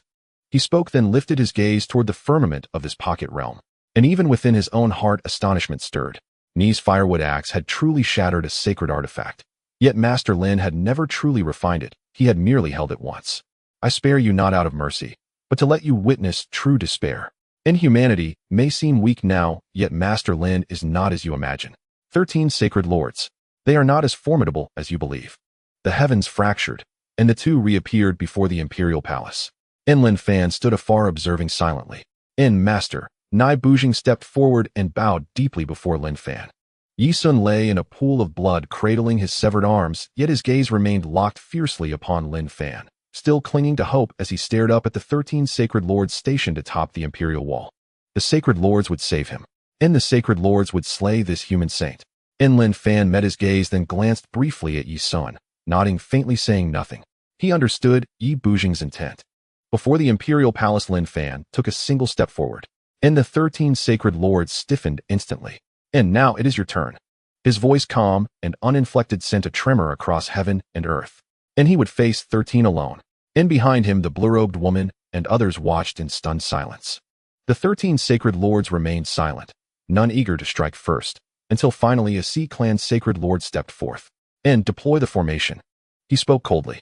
And from Qin Du emerged countless mighty Sea Clan warriors, each bearing formation banners. Within moments, a lethal formation surged to life. The ninefold celestial punishment formation, capable of slaying even a sacred lord. The Sea Clan sacred lord declared, not striking himself, but directing Qin Du's Sea Clan warriors to activate the formation against Lin Fan. Black clouds erupted overhead, swallowing the sky above Qin Du. Then 9 thunderbolts, like divine retribution itself, descended upon Lin Fan. Boom! The thunder shattered the heavens, tearing open a rift in the void. Yet as it reached Lin Fan, all fury dissolved into stillness, as if his very presence formed a forbidden domain where lightning dared not touch. Upon the imperial palace, the Sea Clan's sacred lord's expression flickered with alarm. And something is wrong with him. And he murmured. He could not fathom Lin Fan's cultivation realm. To his eyes, Lin Fan bore no trace of sacred aura, only the quiet, unassuming air of an ordinary mortal. Yet when the ninefold celestial punishment thunder struck Lin Fan, an inexplicable constriction seized his heart, as though some unspeakable terror had been disturbed. Even the thought of retreating crossed his mind. What is happening? Another sacred lord asked, bewildered. How could such a fearsome formation evoke not even a ripple? Deploy the great sage divine weapon. And suddenly the Sea Clan's sacred lord declared, his face now grave, his brow trembling faintly. He had just received word from the Star Ocean Sea Clan holy temple 2 of their sacred lords had fallen, and neither was weaker than himself, yet both had perished silently upon this human land. His words tightened the expressions of the other sacred lords who turned toward him, and he drew a deep breath and produced a sapphire orb, crystalline and eye-like. At its emergence, nearby sacred lords faltered slightly, their minds swaying. The Sea Clan's great sage divine weapon, the abyssal blue ghost eye, he announced, and beneath its gaze karmic obstructions surged within countless hearts, plunging them instantly into endless illusion. 2 of our Sea Clan's sacred lords have already fallen by his hand. He is no ordinary sacred lord. We underestimated him gravely. Or perhaps the imperial artifact he wields is far less damaged than believed, even approaching perfection. And at these words the other sacred lords recoiled inwardly.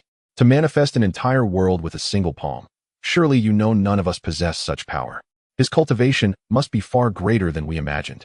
Another sacred lord stepped forward, revealing part of his form, skin dense as ink inscribed with eerie arcane demonic sigils. He was a demon race cultivator, and the surrounding sacred lords flinched in shock.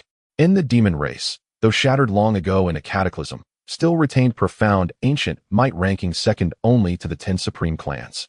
Among all the sacred lords present, his strength was supreme, 7th heaven of the sacred lord realm. He summoned a short sword, its surface etched with denser demonic runes, and dripping with a faint suffocating crimson hue. The great sage divine weapon, the Emperor's blood blade, bathed in the blood of a quasi-emperor and forged by our great sage's life essence. It can slay any being below the great sage realm. He spoke icily. Holding the blade, he advanced before the others, gazing upon Lin Fan with utter indifference. Behind him, the remaining sacred lords unveiled their own divine weapons, sacred auras surging their very presence, warping the surrounding void, which collapsed and reformed ceaselessly under the weight of their power. Human saint, reveal your weapon. A newly ascended saint who slew the mountain sovereign. If our guess holds true, you must wield a damaged imperial artifact. They spoke, and at the word imperial artifact, their expressions hardened. Were it whole, they would flee without hesitation, but such a thing was impossible. Had humanity possessed a complete imperial artifact, it would never have fallen so low. An emperor stood utterly beyond all existence. Not a single imperial artifact could slaughter every sacred lord in the world. 13 sacred lords fixed their gazes upon Lin Fan, each poised to unleash a world-shattering blow at the slightest movement. Yet Lin Fan did nothing, merely lifted his gaze slightly. Sea Clan, Demon Race, Moon Clan, Lin Fan said. Though veiled, he perceived their true forms at a glance. Quite a gathering. Ni's tone carried no inflection, calm, detached, as if conversing with an acquaintance. In the next instant, Lin Fan extended a single finger, centered upon its tip an invisible ripple spread outward. The 13 sacred lords shuddered in unison. Then, silence. Their souls extinguished. All 13 sacred lords perished. Silence. A deathlike stillness enveloped the scene. Everyone wore a dazed expression, unable to believe what lay before them. Was the battle for the Holy Realm over just like that? There was no fierce struggle as imagined. With just a single gesture, everything came to an end. Yet these were the saints, 13 of them, each a formidable existence capable of supporting an entire clan, and yet they perished like this. A single gesture, and they were annihilated. It is said that below the saints mortals are but ants. When did saints themselves become mere ants? Sir, this. Yi Bujing was equally shocked. He knew the Sir was powerful, and these 13 saints might not have been able to contend with him. But this was too powerful. Saint. The blue-clad woman and the others regained their senses and knelt down, filled with reverence and an indescribable excitement in their hearts. This is the saint of the human race. What does it matter if all the saints descend? One person alone can battle them all. Yi Sun stared blankly at this scene, as if all the vitality and spirit had drained from him, collapsing to the ground, his face filled with despair. How is this possible? He murmured as if in a daze. He had schemed for so long, betrayed his father, betrayed the human race, all to ascend to that position and dominate the world. Now everything was gone. Those were 13 alien saints. How could they just die like this? Now you understand, don't you? Everything you believed was merely a joke. What do imperial authority and dominion mean in the face of true power? Yi Bujing looked at Yi Sun and said calmly, the throne of the human emperor is not just a position, it is a responsibility. You cannot bear this responsibility, nor can I. In the 9 provinces of the human race, only the Sur stands alone. What I must do is to assist the Sur in the future. The human race must strive ceaselessly. He spoke recalling when the Sur asked him what he wished to do in the future. At that time he did not fully understand, but now he comprehended completely. Standing before millions to be the pillar of the human race. Lin Fan turned back to gaze upon the entire Qin capital. With this single action, the raging 9 curves heavenly punishment array instantly collapsed, and all the sea tribes maintaining the formation were obliterated. In the land of the human race's dragon vein, aliens are forbidden. His calm words fell like a decree upon this land, causing all hidden alien beings within the Qin capital to perish. And you lot. His gaze fell upon the ministers of the great Qin kneeling before the aliens. Saint, spare us. We were forced. My family is in the hands of the aliens. If I do not submit, they will all die. I admit my error. I control the military resources of the great Qin. If I die, the great Qin's army will fall into chaos. Let me redeem myself by going to the front lines to slay enemies. They wept and pleaded. A scene of despair unfolded. However, it did not stir a single ripple on Lin Fan's face. He merely watched them quietly, as if observing a performance. You are not repentant, you are simply afraid. With a wave of his hand, a group of souls extinguished, freezing in place, while the ministers who had chosen to stand behind Lin Fan shuddered. Lin Fan ignored them. He turned his gaze to the heavens. Heavy snow fell from the sky, gradually enveloping the entire Qin capital. A figure descended before Lin Fan, bowing to him. Feishua pays respects to the Sur. Feishua had returned, just as Lin Fan had said. He had slaughtered his way through, settling accounts with the sea tribes, encountering not a single sea tribe saint. Now he understood everything. All the saints were here upon the walls of the imperial palace, 13 lifeless bodies devoid of vitality. He had come to assist Lin Fan, but now it seemed unnecessary. Within the borders of the Great Qin, I have slain all the sea tribes. At the eastern coastline of the Great Qin, I sense the aura of the sacred path. Many sea tribe saints must be lurking there. Sir, do you wish to pay a visit? He asked, as this was also one of the reasons for his arrival. Merely killing the sea tribes within the Great Qin was not enough. In his era, anyone who dared to harm the human race would face bloodshed on a massive scale, and in severe cases extinction. Today, sea tribes would suffer the same fate as extinction. But his strength was insufficient. He knew Lin Fan's strength must be adequate. The people around them watched this scene again in shock. This must be another saint seemingly aligned with the saints. Could he also be a human race saint? The elder glanced at the crowd, spotting Yi Bujing, and nodded slightly. I have met your father. He had considerable talent, but regrettably, he has not yet reached the level of the prodigies. Under the Sur's teachings, you will surely surpass your father. He spoke with a tone of warmth. He treated others the same way. He inherently held goodwill towards the human race. Born among them and enlightened by the unending emperor, he had long established his roots with the human race. Yi Bujing trembled upon hearing this. You have met my father. He nodded, letting out a faint sigh. The human emperor of this generation has suffered greatly. In another era, who would dare disrespect the emperor of the human race in this vast world? You live in an extremely arduous era. He looked towards the people behind him, who seemed to be inspired by some force, and they all bowed to him in unison. With these words, he became a saint of the human race. Lin Fan also observed this scene. As he journeyed, settling accounts with the sea tribes within the Great Qin, he began to understand the current plight of the human race. In another era, he would not have come seeking Lin Fan, but would have already invaded the sea tribes for back. Then there were supreme beings of the human race to support him. Now there was only Lin Fan, a single existence above the realm of saints among the human race. Through the ages, everything had changed. I am Feishua, awakened by the Sur, a person under the unending emperor. You may call me Saint Feishua, he stated. Not Saint Feishua, but simply a saint. Everyone was stunned. He truly was a saint of the human race. But who was the unending emperor? They were all well versed in the history of the human race and had never heard of the existence of the unending emperor, not even the slightest mention. Lin Fan nodded slightly, observing the expressions of the human race, and then looked towards the eastern borders of the Great Qin, the vast and boundless starry sea. His gaze slightly sharpened. Just a few saints have died. That indeed seems a bit light. His casual words made Saint Feishua's eyes light up, looking at Lin Fan with anticipation. Whoosh! A cold wind swept into the snow, continued to fall, but the ambience had entirely transformed, now grander, and more magnificent, embodying the essence of ice and snow. Feishua, you have guarded the holy pool for many years, and for that you have earned merit. With the unending emperor gone, I shall grant you a great fortune. Be sure to observe this snow closely. Lin Fan spoke, and the void before him tore apart, revealing an endless sea. Then Lin Fan stepped out, standing upon the vast ocean. Today, with my path, I bestow upon you a tremendous fortune. As his words fell, the entire ocean trembled, snow fell from the heavens, and an immense Tao rhythm enveloped the entire sea, starting from the eastern coastline of the Great Qin. Frozen for thousands of miles. Along the eastern coast of the Great Qin Empire, countless people gazed upon this spectacle, stunned into silence. The void itself shattered, and a lone figure emerged from the boundless expanse of emptiness. With but a single tranquil utterance, he froze 1,000,000 miles of ocean solid. By my Tao, I bestow upon you a cosmic boon. To freeze 1,000,000 miles of sea and slay countless sea clansmen. This was merely a gift bestowed upon another. Who was he? Someone asked, but no one knew. Only his retreating silhouette seemed to uphold the very heavens above humanity. At the far edge of the heavens, perhaps beyond the ninth heaven, a world-shaking tribulation gathered, then roared downward toward that solitary figure hovering above the sea. This was heaven's wrath. Yet the man merely lifted his gaze, and with a faint open-palmed gesture, the celestial lightning capable of rending heaven and earth dissolved utterly. An ineffable aura emanated from Lin Fan's subtle yet profound. Its mere whisper stirred 10,000 Tao principles across the cosmos, compelling even that awe-inspiring tribulation to recoil. Are you certain you wish to proceed thus? Lin Fan raised his eyes to the sky. Chaos-infused Tao resonance swirled within his pupils. Worlds were born and perished in the blink of his gaze. The Chaos Tao, the first of its kind ever to manifest in the Xuanghuang Great World, had existed only as Lin Fan's theoretical conception, until now, when he had truly comprehended and embodied it.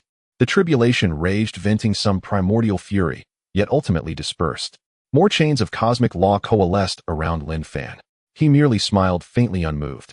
He turned his gaze toward the endless azure sea before him. 3 sea clan sovereigns, their bodies battered, broke free from the ice and fled in panic toward the outer ocean. Is this truly a human sovereign? They glanced back over their shoulders, faces pale with dread. This cataclysmic devastation had not even targeted them directly. From a distance of 1,000,000 li, they'd suffered only the faintest ripple. Yet it had nearly frozen their very souls. In Qin's capital, Feishua sovereign watched in stunned awe. Was this his true strength? If his perception was correct, that had been heaven's punishment. A fate from which 9 out of 10 never returned alive. Those who did often emerged crippled beyond recovery. Yet he had dispelled it with such effortless grace. The ice and snow Tao is in truth the fusion of the ice Tao and the snow Tao. Your physical form is that of a snow-capped mountain. You were born with innate understanding of the Tao, yet you have never fully realized it. You lack a crucial process. Lin Fan's voice resonated, not aloud, but directly within his mind. The sovereign trembled inwardly. Lin Fan was transmitting the Tao to him alone. This was the boon granted to him. He stilled his heart and mind, focusing entirely upon Lin Fan, absorbing every subtle shift, every infinitesimal current of Tao essence radiating from his being. I have just manifested the ice Tao. Next comes the snow Tao, Lin Fan declared. Along the eastern coastline of the Great Qin Empire, countless humans converged and beheld Lin Fan raise a single finger toward the boundless sea. Snow. A simple word, yet imbued with unfathomable Tao resonance. Upon this star-sea realm, where snow had never fallen, flakes began to descend, delicate, ethereal, like dust of the mortal world, drifting silently across 1,000,000 miles of ocean. The 3 fleeing sea clan sovereigns halted mid-stride. Gazing upward, they stood dazed. Snow. One reached out, snowflakes alighting gently upon his palm. Suddenly his expression contorted in horror. He whirled toward his 2 companions, who had yet to touch the snow. Do not move the snow. Before the words faded, he had already crystallized into an ice statue, flesh, sinew, and bone arrested instantly upon contact. A single unassuming snowflake concealed ultimate lethality. Even a sovereign endured but a single heartbeat. Songhai Sword Domain. Another sea clan sovereign hastily summoned his Tao domain. Countless waves transmuted into swords, forming a vast sky-obscuring blade formation before him. A frigid breeze swept past. Both sovereigns shuddered. The snowflakes pierced straight through their sword domain, landing upon their skin. How could this be? Eyes wide with disbelief, they stared upward at the heavens. Countless snowflakes descended, burying them beneath a blizzard. 2 sea clan sovereigns vanished utterly into the swirling white tempest. Feishua sovereign watched, trembling, not with fear, but revelation. This is the ice and snow Tao. Born of a sentient snow mountain, he had long mastered its fundamentals. Yet against a single human, he did not merely fall short, he was immeasurably outmatched. It was like comparing the faintest glimmer of fireflies to the radiant brilliance of the full moon. Human, you go too far. A voice boomed from beyond a million li of sea. There the ocean collapsed inward. Endless waters reversed their flow, as a colossal sea beast's head surged forth from the vortex. With a single advance, it shattered 10,000 li of frost. Yet snow continued to fall. Gazing toward the horizon, it beheld a white-robed human, and felt a piercing gaze settle upon itself. Ninth-tier sovereign, on the cusp of becoming a great sage. Lin Fan spoke calmly. At those words, every soul before the imperial palace trembled. This was a being nearing the threshold of great sagehood. To mortals, a sovereign was already the pinnacle of earthly power, yet a great sage belonged solely to legend enshrined in annals of antiquity. He is doomed. Fei Xue's sovereign murmured softly. All present held their breath, eyes fixed upon the distant sea. Though they observed all that unfolded there, none within that realm could perceive them. Their titanic waves rose skyward.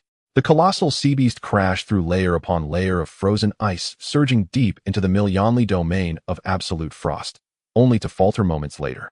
Terror flickered across its eyes. Unbeknownst to it, its blood flowed several times slower, its body inch by inch succumbing to encroaching ice. The closer it drew toward that lone figure, the faster the freezing spread, yet it still remained nearly a million li away. How could a single Dao domain span such incomprehensible distances? Flee. No other thought remained. Its immense form twisted violently, turning to flee toward the distant open sea. This human is terrifying. Undoubtedly a great sage, or even stronger. But it was already too late. A figure materialized upon the sea surface ahead, white robes flowing, standing motionless upon the water. It turned its head. The human remained where he had been. A Dao body. It focused intently, then churned the seas into a cataclysmic maelstrom, intent on crushing that projection. The figure simply took one step forward. The towering waves stilled. The seawater refroze instantly. Temperatures plummeted 1,000-fold, and the path of escape sealed itself shut. Human, you must consider carefully. We of the Star Sea clan are but one branch among the vast sea clans. Our true strength rivals that of the demon clans and the celestial clans. My master is a great sage of the boundless sea. He revealed his lineage, a disciple of a great sage, and in doing so unveiled a hidden truth. The once scattered sea clans had now been unified. Today the sea clans collective might rivaled even the demon clans, celestial clans, and spirit clans. Yet his words bore no weight. Within moments his voice fell silent forever, his existence extinguished in that stretch of frozen sea. Enough. The Dao body dissolved. Lin Fan observed the scene, then spoke, and in a single thought reappeared in Qin's capital, turning his gaze toward Fei Xue. Fei Xue nodded, stepped from the spatial rift, and took her place upon the exact spot Lin Fan had occupied moments before. All occurred in the blink of an eye, so swift no one perceived it. To the multitudes, it was merely a fleeting moment of disorientation. One thing remains, the so-called imperfect emperor-level artifact, Lin Fan said, and to Fei Xue's astonishment handed her not the star chart, but a painting titled Great Snow Obscuring Heaven. I painted it just now, Lin Fan said, and the spatial passage shattered behind him, leaving only Fei Xue standing alone upon the frozen Songhai Sea. The snow ceased. At last the masses beheld clearly the figure suspended high above the heavens. A middle-aged man with white hair stood between the heavens and the sea, holding a scroll surrounded by a sacred aura in a domain of ice and snow. Is this the saint of our human race? The coastline of the Eastern Qin dynasty was filled with countless people gazing at the figure in the sky, their expressions shaken. Meanwhile, deep within the stellar sea, a pair of eyes opened, landing on the figure of the flying snow saint, ultimately resting on the scroll. It is it. He focused intently. He saw the scene depicted in the painting, snow falling from the heavens, the sun and moon turning to frost, a figure standing amidst the endless snow. As if sensing his gaze, the figure looked towards him. Boom! His mind trembled, and he quickly withdrew his gaze. The spirit of the imperial weapon has not perished, it can still manifest the imperial shadow. Is it that one who is adept in the way of ice and snow? The human race once had an ice emperor whose ascension truly brought forth snow across the land and frost upon the sun and moon, resulting in the birth of an ice clan. However, its existence was short-lived, disappearing alongside the ancient human race in the river of time, yet it left an indelible mark on the Xuanghuang Great World. The history of the Sea Clan still records his legend. In the depths of the void, a figure appeared. Not far from the flying snow saint, yet he could not see him, or rather he sensed multiple prying gazes. There were too many to trace their origins, which was the very meaning of his appearance to stand before the myriad races for Lin Fan. Not the human race, but the snow mountain taking form. This was the celestial race that had appeared in the Great Qin Imperial Palace and killed the human emperor of the Qin. Seeing that this so-called saint of the human race was not human, he breathed a sigh of relief. This meant that no human had escaped his surveillance and ascended to sainthood. It was merely a snow mountain taking form, an artifact of the Ice Emperor. He looked at the scrolls, speculating similarly. After hesitating for a moment, his figure blended into the void. The Ice Emperor's contingency plan was not worth confronting heeding yet. Ice Emperor. In the Qin capital, Lin Fan heard the voice from the void and was momentarily stunned. This was truly an unintended encounter. The human race indeed had such an emperor. Thinking of this, he shook his head and smiled, looking at Yi Bujing and the others, who all bowed, deeply filled with respect. Only they understood that the one truly freezing the sea for thousands of miles was this white-clad youth before them. This was the true pillar of the human race. The human race is still weak. The time to step onto the stage of the myriad races has not yet arrived. The future is in your hands. I am merely a guide. The time is not yet, so there is no need to reveal ourselves in this world. Lin Fan said with a smile, and the group focused, then nodded heavily. He knew the saint was thinking of them. The saint had the power to forcibly elevate the human race before the myriad races, but the outcome might not necessarily be good. The human race cannot rely solely on one saint for support. They need them. Saint, we understand. They said, filled with admiration for Lin Fan.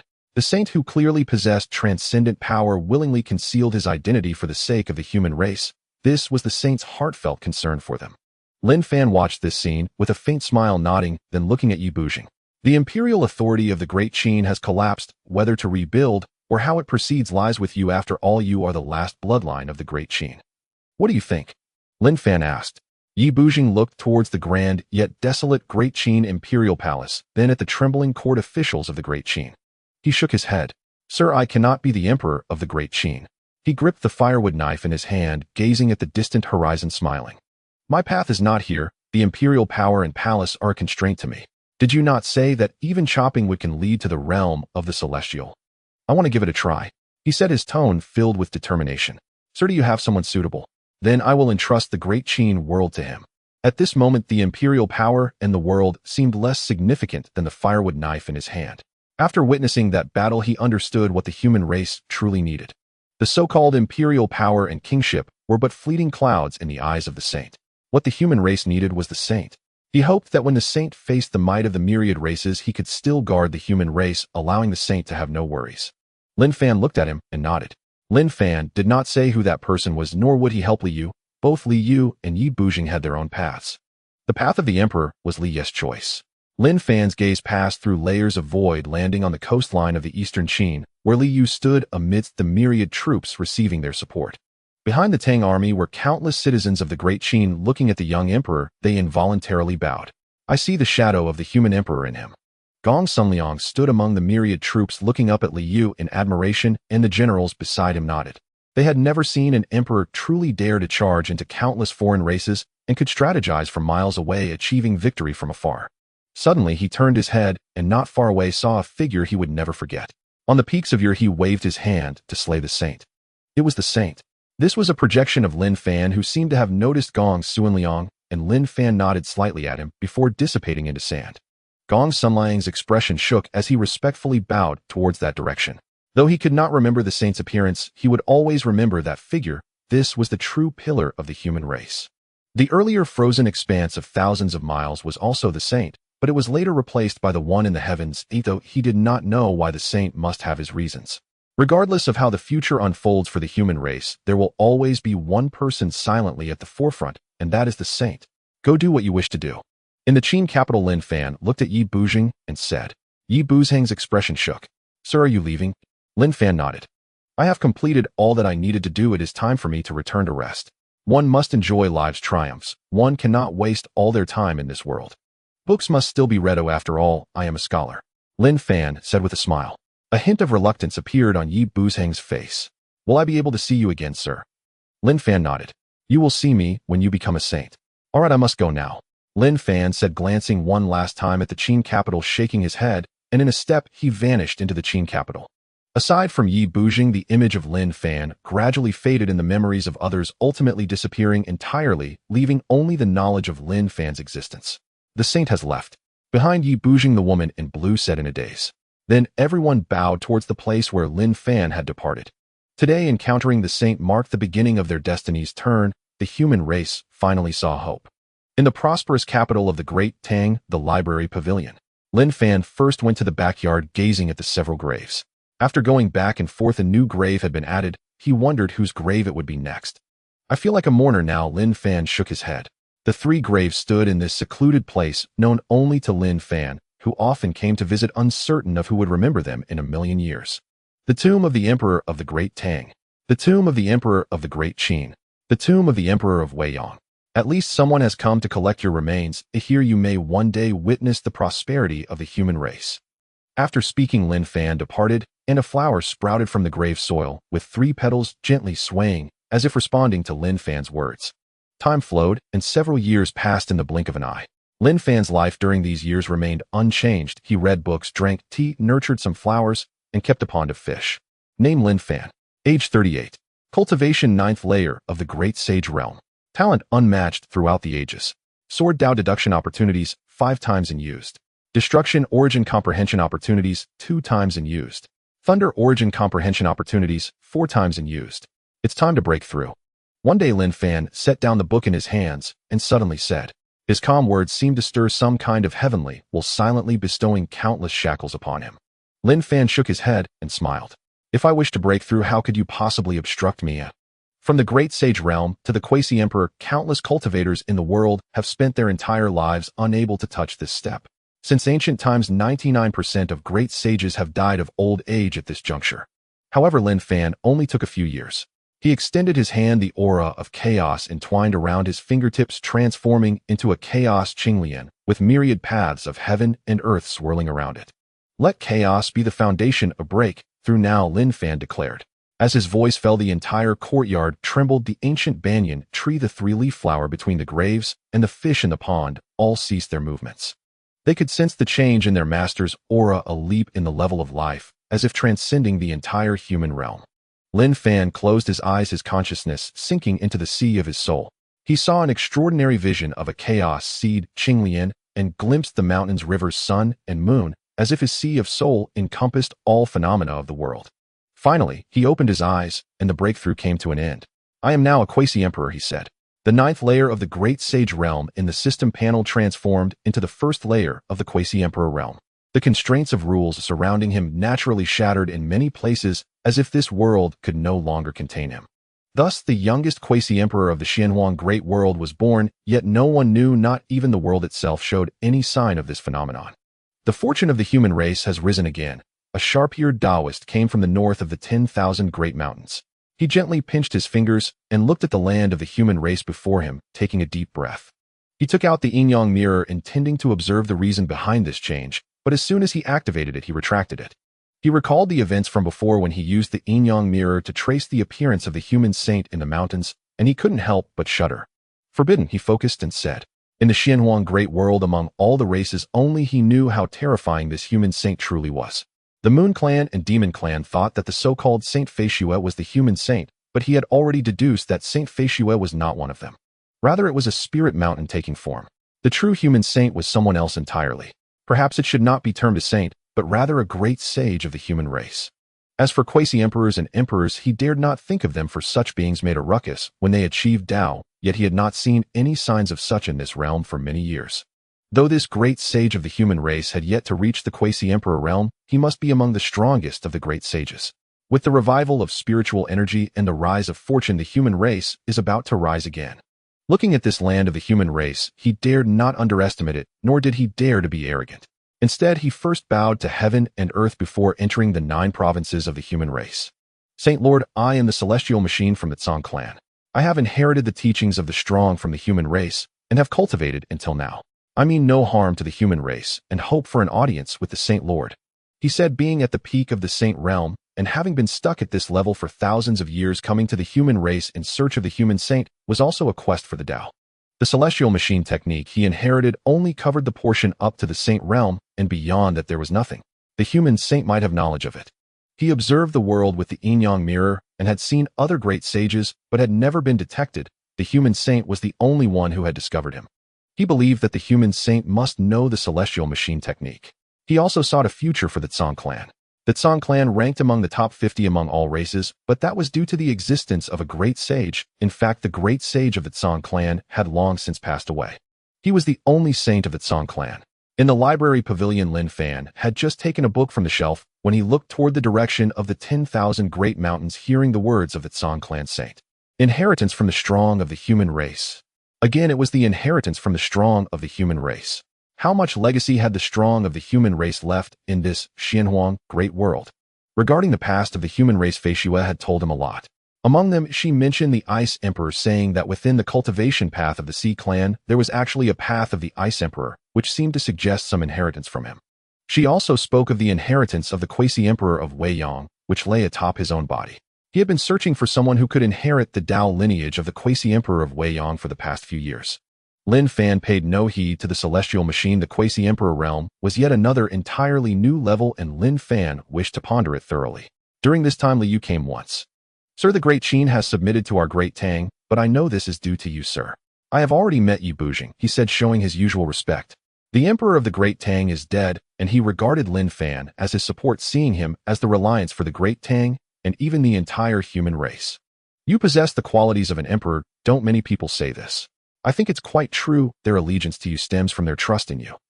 The future emperor must not belittle himself in this way, Lin Fan said with a smile, then spoke to Li Yu about some profound insights. Afterward, Li Yu went to the backyard and saw 2 additional graves, his expression shaken. The tomb of the Emperor of the Great Qin. The Sir actually buried the Emperor of the Great Qin here. And the last grave, the Quasi-Emperor of Weiyang. A Quasi-Emperor. He stared at that small grave and couldn't help but take a deep breath. There couldn't possibly be a Quasi-Emperor's corpse inside, could there? A Quasi-Emperor that was in existence he couldn't even dare to imagine. Where did the Sir find this corpse? The Quasi-Emperor of Weiyang. He strained to recall any information about her from his memory, but found none. However, anyone buried here by the Sir must surely be of the human race. Thinking of this, he bowed to the graves of the Emperor of the Great Tang, the Emperor of the Great Qin, and the Quasi-Emperor of Weiyang before leaving. Jianzhou, the one of the 9 great continents of humanity governed by the Great Jin dynasty. Located deep within the human heartland, it faces no external threats from alien races. Yet it harbors Primordial Mountain, one of humanity's 3 forbidden realms. Soaring 30,000 zhang high, it is perpetually shrouded in impenetrable mist. None who have entered have ever emerged alive. Someone has emerged. On that day, a cultivator of the Great Jin dynasty, meditating in seclusion near Primordial Mountain, witnessed a lone figure step forth from its mist-shrouded depths. The figure stood beyond the mountain's threshold, clad in an ancient, austere Taoist armor, gazing wordlessly into the boundless heavens, his expression dazed and unmoored. I am still alive. I am Mo Yun, 3rd sequence of the demon clan. And he murmured softly, his eyes gradually clearing as intricate demon sigils began to bloom across his skin. The demon clan. In the Jin dynasty, cultivator watching him recoiled in horror. Yet before he could retreat, Mo Yun's gaze had already locked upon him. Inhumans. So Primordial Mountain opens here after all. And he spoke, and though he moved not, the very space around the Jin cultivator froze, suspended in eerie stasis. And how weak you are. Who would have imagined that a race once famed in celestial murals for its star-spanning communion would fall so far? And he raised a hand, and the cultivation realm sovereign, a being of creation ascension, was seized midair and devoured whole. With each bite, the demon sigils upon his body flared brighter, sharper. Humans, now nothing more than blood sustenance for my clan. And he turned again toward the distant horizon, sensing countless living auras across the land, and smiled. Trapped within Primordial Mountain for 3 millennia. It has been too long since I last breathed such abundance of life. How nostalgic this scent truly is. Na cruel feral grin twisted his lips. Then he strode into the capital city of the Great Jin dynasty. And this was only the beginning, for behind him several other figures emerged from Primordial Mountain, each walking forth into the realm of humanity. Like farmers harvesting fruits and vegetables, they slaughtered without restraint across the Great Jin lands, feeding their hunger, or perhaps venting some deeper buried dread. The human sovereign of Jin intervened. In beneath the sky of a prefectural city, he stood holding a broken sword, his gaze fixed upon Mo Yun, whose form shimmered with oppressive demonic energy, as solemnity hardened his features. Human sovereign, countless subjects knelt behind him. The sovereign, their unwavering spiritual pillar. Since time immemorial, his appearance alone had dispelled calamities, even those wrought by demons like these. Human sovereign, Mo Yun laughed. First time I've seen one so feeble. A sovereign who hasn't even reached the sage realm. Ni's cryptic words hung in the air as the sovereign's shattered blade surged with boundless sage resonance. It was a supreme sage artifact, damaged yet still radiating the awe-inspiring might of a true sage weapon. And this was the great Jin dynasty's deepest legacy. In boom, Na cataclysmic wave of sword energy charged with the sovereign's indomitable will cleaved toward Mo Yun. But Mo Yun merely lifted a hand and clenched his fist in empty space. Instantly, the human sovereign froze midair, suspended in absolute stillness. Break. And the sovereign's face contorted in shock. With tremendous effort, he shattered the spatial binding and leapt back 1,000 meters, only to stare at Mo Yun, pale and grim. Sage Realm. In 2 words, and every soul beneath the city walls trembled. And that demon was a sage. And only now do you realize. And Mo Yun said. But inwardly uncertainty flickered. How could a mere Daocian realm cultivator break free from his grasp? A Dao wound. And he perceived it then. An indelible scar etched upon the sovereign's Dao foundation, severing his path to ascension. Memories of primordial mountains surged anew, and he drew a slow, deep breath. Now at last he understood why humanity had overseers. Overseers were dispatched to humanity, to sever the celestial ascension path, to block the road to sainthood. This was the universal consensus among the apex clans of the Xuanghuang Great World. And even the demon clan had once sent its own. Roughly once every millennium, another great clan would take its turn overseeing the 9 continents of humanity. Humanity's latent potential was simply too terrifying. In thinking of fleeing, Mo Yun spoke again, and the human sovereign, gripping his flawed supreme sage artifact, manifested genuine sage-level combat power. Mo Yun himself stood only at the first tier of the sage realm. If the sovereign truly chose to flee, Mo Yun could not stop him. Yet the sovereign merely steadied his spirit, took one deliberate step forward, and stood resolute before the city, sword in hand while blazing heavenward. Fight. And that was the human sovereign's answer. He raised his broken blade and advanced, not as a sage, but as a Daocian cultivator challenging divinity itself. And had he borne no Dao wound, he might have held Mo Yun at bay. But he was in truth a sovereign half broken by fate. His body crashed down onto the earth, smashing into the city wall, then fracturing the ground itself. And countless souls quaked. And sovereign, flee. Do not think of us. And they cried out. Even cultivators at the nascent core and divine platform realms stepped before him, offering their lives to buy him time. And Mo Yun watched, shaking his head in disdain. Insects, and he declared. And with a single step, legions of humans vomited blood. He observed the carnage with detached amusement, as if savoring humanity's futile writhing beneath his gaze. He had witnessed such scenes before, in Primordial Mountain. And the human sovereign struggled to rise. Yet the ancient Dao wound compounded by Mo Yun's assault left him unable to stand. No, humanity still has a sage, and suddenly a voice rang out. That instant hope flared anew in every eye. They fell to their knees before heaven and earth faces reverent. O sage, save us, and humanity suffers a cataclysm beyond measure. Please descend and slay these alien invaders. Sage, none person, then 2. Then the entire land bowed as one. Mo Yun frowned, observing the spectacle. A human sage. And then he laughed. And under the overseer's watch, no human could possibly ascend to sainthood. This was but the final delusion of dying insects. Within the library pavilion, Lin Fan, long dormant, suddenly opened his eyes. A flash of chaotic light pierced his gaze, and infinite voids crumbled before him. Having just attained the quasi-emperor realm, he had expended vast reserves of primordial essence in profound cultivation insight. He'd expected only a brief slumber, never imagined it would stretch into centuries. The great Jin dynasty. And he turned his head toward the heavens, and heard them countless voices calling his name. And humanity cannot possess a sage. And Mo Yun declared, and before him a crimson vortex bloomed, teeming with wailing, shrieking souls. He intended to swallow the entire city whole. No sage. And suddenly a voice whispered beside his ear. And then, space tore open before him, and a figure stepped forth, white robes, scholarly Taoist garb. With but a glance, Lin Fan silenced Mo Yun's very soul. That sensation again, and same dread he'd felt facing the entities within Primordial Mountain. And terror, despair. And, if humanity has no sage, then what am I? A palm descended, like the hand of heaven itself. No resistance was possible. In the next instant, Mo Yun was crushed into crimson mist. Black wooden tablet fell, bearing the numeral 3, and beneath it a name. Mo Yun, 3rd sequence of the Demon Clan. A prodigy of the Demon Clan. Lin Fan glanced once. Then the tablet dissolved into oblivion. It's the sage. Here comes the sage. I knew the sage would surely not abandon us. Countless humans exclaimed excitedly, while the Emperor of the Great Gene lay on the ground surrounded by a pool of blood smiling at the scene before him. Not only does the human race have an emperor, but also a sage. Great Gene Emperor, you have worked hard. Lin Fan's voice rang out as he approached, resting a hand on the Emperor's shoulder, shaking his head slightly. Don't worry about me, I know my situation, I won't live much longer. Thankfully I held on until the sage arrived. Before he could finish speaking, his pupils suddenly trembled violently. He looked incredulously at the sage before him. His once withered body began to slowly revive, even the injury rooted deep in his Tao base was healing. A dark power entwined around his Tao base was erased, and he seemed to suddenly regain 10 years of youth, his aged face transforming into one that radiated vitality. The human race still needs you, you cannot die so early. The prosperous future of the human race still awaits your witness. Lin Fan spoke gently. Another finger touched his forehead and insights about ascending to sage flooded into his mind. Live well, Lin Fan said, then turned his gaze to another part of the world, his eyes growing cold. With a single step, he vanished from the world.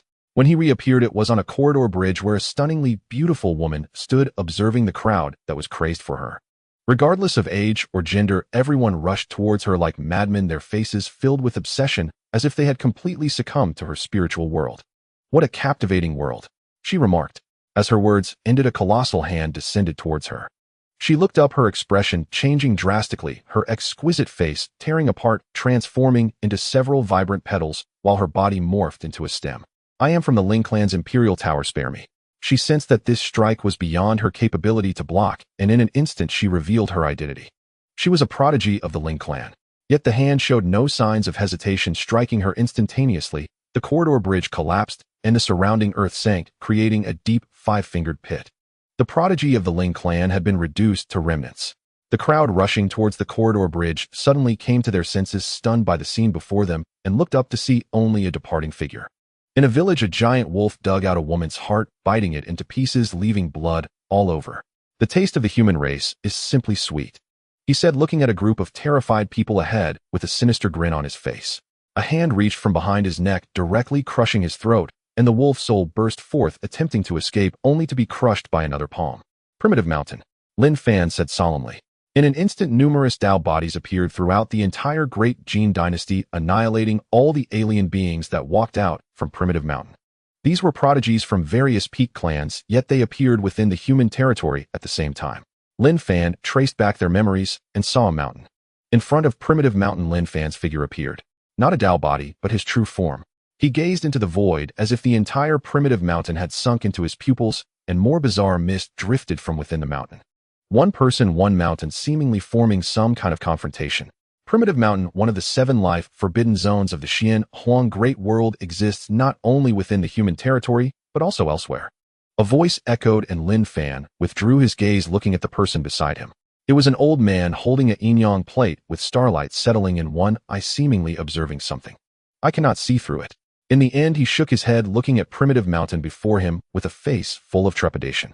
All the primitive mountains that appear in the Xuanghuang Great World are actually one mountain. It's just that the space here has been distorted, allowing it to appear simultaneously in many places of the Xuanghuang Great World.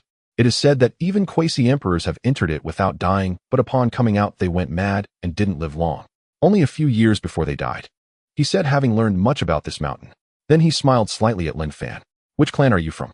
You aren't here to search for the great sage of the human race like me, are you? It seems I am not the only wise one. Let me introduce myself. I am the celestial machine of the Tsang clan. He introduced himself, having traveled from the distant Tsang clan, wandering until he reached this place. Seeing Lin Fan, he naturally assumed Lin Fan had the same purpose as him. Lin Fan paid him no mind. He could sense that there was a certain will within Primitive Mountain watching him, a presence that had surpassed the quasi-emperor realm. Yet it could not leave Primitive Mountain for some reason. Celestial Machine was also taken aback by this scene. Dao brother, you don't intend to enter, do you? He said, unconsciously moving slightly away from Lin Fan. A Primitive Mountain was very eerie, but he felt Lin Fan wasn't much better than it. Lin Fan's displayed strength was actually at the first level of body refinement. Body refinement, first level. This was still through the Inyang mirror. What normal person could stand before Primitive Mountain at the first level of body refinement? I should go in for a look, but the time is not yet right. Lin Fan said, glancing at the human realm before him, shaking his head slightly.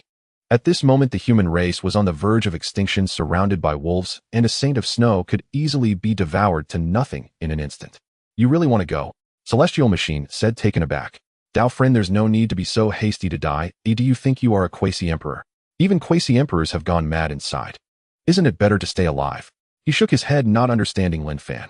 The human race truly suffers greatly. It has been hard to produce a great sage, and now there are unusual movements in Primitive Mountain. Clans like the Demon Spirit and Devil races can suppress the disturbances of Primitive Mountain, but what can the human race rely on? Is it that great sage? He said if it were ordinary matters, a powerful great sage could indeed suppress them, but this was Primitive Mountain. However, if the human race could awaken several imperial weapons, it might be possible. Although I don't know if it's true, there seems to be mentions of Primitive Mountain in my inheritance. There are traces of human race powerhouses' involvement in this. I just don't know what the human race has done. He shook his head, looking at Lin Fan, without further engagement, preparing to leave. Lin Fan suddenly spoke. Aren't you looking for me? With a single sentence, Celestial Machine was taken aback, staring blankly at Lin Fan. Come. Lin Fan said indifferently as the world before him transformed, and the needle in the yin-yang plate in his hand spun wildly, seemingly losing direction. His expression shifted. In the next moment, he found himself in a courtyard. Before him was a library, followed by a large banyan tree, and finally a young man in white standing before the banyan tree, gazing at him. You are the great sage of the human race, he exclaimed in shock. Sit. Lin Fan did not respond to his words, only uttered this command. Tianjizi paused, startled. The courtyard held nothing but a koi pond and a massive banyan tree, the sole seat being the wicker chair beneath it. Yet that seat was clearly not meant for him. Nas hesitation gripped him. His body suddenly grew heavy. He sank downward involuntarily, and a chair materialized beneath him, as if conjured from empty air. His expression shifted sharply. In materialization from void, the Tao of creation, and he murmured in awe. The Tao of creation was an exceedingly profound and formidable path, one he had heard spoken of only among the spirit clan, where a rare few were said to have awakened to it. He never imagined that this great sage of the human race also walked this very Tao. Venerable sage, I mean no intrusion. Yet I seek your guidance on the art of heavenly omens, and further, I come as envoy of the Tsang clan to forge an alliance with the human race. He bowed deeply toward Lin Fan. Yet the moment he recalled Lin Fan's earlier manifestation of the Tao of creation, his eyes dimmed with quiet resignation. It was the Tao of creation, not the Tao of heavenly omens. Thus he had nothing left to ask of this human sage. The art of heavenly omens. Lin Fan gazed at him, voice calm and detached. And he shook his head. Venerable sage walks the Tao of creation. I spoke rashly. My true body stands before you. No clone or projection accompanies me. You must understand the sincerity of the Tsang clan. The Tsang clan pledges eternal alliance with the human race. Should the human race face peril, the Tsang clan shall render aid without reserve. And likewise, should the Tsang clan falter, the human race shall stand by us in equal measure. This was one of his foremost purposes in coming. Using the yin-yang mirror, he had divined the human race's future countless times. Each vision revealed only formless void. Yet a century ago his augury had shown something far more dire, the utter annihilation of humanity. Why such a radical reversal? Some unseen transformation must have occurred within the human race, something beyond his reckoning. This human great sage's emergence was surely one such turning point. Uncertainty itself holds infinite possibility. Nandi intended to board the human race's vessel before it set sail. It was a gamble, one staking the entire future of the Tsang clan. Yet the Tsang clan already stood upon the precipice of extinction. And to refuse the wager was to choose oblivion outright. Their great sage had perished, and that truth could not remain concealed for long. Once revealed, rival clans would descend like ravenous wolves, tearing the Tsang clan apart limb from limb. He fixed his gaze upon Lin Fan, awaiting his reply, his posture upright upon the chair, every muscle taut with suppressed tension. The fate of the Tsang clan now hinged upon a single sentence from the man before him. Lin Fan met his gaze and shook his head. Ni's heart plummeted, until Lin Fan's next words lifted him back from the abyss. Agreed, but not as allies. Your clan shall submit to and serve the human race. We require no alliances, and trust none. The words fell softly, almost casually, yet radiated overwhelming celestial authority. Even those placid, unblinking eyes stirred in him an inexplicable dread. The yin-yang mirror trembled in his grasp, as if recoiling from some unspeakable presence. It had quivered thus since entering this courtyard. Submission grants you one act of my intervention. Refuse, and your clan's extinction looms near. A single sage cannot bear the weight of an entire race. Lin Fan spoke. Tianjizi jerked his head up, shock rippling across his features. How do you know that Tsang clan possesses but one sage? That was the Tsang clan's deepest secret. Within the Tsang clan's sacred hall, only his living presence remained. Beside him, a corpse, the great sage of the Tsang clan, dead for centuries. Lin Fan extended a single finger and touched it to Tianjizi's forehead. And what is the heavenly omen? To steal heavens will to usurp time itself, to replace destiny. Now through my Tao I shall restore and complete your Tao of heavenly omens, and elevate you to the rank of great sage. Lin Fan's voice resonated within his mind, and then countless arcane symbols surged into his soulsia, coalescing instantly into a celestial scripture, the Tao scripture of heavenly omens. More complete, more potent than any version he had ever encountered. Entirely novel in conception, a wholly distinct path of the heavenly omen Tao. In that instant he plunged into profound enlightenment. Long moments passed, and when he opened his eyes again, he beheld the white-robed youth standing by the pond feeding koi. He drew a slow, deep breath and bowed low reverently. Venerable sage, I have awakened. Ni's voice trembled with inexpressible awe. In this, human great sage mastered not only the Tao of creation, but also the Tao of heavenly omens, stealing celestial secrets, discerning fate itself, a path utterly antithetical to creation. And both resided within one being. This man was terrifying beyond measure.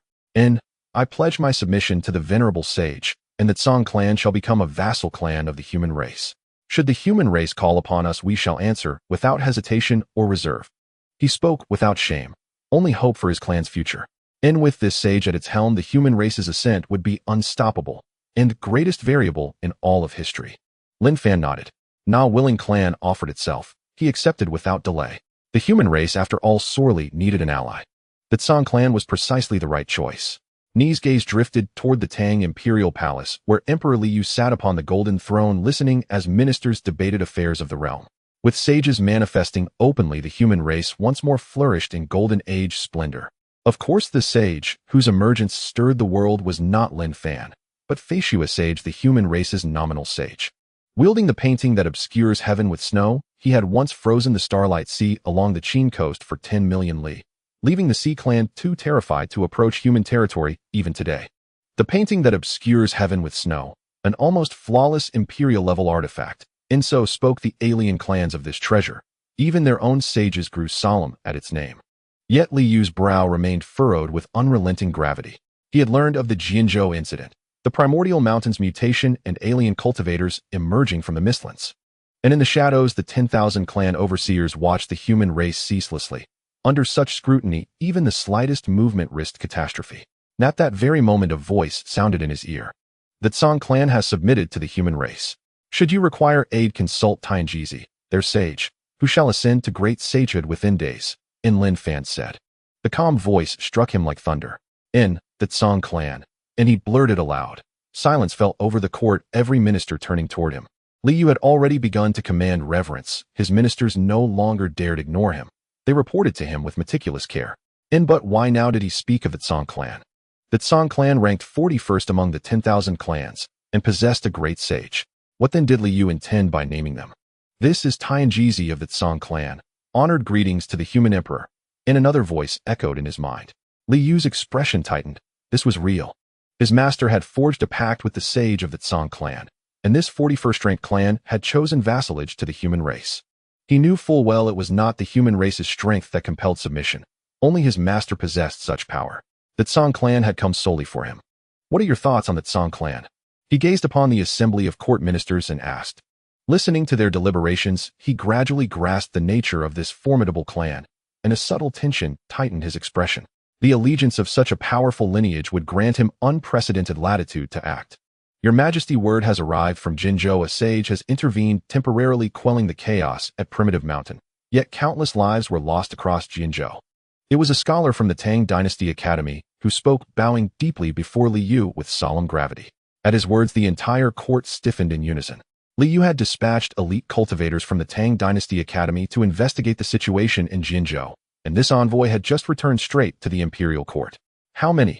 Someone interjected. The Academy envoy's face darkened further. Beyond reckoning.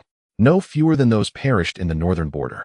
Witnesses claimed to have seen twin-headed hellfire wolves emerge from Primitive Mountain, and demons with 3 eyes sprouting from their foreheads, as well as countless other entities whose names defy utterance. His voice trembled with remembered fury, as if reliving the horrors of Jinzhou. Had the sage not intervened, the entire province would have been slaughtered to the last soul. Yet even the sage could only alleviate the crisis for a fleeting moment. The human emperor of Great Jin personally stationed himself at the fringes of primitive mountain and beheld terrifying figures along its borders. They may already have ascended to the sage realm. A collective shiver ran through the hall. Another reference to the sage realm.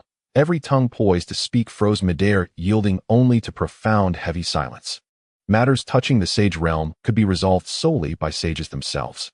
No one could recall how many times the sage had shielded humanity, truly a solitary guardian for an entire race. Yet no one stood behind him in return. It was the tragedy of all humankind. Liu watched the scene unfold, his fists clenching involuntarily. Rising to his feet, he drew every gaze in the chamber. Dismiss the court. Those two words felt like deliverance. Ministers hurriedly withdrew, disoriented and shaken. None knew what thoughts stirred within them at that instant. Yet as they stepped beyond the imperial palace gates, resolve hardened upon every face. Humanity cannot rely solely upon the sage. Liu declared before the assembled masters of the Tang Dynasty National Academy. Flames flickered deep within his pupils. He too had reached the 7th rank of the Divine Ability Realm. Effective immediately, the National Academy's enrollment shall expand tenfold. Not twofold, but tenfold. Each year we shall host a symposium of Tao in Xuanghuang, inviting cultivators from all 9 provinces. The sage has bestowed upon the 9 provinces a rare opportunity and deterred hostile clans across the 4 directions, granting us precious time. Now the rest lies in our own hands. The sage will not always remain among us. We cannot entrust everything to his shoulders alone. His voice rang with unwavering conviction. Every master of the Tang Dynasty National Academy met his gaze and nodded, solemn and resolute. The Tang Dynasty was changing, and so too was all of Jiuzhou, subtly, yet irrevocably. Even Lin Fan could scarcely have foreseen the depth of this transformation. He had always seen himself merely as a guide. Master, when Buzheng ascends to sagehood, I shall return. At the eastern sea of Great Qin, Yi Buzheng bowed once toward the human realm and departed with a contingent of humans, leaving the ancestral lands of humanity behind. Never before had any human ventured beyond the 9 provinces into other realms of the Xuanghuang world. He would be the first. This was his path. His humble firewood cleaver was his sole possession, and with it he would carve a path straight into the sage realm. Shuzhou. Within a quiet academy, Chu Yin held a book in hand, listening to the soft patter of rain outside, and in that stillness attained enlightenment, ascending instantly into the divine ability realm. Will I ever see you again? She murmured softly. Every step she took, every trial she endured, was for humanity, yes, but also for the one etched forever in her memory. Across millennia of mortal existence, she had lived for but a single purpose: to glimpse his face once more. Zhao Kuangyi, the celestial prodigy of the Zhao clan, now stepped onto the stage of Jiuzhou, performing swordplay atop the imperial capital of Great Songyinjing. His blades stirred the heavens. The wind roared, clouds parted, and before countless witnesses he unleashed 1,000 zhang swordlight. Sage, standing beneath the vast sky, his gaze burned with unshakable determination. From the moment he beheld that figure, only one goal consumed him: ascension to sagehood. The southern garrison city of Tang Dynasty. Upon that land once drenched in rivers of blood, Qin Ming raised the same gnarled branch once more and slashed toward the heavens. 3 great Tao resonated in unison. Master, I have done it. He smiled. The Tao of thunder, the Tao of the sword, and the Tao of slaughter. He had truly achieved their preliminary fusion. His cultivation had advanced to the 9th rank of the divine ability realm, not through secluded practice, but spontaneously as his swordsmanship deepened. Sword and self had become one seamless whole. Yunzhong Tower, the sage realm of the Tang Dynasty. That day blossoms erupted across the tower grounds, spiraling inward toward the Qin studio where the young woman sat, while cultivation chambers flung open one after another, their occupants staring in stunned disbelief. Truly monstrous talent, murmured the tower's steward, awestruck. This young woman had broken through into the creation realm. How little time had passed. Could she truly be the legendary maiden from the northern border? Humanity shall rise. The Prince of Bailiang appeared, gazing upon Qin Gu with equal wonder. A creation realm cultivator so young, surely the first in history. In that moment he felt deeper gratitude for the decision he had made long ago. To safeguard her path outweighed a century of sovereignty over the northern border. As spiritual energy surged, a new vitality flooded humanity, and its rising fortunes swelled steadily, though veiled by an invisible hand. Sage sovereign, those who emerged from primitive mountain should have perished, yet they now walk freely upon human soil, said Tianjizi, referencing primitive mountain after hearing numerous accounts from human cultivators. He dared not invoke his heavenly fate art before Lin Fan, for before Lin Fan such art resembled infant babbling before Guangong brandishing his great saber. Lin Fan turned his gaze upon him. Tianjizi drew a slow, deep breath. The demon cloud spoken of by the sage sovereign claims to be the third sequence of the demon clan, yet the current third sequence is not named demon cloud. Demon clans rank their prodigies by sequence. The lower the number, the greater the power. I have personally encountered the present third sequence. His name is Xuanghuang. However, millennia ago there was a demon sequence known as Demon Cloud, though he was declared dead at least according to official demon clan records. A sudden epiphany lit his eyes. Could it be that Demon Cloud did not truly die, but instead entered Primitive Mountain? Yet that defies logic. Demon sequences are treasured beyond measure. They would never be sent to certain death, unless something of immense value was discovered within Primitive Mountain. Instinctively, he lifted his yin-yang mirror. Yet the moment he activated the heavenly fate, a sharp tremor pierced his heart, forcing him to halt immediately. Sage Sovereign, Primitive Mountain lies beyond my divinatory reach. It falls to you alone to pierce its veil. He looked at Lin Fan, eyes alight with anticipation. He longed to witness Lin Fan wield the heavenly fate art. Lin Fan rose. His mind stirred, and countless incarnations erupted forth, rending the void as they sped toward Primitive Mountain's threshold. If you wish to know, then enter and see for yourself. Before the primordial mountain, life was extinct, with only a great emperor of the Jin dynasty standing guard here. He held the holy weapon, gazing solemnly at the towering mountain before him. He knew he could not stop the existence within, yet, as an emperor, he must prioritize the safety of the world. He had to remain here. A deep, beastly roar echoed from within, and a pair of crimson eyes appeared amidst the miasma of the mountain. His body tightened. He felt as if all his vital energy had come to a brief halt. This was undoubtedly a being of the sacred realm. A single roar could potentially slay countless cultivators. He gripped his sword tightly, ready to fight for his life. Suddenly a figure appeared before him. Clad in white robes, he glanced at the crimson pupils, and the owner of those eyes vanished in the miasma. "Saint," he exclaimed, quickly bowing in reverence. Confusion clouded his heart. The image of the saint conveyed by the legends of the 9 provinces was that of a white-haired man wielding the great snow-ceiling map, embodying the path of ice and snow. Yet the saint before him was clearly not that. Still, he could ascertain that this individual was definitely a saint of the human race. "Do not worry, they do not dare to approach. What they should fear is me seeking them out." The calm words carried an unspoken dominance, which settled his heart. He then observed as the figure walked toward the primordial mountain. He was taken aback. "Saint, you must not enter the primordial mountain," he urged, but the figure had already stepped inside, seemingly unaware that this was a forbidden zone for living beings. Wherever he passed, the miasma parted, creating a path leading to the endless depths. With a wave of his hand, a flash of bloodlight flickered from within the mist. A severed head fell to the ground, belonging to a blood-winged white tiger. Its eyes widened in fear. This was the very creature that had just threatened the great emperor of the Jin dynasty before the primordial mountain. A being of the sacred realm. The remaining words of the great emperor of the Jin dynasty caught in his throat as he stared blankly at the scene. A being of the sacred realm had died just like that. In the library, Tianjizi watched this scene with a hint of worry on his face. He turned his gaze to the figure lying beneath the ancient banyan tree, reading.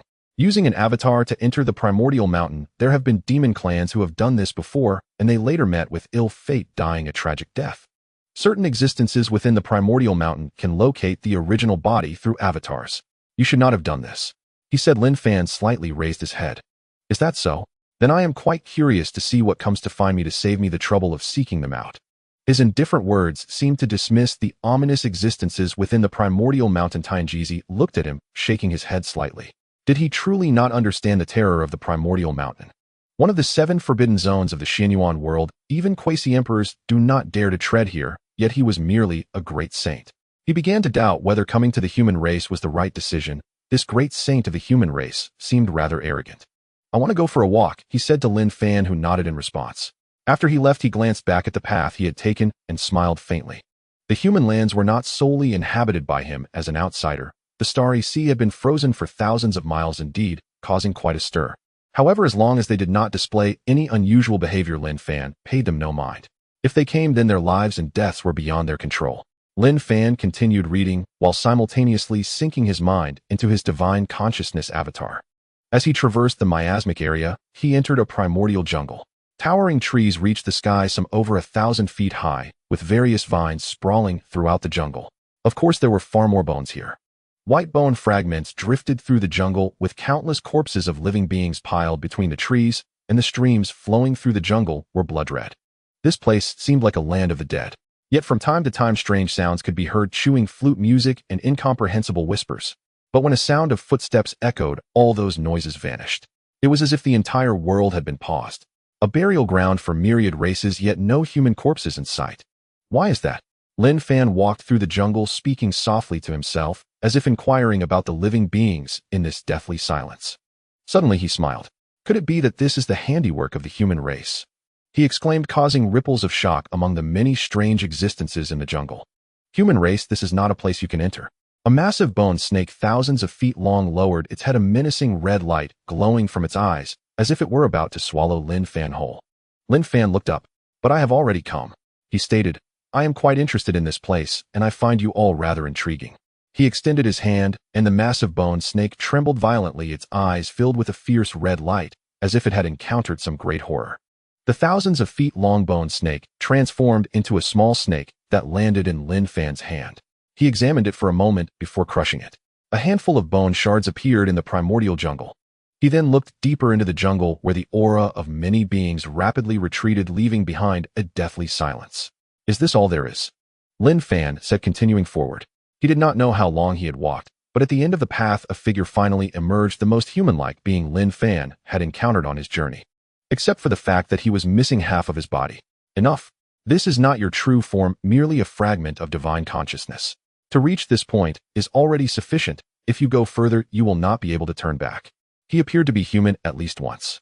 Unlike the strange beings in the jungle, he came to warn Lin Fan. Do not think that you are merely a fragment of divine consciousness. The beings there can curse your original body through your divine consciousness. What you call ominous this place is merely an abandoned land not worth your effort, he said. Lin Fan looked at him, shaking his head and smiling. Then I am even more inclined to see it. I understand some of the paths of curses, perhaps I shall discuss the matter with the beings you speak of. Lin Fan paid him no mind, yet as he passed by he noticed a token hanging by his side. Prison. It bore only this one word. Lin Fan paused slightly. Prison. Prison guard. He seemed to understand something, but still needed further confirmation, thus he was even more inclined to take a look.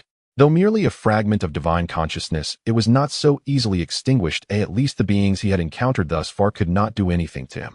He was a quasi-emperor, but he should be the first quasi-emperor from ancient times to the present. As for the great emperors, he was unsure of their strength, but they should also be able to battle. A fragment of divine consciousness capable of killing a great saint among mortals was sufficient. Having exited the primordial jungle, he arrived at a blood-colored swamp stretching endlessly, with countless corpses submerged within. Yet they were all decayed. Besides the corpses of myriad races, there also seemed to be some even more sinister bodies. It resembles hell a bit, one world after another, one prison after another. Lin Fan gazed at the scene before him, speaking. Regard the entire primal mountain as a hell, where the miasma represents the first layer of hell, followed by a bizarre jungle leading to this blood-soaked marsh. What else is locked away here? Lin Fan stepped into the blood-soaked marsh, and though each step brought forth corruption, it could not taint Lin Fan's attire. In the dimly lit, blood-hued world, the only constant was a figure in white. Humans.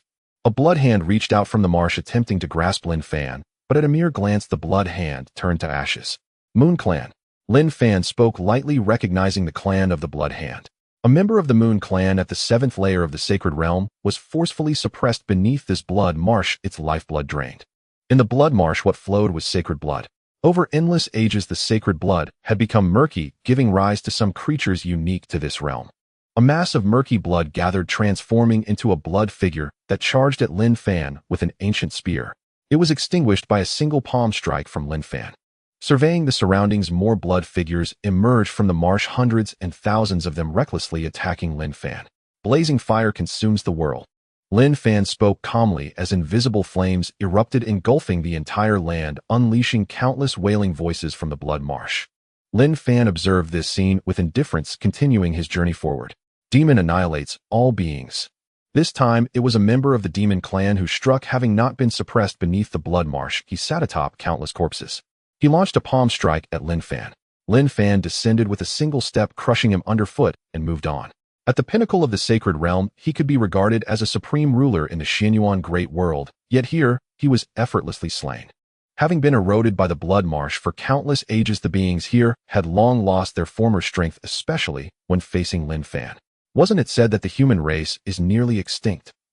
A creature with wings sprouting from its back emerged from the blood marsh, observing the distant figure with a trembling expression.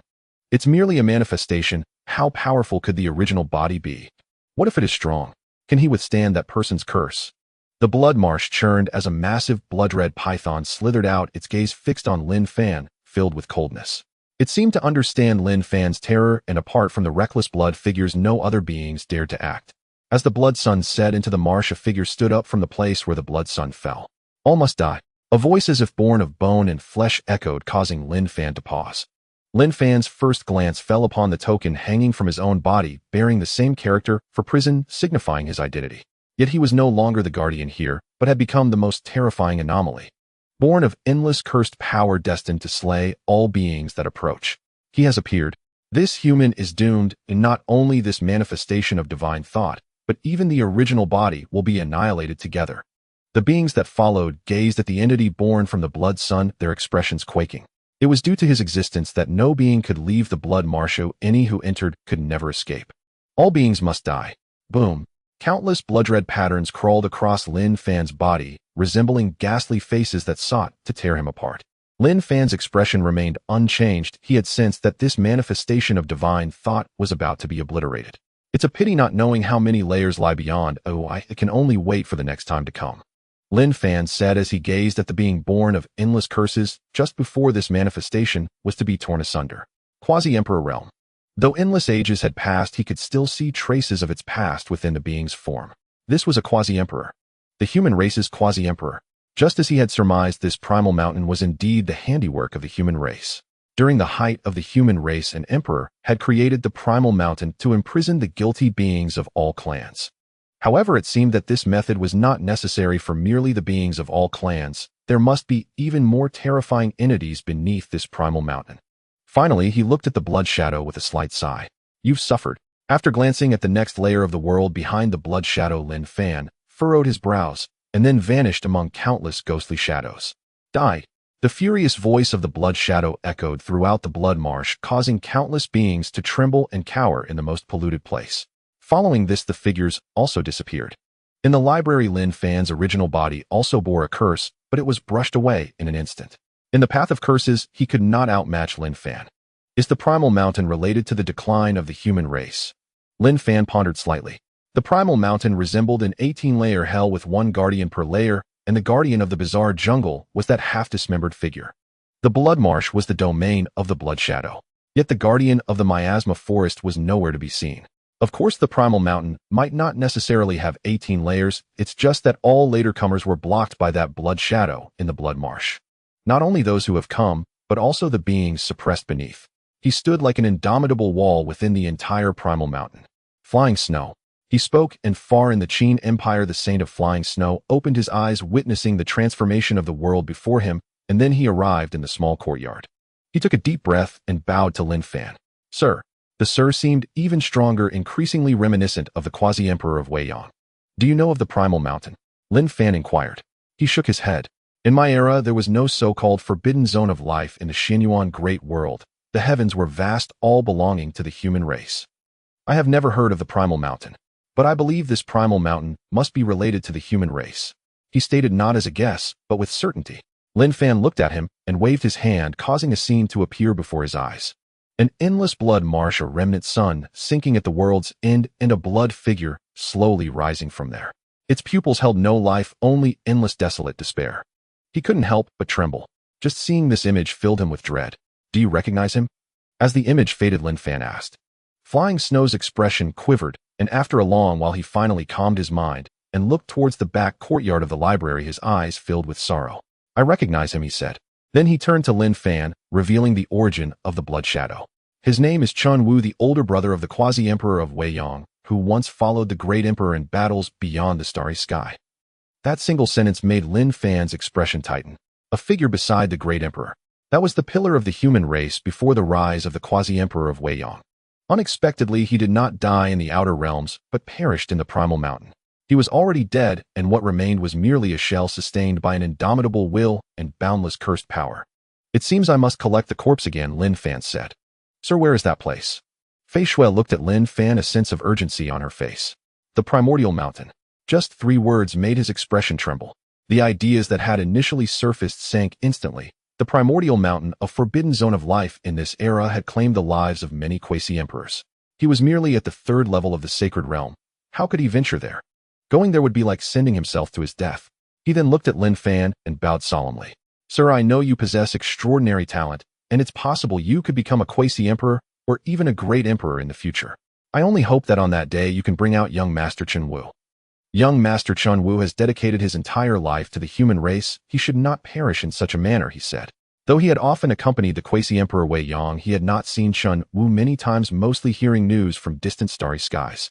Whether it was that Xuanghuang had carved out a world, or opened new starry pathways, or perhaps discovered some mysterious secret realm, etc. The flourishing era for humanity had been built by countless individuals like Xuanghuang. Lin Fan looked at him and nodded. He will return here, just like the quasi-emperor Wei Yang, to rest eternally. Lin Fan said. Then he turned his gaze towards the direction of the primordial mountain. But now is not the time. Xuanghuang, he was the guardian of the primordial mountain and a gate to it. If he were not there, it would be a time of great chaos. Beneath that blood-soaked mire there must be another world imprisoning even more terrifying existences, perhaps beyond the realm of the Xuanghuang Great World.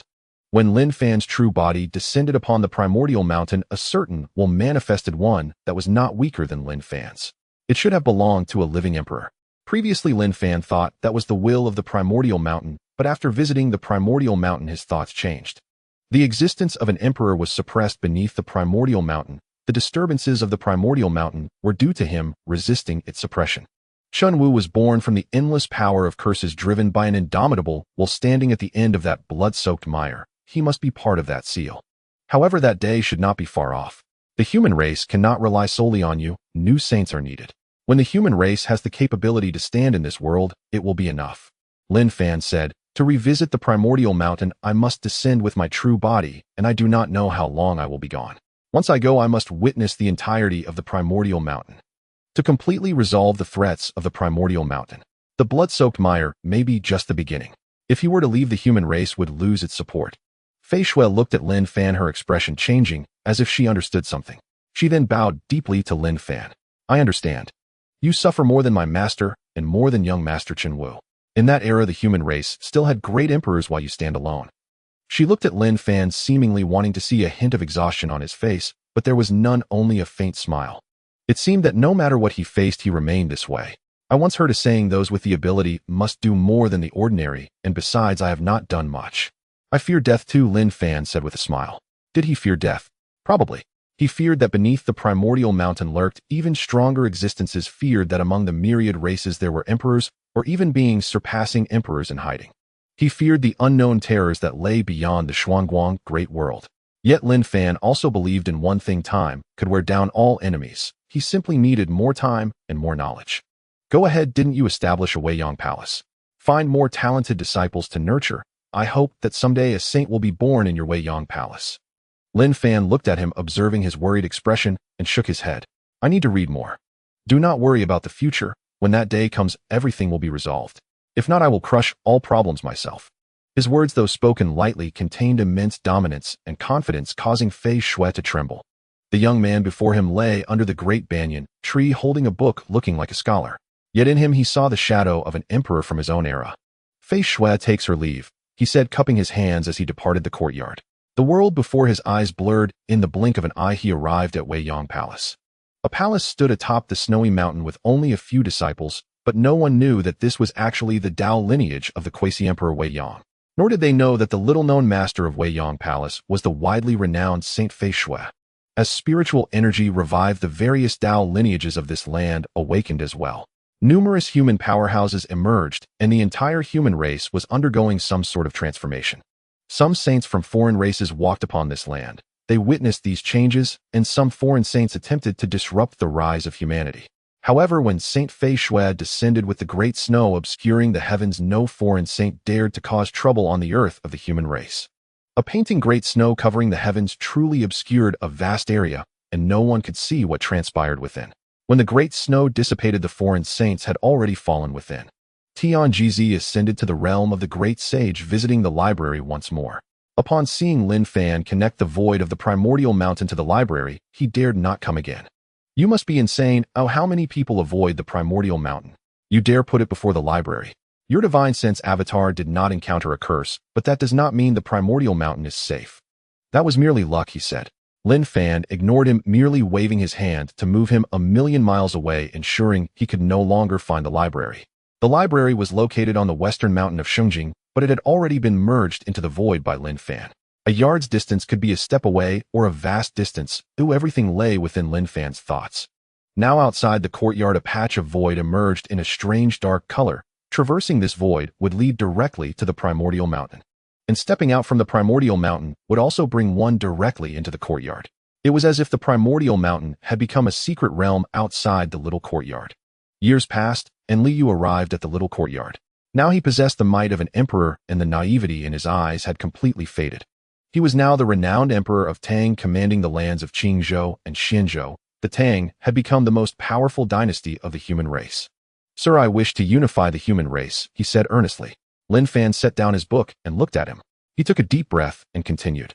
"The land of the 9 provinces is not vast, yet it is home to several major dynasties, which is too scattered. If the human race flourishes, there will be no rivals. That would be ideal.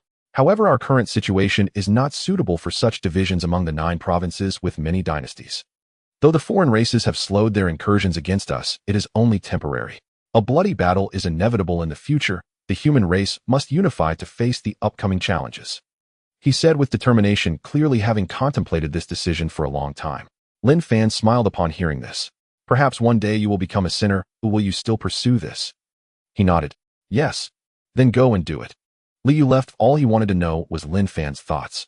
As long as Lin Fan nodded, he would act. As for seeking help from Lin Fan, he never considered it. He knew Lin Fan wouldn't care about such matters.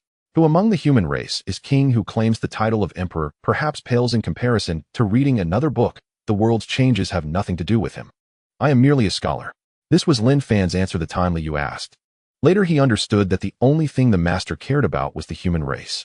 If the human race faced extinction, he would intervene, but if it was merely the Great Tang, he might not. Lin Fan looked at his retreating figure and smiled faintly. Separation must lead to reunion, and reunion must lead to separation. This is the rule of this world. It seems that now is the time for the human race to unite. But Lin Fan would not help him. If he couldn't do it, he wouldn't deserve to be the king of the human world. About a year passed, and the capital was once again enveloped in heavy snow. Qin Ming had returned. He knelt outside the courtyard, performing 3 kneelings and 9 prostrations. Only after completing all this did he enter the courtyard, quietly standing behind Lin Fan, who was reading. Lin Fan's tea had cooled, so he brewed tea for him. Once he finished the book, he went to the library to fetch a new one, behaving like a little servant, quietly staying beside Lin Fan. 3 days passed like this. Lin Fan looked at him. "What do you want to ask?" Lin Fan said, gently sipping his tea. Qin Ming added tea for Lin Fan before speaking. "Master, I heard that beyond the 10,000 mountains the Spirit Clan is holding the 10,000 Clans Hero Convention, and I wish to participate," he said, looking at Lin Fan, slightly lowering his head. The master had always been low-key, despite possessing immense power. He chose to remain in this library. If he left the human race to attend the Hero Convention, it would break the master's restraint. Would the master agree? Although he always called him master, he had always regarded him as a mentor, and he should explain his actions to his mentor. Seeing Qin Ming's nervous expression, Lin Fan smiled. "If you want to go, then go, but it won't be enough for you to go alone. Qin Gu should go with you as well. You 2 siblings haven't seen each other in a long time." Qin Ming suddenly raised his head in surprise. "Master, you agreed." Lin Fan shook his head slightly. "It's just a hero convention. What is there that cannot be attended? But if you go, you must do your best. You represent the human race, do you understand?" Qin Ming nodded solemnly. "Master, I understand. I do not know how many heroes there are among the 10,000 clans. I wonder if those true holy sons and demon sons will appear. But Qin Ming will not disappoint the master's expectations." He said after a long period of cultivation, he had reached the 3rd level of the creation realm, already a strong figure in the Great Tang. Except for Qin Gu, he was the number 1 among the younger generation. He needed a rival, and the hero convention of the Spirit Clan was an opportunity. Qin Ming left. That indifferent hero who was revered by countless people in the southern border only revealed some of his true self here. He went to Yunzhong Tower. Those who had followed Qin Gu in cultivation finally learned of her origins, as she was actually the sister of the number 1 among the younger generation of the Great Tang. Her real name is Qin Gu. "The master wants you to go with me to the Spirit Clan's hero convention," he said, unable to hide his excitement. Hearing his words, Qin Gu's music suddenly stopped, as if something had choked her heart. She said nothing, only gazed towards the direction of the West Mountain Library. For a moment she remained fixed in place. No one knew what she was thinking. Finally she nodded. "All right," he replied, returning to his calm demeanor. Qin Ming paused, slightly wanting to say something, but hesitating. The king of Bailiang stood at the door, hearing Qin Ming's words. Many doubts suddenly made sense at that moment. He roughly understood who the person in Qin Ge's heart was. It was that master, the saint of the human race. His heart trembled. Is the saint in Shengjing? I will go with you, said the king of Bailiang, looking at him. I know you, the king of the northern border of the Great Tang who disappeared after the Battle of the Mountains. I didn't expect you to be here. The king of Bailiang nodded slightly. The king of Bailiang did not disappear. He only had more important matters also for the purpose of protecting the human race. Qin Ming smiled upon hearing this. The human race has persisted for so many years because of many such people, just as countless people have said. The human race is unyielding. A single spark can illuminate the entire land. Qin Ge finally came to the West Mountain, followed by the king of Bailiang Gui. So the saint is here. The West Mountain, I have heard of it, is a long-abandoned wasteland with a library said to be where the orphan of the southern border king resides. The Great Tang royal family tacitly gave the West Mountain to this heir of the southern border king. It has been so for many years. Many people have even forgotten this heir. The saint is here. I wonder where that heir of the southern border king is. I remember him being called Lin Fan. I saw him when he was a child. He said, he is the king of the northern border. The southern border king is the king of the southern border, one guarding the southern border, the other guarding the northern border, and they are best friends. He probably has already returned. The southern border king's mansion has been rebuilt. I heard it is developing quite well. Perhaps soon there will be another southern border king, he said with a sigh.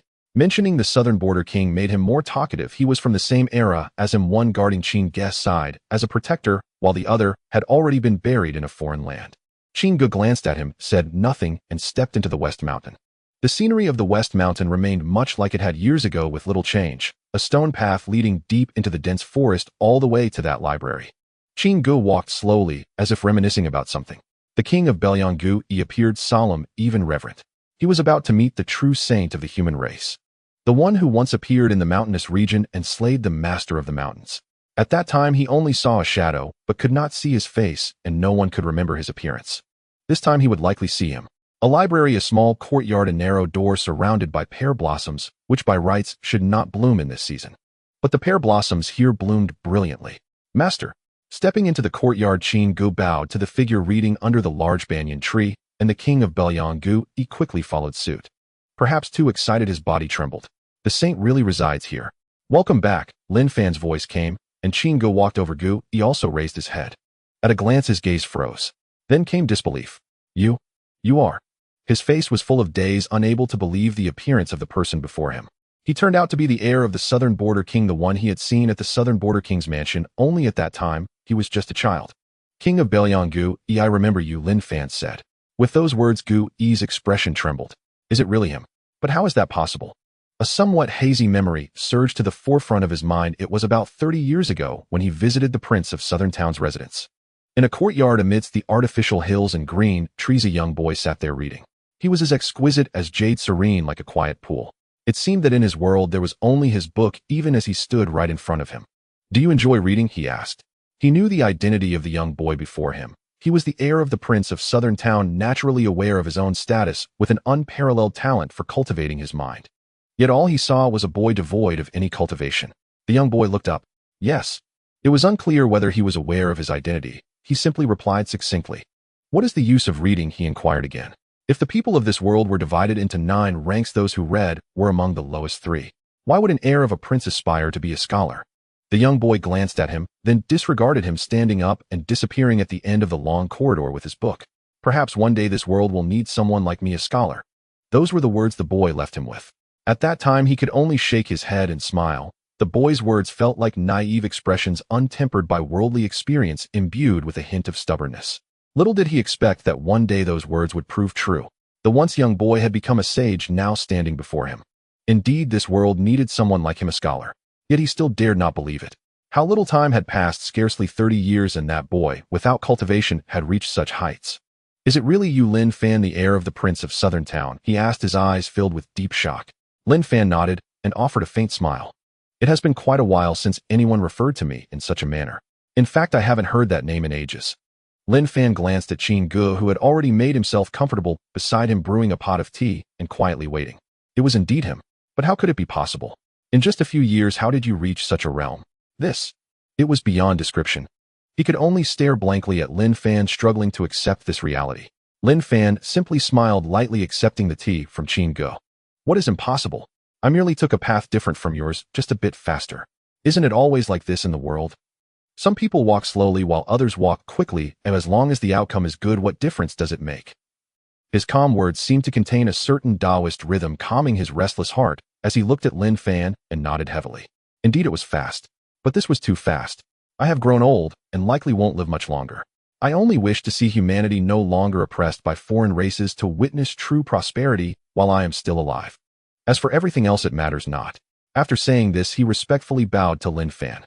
Gu Yi pays respects to the sage. A deep bow filled with heartfelt reverence. This was something everyone should do. This person deserved the respect of all humanity. Lin Fan watched this scene and smiled slightly. The journey into the Spirit Clan is not simple. You are still somewhat weak as a protector. I will give you a sword box as a means of protection. If anyone dares to harm you, they shall be killed without mercy. Lin Fan waved his hand, and a sword box landed in Gu Yi's hands. It was light, 3 feet long, crafted from pear wood with an engraving of a bright moon rising over the vast sea. Just a glance, and it felt as if his entire mind was about to be drawn in. He snapped back to reality, taking a deep breath as he looked at Lin Fan. I casually drew that within this sword box is my sword intent. Holding it, you may gain some insights into the path of the sword. Lin Fan said casually, but Gu Yi could feel the preciousness of the item in his hand. This 3-foot sword box contained the martial prowess of a sage. Surely an ordinary sage would avoid the sharpness of this sword box. This was also an opportunity given to him. Thank you, sage. He bowed again. He did not consider himself a senior. He was not worthy to be the elder of such a one. He bore the responsibility of the entire human race, being its guide. Lin Fan nodded. He then looked at Qin Gu, extending a hand with a seed resting in his palm. Since you are to embark on this journey, I will illustrate the Tao of life and death for you, hoping you gain some understanding and reach the celestial realm soon. In an instant, the seed took root and sprouted, growing into a sapling before the astonished gazes of Qin Gu and Gu Yi. Then it transformed into a towering tree. This is life, Lin Fan said, and the two of them felt the world before them blur. The towering tree began to wither, and the entire tree visibly decayed, blown away by a gust of wind, turning into a cloud of ash. The sun and moon cycle, the seasons change. Within all of this lies the Tao of life and death. Apart from humanity, you must also learn to perceive the natural world. Lin Fan said. The evolution of life and death was completed in just a few breaths, a thought of birth, a thought of death. Gu Yi stared at this scene, filled with shock. Qin Gu fell into a moment of enlightenment. Lin Fan observed this and nodded slightly. Although Qin Gu's aptitude was not exceptional, his understanding of the Tao of heaven and earth was unparalleled, surpassing even Qi Ming and Yi Bujing. Sometimes Lin Fan felt that this world did not lack genius, it merely lacked those who could discover them. If one walks the right path, many can be geniuses. In the small courtyard, day and night alternated like in the grand capital, and soon after Qin Gu's enlightenment, 3 days and nights passed with Gu Yi watching over him. Zila. Outside the small courtyard, ripples appeared in the dark void, and then a figure was suddenly thrown out. Or perhaps she was not quite human. A ring of green runes marked her forehead, her ears pointed, and her figure was strikingly tall, exuding an unreal beauty. I finally escaped. She trembled, the fear in her eyes not yet faded, as if she had just experienced some great horror.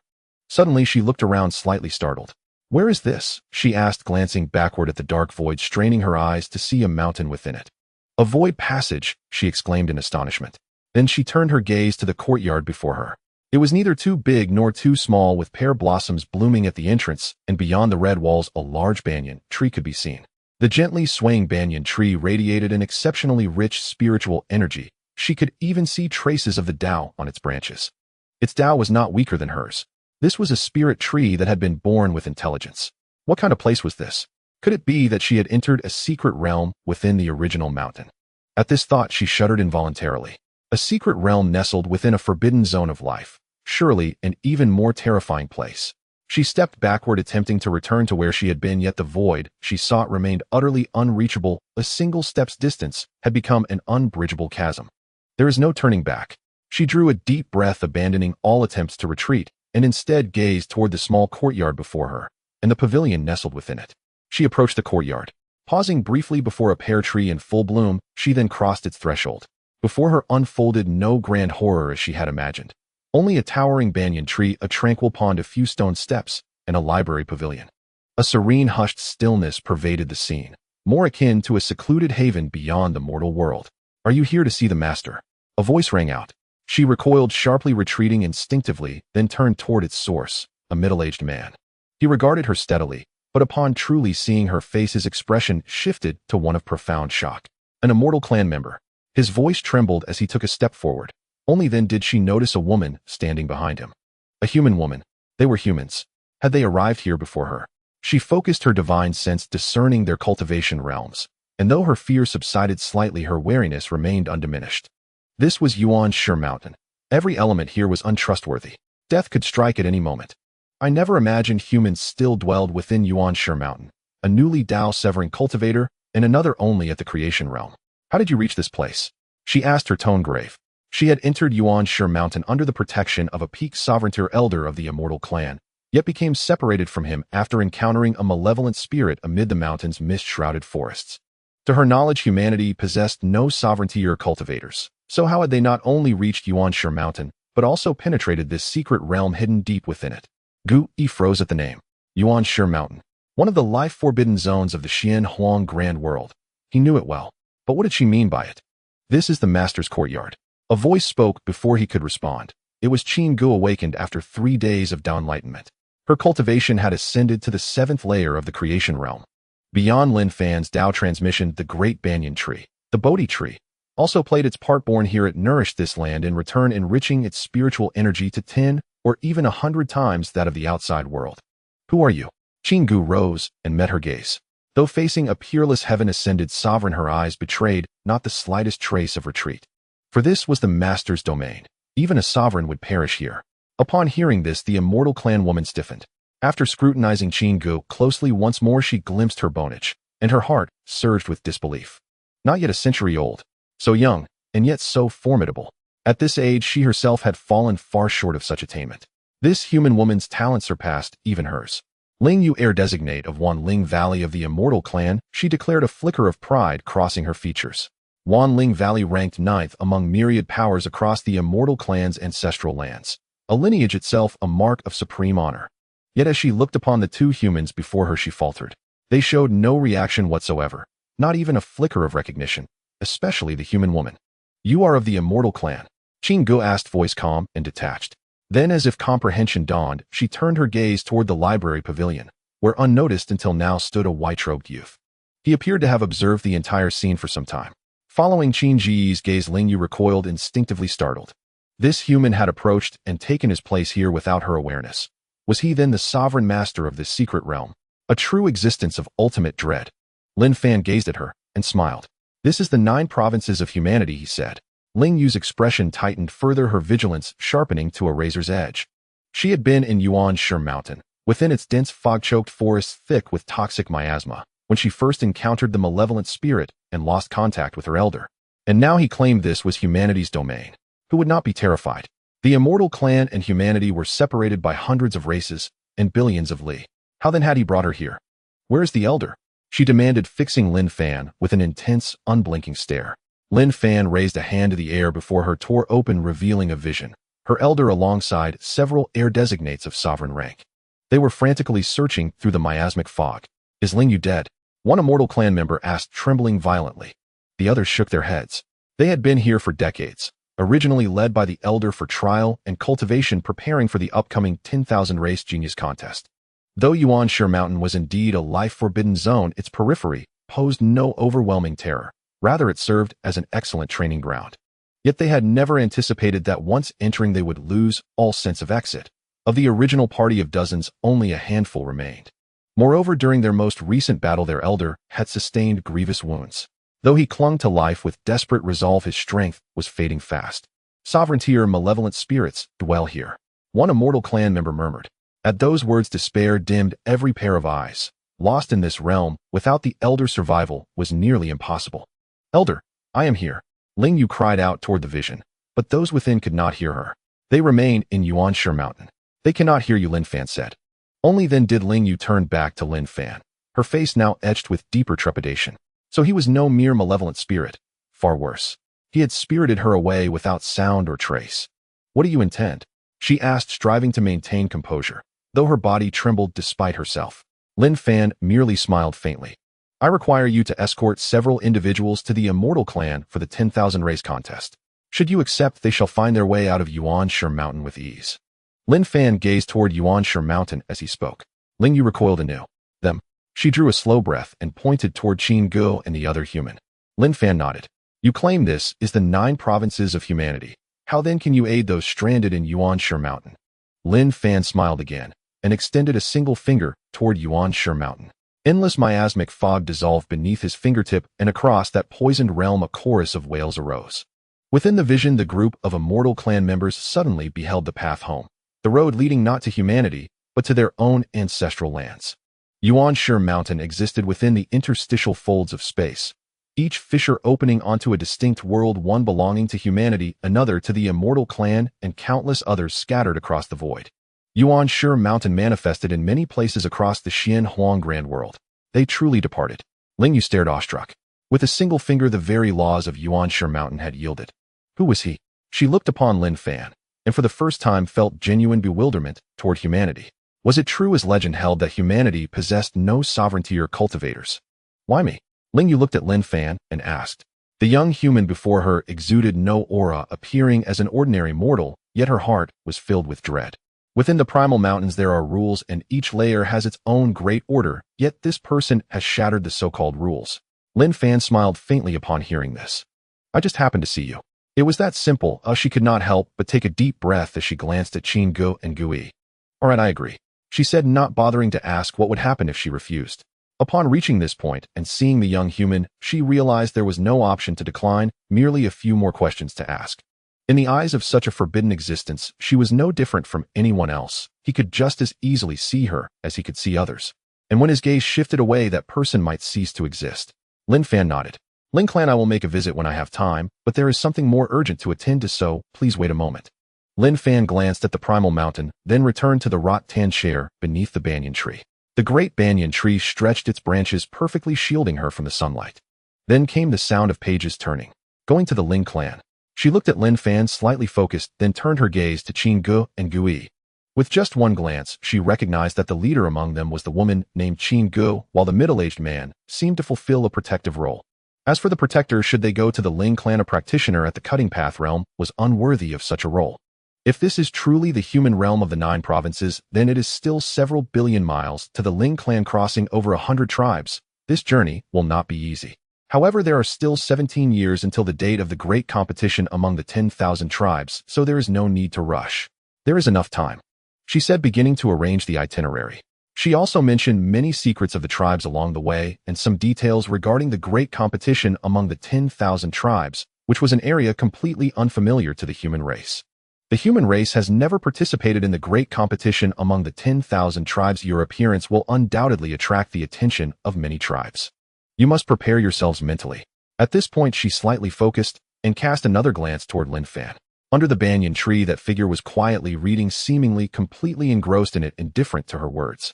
For many tribes, the human race is like a blood food, and most tribes harbor a certain enmity towards the human race. Your situation will be extremely difficult. I can shield you from some enemies, but not all. I am still of the Ling Clan, not of the human race, she stated, then looked at Qin Gu and Gui, who appeared solemn, carefully listening to every word she said. Qin Gu simply nodded, her expression calm. In any case, you must listen to me throughout this journey, she concluded.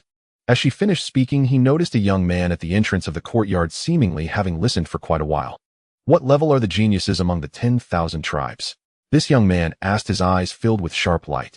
Ling Yu looked at him. She knew he must be the last person in this group, also at the creation realm, and of similar age, barely over 100. When did the human race produce so many geniuses? He slightly focused, then began to respond to Qin Ming's question. The geniuses in the great competition among the 10,000 tribes are divided into 4 tiers. The 4th tier consists of geniuses cultivated by some minor tribes, mostly at the divine platform realm, with the stronger ones reaching the divine ability realm. The 3rd tier includes those at the divine ability and creation realms possessing some form of sacred inheritance. Even among peak tribes, they can be considered geniuses. The 2nd tier, like me, is a quasi-sacred maiden from the Ling Clan's Wanling Valley at the celestial being realm. She proclaimed, her words filled with pride. Even among the rising stars of the Ling Clan, she was a prodigy. However, when he saw Qin Gu and Qin Ming, he fell silent for a moment. The requirement for the great competition among the 10,000 tribes is to be under 300 years of age. You are participating a bit early. You could actually wait for the next 2 sessions. But since you have chosen to participate, consider it an accumulation of experience. With such a terrifying presence in the human race, would they still be content to remain uninvolved, hiding in a corner like before? She slightly focused, looking at the figure reading. Her intuition told her that this session of the great competition among the 10,000 tribes might witness earth-shattering events possibly related to the one in front of her. What about the first tier? Qin Ming asked as she returned to her senses. The first tier consists of beings like the Holy Sun and Holy Maiden of my Ling clan's Wanling Valley, true, unparalleled prodigies. They are all at the cutting path realm and have mastered the great saint secret classics, even the techniques of quasi-emperors. Their combat power surpasses common sense. As she spoke of this, a trace of longing appeared in her eyes. There are nearly 100 Quasahali sons and daughters from Wanling Valley, but there is only one true Holy Son and one true Holy Maiden. That is the true definition of a peerless prodigy. Is there no one stronger? Qin Ming asked again, showing no sign of fear at Ling Ye's words. Instead, his fighting spirit was fierce, as if the creation realm was ready to battle those prodigies of the 10,000 tribes. Ling Yu gave him a deep look. There is. At this moment, both Qin Gu and Qin Ming turned their gazes towards her. She took a deep breath and continued. The super first tier, the truly unmatched prodigies of the Xuanghuang Great World, each one is invincible among their realm, even capable of challenging those above their realm. However, such existences do not participate in the great competition among the 10,000 tribes. Each of them is the future of their respective pinnacle tribes. For example, among the 10 major sequences of the demon race, the 10th rank Dian Moz is already at the half-saint realm, ready to ascend to sainthood at any moment. This statement left Gu Yi speechless with shock, and Qin Ming and Qin Gu fell silent. Half-saint, equivalent to the human emperor. They are merely the prodigies of their generation. Does that mean their strongest have already ascended to sainthood? Gu Yi said, his face filled with shock. The human race's 9 provinces were still too limited, and far too many among them had long lost sight of the vastness of the world. This is the entire Xuanghuang Great World. It is no wonder the human race has become the blood food of those pinnacle tribes as they observe the Xuanghuang like ants gazing at the sky. Exactly. Ling Yu nodded. Many of them have already ascended to sainthood. I have seen a sequence being of my Ling clan coming upon the myriad paths of light, effortlessly causing a saint to fall. They are no weaker than many of the older generation of strong ones. Ling Yu said at this point, glancing toward that figure under the banyan tree, indeed seeing that figure slightly raise its head. Has she finally caught his attention? Lin Fan indeed heard her words, but he was thinking of the demon who claimed to be the 3rd sequence of the demon race he had slain in the Great Jin Dynasty. So that was the most prodigious genius of the Xuanghuang Great World. After a brief pause, he continued reading, indifferent to the happenings outside, occasionally showing a hint of interest. A sage, you say? Qin Ming's face displayed a hint of astonishment. Indeed, the human realms of the 9 provinces were too small. In the vast Xuanghuang Great World, the creation realm was merely a 3rd-tier genius, failing to even rank among the 2nd tier, while the most powerful prodigies had already ascended to sagehood. Yes, while we are still striving to sever the Tao, they have long since reached the endpoint of cultivation for countless beings. Ling Yu replied, her words heavy with emotion. What defines a genius? That is the true genius. She did not wish to undermine these 2 prodigies of the human race, but it was the reality, an undeniable fact that the younger generation across the Xuanghuang Great World must face. She merely wanted them to understand this in advance. You need not wallow in self-pity, you are still young. With effort you too can reach my level, and who knows, perhaps even challenge the very best, she said.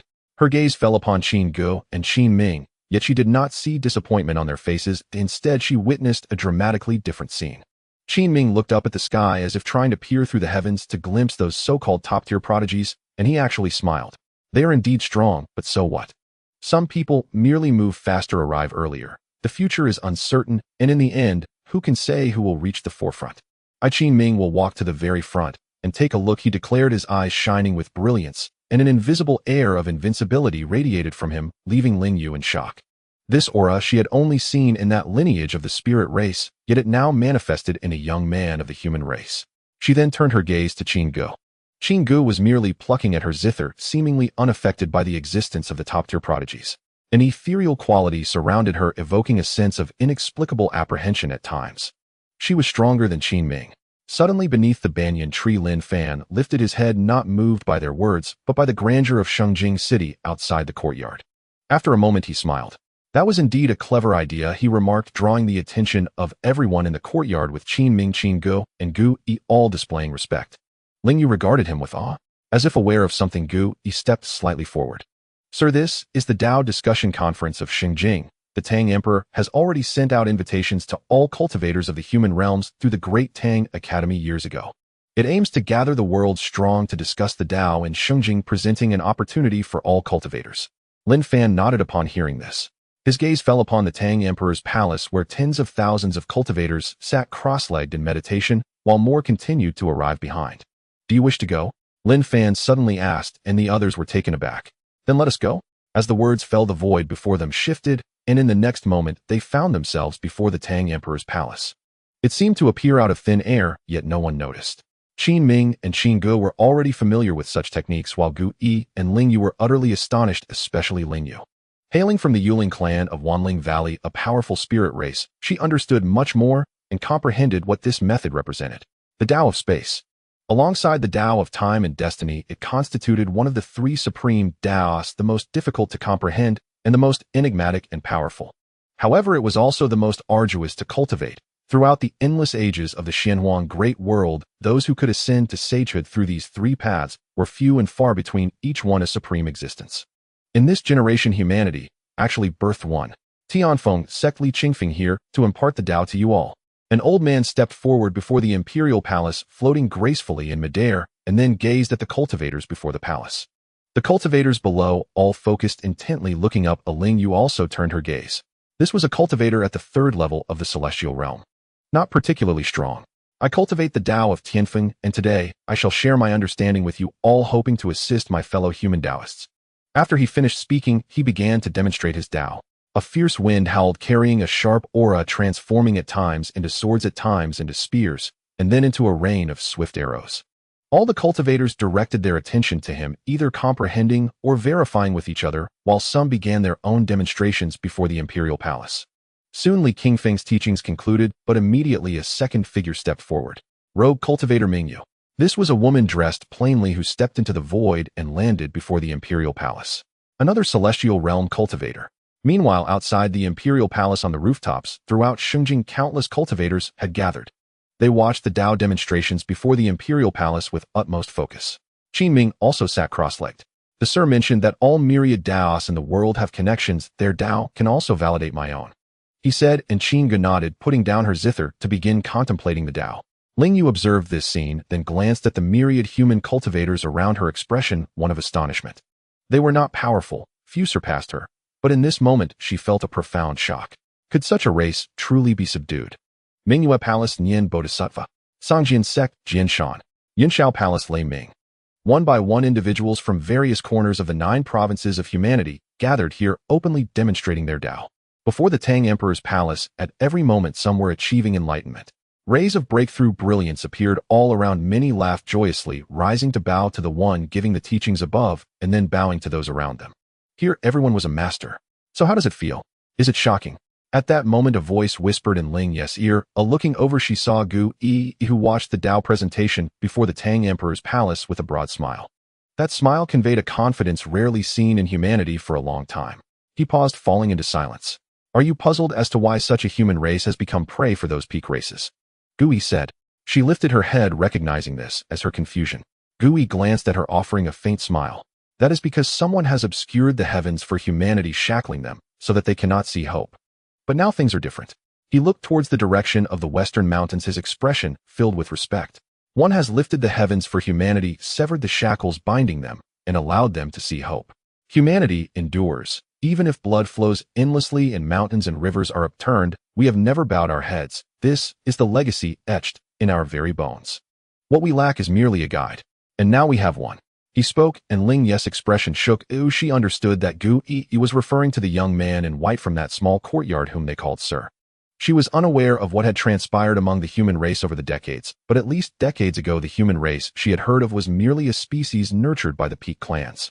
The human race had no saints, nor could saints possibly emerge. An overseer sent by the peak clans had established themselves within the human race, severing their path to sanctification. What about that overseer? Had he perished? Following Gu Yi's gaze, she thought that if anyone could slay the overseer, it would be him. An existence difficult to fathom.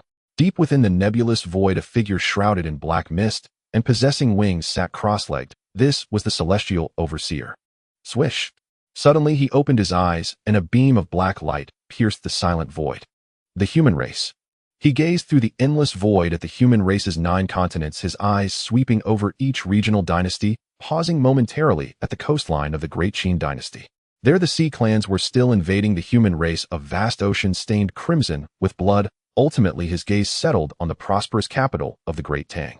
A scene of decay, a nation's capital, 9 out of 10 houses empty, devoid of any vitality. Seeing this, he smiled.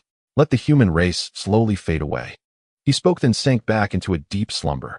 In the capital's library, Lin Fan glanced into the depths of the void and smiled faintly. He comprehended myriad paths, including the path of illusions. The celestial overseer's hiding place could not escape Lin Fan's eyes. As for what he wanted the celestial overseer to see, that was merely a thought away. All that he saw and knew were illusions crafted by Lin Fan. In the imperial palace of the prosperous capital, an elderly woman with white hair emerged, leaning on a cane, her appearance filled with decay, yet her eyes sparkled with light.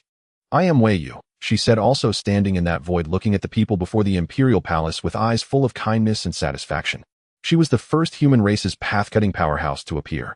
Perhaps due to her long years, few recognized her. Wei Yu, the imperial teacher of the Great Ming Dynasty 2,000 years ago, also the master of the current emperor of the Great Ming Dynasty. Oh, I thought she had already passed away. Gu, he said, looking at the elderly woman. He sighed softly.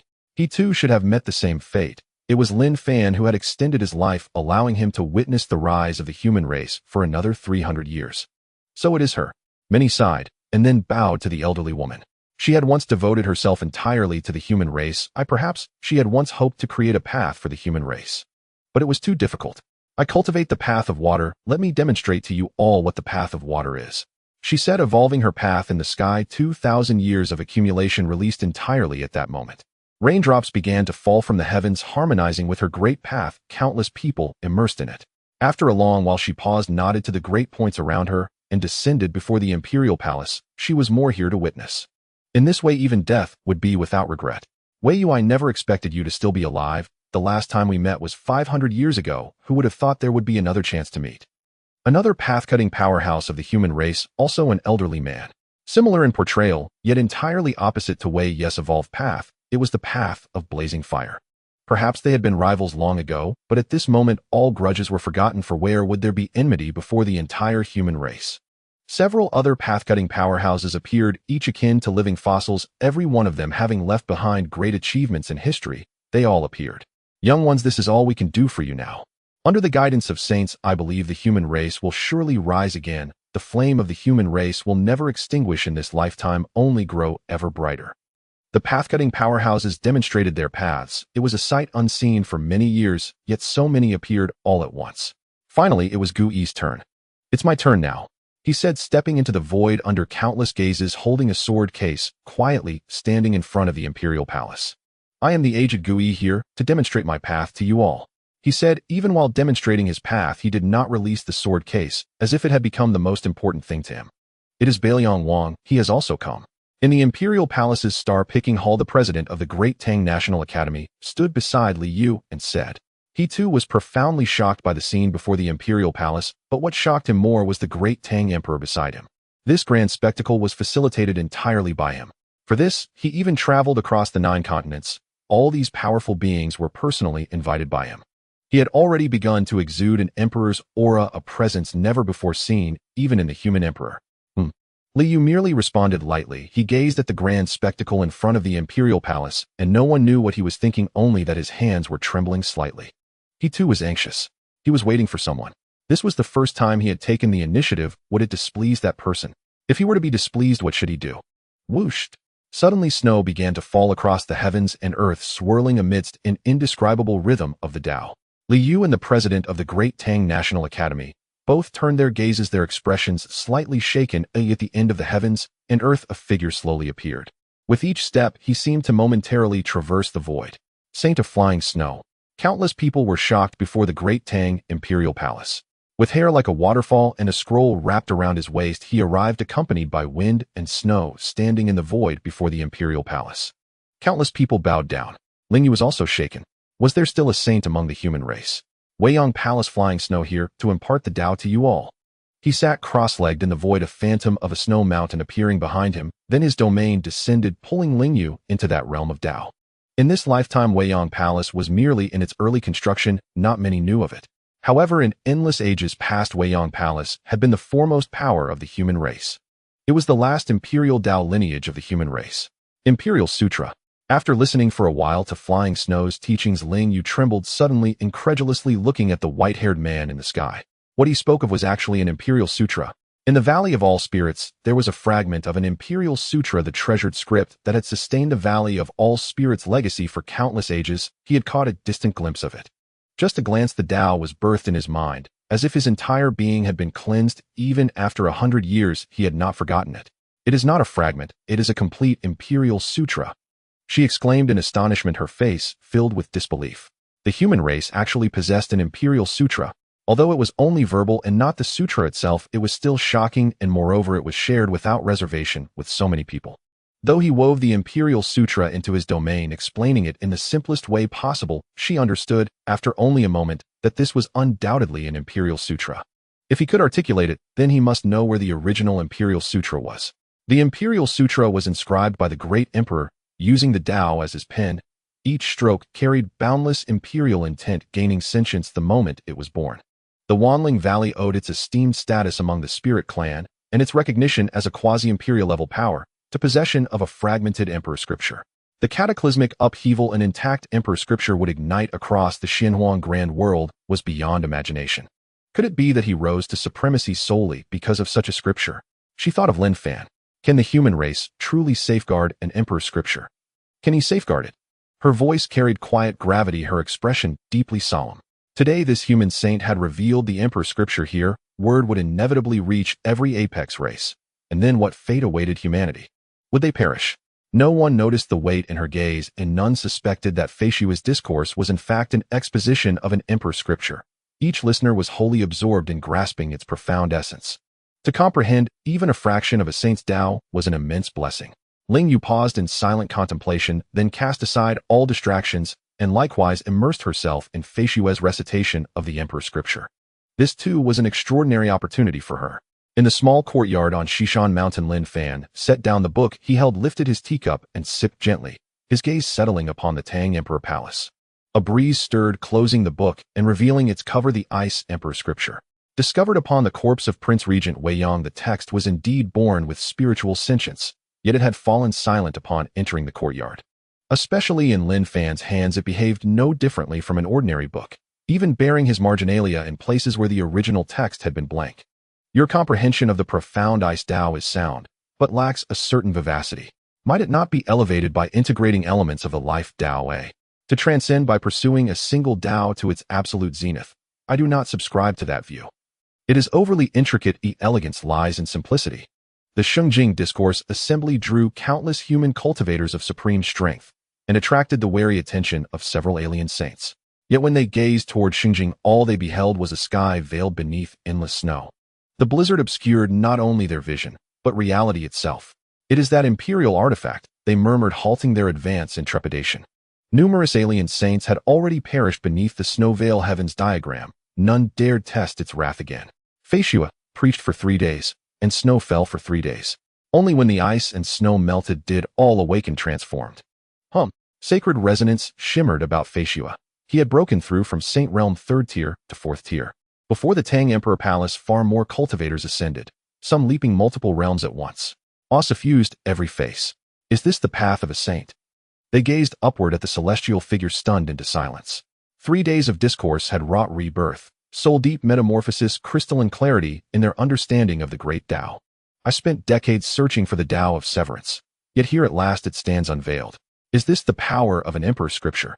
Within a year I shall sever the Tao. Lingyu trembled, inwardly staring at Saint Feishua, greed flickering unbidden in her eyes, swiftly suppressed. Setting aside the enigmatic Saint Feishua, within that secluded courtyard dwelled another being far more terrifying than the primordial mountain evil spirit. We thank the saint for transmitting the Tao. Before the Emperor Palace all bowed toward the figure suspended in the heavens, even Qin Gu and Qin Ming. This saint too belonged to humanity. He stood before 10,000 races in place of the master, facing the assembled saints of all clans. He deserved reverence. Fei Xue surveyed the crowd before the Tang Emperor Palace, nodded, and then turned his gaze westward toward Shishan Mountain. A voice whispered softly in his ear, "This is my Tao. Grasp it well." A figure suddenly appeared before the Tang Emperor Palace, visible to only a handful in the world, yet every soul sensed his presence. Time itself seemed to halt across this realm. As if an incomparable sovereign had descended, before him the great Tao vanished, cosmic laws dissolved. His solitary form overpowered 10,000 paths. Within the Emperor Palace, Liu shuddered violently. "Master." He prostrated himself deeply toward that exalted sky. Beside him the Dean of the Great Tang Academy recoiled. Though he saw only Saint Fei Xue in that firmament, he knew precisely whom Liu addressed. The true guardian of humanity. The one who beheaded the Lord of the Peaks, who annihilated the 100 million-strong sea clans. He had arrived. The Dean too sank into obeisance, body trembling, not from fear alone, but from the overwhelming truth such a being existed. Before the Tang Emperor Palace all knelt, including Ling Yu, not merely from dread, but from awe of Lin Fan, one who transcended the saint realm. A great saint. Unheralded, a great saint had entered this land, one who mastered the spatial Tao to its utmost perfection. Tao.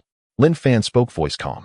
The entire cosmos resonated. 10,000 Taos coalesced before him, requiring neither will nor effort, only a single utterance. A blossom appeared, peerless, surpassing all beauty in creation, embodying the splendor of 10,000 eons, hovering in the heavens. Even Fei Xue's gaze froze upon it. The essence no Tao. Within that floral manifestation, he perceived its ultimate refinement, its roots touching primordial essence. That Tao stretched from the saint realm to the great saint realm, pointing unerringly toward the quasi-emperor realm. All before the Tang Emperor Palace witnessed the same revelation. Some glimpsed the celestial being realm, others the Tao severance realm. Even a few caught sight of the saint realm itself. Their paths forward now blazed with sudden radiant clarity. Stunned, they drew deep breaths, then looked up again. Saint Fei Xue remained aloft, eyes closed in profound meditation, still absorbing revelation. This is true transmission of the saint's Tao. This is authentic saintly inheritance. One cultivator declared, bowing deeply. Though they could not see the second celestial figure, their hearts moved them to bow instinctively toward that sacred sky. Elsewhere, Ling Yu broke through her cultivation barrier. She had entered the primordial mountains with her elders for life or death trials, to seek the path of Tao severance. Yet this time she had not only found it. She had discovered the path to sainthood itself. That Tao blossom was now etched indelibly upon her consciousness. A unique blessing, a luminous, unmistakable road to becoming a saint. After a long silence, she raised her eyes once more to the figure in the sky, her expression awestruck. He has not only mastered the spatial Tao, he has also comprehended the wood Tao. He ascended to great sainthood through two, perhaps even several Taos. A prodigy beyond reckoning. She recalled the elite geniuses of the 10,000 races. Could any match this feat? There is no need to return. The path lies ahead, yours to walk. You are the future of humanity. Lin Fan's voice resonated within the minds of Qin Gu, Qin Ming, and the others. They lifted their gazes toward him, resolve burning fiercely in their eyes. Gu Yi, remember the sword casket you carry. Do not hesitate. When the time comes to draw your blade, draw it without restraint. Humanity fears no race. Humanity has me, and I remain. Gu Yi nodded solemnly. If you wish to kill them, you must first step over my corpse. A single sentence, his unshakable creed, forged the day he swore himself protector of Qin Gu. Finally, Lin Fan looked at Ling Yu, who was taken aback and hurriedly bowed, filled with nothing but respect. Having spent decades in the primordial mountains, nothing compared to a single day here, this was her greatest opportunity. Lin Fan said nothing, merely smiled, faintly nodded, and then his figure dissipated into the air. Let's go. His calm words caused the Tao flower in the void to transform into golden dust. Many people stared blankly at this scene, feeling as if they were in a dream. When they looked up at the sky again, Saint Fei Xue was already gone. Silence. Excitement. They stood before the imperial palace, staring blankly at the heavens, reluctant to leave for a long time. This is rebirth. Someone exclaimed, looking towards Wei Yu and the other eminent powerful figures of the Tao/slashing realm, sensing a strong vitality within them. These few were also caught in a certain epiphany, the Tao rhythm swirling around them. Qin Gu, Qin Ming, and the other four observed this scene, then turned to leave, not returning to the library, thus embarking on the path to the spirit tribe. In the Tang Imperial Palace, the president of the Tang Academy was still filled with excitement when suddenly Li Yu knelt down towards a certain void. A figure stepped out from that void. Clad in a white robe with a book at his waist, he appeared before them without any warning. Teacher, Li Yu said. The president of the Tang National Academy hurriedly knelt down as well. The saint had actually approached them. It has been nearly 20 years since you first saw me, hasn't it? Lin Fan said, causing Li Ye's body to tremble, lowering his head even further as he knelt. It has been 19 years and 7 months. He replied, and the president of the Tang National Academy was deeply shocked, realizing that the emperor had seen the saint 19 years ago. Suddenly, he seemed to recall something, his expression shaking once more. 19 years ago, wasn't that when the human sovereign fell? You have changed a lot, Lin Fan said, looking at the young man before him, remembering the first time he had come to the library to meet him. Back then his eyes were filled with confusion and uncertainty, but now they held much more. Please forgive me, it was all Li Ye's own decision. I should have informed you earlier, he said, and Lin Fan, listening to his words, smiled. You have no fault. What need is there for forgiveness? You merely did what a human emperor should do, using my influence to bestow a fortune upon the world. This is a merit for humanity and deserves praise. His calm words made Liu raise his head. Then he saw Lin Fan walk up to him and help him up. From now on, you are the human emperor. Do not kneel casually. Whatever you wish to do, I will not interfere. Just remember one thing, the so-called imperial power is but a fleeting illusion. The true foundation lies with humanity. Also, next time remember to inform me in advance. I usually spend my time reading and seldom pay attention to worldly matters, Lin Fan said, and Liu stared blankly at him, gradually coming to his senses, his expression shaking. Then he stepped back, bowing deeply. No matter how many years pass in front of you, Liu will always be just Liu, an ordinary person seeking the Tao. The human race is the foundation of the Tang dynasty, and you are the foundation of the human race. His words caused the president of the Tang National Academy beside him to tremble. Liu could actually speak such words. Lin Fan watched this scene and smiled faintly. Go forth and do well. Perhaps humanity should unify now. But unification is just the beginning. His calm words paused here as Lin Fan looked toward the vast Xuanghuang world, then gazed above it. This world is too vast. Then Lin Fan's figure slowly dissipated within the Tang Imperial Palace, and at that moment the president of the Tang Academy raised his head. A gradually fading figure gazed at the endless firmament, as if the entire world was reflected behind him. This was the guide for the entire human race. Farewell, teacher. Farewell, saint. That figure had disappeared for quite a while before they came back to their senses, and then the president of the Tang National Academy bowed deeply to Liu. I shall do my utmost to accomplish your majesty's grand ambitions. With just a few words he understood what Liu wanted. It was the entire realm of humanity. What he aimed to become was the emperor of the human race across the 9 provinces. In the library courtyard, Lin Fan picked up a fishing rod, approached the pond, watching the fish swimming inside, and smiled faintly. The seeds have taken root and sprouted. Lin Fan fished without bait. It was a matter of willingness to bite. But the fish in the pond rushed to his line as if this was the most important thing in their lives. Reading, drinking tea, basking in the sun, Lin Fan's life returned to tranquility. In the primordial mountains, at the boundary between the strange jungle and the blood-colored swamp, the half-body figure appeared again. Go back. He said the same words he had spoken when he first encountered Lin Fan's divine thought avatar, but this time he faced a demon race. This demon was 3-headed and 6-armed, covered in demonic patterns. He had pierced through the entire strange jungle to come here. Many strange beings followed behind him, lurking deep in the jungle, their dead eyes staring intently at him. Human race.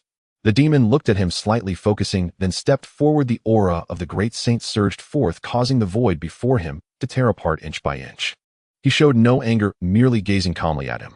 You seem very surprised that I am of the human race, or perhaps you feel a sense of disdain from the depths of your heart, he asked, his tone deceptively calm. Yet as the words left his mouth, those strange beings following him all seemed to see something terrifying and vanished in an instant. What of the human race? He asked again, his words casual, yet carrying an indistinct authority, as if an emperor were questioning. The great saint of the demon race trembled, taking a few steps back before steadying himself, then looking at the half-body human race before him, a cold smile appearing at the corner of his mouth. The human race, is about to be exterminated. With one sentence, the half-body figure's gaze suddenly froze. Then he looked fiercely at the demon before him, an inexplicable pressure crashing down. The demon trembled all over, the ground around him collapsing. He was crushed to the ground, his bones shattered, staring at him in disbelief. Pre-emperor, he stammered. This half-body human exuding a dead aura was actually a pre-emperor. How could there still be pre-emperor powerhouses in the human race?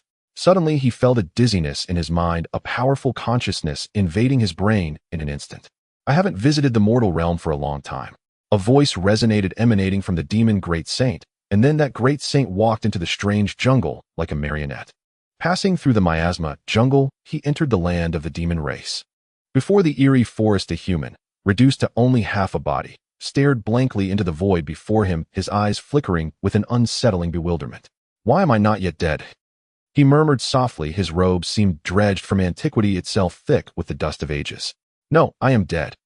Then he spoke again, gazing at the grotesque forest fused to his truncated form, as if a memory had surfaced, and smiled. He recalled the human who had come before. He had reclaimed fragments of memory only because that one had stirred dormant echoes within him. "It seems certain constraints prevent you from acting directly. Very well, then let me act. Let me see how this world now treats humanity. Does anyone still remember how humanity stood sentinel at the celestial frontier, spilling blood beneath the starry firmament?" He said, and then those eyes sank back into silence as though lucidity had lasted but a breath before yielding once more to eons of stillness. He remained still, that half-body corpse. In the library pavilion, Lin Fan smiled faintly. "A residual consciousness of a quasi-emperor. Can you withstand it? There are debts long overdue. Time for repayment has come." He had perused the memories of Mo Yuan, a demon clan scion, and witnessed countless humans across the demon lands. Humanity enslaved, not merely subjugated. In the 9 provinces of humanity, survival remained possible, but their humans were mere livestock, bred, confined, slaughtered like beasts in cages of flesh and iron. The demon lands. A figure emerged from the primordial mountains, 3 heads, 6 arms, radiating torrents of demonic energy. The very sky dimmed upon his appearance. Mo Yuan, Great Sage. Countless demons prostrated themselves beyond the mountain's edge. Among them stood over a dozen sages, their faces etched with awe as they beheld this demon sage stepping forth from the primordial mountains. Mo Yuan, Second Realm Great Sage, former demon clan scion, already named among the candidates for demon clan chieftain. Mo Yuan, Great Sage, ignored them all, his gaze sweeping across the heavens and earth, as if absorbing the very breath of this realm. "Human blood." He spoke quietly, a phrase none of the demons understood. Then Mo Yuan, Great Sage, extended a hand. Behind the throng of demons, a group of emaciated humans, chained, trembling, jolted violently. In the next instant they appeared upon his palm. They lifted their heads, then shrank together, eyes wide with primal terror. "These are specially selected human blood slaves for your eminence. Their physiques are exceptional, their vital energies abundant," declared a demon sage, bowing obsequiously. Boom! A single sweep of his hand reduced the sage to crimson mist, body and soul annihilated. Every demon behind recoiled, stunned disbelief freezing their expressions. "Why slay Nimo, Great Sage?" A sage dared ask, only to be answered by a fist that snapped the heavens, brimming with unspeakable demonic will, crushing him utterly. Then the revered Mo Yuan, Great Sage, turned upon all demons beyond the primordial mountains, unleashing slaughter on a cosmic scale, his hand blotting out the sky, his fury shaking the firmament. "How dare you, demons?" That voice echoed, not in sound but in the marrow of every demon's soul. They stared trembling at the figure, carving rivers of blood through their ranks. Mo Yuan, Great Sage, is possessed.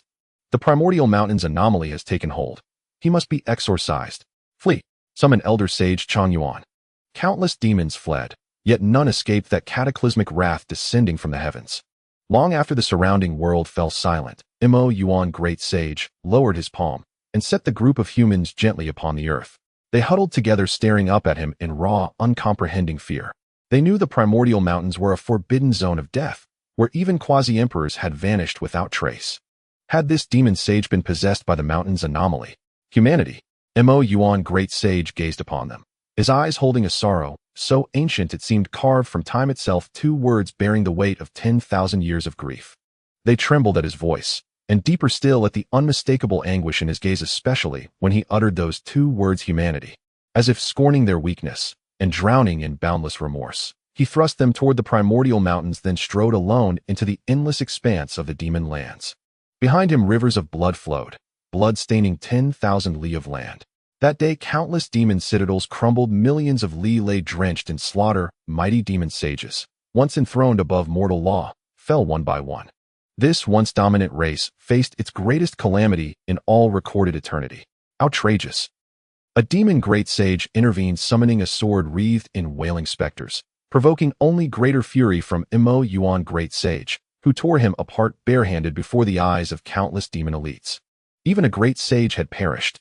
Then ancient entities stirred, awakening a hand that severed the heavens themselves, its descent shattered reality, collapsing entire realms. Whatever you are, you will die. Upon the celestial expanse stood a figure 1,000 zhang tall, the demon clan's quasi-emperor.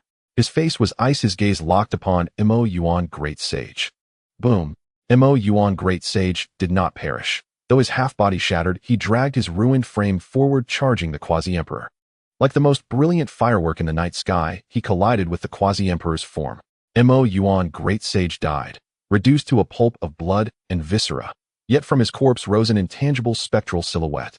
Shrouded in uncanny aura, featureless, it fixed its gaze upon the quasi-emperor, and even he recoiled from that look. Yet the phantom dissolved in an instant. A residual consciousness of a quasi-emperor. The demon quasi-emperor observed, voice taut with focus. He approached the foot of the primordial mountains, seeking the origin of that echo, yet at the final threshold hesitated and dared not enter. Too many taboos clung to the primordial mountains. Even a quasi-emperor would not trespass. When our demon emperor returns, he will shatter these mountains, he declared toward the range, his voice piercing the miasmic forests, echoing through the eerie woods, finally sinking into the fleshy marshes beyond. The sun bled westward. A silhouette slowly coalesced, solidifying at last. Beyond the mountains, the demon quasi-emperor sensed something. His expression contorted, and he tore open space, vanishing instantly. Xuanghuang City, the Library Pavilion. Lin Fan gazed toward the primordial mountains. So it ends here, he murmured, and raised his hand. Instantly, the group of humans materialized within Xuanghuang's walls. On the bustling main thoroughfare, pedestrians froze mid-stride, startled by the sudden appearance of ragged, blood-splattered figures whose metallic scent hung sharp in the air. Liu received word immediately and met them in person. 3 days later, the Tang dynasty declared war upon the Song dynasty. Standing atop the star-plucking hall, he studied the hollow-eyed humans before him, his brow heavy with resolve. Humanity must unify, without delay, he declared. Behind him, the director of the Tang National Academy nodded solemnly. He understood Liu's true intent. Liu's war was never against fellow humans. It was against the alien races. But first, humanity itself had to become one. In the capital of the Great Song, Bianjing. In the imperial court, the ministers lined up on both sides, their expressions solemn as they looked towards the figure at the top, the emperor of the Great Song. The emperor of the Great Tang has declared war on our Great Song. What are your thoughts? He spoke calmly, without much emotional fluctuation, as if merely asking a casual question. Yet the decision would determine the future of the Great Song. The ministers all fell silent. After a long pause, I have heard that not long ago the young emperor of the Great Tang invited the strong from all over to discuss Tao. Oh, did any of you go? The emperor of the Great Song asked again. Many raised their heads, hesitating to speak. Your Majesty, my father went. At the far end of the great hall, a young minister spoke, and all eyes in the hall turned towards him, their expressions focused. Xuanghuang. He was the prodigal son of the Zhao family, having taken on the official seal of the Zhao clan and entered the court of the Great Song, yet he seldom spoke in this hall. The gaze of the emperor of the Great Song also fell upon him, revealing a hint of approval. Not only was he the prodigal son of the Zhao family, but he was also the foremost figure of the younger generation of the Great Song at the pinnacle of the divine power realm. Where is your father? The emperor of the Great Song inquired. Xuanghuang stepped forward and respectfully bowed to the emperor. He said that a sage appeared in the capital of the Great Tang to expound the Tao to the strong of the world. He has greatly benefited and is currently in seclusion in Xuanghuang. His words sent a tremor through everyone in the Great Hall.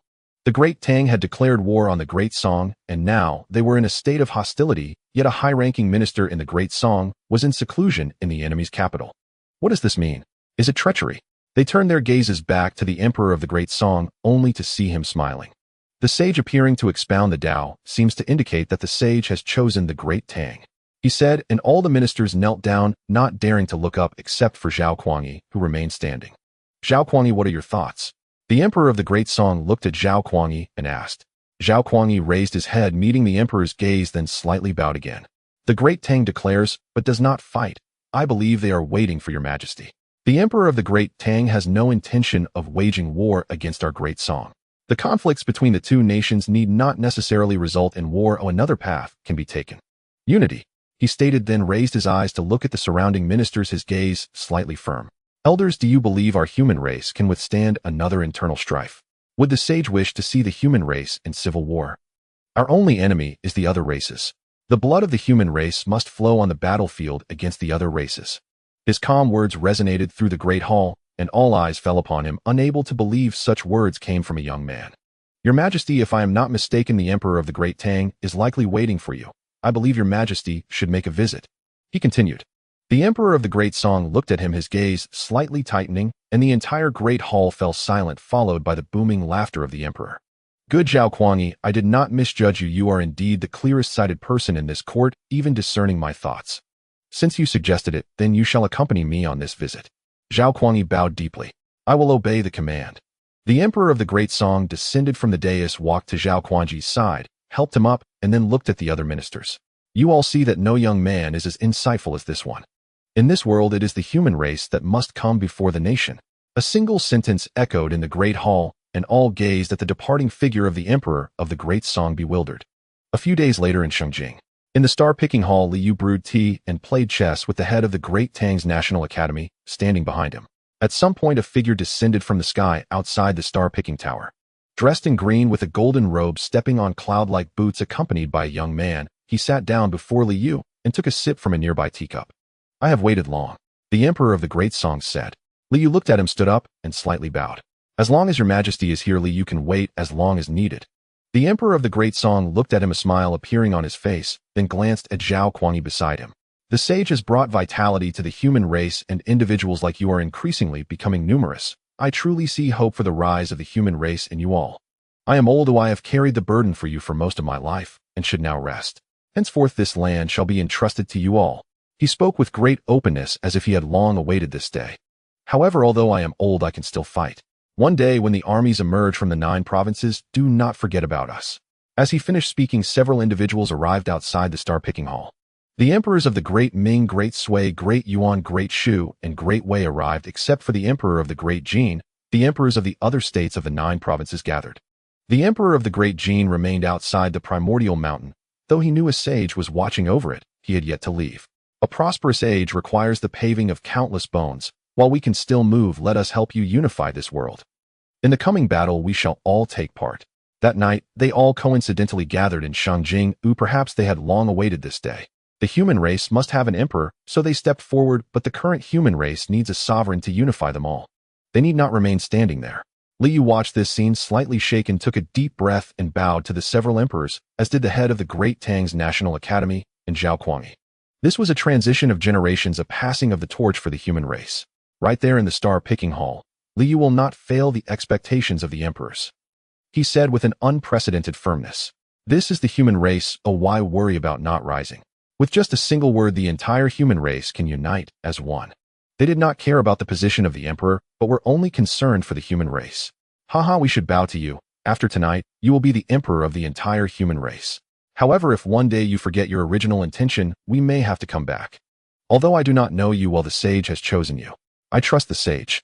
The 6 great emperors lightly bowed to Liu in the star-picking hall, and Liu returned the gesture. After several cups of tea, the emperors discussed the past and future from 1,000 years ago to 1,000 years later until the tea cooled, and they departed. Xuanghuang did not leave, he simply looked at Liu and slightly bowed. I am Xuanghuang, the sage has pointed me in the right direction, he said, remaining in Shengjing. Under the starry night, the 6 emperors walked along the long street of Shengjing, and suddenly the world before them became ethereal. In just a moment of days, by the time they regained their senses, they had arrived at a small courtyard. A young man in white stood on the steps, smiling faintly as he looked at them. Having come from afar, why not sit a while longer and have some water before you leave? The gentle words were like a stream of clear water, soothing their wounds, instantly calming their hearts. The few of them looked at him, all with expressions of shock. What kind of ability was this that could silently move them here? My name is Lin Fan, he said as the Emperor of the Great Song came to his senses, recalling the figure that had slain the demonic clan sage before the Black Pool. At this moment, that figure had completely merged with the person before him. I am the Emperor Kangwu of the Great Song. I pay my respects to the sage. He bowed deeply while the other emperors were taken aback, their gazes fixed firmly on the figure on the steps. But we have all met the sage, it cannot be him, they said. The sage had frozen the seas for thousands of miles and walked across the 9 provinces with the imperial weapon of the human race, exterminating the sages of foreign clans. They had all come to pay their respects. It was a white-haired man. The Emperor of the Great Song was momentarily stunned, unsure how to respond to their words. He had also seen that one, but he had seen this one much longer ago. Lin Fan smiled. Are you referring to him? He gestured to the side where ripples appeared in the void, and the flying snow that was cultivating in the Weiyang Palace was instantly transported here. The emperors looked at the flying snow, all taken aback. However, what shocked them even more was that the sage in their hearts was momentarily stunned, and then actually bowed down to the young man on the steps. Sir, the sage was actually bowing to this young man in white. Who was he? My name is Feishua. It was Sir who awakened me from the holy pool of Snow Mountain. My master is the last quasi-emperor of the human race, the Xuanghuang quasi-emperor. He mentioned the Xuanghuang quasi-emperor. He had returned to the human race for over a decade, traveling across the 9 provinces, yet had found not a single record of the Xuanghuang quasi-emperor. Yet the Xuanghuang quasi-emperor had clearly perished for the human race in the battle of the Xuanghuang Great World. This world should not have forgotten her. My true form is a snow mountain, but I belong to the human race. A phantom of a snow mountain appeared behind him, the snow mountain stretching for thousands of miles, shrouded in heavy snow, exuding the breath of time. The emperors all looked on in astonishment. The sage they knew had actually transformed from a snow mountain, and his master was the last quasi-emperor of the human race. The Xuanghuang quasi-emperor. They remembered this name. The last quasi-emperor of the human race. Could it be that all the sacred weapons of the human race left in the 9 provinces were left behind by her? For endless ages, the reason the human race could continue to this day was because of these sacred weapons, and even quasi-emperor weapons. The Xuanghuang quasi-emperor is also here, Lin Fan said, and then they moved to the backyard where 3 small graves appeared before them. The tomb of the emperor of the Great Tang. The tomb of the emperor of the Great Qin. The tomb of the Xuanghuang quasi-emperor. A 3-leaf flower quietly bloomed among them, white as morning clothes, resembling a pilgrim standing solemnly in front of the grave. The 6 emperors trembled slightly, and without a word bowed to the 3 graves, particularly the last one. A quasi-emperor's grave. Next to a quasi-emperor, even if it was just a corpse, it was a forbidden zone capable of erasing countless lives, yet she lay here so quietly. My master, the Xuanghuang quasi-emperor, is the strongest quasi-emperor under the starry sky, of being capable of competing with emperors. She is also the last shield of the Xuanghuang Great World. But my master has also died. Fei Xue knelt before the grave, grief-stricken. Who would have thought that the former servant who merely followed the Xuanghuang quasi-emperor to serve tea and hold swords could become today's guardian of the human race? Yet all others had died, leaving only him. The emperors looked at him slightly, trembling, wanting to say something, but unsure what to say, their hearts filled with shock. So this was the past of the human race. A supreme quasi-emperor upheld the human race and the entire Xuanghuang Great World, only to vanish into the long river of history. What exactly happened in between? After a long time, Fei Xue stood up and looked at the several emperors. I only want you to remember my master. She should not be forgotten. They all nodded, bowing deeply to Fei Xue, and then to the Xuanghuang quasi-emperor. Back in the small courtyard, they all looked at the young man in white on the steps, their eyes filled only with deep respect. We pay our respects to the sage. They now understood that this one was truly the guiding light of the human race. He stood behind the human race, supporting the heavens of the entire human race. The sage had appeared, and all that followed bore his shadow. No need to be formal, Lin Fan said with a smile, stepping down from the steps, drawing a ladle of water from the well in the courtyard, and pouring each of them a cup. There is not much to offer in the courtyard. Fortunately, this well water is sweet, which counts as a good thing, Lin Fan said, and the 6 emperors were all taken aback. They respectfully took the water and drank it together. The well water soaked through their bodies, flowing through their limbs and bones, making the withered meridians sprout like dead trees, gradually revitalizing. Then there were the heart meridians, and Qi seized even their souls. As the well water flowed through, everything was eradicated.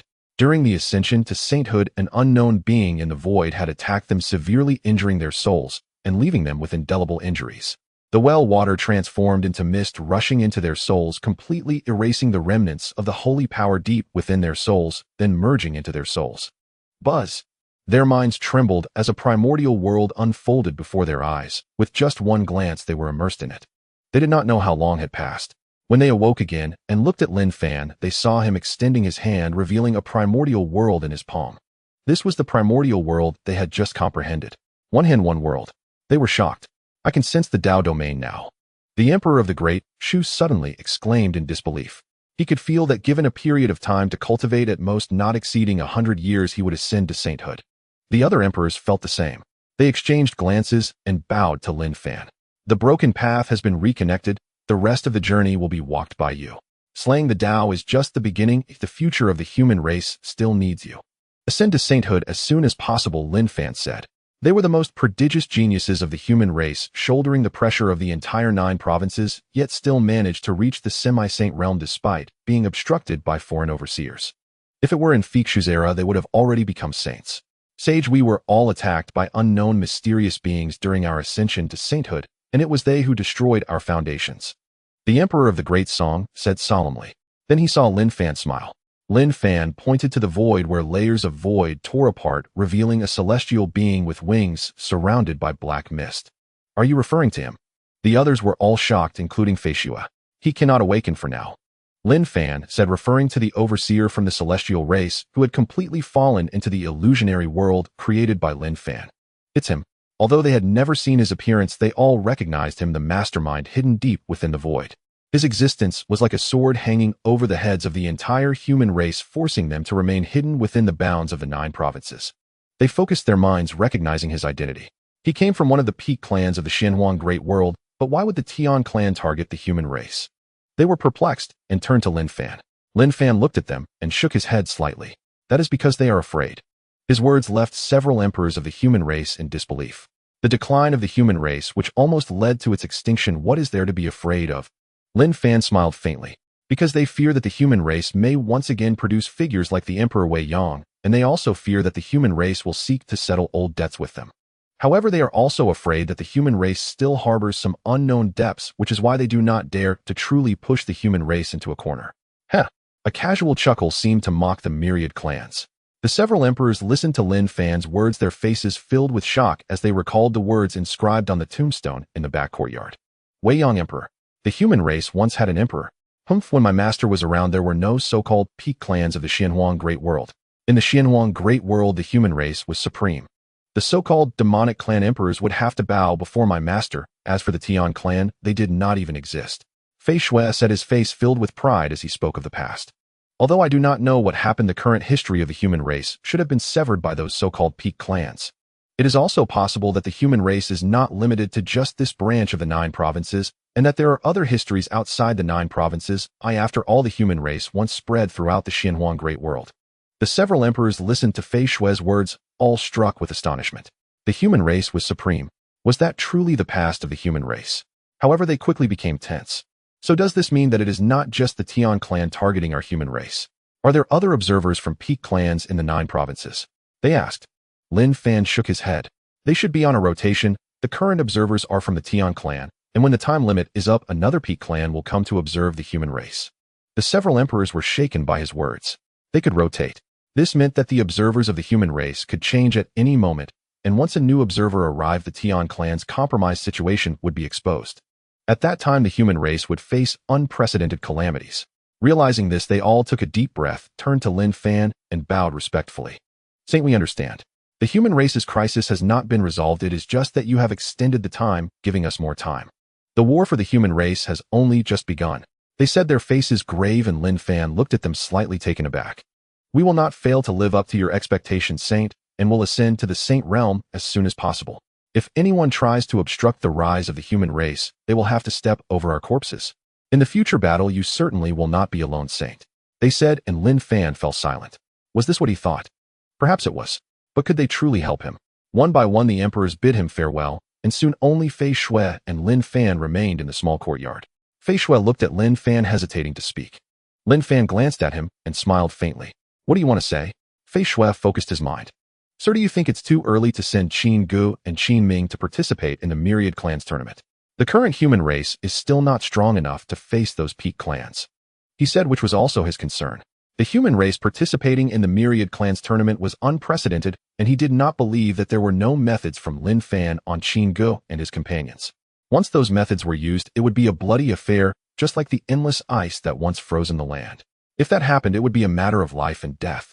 Right now, they were only facing one sea clan. What would happen if they added those peak clans? The human race only had saints, but those peak clans all had quasi-emperors. Lin Fan looked at him. Fei Xue, you were not born in this era, and do not understand the suffering of the human race in this time, nor their determination. We can wait, but they cannot.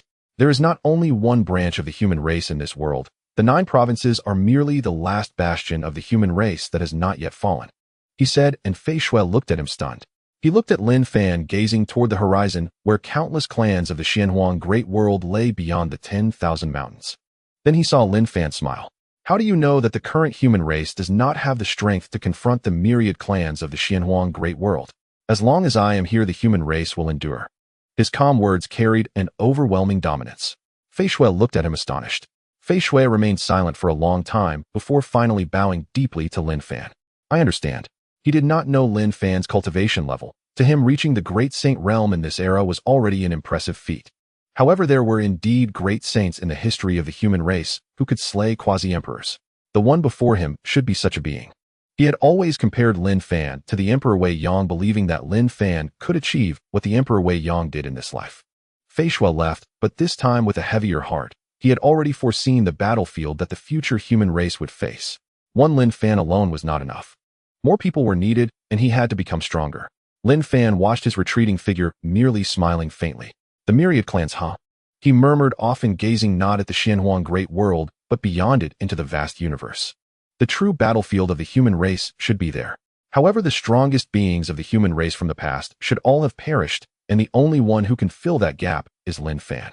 In the future, that place would be his battlefield alone. As for the reason he did not kill this Tian clan observer, it was not as the several emperors said. He had read the memories of this Tian clan member. He had obtained a shocking secret. The Tian clan was not a being of the Xuanghuang Great World. They came from beyond the stars in the very starry sky, where the strongest beings of the human race once battled. They might merely be a vanguard, and behind them should exist even more terrifying powers. To avoid alarming the snake, Lin Fan merely cast him into an illusion. This world is becoming increasingly interesting. Lin Fan also took a sip of the water drawn from the well, and smiled, but no one could hear his words anymore. Nor did they understand the meaning behind his words. The large banyan tree swayed, seemingly lost in thought. In the end, it stretched out a branch to shield Lin Fan from the sunlight. That was all it could do. Since it gained sentience, it had always been this way, and would continue to be so in the future. It would always accompany him until it withered. A flying boat pierced through the clouds, traversing 100 miles in the blink of an eye, having traveled above the heavens for several years. Finally, the boat slowed down. At the edge of the earth, a magnificent giant city appeared, towering tens of thousands of feet high, adorned with countless arrays and barriers as flying boats converged from all directions. This is the Boundary City. On the flying boat, Ling Yu said, gazing at the giant city before them. Qin Ming, Qin Gu, and Gu Yi all turned to look at her. There are countless boundary cities in the Xuanghuang Great World, interconnected by cross-boundary teleportation arrays linking various clans and regions of the Xuanghuang Great World. Beyond the Boundary City lies the territory of myriad clans, while within the Boundary City, it belongs only to one clan, the Boundary Clan. Those who enter the Boundary City, regardless of their clan, must abide by its rules. Even the Demon Clan must comply, Ling Yu stated. The Boundary Clan ranks 5th among the Peak 10 clans, while the Spirit Clan is 4th, and the 1st is the Demon Clan. We will use the teleportation array in the Boundary City to head to the Spirit Clan. Remember, once inside, you must follow closely behind me, she said, and the three nodded. The flying boat entered the Boundary City, coming to a stop in a celestial area as Ling Yu stowed away the boat. A figure dressed in dark attire approached them. Spirit Clan and 3 humans. He frowned slightly. He resembled a human, but upon closer inspection, one could see a metallic sheen to his skin. This was indeed the Boundary Clan. Ling Yu stepped forward. Ling Yu, the designated saintess of the 10,000 Spirits Valley. They are my attendants, she said, producing a token marked with a special valley entrance seal, which should signify her identity as the saintess of the 10,000 Spirits Valley. The clan member glanced at the token and furrowed his brow slightly before bowing slightly to Ling Yu. Saintess Ling Yu, please, he said, handing a piece of dark iron to her. Ling Yu nodded and led Qin Gu and the others into the Boundary City. Noticing the gaze of the three, he paused momentarily and regarded them seriously. Humans do not have the qualification to enter the Boundary City. Only as my attendants can they come in. This applies not only here, but in many places throughout the Xuanghuang Great World as well. Many clans in the Xuanghuang Great World are hostile towards humans, and in many places the status of humans is extremely low, akin to that of livestock, he said, particularly noting the expressions of the three. Gu Yi looked somewhat displeased, while a trace of killing intent appeared on Qin Ming's face. This was normal. What surprised her most was Qin Gu. Even after hearing such insulting words, she remained calm, cradling the zither she never parted with as a faint Tao rhythm enveloped her. Suddenly her expression changed in shock. Whooshed! In just a few steps, this human woman, who had once been at the 7th layer of the transformation realm, had already stepped into the celestial realm. Qin Gu, you have entered the celestial realm. Gu Yi was equally astonished, while Qin Ming revealed a smile. Sister, you have surpassed me by an entire great realm. Truly, as the master said, you are the one with the greatest talent. Qin Ming was filled with relief. The master had once mentioned to him that Qin Guest's talent exceeded his, though he did not elaborate on how much stronger she was. The master had also mentioned several others, such as Liu Zhao, Kuang Yi Chu Yan, and that one who had gone to the Ci Bujing. The master likened them to seeds, saying they would one day grow into towering trees, providing shade and shelter for the entire human race. But I am close too, Qin Ming remarked. He was also at the 8th layer of the transformation realm, and his progress was equally astonishing. Ling Yu, watching this scene, shook her head slightly. Monsters! She exclaimed. Throughout their journey, she had realized that Qin Ming and Qin Ge had scarcely practiced for 50 years, yet had already reached such heights. This was even stronger than the Saint Son of the 10,000 Spirits Valley. However, when she inquired about their physiques, both shook their heads. The master once said that the so-called physique is merely a misunderstanding of living beings in the world. The Tao is singular, each person is a unique existence with their own strengths. Even a mundane body can be the strongest physique in the world. Strength or weakness depends on the individual. She listened, somewhat understanding that living beings in the world are divided into 9 ranks, with the first being the favored of heaven and the 9th destined for limited achievement. This was the consensus among countless living beings, as well as the innate rule. However, according to that individual, it seemed that such rules were irrelevant, which felt rather fantastical. She did not believe it. She felt that Qin Ge and Qin Ming must have some hidden physique they were unwilling to reveal. How could someone like that individual teach anyone casually? This person must possess extraordinary talent. Not only in the Boundary City, but also in certain areas of the Spirit Clan, you must present yourselves as my attendants, or you will encounter great misfortune. I may not even be able to save you. Within the Boundary City, beings from various clans of the Xuanghuang Great World coexist, all adhering to the rules of the Boundary Clan. Xianbing Spiritual Liquid 1000 Spirit Stones. Boundary Breaking Flag, just obtained from a saint's tomb, priced at only 5,000 Spirit Stones. Wielding this flag can break 90% of the barriers in the world. Slaves captured from the Wood Clan, 100 Spirit Stones, each can be used in alchemy and have the ability to aid in cultivation. The bustling calls of vendors filled the street, exuding a lively atmosphere. Qin Ming and Qin Ge exchanged glances at the scene. They recalled some of the things that Xuanhuang had said to them. The actions and rules of the myriad clans in the Xuanghuang Great World were actually inherited from humans. Many clans bore traces of human heritage. Wasn't this the scene of a human cultivator's market? Spirit stones, the currency promoted by the Peak 10 clans, are divided into low-grade, mid-grade, high-grade, and top-grade spirit stones. What they are calling out are low-grade spirit stones. Spirit stones are sourced from the spiritual veins of heaven and earth and can aid in cultivation. However, low-grade spirit stones contain very little spiritual energy and are not very useful, she said, glancing at the items being sold on the street before leading the 3 away. Wood Clan. As they were leaving, Qin Ming cast a glance at a Wood Clan being bound by a magical seal, frowning slightly. The Wood Clan ranks beyond 5,000 among the myriad clans in the Boundary City. They are no different from goods, Ling Yu remarked, noticing Qin Ming's confusion. And what about the human clan? Gu Yi asked nearby. Ling Yu paused, seemingly pondering before replying. The human clan should rank 109th in strength among the myriad clans, not too weak, but their situation in the Boundary City is not much better than that of the Wood Clan. It is said that the Wood Clan once relied on the human clan. They fell to their current state due to the influence of humans. The human clan is very unique. You will gradually come to understand this in the future, she said. Although her tone was very calm, they all understood the implication of Ling Ye's words. The human clan could also be reduced to commodities here. Only by leaving the 9 provinces can one truly understand how difficult life is for the human race within it. When the top 10 clans abandon them, it is akin to having the entire world as their enemy.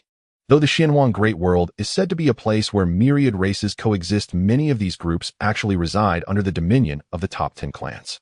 No matter how the world perceives us, if anyone from the human race is treated like them, I will surely slay them upon witnessing it, Qin Ming stated. Ling Yu trembled slightly, looking at him, wanting to say something, but hesitating, then shook her head. This is no longer the 9 provinces. I know that he is strong, but here he may not be able to protect you all. The Realm clan has quasi-emperors, not just one. He gazed at a dark statue atop the Realm City, his brow slightly furrowed. Not only does the Realm clan have quasi-emperors, but all the top 10 clans possess them as well, and there may even be living emperors among certain peak factions. So what? This was spoken by Qin Ge, the usually taciturn human woman, who looked at her and uttered these words. Only at the heavenly human realm, yet she felt an invisible pressure. She focused, but said nothing more.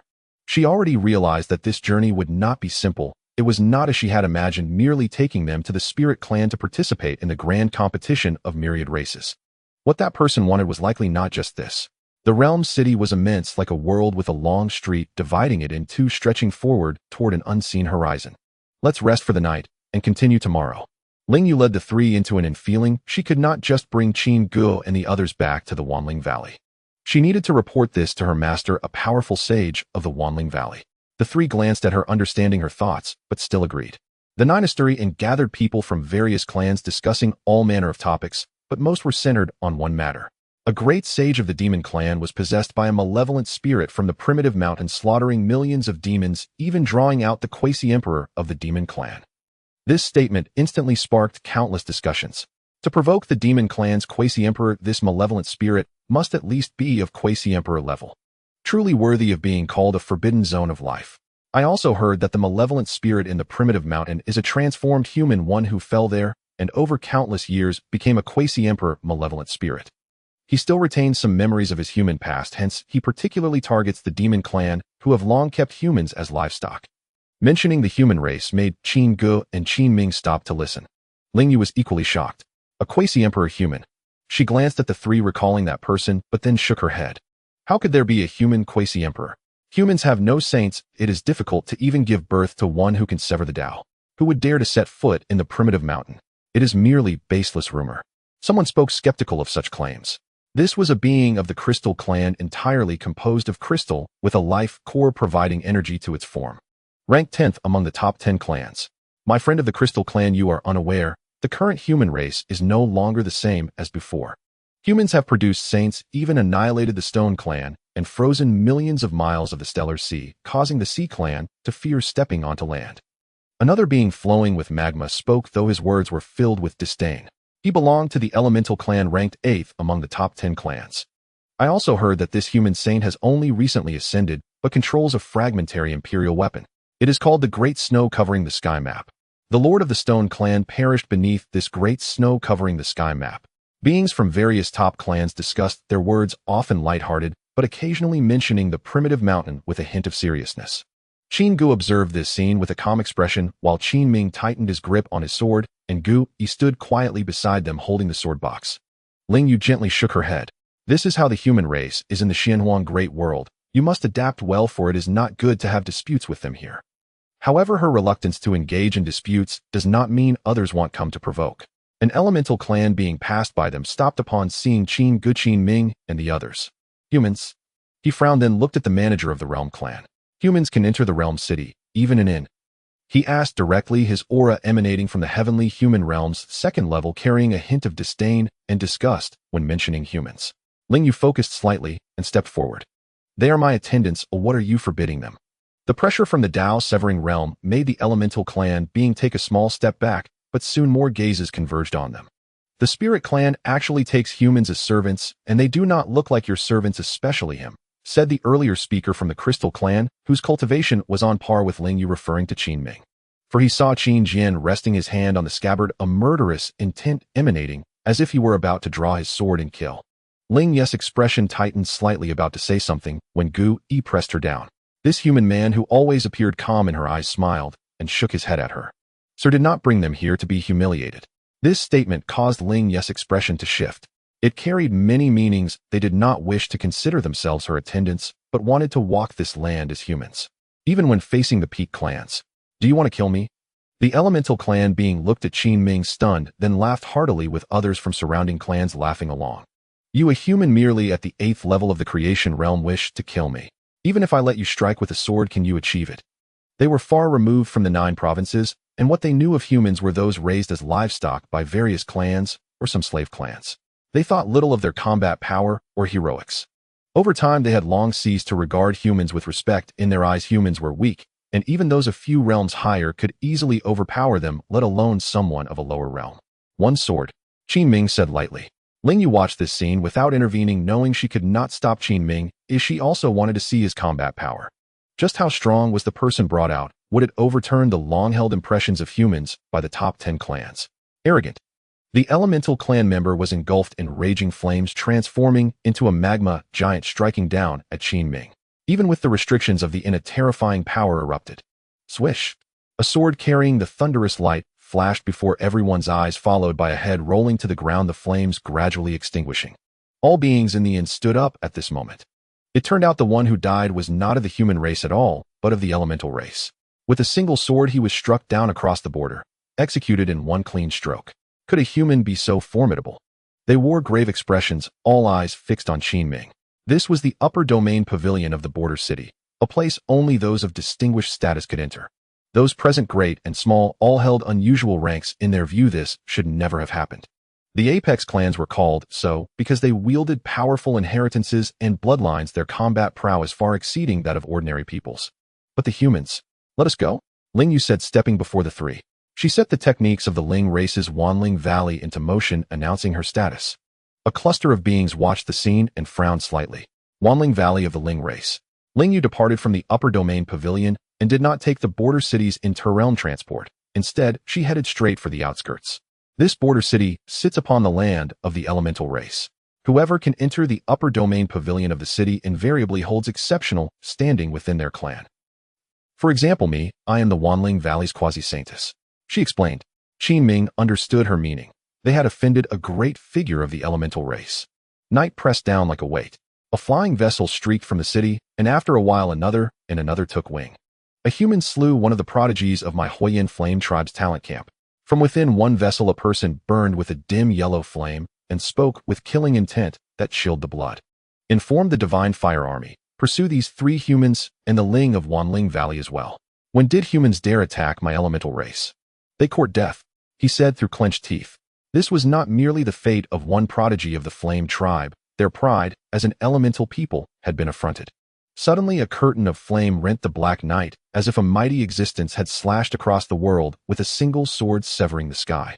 Qin Ge and the others' vessel collided with that barrier. They've come. Ling Yu's expression shifted. She produced a jade-green bottle and let its water pour forth to pierce the veil of flame. They abandoned the vessel and fled. The elemental race itself divides into four great tribes. Huiyin, Tianshui Dadi, and Leitang. Leitang is the strongest, Huiyin the weakest. Yet even the weakest Huiyin tribe cannot be compared to an ordinary people. As they fled, Ling Yu explained, and summoned a transmission talisman to contact the one who had granted her the token. Qin Ming's gaze hardened. Thunder rolled upon the blade in his hand, and a murderous light kindled in his eyes. He felt no remorse for killing that elemental clansman. He would do it again, without hesitation. Suddenly the void cracked. Shi. A volley of burning arrows filled the heavens, and towering flame giants trailed in their wake. You cannot run. A volcano erupted ahead, lava and fire sweeping the sky as warriors clad in crimson armor emerged from the inferno. Gui's expression changed. He tightened his sword case. Then with the clear strike of a zither string, zhong, the myriad fiery arrows were snuffed out, and even the erupting volcano stilled. Extinguish. Qin Gu pointed with a slender hand. Those in crimson armor froze midair and then dropped lifeless to the earth. In that instant their lives were stripped away. Ling Yu stared horrified. Those crimson-armored Huiyin warriors were at the Xuanghuang and Tianren realms, and all were gone in a breath. All annihilated. Back in the border city within the upper domain pavilion, an uncanny young man descended. To the eye he looked entirely human. But his pupils formed triangles. Simply standing there he exuded a metallic stench that filled those within the pavilion. Conversation in the pavilion ceased. When they looked upon him, every face bore respect.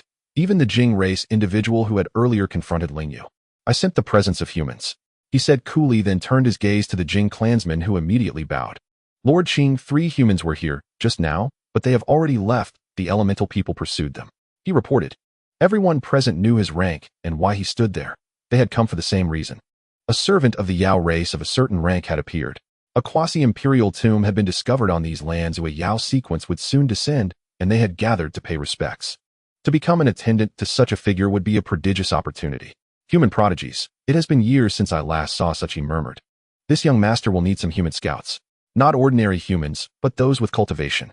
We thought we would have to travel to Jiuzhou. It seems we need not go so far. He spoke and then left the upper domain pavilion, transforming into a teal serpent and flying from the city. Those watching wore solemn faces. It is said that though this Yao sequence has not stepped into the saint realm, he already wields saint-level strength and can take on several foes at once. The Xuanghuang Great Python. Their innate talent is terrifying. Lord Qing has set his sights on them. They stand no chance. Not even the Ling race can save them. They did not know what had transpired in the border city. Qin Ge and the others had barely escaped death when they met a Zhandao powerhouse of the Huiyin tribe.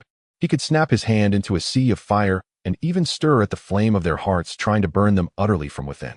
Wanlingtation. Ling Yu invoked the Xuanghuang Valley's secret technique, summoning countless spectral multitudes to assail that Huiyin Zhandao powerhouse. Gu Yi also struck. He was the Bailiang king who pacified the northern domain, a Zhandao powerhouse who had crawled out from mountains of corpses and rivers of blood and later received teachings from a sage. His strength matched many prodigies. With a single sword, he forced even that Zhandao threefold Huiyin powerhouse to yield. Joined with Ling Yu, he even dispatched a foe of equal measure. Humans, and you will not live today. The Ling race strong one cried out, then leapt past Ling Yu and Gu Yi to strike directly at Qin Ge and Qin Ming. He had already seen through them. Both the Ling and the humans faintly revolved around those two. Suddenly a figure blocked his path, taking his blow with flesh and bone and trading wounds for wounds, grievously wounding him in turn. Are you mad? He spat, glaring at Gu Yi before stepping back 100 meters. Ling Yu was stunned. She had not expected this guardian fourthway to risk his life so casually. Yet in the next moment she understood. Qin Ji's zither sounded from behind, Gu Yi's wounds repaired with visible speed, and even the Huiyin powerhouse was struck dumb. So that is it. Ling Yu watched Gu Yi charge once more. She mirrored his tactic, exchanging injury for injury with the same grim resolve. The melody of the zither rose, unfolding a realm teeming with life. An ever-renewing Tao intent permeated heaven and earth. The Tao of life. A Flame Clan sovereign path cultivator cried out in shock. Under the relentless assault of two sovereign path experts, he had already fallen into absolute disadvantage, the tide of battle shifting in an instant. The Tao of life, the supreme supportive Tao, capable of single-handedly altering the fate of an entire battlefield. Its practitioners were among the rarest in the Xuanghuang Great World. He had encountered one, and it was a human. Flee. In mere moments, all will to fight vanished. He turned to flee, only for a bone sword to suddenly appear before his eyes. The wielder did not frighten him, nor did the human at cultivation realm aid. Yet the bone sword dripped with saintly intent. It was a saintly artifact. Thrust. A single strike pierced his body. Blood gushed forth as he roared, hurling Qin Ming away, then lunged skyward to escape. But a sword intent erupted from within him. His pupils contracted violently. He froze midair, staring in disbelief at the human youth he had just hurled aside. One strike, carrying three distinct Tao intents. How could this be possible? Die.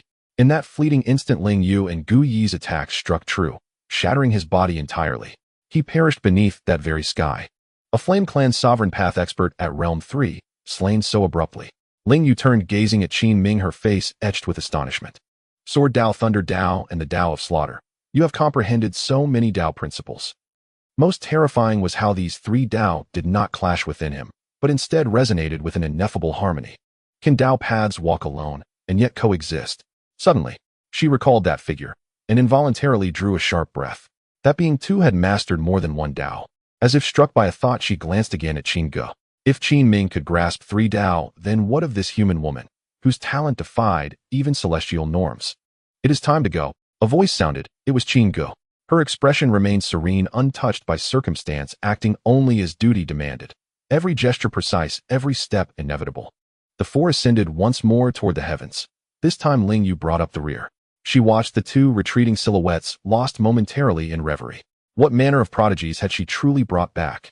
If the journey to the Spirit Clan unfolded peacefully, it would be dull indeed. True cultivation lies in trials, where life and death intertwine, where despair births transcendence. After another fierce battle, aided by Qin Ge, Qin Ming stood alone against nearly 100 divine flame guards, slaying them all. Bathed in blood, he gazed upon the crimson sky aflame with infernal fire and spoke. He grows stronger. Ling Yu fell silent, her heart trembling with awe. She no longer sought to dissuade them, merely observed, bore witness. The rise of two human prodigies. The Flame Clan's true masters are coming, she said. Gu Yi glanced at her, then at the sword case in his hand. No hindrance. 2 words, absolute faith in Lin Fan. He recalled Lin Fan's parting words. Worry not. Draw your blade when the moment demands it. Perhaps he had overthought it all. The master's intention extended far beyond merely sending Qin Ming and Qin Ge to the 10,000 race grand contest. He himself was a vital thread in that design. To wield the sword in hand and proclaim to the world humanity has returned. They entered a Flame Clan city, hearing how the Flame Clan described them, and those hunting them down. Demon-blooded humans. Cultivators of vile heretical energies. Ambushing and slaying the Flame Clan's elite talented camp disciples, desecrating the Flame Clan's sacred spirit. And one exiled criminal of the Spirit Clan. Hearing such slander, Ling Yu flared with fury. She was the heir apparent holy maiden of Wanling Valley, destined one day to ascend that sacred seat.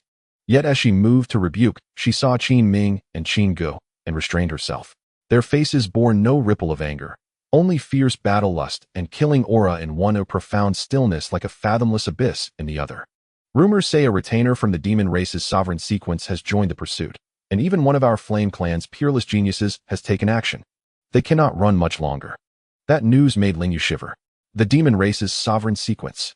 She gasped. Beings of the highest celestial tier, sovereigns among geniuses. Why would they descend here? Could it truly be for them? She looked at Qin Ming and Qin Go, then shook her head. Though equally extraordinary, they stood only at the creation realm and celestial being realm, far beneath the notice of a sovereign sequence genius. If even a sovereign sequence retainer has arrived, their master will surely follow. We must leave this place immediately, she declared, and the group departed the city, fleeing northward once more. A gorge. As they traversed the land, a chasm appeared before the four. Ling Yu's brow furrowed in puzzlement. A gorge towering 1,000 zhang high, as though cleaved by a peerless grandmaster's sword. Its sheer walls pulsed with terrifying sword intent. Ahead, the gorge stretched beyond sight, its narrow passage compressing heaven and earth into a single awe-inspiring line. This gorge does not appear on any map. She murmured, focused, yet before her words faded, the three behind her had already stepped onto its path. She narrowed her eyes slightly and followed. Perhaps the cartographers had simply omitted it. Within that narrow sky gorge, she glimpsed a lone figure walking, step by measured step, neither hurried nor remarkable. Moments later, a colossal azure serpent descended from the heavens, landing upon the earth, and transformed into a young man clad in azure robes, Qin Gongzi. Behind him marched a host of Flame Clan cultivators. They stared at the narrow sky gorge before them, faces stricken with awe. Could this be? A Flame Clan sovereign path expert murmured, his countenance grave. Though the gorge loomed near, he dared not take a single step closer. This was a land never before recorded, or rather one that had always existed yet remained veiled from the world, now revealed in this era for reasons unknown. A quasi-emperor's tomb. Qin Darren intoned solemnly. Even he standing before the narrow sky gorge betrayed a flicker of trepidation. A quasi-emperor, an unfathomable sovereign whose palm could rend the heavens, who could obliterate mighty races with effortless ease. His tomb, though lesser than a life-forbidden zone, remained an absolute sanctuary, forbidding even to countless sentient beings across the world. The human cultivators' auras vanished here. They must have fled inside. Qin Darren, shall we pursue? A Flame Clan expert asked. Qin Darren shook his head. Wait. One word, and every soul present stiffened. They understood Qin Darren's meaning, and knew precisely whom he awaited. The demon race's sovereign sequence genius. Had such a being yet truly emerged into this world? Would they, by some miracle, witness him? In the land of the 9 regions, in the capital city of Xuanghuang, Lin Fan suddenly opened his eyes under the banyan tree, lifting his gaze as it pierced through the void to the primal mountain. Within the second layer of the primal mountain, a strange being picked up a blood spear, piercing through the void of the primal mountain with a single thrust. It has opened. The primal mountain had suppressed them for countless years, and they had long abandoned any thoughts of escape. Yet on this day, the great door of the primal mountain suddenly swung open. That person is injured. The seal of the primal mountain has weakened. Bone fragments flew, and another strange entity appeared, a ghost-headed worm. It gazed at the void gate, sensing the aura of beings from the outside, its pupils flickering with ghostly fire. Should we take this opportunity to kill him? He is merely a corpse, just a remnant, thought. It has long been unable to hold on. One after another, strange beings emerged, looking towards the end of the eerie forest where a half-corpse stood. Perhaps we should escape while we can. After all, he is of the Emperor's bloodline, and moreover, there are even more terrifying existences in that blood-colored marsh. That person has merely gone mad, but is far more complete than he is. He may even be reborn in another way. Thinking of that blood-colored marsh, all the strange beings shuddered. That was the most terrifying existence in this primal mountain. A ruthless person who dared to confront an emperor in life. Flee. And then a group of strange beings escaped through the void hole from the primal mountain. Human race, demon race, and the elemental race. The primal mountain's void connected to many places in the Xuanghuang Great World, and they could only sense their way towards various destinations. Some strange beings also arrived in the 9 regions. A red-haired giant ape sensed the numerous auras of living beings in this land, and could not help but reveal a greedy expression. This is the human race, yet there is only one sacred realm, 4th stage Spirit Mountain. It exclaimed with delight. The 9 regions of the human race was a place that almost all strange beings dared not tread, as the fear from the past had long rooted itself in their memories. It was among the few strange beings that dared to approach the human race. For countless years they had devoured innumerable beings that ventured into the strange forest, filling in many gaps in the memories of this world. They knew the human race had weakened, but did not expect them to be weakened to this extent. No saints. Only a sacred realm spirit mountain remained. Saint. Suddenly a figure appeared beside him. It was the shadow saint of the barbarian race. The shadow saint of the barbarian race turned pale at the sight of the red-haired giant ape. Strange. It gasped, transforming into countless afterimages as it fled in all directions, disappearing in the blink of an eye before the red-haired giant ape. The red-haired giant ape merely watched this scene and did not pursue. Barbarian race. It said, then turned its gaze back to the 9 regions. The aura of the emperor. This is a land born of an emperor. I can smell the bloodline aura of the emperor. Its blood hair grew wildly, polluting the world, and then it stepped into the 9 regions. At that moment, all living beings in the 9 regions trembled. It was as if a great horror had descended. Whoosh! The void rippled, the invisible space overlapped, and the wildly growing blood hair suddenly halted the body of the red-haired giant ape, stiffening. Suddenly, a mountain appeared before him along with a courtyard. A young man in white quietly looked at him. It's him, he exclaimed in shock.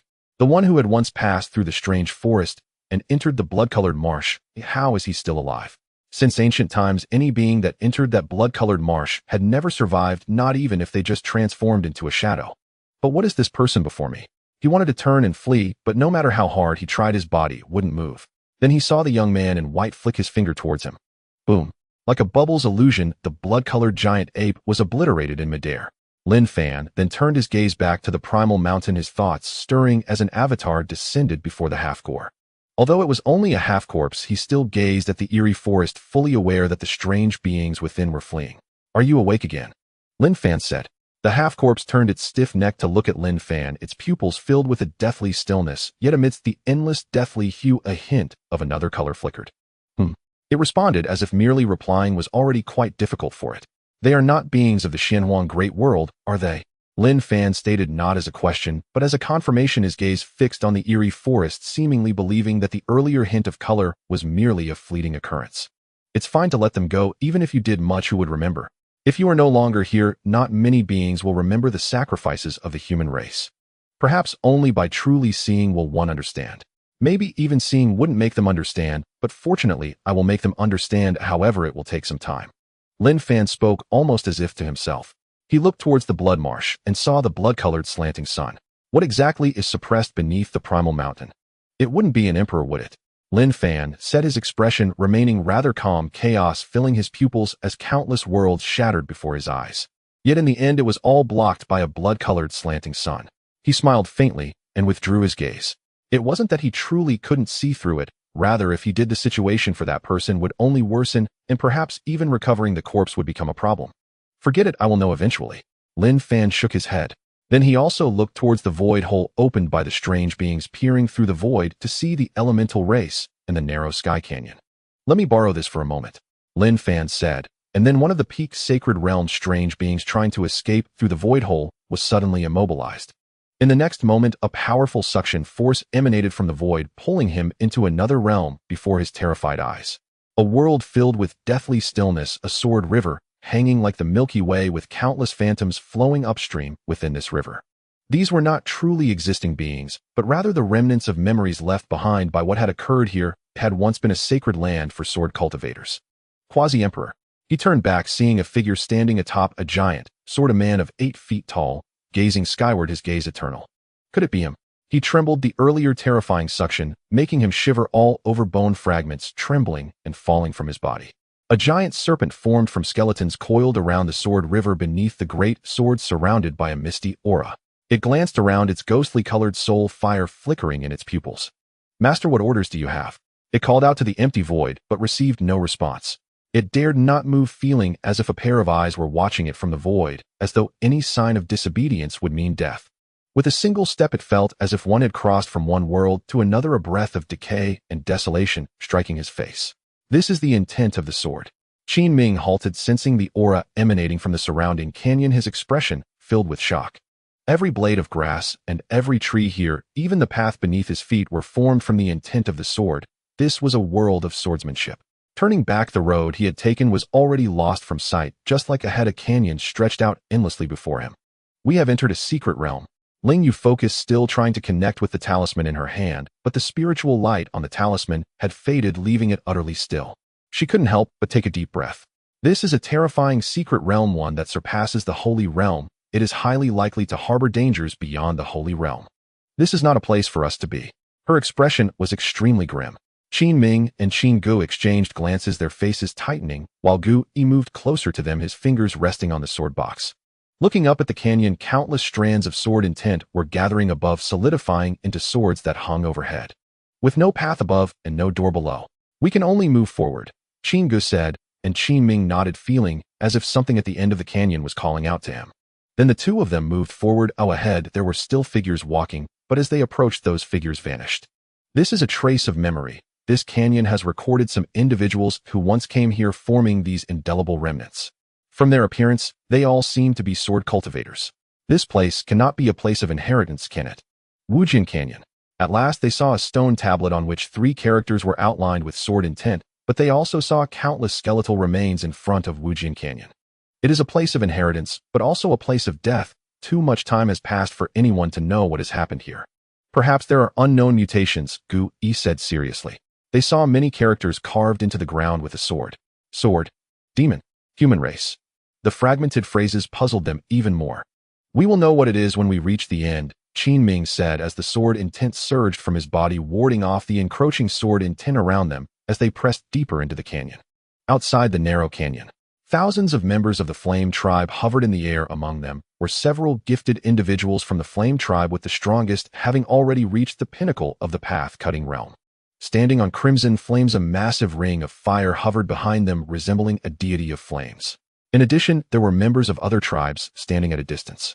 People with dark metallic skin from the Realm Tribe, the crystalline beings of the Crystal Tribe, and those from the Demon Tribe, whose aura was filled with demonic energy.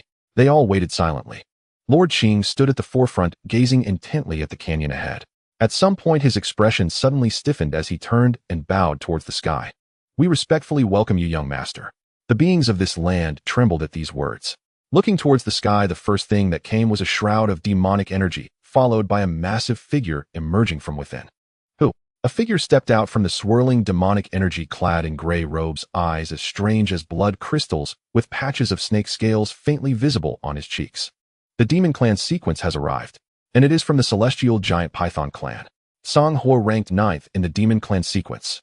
A member of the Flame Tribe exclaimed in horror, and those around him felt their hearts tremble. The sequences of the top clans are recorded among the various tribes, and Xuanghua from the Demon Clan is a peerless genius who has entered the Holy Realm. He achieved this in less than 300 years of cultivation. In the Xuanghuang Great World, being less than 300 years old means belonging to the younger generation, and he is even qualified to participate in the great competition of all clans organized by the Spirit Clan. However, beings like them disdain participating in the great competition. Their power and talent do not require the competition to prove themselves. The tomb of the Semi-Emperor. Xuanghua arrived before the narrow canyon, the demonic energy seeping into the canyon, his expression slightly solemn as he glanced at Lord Qing. "Where are the human race individuals you asked to prepare?" Qing Yun respectfully bowed and then waved towards the narrow canyon. Hundreds of individuals from the human race appeared on the ground, both men and women, old and young. An entire clan had been captured here. They looked around, their faces filled with terror. "Young master, everything is ready now." Unfortunately, a few gifted individuals from the human race managed to escape, but the place they fled to is the tomb of the Semi-Emperor. Qing Yun said. Xuanghua looked towards the canyon, his gaze revealing a chilling intent. There are always some self-important individuals in the human race who mistakenly believe they have found a glimmer of hope, unaware that it is actually a dead end.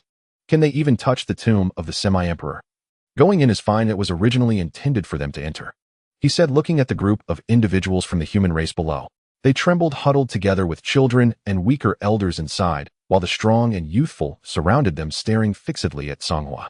The gray-clad youth before them appeared human, but behind him trailed a long serpent tail with snake scales visible on his face. He was from the Demon Clan, and he belonged to the most powerful clan among the demons, the Celestial Giant Python. In their memories, the Celestial Giant Python had swallowed an entire tribe in one gulp, including cultivators of the Transformation Realm. "Go inside," Xuanghua commanded, an invisible demonic wind sweeping over the group of human race individuals, pulling them into the narrow canyon. Then Xuanghua stepped in. Qing Yun followed, and everyone behind them entered in single file. They did not know why this particular sequence from the Demon Clan needed the human race, but there must be a reason. This tomb of the Semi-Emperor might be related to the human race. Does the human race also have a Semi-Emperor? Or does this Semi-Emperor have some connection with the human race? They leaned more towards the latter. Who? A wind blew through the canyon, yet it was composed entirely of condensed sword intent. Upon entering Xuanghua, and the others were greeted by this scene. Puchi! Puchi! Puchi! Blood splattered throughout the canyon, and in an instant over 100 individuals perished. However, none of the hundreds from the human race were harmed. They stood in the canyon as the sword wind swept past them, avoiding them entirely. Xuanghua observed this, seeing his gaze slightly narrowed. Indeed, it is related to the human race. A group of human race individuals also noticed this, and the elder at the forefront looked back at the alien races, and then at the front of the canyon, taking a deep breath.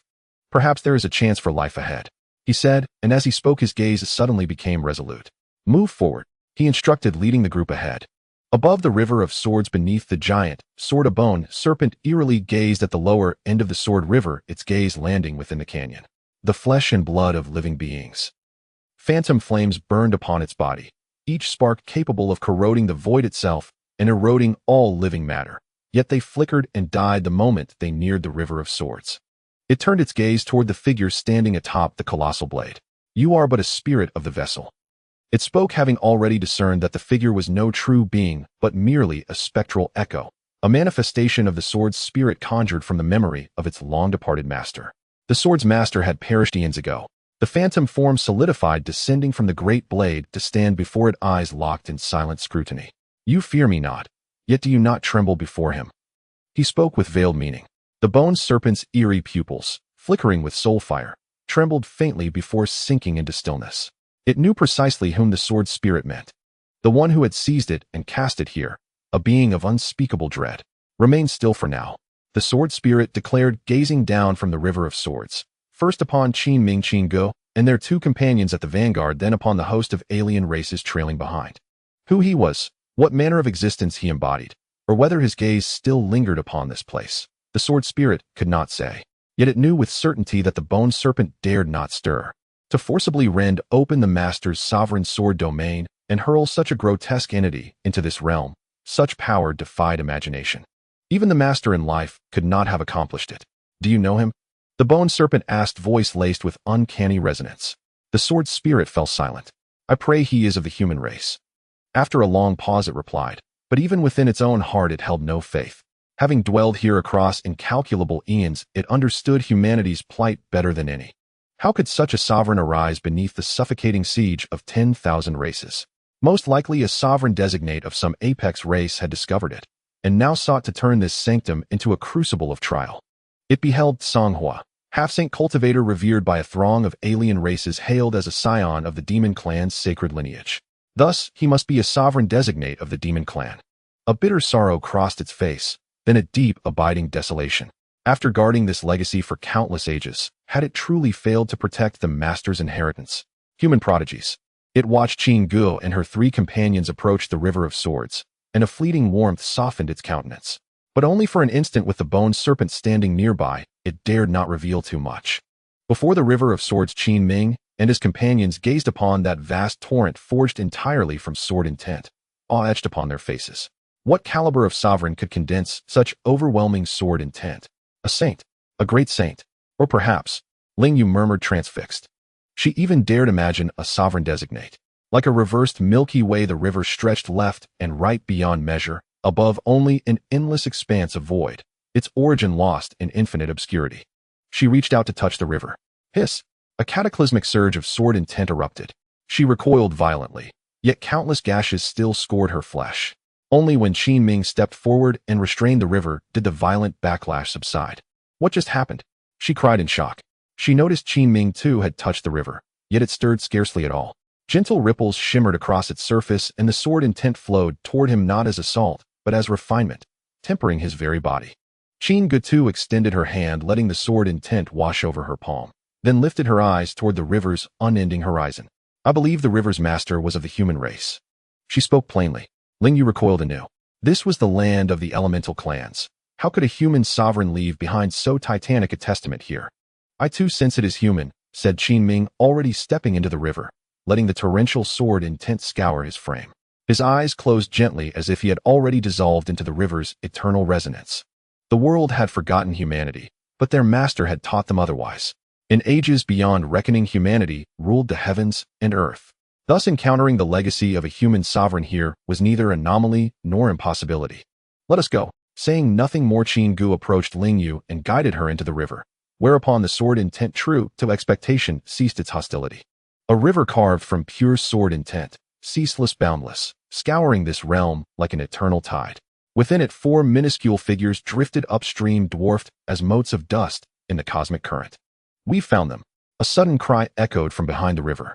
Ling Yu turned and beheld tens of thousands of alien races surging to the river's brink. At their vanguard stood a gray-robed man wreathed in thick, demonic aura, surrounded like a sovereign among constellations. Near him huddled a cluster of emaciated, stooped humans. Xuanghuang, the demon clan's scion. Ling Yu whispered, voice trembling. Qin Gu also glanced back, locking eyes with Xuanghuang for but an instant before her gaze settled coldly upon the wretched humans beside him. Her tranquil expression hardened into glacial severity. Human prodigies, heh, how long has it been since I last saw one? Xuanghuang smiled at Qin Gu, his lips still stained with crimson human blood. A century ago, one dared attempt escape with a band of humans. I devoured him whole. And you, which fragment of humanity do you hail from? He asked. Qin Ming too met his gaze, a half-saint confronting a mere celestial mortal. Yet Qin Gu did not flinch nor retreat a single step. Jiuzhou. Qin Gu replied, 2 words alone. Yet the cluster of humans beside her, moments earlier paralyzed by terror, now erupted in fervent, tearful elation. Jiuzhou, the cradle of humanity, the ancestral heartland enshrined in every human soul. Their lifelong yearning was to return there. They had once dreamed Jiuzhou's children would come to liberate them. Yet generation after generation passed, and no savior arrived. Cease such fantasies. Do you truly believe Jiuzhou's humans can save you? They barely cling to survival themselves. Mere livestock we raise for sustenance. Humanity has no saint. It may be extinguished at will. A scion of the Flame Clan declared, coldly watching the humans' rapture with disdain. When rumors surfaced from Jiuzhou of a human saint, many races dispatched investigators, only to discover the so-called saint was not but a sentient spirit mountain. Only its divine artifact, the great snow obscuring heaven painting, posed genuine difficulty. Yet even Jiuzhou could be erased should the will arise. Jiuzhou. Upon the river of swords the bone serpent stirred faintly. Those 2 syllables were not unfamiliar. Long ago it had been sealed beneath primordial mountain by a sovereign from that very land. Across endless eons those 2 characters had seated in it a nameless dread. This is the tomb of a sovereign designate, and the locus of his legacy. And this sovereign designate was tied to humanity. Only blood of the human race may reach the core of this legacy. Go forth and retrieve it for me, and your lives shall be spared. Serve me as vassals. Xuanghuang declared, eyeing the vast seething river of swords with palpable wariness. Even he dared not set foot upon it. Qin Gu merely glanced at him, then continued walking forward. Annoying.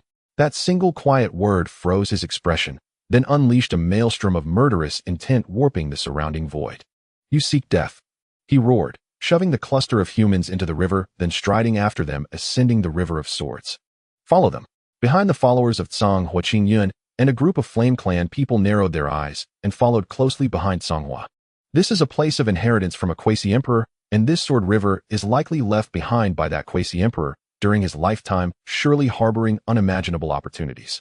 Cultivators go against the heavens. If they fear life and death, how can they ascend to sanctity? This is our chance to defy fate. Regardless of whether they were Tao slayers, celestial beings, or even those at the transformation stage, they all stepped into the sword river, gritting their teeth as they made their way forward. PFF. A surge of sword intent came forth, and the last group of Flame Clan beings was sliced into countless pieces, blood staining the sword river, causing everyone to shudder. Don't stray too far from those humans, someone said, as they had already grasped the rules of the sword river. The sword river raged, plunging down to the 9th heaven, its terrifying sword intent capable of tearing apart the void, yet it avoided the humans within. Above the sword river, the sword spirit watched this scene, looking forlorn. This was originally an inheritance prepared for humans, and only humans could enter the sword river, yet unexpectedly in later generations other races used the flesh and blood of humans as shields to tread upon the sword river. Do you wish to kill them? A strange voice came from beside as the bone serpent coiled above the sword river, overlooking it with the ghostly flames upon its body capable of igniting the void. The strangeness of the peak of the sacred realm could even make certain great saints retreat. The sword spirit looked at him and smiled lightly. Don't you want it? The bone serpent gazed at the group of beings flowing upstream from the sword river, its pupils filled with lifelessness. It wished to kill not only Xuanghuang and his group, but also the few humans in front, including the sword spirit beside it. yet it dared not act. It did not know what that individual meant. Oh, what if there were beings related to that individual within the Sword River? Its gaze fell more upon Xuanghuang, who, like the sword spirit, believed that the true power lay behind Xuanghuang. Could it be that those few humans could be devoured? Its gaze shifted to the foremost figures, Qin Ming and Qin Go, and the sword spirit noticed its sudden focus. Buzz. The giant sword behind quivered slightly, seemingly wanting to pull itself out of the ground. Boom! A sudden change occurred over the Sword River. Within it surged monstrous waves, the endless Sword River rolling forth, causing Qin Ming and Qin Go to halt in their tracks. The Sword River is in motion. Flee. Below, a large army of tens of thousands looked at the oncoming waves in horror, their formation instantly thrown into chaos. Everyone rushed towards the group of humans, but the monstrous waves came crashing, pushing them in the opposite direction. Help! Lord Xuanghuang, save me. No. In an instant, over 10,000 beings were engulfed in the Sword River, submerged within moments, never to be seen again. Their forms and spirits annihilated. Above the Sword River, the bone serpent quietly stared at the sword spirit, its pupils flickering with two soul fires, seemingly pondering something. You can't even protect yourself, yet you want to save them. It said, somewhat unable to comprehend the feelings of beings in this world, nor the sword spirit's obsession. The sword spirit merely gazed at him, the invisible sword intent locking onto him, as if to say that any movement on his part would lead to their mutual destruction. Stop. Above the Sword River, feeling the current calming down, Ling Yu spoke. I have a bad premonition, feeling that what lies at the end of this Sword River is not necessarily the inheritance of the Quasi Emperor. Should we continue? She asked, looking at Qin Ming and Qin Go. Qin Ming was still comprehending the sword intent within the Sword River, entering a state of enlightenment, while Qin Go frowned slightly at the Sword River. Gu Yi guarded them with the sword box. The aura of death. Qin Go reached into the Sword River and pulled out a trace of lifelessness, of force eroding the Sword River, attempting to occupy it. Indeed, something has arrived at the end of the Sword River before us. This thing does not resemble a living being, but it is also not purely a dead thing. Her words, though faint, caused Ling Yu beside her to tremble in expression. Not like a living being, nor like a dead one. What could that be? Let's go. Suddenly, Qin Ming, who was understanding the Tao, said, and directly began to ascend, with Qin Go following closely after hesitating. Gu Yi continued to closely follow. Ling Yu glanced back at the pursuing Xuanghuang and hurriedly followed. They had no way out. Move faster. Xuanghuang urged a group of humans, quickening his pace. A batch of humans looked at the few figures ahead in the Sword River, feeling the affinity power from within, their gazes gradually firming. Hope lies ahead. The elder of this human clan communicated telepathically, reigniting the fighting spirit of those who had almost given up. A spark, as long as it is not completely extinguished, will not be eradicated. Humans are just like that. Regardless of how desperate their situation is, as long as there is a glimmer of hope, they will pursue it. Even knowing there is only a 1 in 10,000 chance. Crossing the heavenly curtain, they finally saw the scene above the Sword River, but what lay there made everyone pale in shock. That is bizarre. Someone stammered, pointing at the coiled bone serpent, whose massive body nearly occupied the entire Sword River. A giant sword was inserted among them, forcibly carving out a space. That must be the so-called Quasi-Emperor inheritance. Neither living nor dead, the body has undergone a transformation. This is the bizarre transformation recorded. Could it be that the deceased Quasi-Emperor has turned into a bizarre entity? How could this be? Everyone was filled with despair. As they traveled upstream, they finally reached the end of the Sword River, only to be met with the bizarre.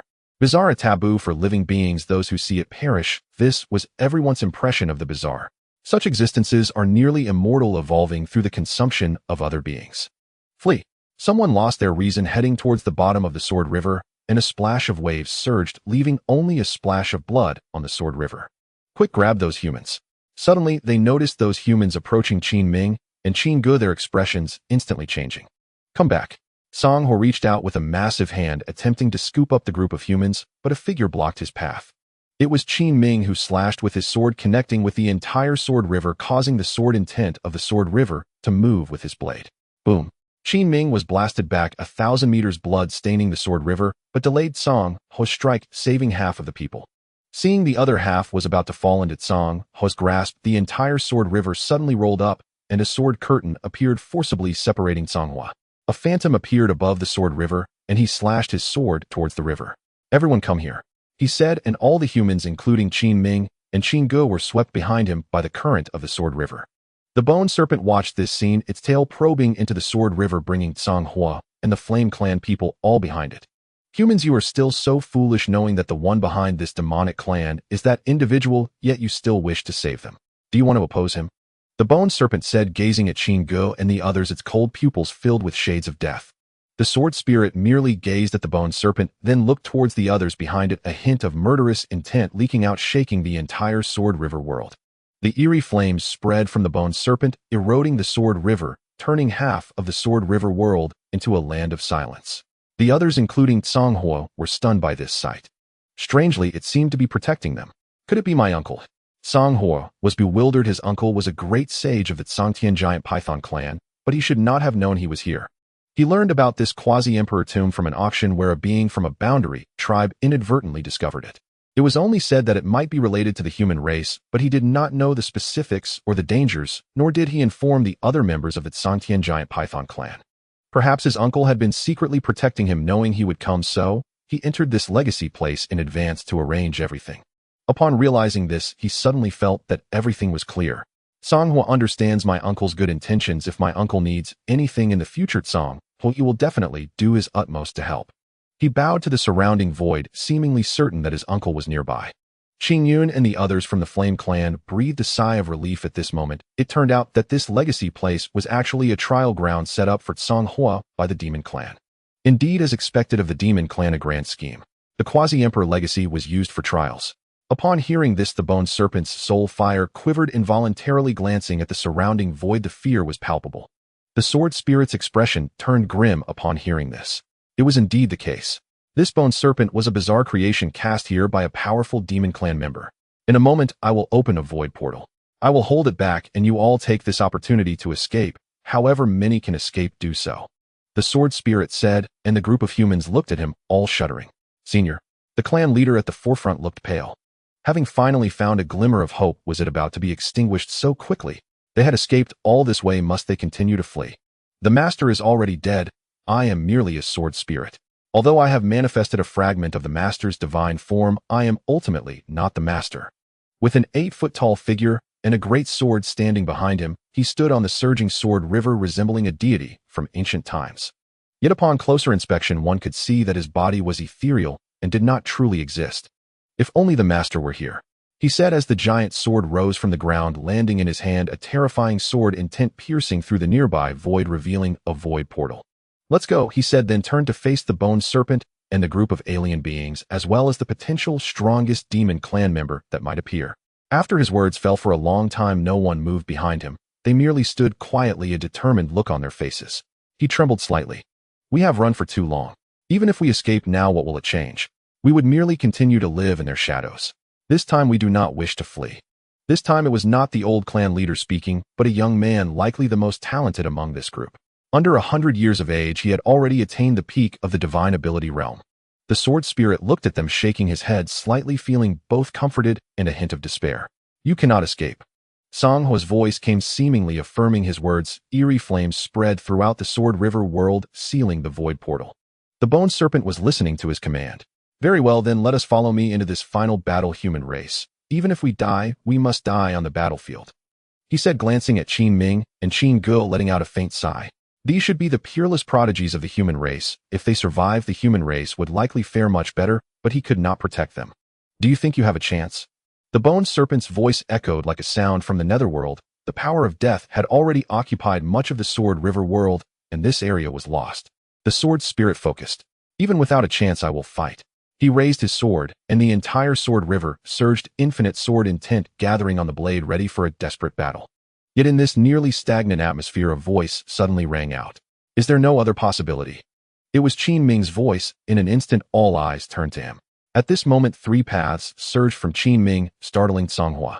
3 paths, and there seemed to be a tendency for fusion. How could this be possible? Kill him, he commanded. The bone serpent looked at Qin Ming, a chilling intent instantly corroding Qin Ming's body, while Xuanghuang slightly moved forward. A sense of unending vitality helped Qin Ming resist the bone serpent's power of death. What a nauseating aura! The bone serpent said as a tremendous force of death descended. The sword spirit's expression shifted, preparing to step forward, but a figure moved ahead of him. Someone whom Xuanghuang and others merely viewed as a guard for Xuanghuang and Qin Ming, with a cultivation of the first level of the Path of Severance, yet stood under the overwhelming power of death. He took out a sword box which seemed unremarkable, but the carvings on its surface piqued some interest. There was not a hint of aura, as if it were an ordinary object. However, when he retrieved the sword box, Qin Ming Qin Go and Ling Yu all became serious, even harboring a hint of hope. It's just a sword box, can it really work? Ling Yu thought to himself, staring at the sword box with a grave expression. He knew that the one behind it was very powerful, but this was merely his sword box. From such a distance, could it sever the bone serpent's bizarre existence? Senior, there are indeed people in the human race who can stand tall against the heavens. With him, the human race is not so easily bullied. What could be achieved in the past can still be achieved now. This was said to the sword spirit. They are the master's people, oh, at least here no one can move against them. He said with the roaring sword river behind him and the overwhelming power of death in front, standing between these two opposing forces. PFF. A light sound as the sword box opened a crack. Woo. The wind stopped, and a sword light flew out from the sword box, moving so slowly that everyone could clearly see its trajectory. Yet no one could evade it. Wherever the sword light passed, all the eerie flames extinguished, and the soul fire in the bone serpent's pupils wildly trembled. Wrong. This is it, he exclaimed in terror. Then he furiously glared at Xuanghuang, who was looking towards the void, still pondering whether his uncle would intervene at a critical moment. Shoo. As the sword light slashed through, the entire world fell silent. The sword river, the bone serpent, and even the whole world began to split apart. The heavenly light spilled in, revealing the world outside the legacy place. This sword opened the heavens. This sword. The sword spirit stared blankly at this sword. He was the sword spirit born from the nurturing of a quasi-emperor of the sword path, yet could not comprehend this sword. He even felt that the master could not match the power of this sword. No, it was far from comparable. Under this sword, he felt that myriad paths seemed to retreat, the bizarre undying, yet under this sword the body collapsed and perished. No. The bone snake howled, the ghostly flames sweeping through heaven and earth, yet could not hinder the sword light in the slightest, and could only watch as its body was gradually severed. In a daze, a figure emerged in his mind. The young man in white who had walked through the bizarre jungles of the primordial mountain. It was only then that he felt such despair. Suddenly his pupils contracted, and he jolted awake. It was him. The human race, aware of their existence and possessing such strength, could only be that young man in white. He had not died. Even the terrifying being of the blood and flesh swamp could not kill him. I was wrong. He stammered, but it became his last words. A sword slashed through, and everything was obliterated. The so-called immortality and indestructibility was merely a joke before this sword. In the aftermath, among tens of thousands of living beings, only a few dozen remained, simply because that sword did not strike at them. That sword aimed only at the bone snake, while the others were merely collateral damage. This once imperious demon race, the sequence of Xuanghuang, transformed into its true form, a colossal azure python spanning thousands of meters. His body was riddled with wounds resembling a tattered cloth, blood gushing continuously, painting the entire sky red. He looked at the sword box in Gu Yi's hand in terror, his whole body trembling. The sword box had been closed, having only opened a crack just moments ago, but that scene had left an indelible mark in his heart. That sword had exhausted all his life-saving items, even using his innate divine abilities, yet he still nearly perished. It was merely a touch of collateral damage. Imperial weapon. He stammered, not as a question, but as a certainty. He did not know how strong a true imperial weapon truly was, but it certainly could not be much weaker than this. It was a sword capable of instilling despair in all living beings in the world. The human race truly possessed imperial weapons, and they were complete and intact imperial weapons. Gu Yi was equally shocked, gazing at the shattered world before him and the countless corpses drifting in the sky, unable to help but take a deep breath. Only now did he understand the meaning of Lin Fan's words. There was no need for hesitation. When it was time to draw the sword, one should draw it. Holding this sword box, there was truly no need for concern. Even when facing the undying and indestructible, one could still slay with a single sword. How could this be? Those still alive from the fire tribe stared blankly at this scene, unable to believe what they were seeing with Gu Yi. No one expected that this person, overlooked by everyone, could summon such a treasure of slaughter. They stood further back, receiving less collateral damage, and fortunately survived, but were heavily injured and had little combat power left. Kill them. The group of humans snapped back to reality from their deep shock and glared at the fire tribe with faces full of hatred. The members of the fire tribe trembled at these words. Spare us. More than half of them fell to their knees, having lost the dignity of a peak tribe. Only deep fear remained. This world was collapsing, with the sword river vanishing, the bizarre existence ceasing to exist, and their bodies fading along with it. They could not hold on much longer. Yet the sword intent of the sword spirit firmly locked onto them, leaving them unable to move even an inch, forced to watch as they gradually perished. A group of humans ignored their pleas for mercy, merely looking at them coldly, while the young prodigy even picked up a sword from the ground and aimed it at them. A sword from the creation realm felt like a mere tickle to them, yet for them, it was a great humiliation, but they could not afford to care about that now. Among those present, only Xuanghuang still retained a hint of calmness. He transformed into human form, forcibly stabilizing himself as he looked at Qin Gu and Qin Ming. "If you kill me, have you thought it through?" He said, the aura of a half-saint surging, striving to maintain his dignity. "I am the 9th sequence of the demon race, and I come from the Zhangtian giant python tribe. Once I die, all living beings here will perish. My uncle is a great sage of the demon race, commanding billions of demon armies. With just a word, he can annihilate your human race," he said, growing colder with each word. The demon race was the source of his confidence. No other race in this world would dare to disregard the demon race, especially the Zhangtian giant python tribe. A group of humans looked at Qin Ming and Qin Gu, their expressions grave, their initial killing intent greatly diminished as they feared Kangwo's identity, fearing it would bring disaster to the human race in the 9 continents. After all, that was the last pure land of the human race. Even the sword spirit fell silent, looking at the sword box in Gu Yi's hand, then at Qin Ming and Qin Gu. No one knew what he was thinking. Hee. At this moment, a light laugh suddenly broke the silence. It was Qin Ming, who had comprehended the sword river and reached the peak of the creation realm. But here he could not be considered strong. The surviving members of the fire tribe and Xuanghuang were stronger than him, yet at this moment no one dared to underestimate him. Xuanghuang also stared at Qin Ming, wanting to know what this person whom he regarded as an ant intended to do. "Elder, may I borrow the sword for a moment?" he said, and the sword spirit was momentarily taken aback, then handed him the sword in his hand. This was a quasi-imperial weapon. He too was the sword spirit. With this sword in hand, he could kill anyone here. Holding the sword, Qin Ming walked towards Xuanghuang and the group of fire tribe people, killing intent unabashedly erupting from him. Boom! With the rumbling of thunder, lightning surged on his sword, and Xuanghuang frowned slightly at this scene. "What do you intend to do?" This was a genius from the fire tribe who coldly looked at Qin Ming, seemingly certain that Qin Ming would not dare to strike. The human race cannot withstand the wrath of the elemental tribe. The so-called saints are merely transformed from a spiritual mountain. Any saint from my elemental tribe can easily suppress him. What happens here cannot be concealed from the saints of my elemental tribe. Our saints should already be on their way.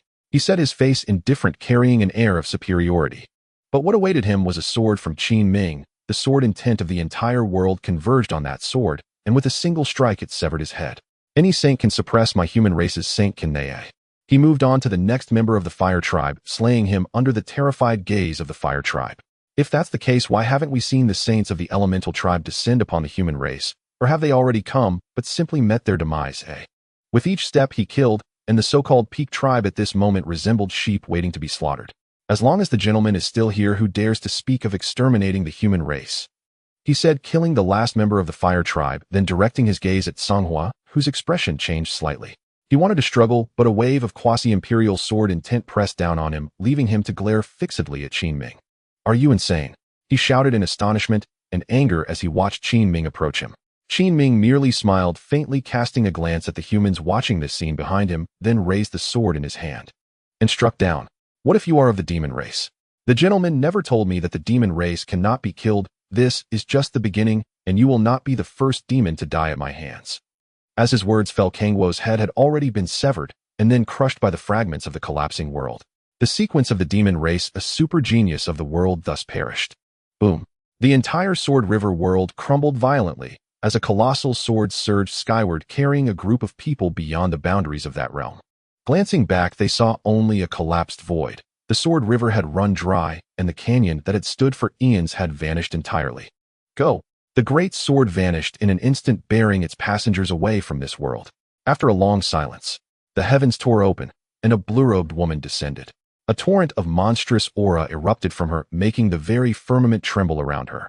From afar, a saint of the Flame Clan arrived belatedly, and immediately prostrated himself before her. Great Sage Xuanghuang. She was indeed a great sage. He gazed upon the Yao Clan woman before him, then turned his eyes toward the collapsed void. His heart quivered faintly. He had heard rumors that a Yao Clan sequence had entered the territory of the Elemental Clan. Could it be here? Had that sequence perished? Great Sage Xuanghuang fixed her gaze upon the ruined realm. A third eye opened upon her forehead, and behind her loomed the ethereal silhouette of a giant pung bird. Sword Spirit Aberration. She focused intently, then reached into the void. Her hand closed upon a sliver of serpent skin. As she sensed the lingering aura upon it, her expression grew colder still. "Those accursed aberrations again," she murmured, and in the next breath she dissolved into thin air. Only then did the Flame Clan Saint dare lift his head, exhaling softly in relief. Yet his face paled anew. Aberrations have appeared at the ancestral lands. Return immediately. A divine mental transmission echoed sharply within his mind. He recoiled inwardly. How could aberrations manifest at the ancestral lands? In the next moment, he transformed into a streak of celestial flame and vanished across the horizon. Not only the elemental clan, but across the Xuanghuang Great World, aberrant figures emerged simultaneously in countless places, heralding calamity wherever they appeared. Aberrations were born solely to devour all sentient life. As for Qin Ming and Qin Ge, no living being ever spoke of them again. The Flame Clan's pursuit ceased entirely. To the world's inhabitants, the emergence of aberrations meant that all, including the Yao Clan sequenced Xuanghua, had perished within that so-called quasi-emperor tomb.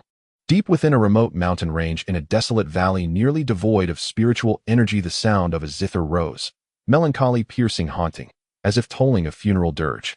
It was Qin Ji's zither music. Yet this melody held no trace of vitality or renewal, only sorrow, lamentation, and profound grief. Ahead, the rescued humans knelt at the valley's entrance, weeping bitterly before the corpses strewn across the barren land. This is the plight of humanity.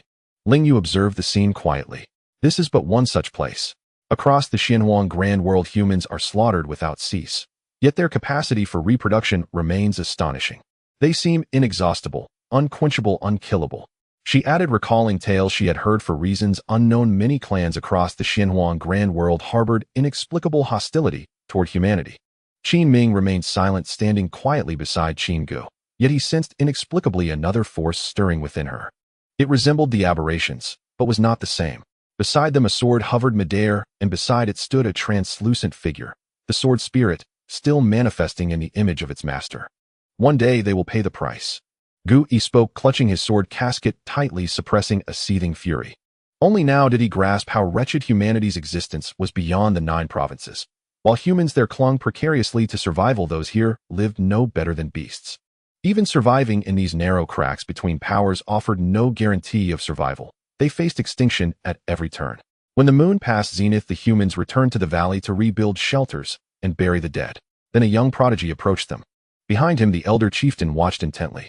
"I wish to follow you," the youth declared, and sank to his knees before Qin Ming's group.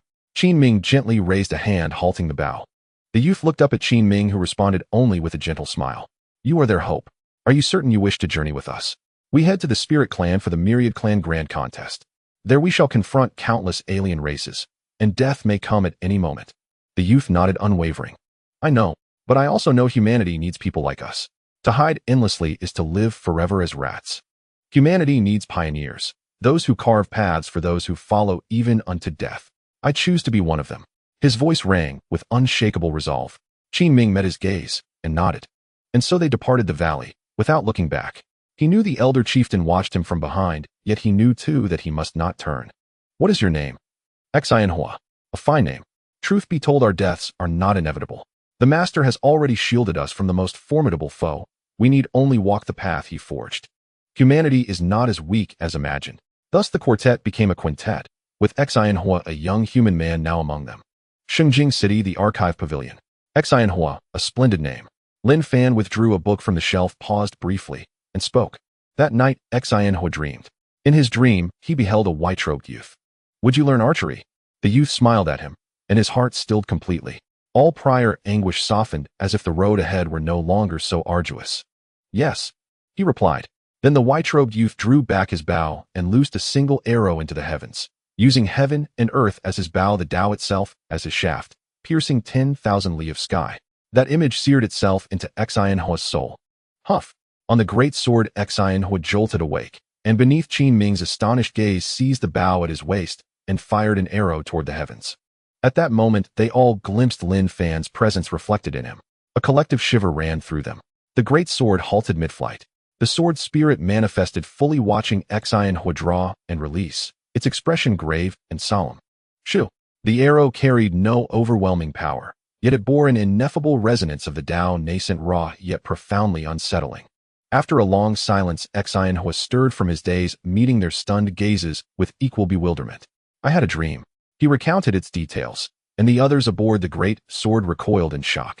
"It was the master," Qin Ge murmured, glancing at Xuanghuang, then down at her zither. her eyes clouded with emotions too deep for words. Ling Yu trembled inwardly, instinctively scanning the distant sky. Could the master be watching them now? The sword spirit too swept its blade essence across the void, yet found only emptiness. No hidden observer lingered there. The master. Xuanghuang blinked startled. He knew precisely whom Qin Ming referred to. Their guide, humanity's true sage, the unseen guardian behind the 9 provinces, in existence of peerless might. That white-robed figure was him. Realization struck, and instantly Xuanghuang bowed deeply toward the boundless void. Thank you, master, for transmitting the Tao. In the small courtyard, Lin Fan smiled faintly as he glanced at the large tree in the yard, noticing that a few fruits had unexpectedly appeared on its branches. They were emerald green, brimming with a rich aura of life, taking on a humanoid shape, which reminded Lin Fan of a particular fruit. The ginseng fruit. But isn't it a banyan tree? The banyan tree takes the form while Bodhi takes the name, yet it bears the ginseng fruit. It seems you have forged your own path, Lin Fan remarked as a branch of Bodhi lowered and a ginseng fruit fell into his hand, prompting him to shake his head and smile. It possesses the effect of prolonging life, rivaling so-called elixirs of immortality, but it holds no value for me. I shall leave it for those in need. I will return it to the tree, Lin Fan said, turning his gaze to the fish in the pond that seemed to respond to his attention as they all surfaced. I have heard that goldfish can leap over the dragon gate to ascend and transform into dragons. What about you? As he spoke, the fish in the pond flicked their tails, and to his surprise, dragon horns appeared on their heads.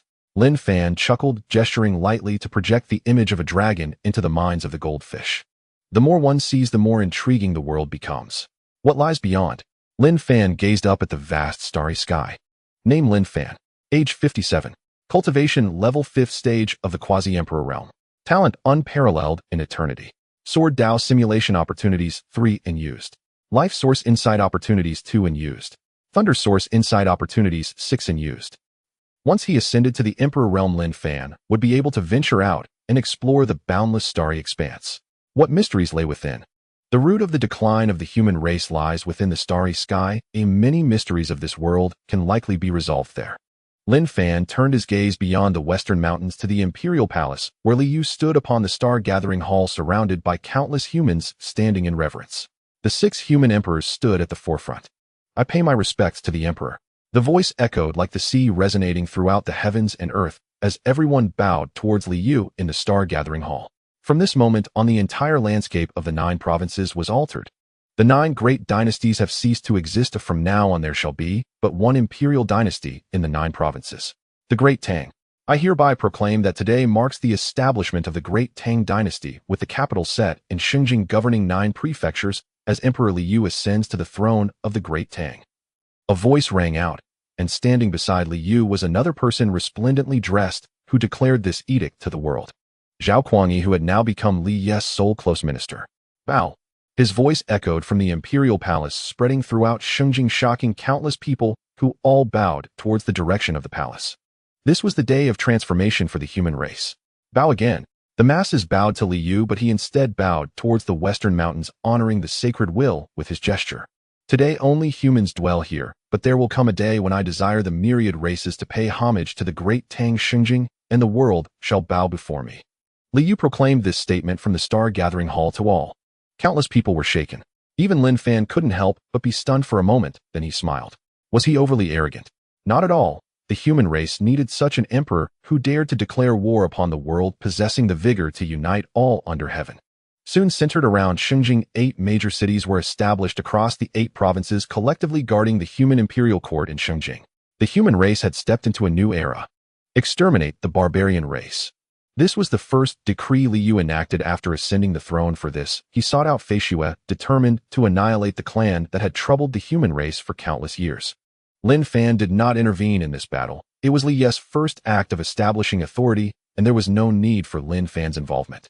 The peak clans were occupied with dealing with bizarre threats, too occupied to regard the human race in this corner of the world, even if they noticed they did not take the humans seriously. The human race had no saints, and to them the humans were merely a race that could be casually extinguished. In late autumn, during the long night, a carriage slowly exited the city gates of the former capital of the Great Song dynasty, now known as Song County. The carriage curtain was drawn back, revealing a young woman in a green dress. Chu Yan, the one who had learned the path of righteousness from Lin Fan, yet she left the human race while they battled against the barbarian race. She brought only a carriage and a maid. Crossing over the great mountains of 100,000, she approached the myriad races of the entire Xuanghuang world. The human race needed not just war, but also redemption. In many corners of the Xuanghuang world, other humans existed, some hid away to survive, while others were raised within certain clans, with some perhaps having long forgotten the existence of the 9 provinces of the human race. She aimed to find them and tell them. A single spark can ignite a prairie fire. She intended to kindle that spark. Miss, will we be able to return alive? Xu Yan's made a girl of only the divine platform realm was actually a prodigy of a great clan who willingly became her attendant. Xu Yan looked back at the great mountains of 100,000 and then at the endless plains ahead, shaking her head slightly. Perhaps we will not return, but at least many will remember us. This must be what is meant by leaving a mark in history. It seems worth it. A smile graced her face. If she could, she would wish to see that person one more time, but perhaps she would never get the chance again. Within the great mountains of 100,000, the human race still had a place to survive, but beyond them, merely existing was a luxury for the human race. In the eastern region of the great Tang dynasty, a ship was cutting through the waves several 100,000 miles away from the sea. A young man with an axe at his waist stood silently on the deck, gazing out at the vast ocean. He had forgotten how long he had been traveling. He simply kept heading east, the axe in his hand, symbolizing his belief. Despite countless dangers along the way, he had survived. According to the sea races, the sea ahead is called the Ghost Sea, a forbidden zone of the endless ocean where even the sacred realms do not dare to tread lightly. Indeed, advancing further would allow us to escape the pursuit of the sea races, but we may not necessarily make it out alive. Behind him, a girl in blue stood looking at the dark sea with a grave expression. The Ghost Sea. This was another forbidden zone among the 3 great forbidden areas of the mystical world alongside the primitive mountains. The understanding of it among the people of the world was scant. The most they encountered were the sea races. Once a quasi-emperor of the sea race facing imminent doom entered it, but never emerged again. Some sea races who inadvertently wandered into the Ghost Sea claimed to have seen him. They only saw him from afar, lifeless. On a ship known as the Ghost Ship, it carried ancient taboos and sailed endlessly through the Ghost Sea. Too many legends spoke to the world of a singular truth: the Ghost Sea concealed great terror, an absolute, forbidden zone for all beings. Go! Yibu Zheng said calmly, his expression unyielding. Even in the face of countless sea races pursuing him, he showed no fear. He trusted the axe in his hand and his master. Time slipped away, and in the blink of an eye 10 years had passed. Qin Ming and Qin Gu, along with their group, finally arrived at the Spirit Clan, having traversed countless miles without using the dimensional transport array of the Boundary City. We have arrived. Looking at the land abundant in spiritual energy, Ling Yu couldn't help but take a deep breath. She was finally back. For nearly 10 years, she had almost forgotten her identity as a Quasi-Saintess of the Wanling Valley. A Quasi-Saintess was already considered a prodigy, but compared to those beside her, what was she? Qin Gu, the usually reticent woman who seemed to be the center of attention, had already reached the peak of the human realm. Before her, there seemed to be no barriers to cultivation, as she had naturally broken through during a moment of playing the zither. In contrast, Qin Ming had fought his way through, engaging in battles along the way, challenging every renowned prodigy he encountered. He gained insights in combat, even breaking through realms amid battles. He was now at the 6th level of the human realm. Moreover, their combat prowess could not merely be defined by their cultivation. Qin Ming had even crushed Dao-cutting prodigies with his human realm cultivation. Is this the Spirit Clan? A voice interrupted her thoughts, and she turned to look at the human youth behind the giant sword. Xuanghuang, the one who received the teachings of the human race's strongest in a dream, appeared to have done little cultivation, yet she couldn't discern his true level. Every day, he caressed his bow and touched his arrows, and one day, when he drew his bow and nocked an arrow, he actually shot dead a peak transformation realm demon. Little did he know that he had left the valley when he was still below the transformation realm. Yes, this is the Spirit Clan's Heaven Gate. The Spirit Clan has a total of 9 Heaven Gates, and the Imperial Court of the Spirit Clan is located at the very center of these gates. Among the human races, the Imperial Court is the strongest, and our Wanling Valley ranks 8th. As the giant sword descended, the figure of the sword spirit vanished into the giant sword, adding another sword to Qin Ming's collection. They no longer relied on the giant sword for flight, but instead flew into the Spirit Clan using their own power. Unlike the Elemental Clan, the Spirit Clan ranks 4th among the top 10 peak clans, far surpassing the Elemental Clan, with formidable powerhouses that are beyond measure. Though we rank 8th, it doesn't mean our Wanling Valley is weak. We have a quasi-emperor ancestor. Moreover, 1,000 years ago, we played a role in the fall of the Demon Clan from the top 10 peak clans, which is related to our Wanling Valley's ancestor. Other major forces' ancestors may or may not still be alive. Ling Yu spoke with pride when mentioning Wanling Valley, But when she looked at Qin Ming and the others, she saw little change in their expressions. Your master may be strong, but he might not be a match for my ancestor. I heard from my master that my ancestor has advanced a step in the quasi-emperor realm. A quasi-emperor is the strongest in the world. Advancing even further is unimaginable. None of them responded to her. Xuanghuang had never truly seen Lin Fan and was unaware, but in his heart Lin Fan was his only faith. No one in the world could compare to him. Qin Ming and Qin Ge only shook their heads slightly. They had never known how strong their master truly was.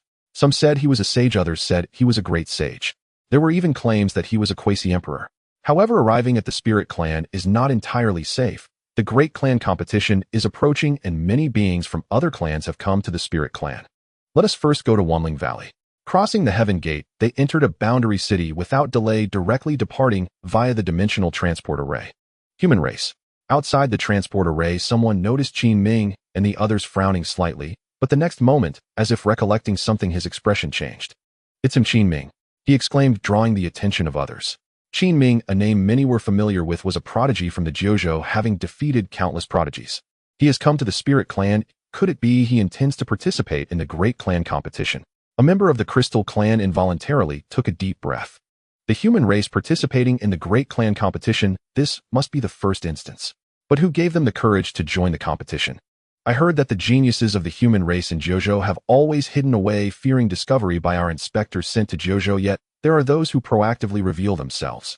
No matter how monstrous, they are destined to perish. Throughout their journey, Qin Ming and the others had heard such words far too often. The human race's inspectors were not a secret among these peak clans. In their eyes, Jiuzhou was a prison. They raised the human race within it, and when the time came, they would harvest them. Nowadays, many places in the Xuanghuang world have descendants captured from Jiuzhou. To them, the human race was no different from livestock. Regarding this, Qin Ming had asked Ling Yu about the reasons, and she mentioned the essence of the human race. I heard from the elders in the valley that the flesh and blood of the human race is somewhat beneficial for enlightenment and cultivation and has certain effects on longevity. The closer the cultivation is to its end, the more they seek out the human race. Longevity. Hearing her words, she noticed a rare glimmer of murderous intent in Qin Gu, causing her heart to chill inexplicably. From that moment, she realized she was no longer a match for Qin Gu. As a quasi-saintess of Wanling Valley, she had actually been surpassed by a human prodigy who had just been seen and was still at the transformation realm, yet she eventually became accustomed to it. She even no longer compared herself with Qin Gu and Qin Ming, having regarded them as among the world's top-tier geniuses. All they lacked was time. You are Sister Ling Yu. After passing through 7 Spirit Clan heaven gates, upon entering the Spirit Clan's 8th world, a young man from the Spirit Clan recognized Ling Yu shortly after stepping out of the transport array. It was a young boy from the Spirit Clan gazing at Ling Yu in shock. Weren't you supposed to have perished in the primordial mountain? He said, stepping closer to examine Ling Yu closely, finally revealing an excited expression. Ling Yu looked at him and smiled helplessly. I didn't die, though I came out alive. She couldn't tell him that she had been captured to the humans' Jiuzhou and then returned all the way from Jiuzhou to the Spirit Clan. Sister Ling Yu, come quickly to meet our master. She will surely be very happy to see you. The Spirit Clan boy said, ready to pull Ling Yu away. Ling Yu looked towards Qin Ming and the others, and the Spirit Clan boy also noticed Qin Ming's group, following Ling Yu's gaze. A youth with 2 swords on his back, a veiled woman holding a zither, and another youth behind, lost in thought. Who are they? The Spirit Clan boy's face showed confusion. If he was not mistaken, these should be 4 humans. How could Sister Ling Yu be with humans? They are my friends, Ling Yu said, and the words the Spirit Clan boy was about to utter got stuck in his throat, staring incredulously at Qin Ming and the others. Sister Ling Yu was a quasi-saintess. How could she have friends from the human race? The Wanling Valley, in essence, is a vast and boundless realm, resembling a nest built by some kind of creature when viewed from the heavens. The entrance to the Wanling Valley faces the sky, with its cave mouth stretching thousands of miles wide and soaring 10,000 feet high, countless spiritual beings entering and exiting. It is said that Wanling Valley was once the nest of the divine beast Phoenix, and from here a phoenix hatched, leaving behind countless epics throughout the world. The abundance of spiritual energy here is also unmatched among the spiritual beings. He curiously observed Qin Gu and the others, quite amazed. The last time a human entered Wanling Valley was 1,000 years ago, when a severely injured human powerhouse sought an audience with the Valley Master, but unfortunately that human perished soon after. I will take you to meet my master. The scene of the Wanling Valley was that of azure skies and expansive seas, while Ling Yu's master resided hidden within a mountain gorge. She had already heard from Ling Yu about the matters concerning Qin Ming and the humans, yet she found it hard to believe. Were there really saints among humans? We pay our respects to the master. We pay our respects to the elder. Welcome back. Only here could she truly relax. Throughout the journey, only she understood what she had experienced decades in the primal mountains, and the tribulations among humans had nearly shattered her spirit. Fortunately, she had finally returned. I have heard Lingyu mention you stating that you all possess extraordinary talents, and that you have a master who is comparable to a taboo. Her seemingly calm words were laced with profound shock. The nearby spiritual youth widened his eyes, unable to believe what he had just heard. Extraordinary talent, does that not mean they are comparable to the spiritual beings ranks even stronger than the Daozi talent of Wanling Valley? When did humans possess such powerful beings? Gu Yi stepped forward, his hand resting on the sword box. A sword intent capable of slaying the bizarre. A 3-foot-long pear-wood sword engraved with a profound scene as a bright full moon slowly rises over the vast sea. Master, it is not an imperial weapon, just a sword intent. As if seeing some great terror. While Qin Ming, Qin Gu, and the others could only see the bright moon over the vast sea, she saw a boat and a person beneath that moonlight. When he looked at the person in the painting, that person also gazed back at her, sending shivers through her soul, nearly causing her to dissolve into the Tao. This sword intent alone could kill her. But Lingyu had clearly told her that this sword box had been used once before slaying a bizarre being that had escaped from the primal mountains. It had already been used once, yet it still held such power. A quasi-emperor. The pressure dissipated as the Tao domain receded, the oppressive feeling lifted, and Gu Yi's hand fell upon the sword box, already in the motion to draw it out. But the green-clothed woman smiled at them. I apologize, as the demon race has been stirring up trouble in recent years. Wanling Valley has been cautious towards outsiders. I merely wanted to check if you bore the marks of the demon race. These few items are a token for my apology. Several items radiating with saintly essence fell into the hands of the four, who looked at them in slight shock. These were actually holy weapons. The spiritual youth beside them gaped, seemingly wanting to say something, but ultimately unable to voice it. How could these unfamiliar humans receive such treasures upon their arrival, when he had followed his master for so long, without a single one? What on earth is happening? Qin Gu observed this scene, focusing slightly and nodding. Thank you, elder. If there's a chance, please convey my regards to your master, she said with a smiling face, while Lingyu stood beside her looking bewildered. Her master had always been icy, and this was the first time she had seen her so. The master will know, she replied, addressing Lin Fan as master, just like Qin Ming and Qin Gu did. In her view, since he could impart the Tao in her dreams, he must be watching over them. No. The green-clothed woman trembled at these words, glancing around the world, inexplicably feeling as if she were being watched. Could it be that he had also arrived? Master, that person is likely to remain in the human realms for a while and shouldn't leave. Lingyu said, sensing this, as she always felt that Lin Fan was watching over the primal mountains. The so-called bizarre emergence might be related to him. After hearing this, the green-clothed woman finally relaxed, then turned her gaze to Qin Gu and the others. Since you are friends of Lingyu, you are my guests. My name is Yi Luo, one of the cave masters of Wanling Valley. As long as I am here, no one from the spiritual race will dare to bully you. As for the great competition of the races, I will personally take you to participate. She said, her once calm heart trembling for the first time as certain feelings that had long been buried resurfaced. Foolish child, your heart is not at peace. She spoke without a trace of aura about her, resembling an ordinary old woman, while outside the courtyard of fence and medicinal fields could be seen, and numerous disciples of the Wanling Valley flew across the sky. No one could have anticipated that the master of Wanling Valley was right here. Yi Luo looked up at her and fell silent. After a long while, she murmured, the human race has birthed a quasi-emperor, she said, causing the pupils of the master of Wanling Valley to suddenly constrict, her slightly hunched form straightening. The human race has a quasi-emperor, she stated, standing up from the steps and gazing directly at her. Do you know what you are saying? The human race has birthed a quasi-emperor. Do you know what that signifies? What will happen? The human race cannot possibly birth a quasi-emperor. She shook her head and replied, I visited the human race 100 years ago in the land of Jiuzhou, the 9 human dynasties. I have been to many places and have sought the traces of those emperors. But those things have all vanished just like them. Not a trace remains in this world.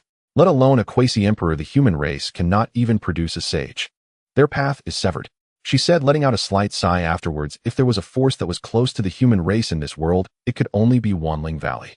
Yet they dared not show it. The past of the human race was a taboo for all peak races above the sage realm. They were aware of the history of the human race, knowing how it once was and what they truly did. Thus the human race must never rise.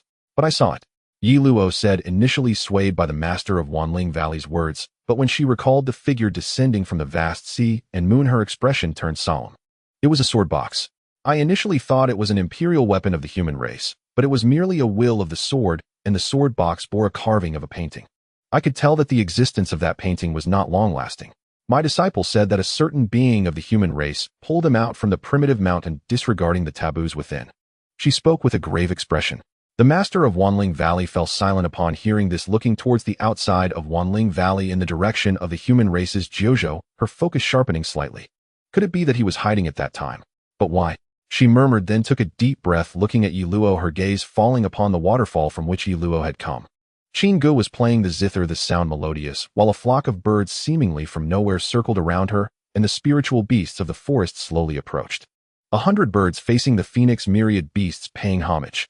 This was the path of life. It seemed there was also a hint of the essence of nature within. The human race actually has such a prodigy with a talent that is no less than that of the disciples of Wanling Valley, and indeed, even stronger, surely ranking first among mortals. Next was Qin Ming, carrying a sword on his back and holding another in hand, standing under the waterfall, allowing the torrents to wash over him. The paths of sword, thunder, and slaughter surged within him, causing her to shudder. This was indeed the fusion of paths. This young man of the human race was only at the 6th level of the heavenly human realm. Whoosh! An arrow pierced through the void, carrying with it the power of the soul. This arrow could penetrate the souls of beings and obliterate them. The third human was the young man, bending his bow and shooting arrows above the waterfall, and he was actually cultivating the path of the soul. And there was one last one. Gui. He held the sword box, standing silently by the side of the ravine, quietly watching Qin Gu, Qin Ming, and Xuanghuang cultivate, occasionally revealing a smile. The sword box. Her gaze fell upon the sword box. Buzz. A vast sea appeared before her eyes, a bright moon slowly rising from it, and beneath that bright moon a small boat appeared. A young man in white stood upon it. Seemingly sensing his scrutiny, the young man in white looked up at her. Whoosh! The master of Wanling Valley's consciousness withdrew from it, falling into prolonged silence, a streak of blood trickling from the corner of her mouth, and her expression instantly wilted. Severely injured. Unlike Yi Luo, she had used her path, her consciousness, as a vessel, truly facing off against the figure in that painting with a sword. With one sword she was defeated. Master.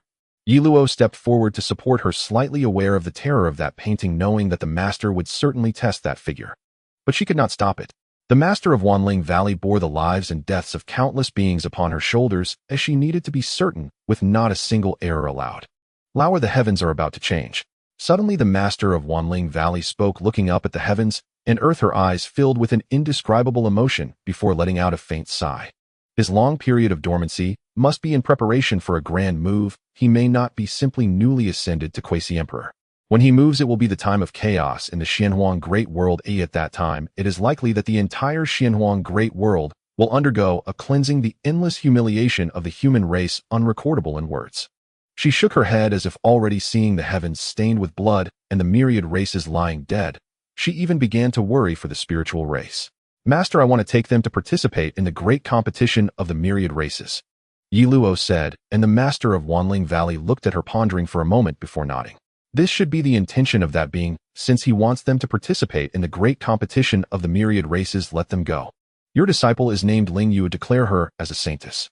As for the ancestor, let's not inform her, she said, and upon hearing this, Yi Luo was slightly shaken, bowing to her before leaving the small courtyard.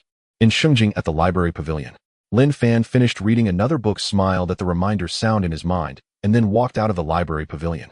With one step he arrived at the primitive mountain. Here stood an uninvited guest, a figure shrouded entirely in blood, standing before that half-body outside the flesh swamp. What happened here? He asked, directing the question at the half-body, but received no response. But he chose not to step into the flesh swamp. Those of his caliber understood the primitive mountain, knowing that the first 2 layers of the primitive mountain are not dangerous. The real terror lies in the 3rd layer. There, a quasi-emperor level human powerhouse's obsession is unextinguished, having mutated into an undying anomaly within the flesh swamp. Any being that has seen him will be cursed, tormented by countless evil spirits until their Tao is extinguished and they perish. A blood race quasi-emperor. Suddenly a voice echoed in his ears. He looked over with a solemn expression to see a young man in white looking at him. Clad in plain robes, untouched by a speck of dust, a pair of eyes clear as the vast sky, quietly gazing at him. Like a mortal, he was out of place here. Who are you? He asked, taking a slight step back, an instinctive reaction, and then he saw the young man in white smile. Didn't you figure it out? I am of the human race. With that one sentence, it seemed to stir a certain will within the primitive mountain. Endless strange forces surged, yet they all dispersed before him. Then he saw nearly endless chains of rules binding and suppressing the man before him, yet he still managed to maintain calm and meet his gaze. How is this possible?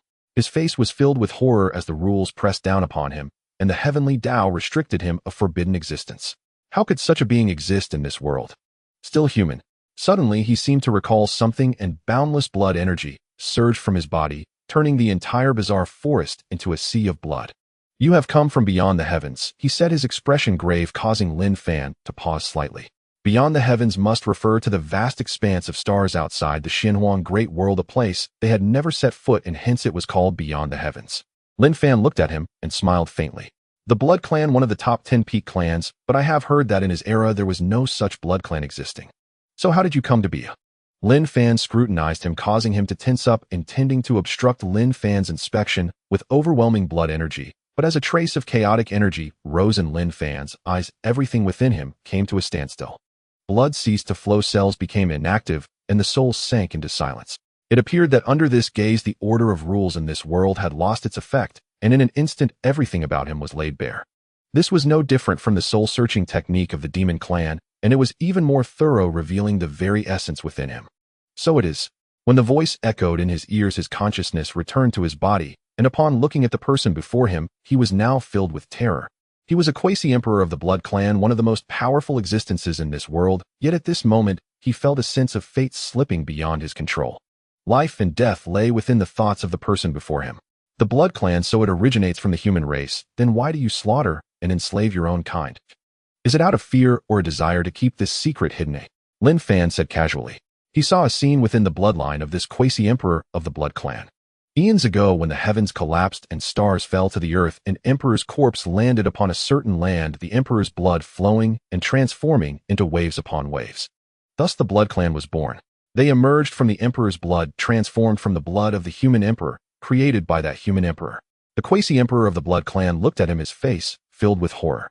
You know, what a tremendous ability! Merely with a glance he saw through everything about him, and even analyzed his bloodline, probing into its fundamental source.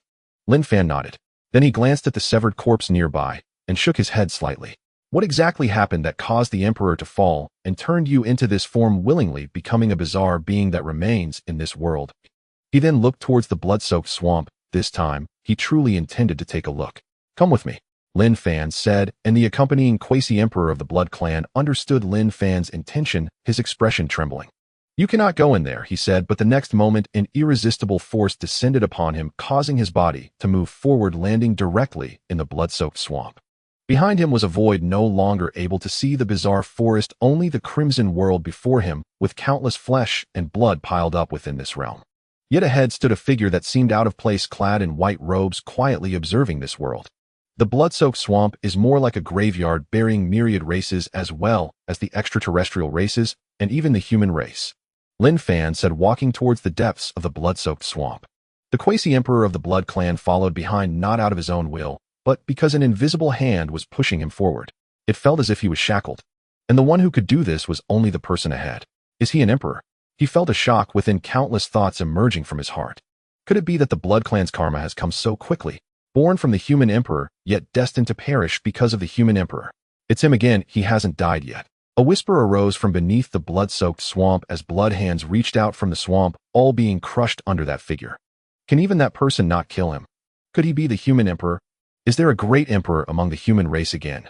Endless beings sank beneath the blood-soaked swamp, gazing upward, all looking at that figure in white, filled with shock, fear, and also a sense of liberation.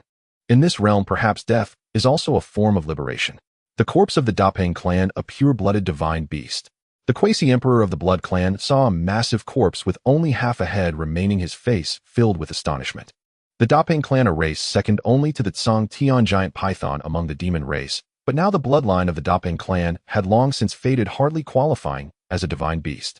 Yet the one before him, emanating a faint emperor's might, was the true Dapeng, the terrifying divine beast that could soar for 90,000 miles. Even a quasi-emperor Dapeng had perished here.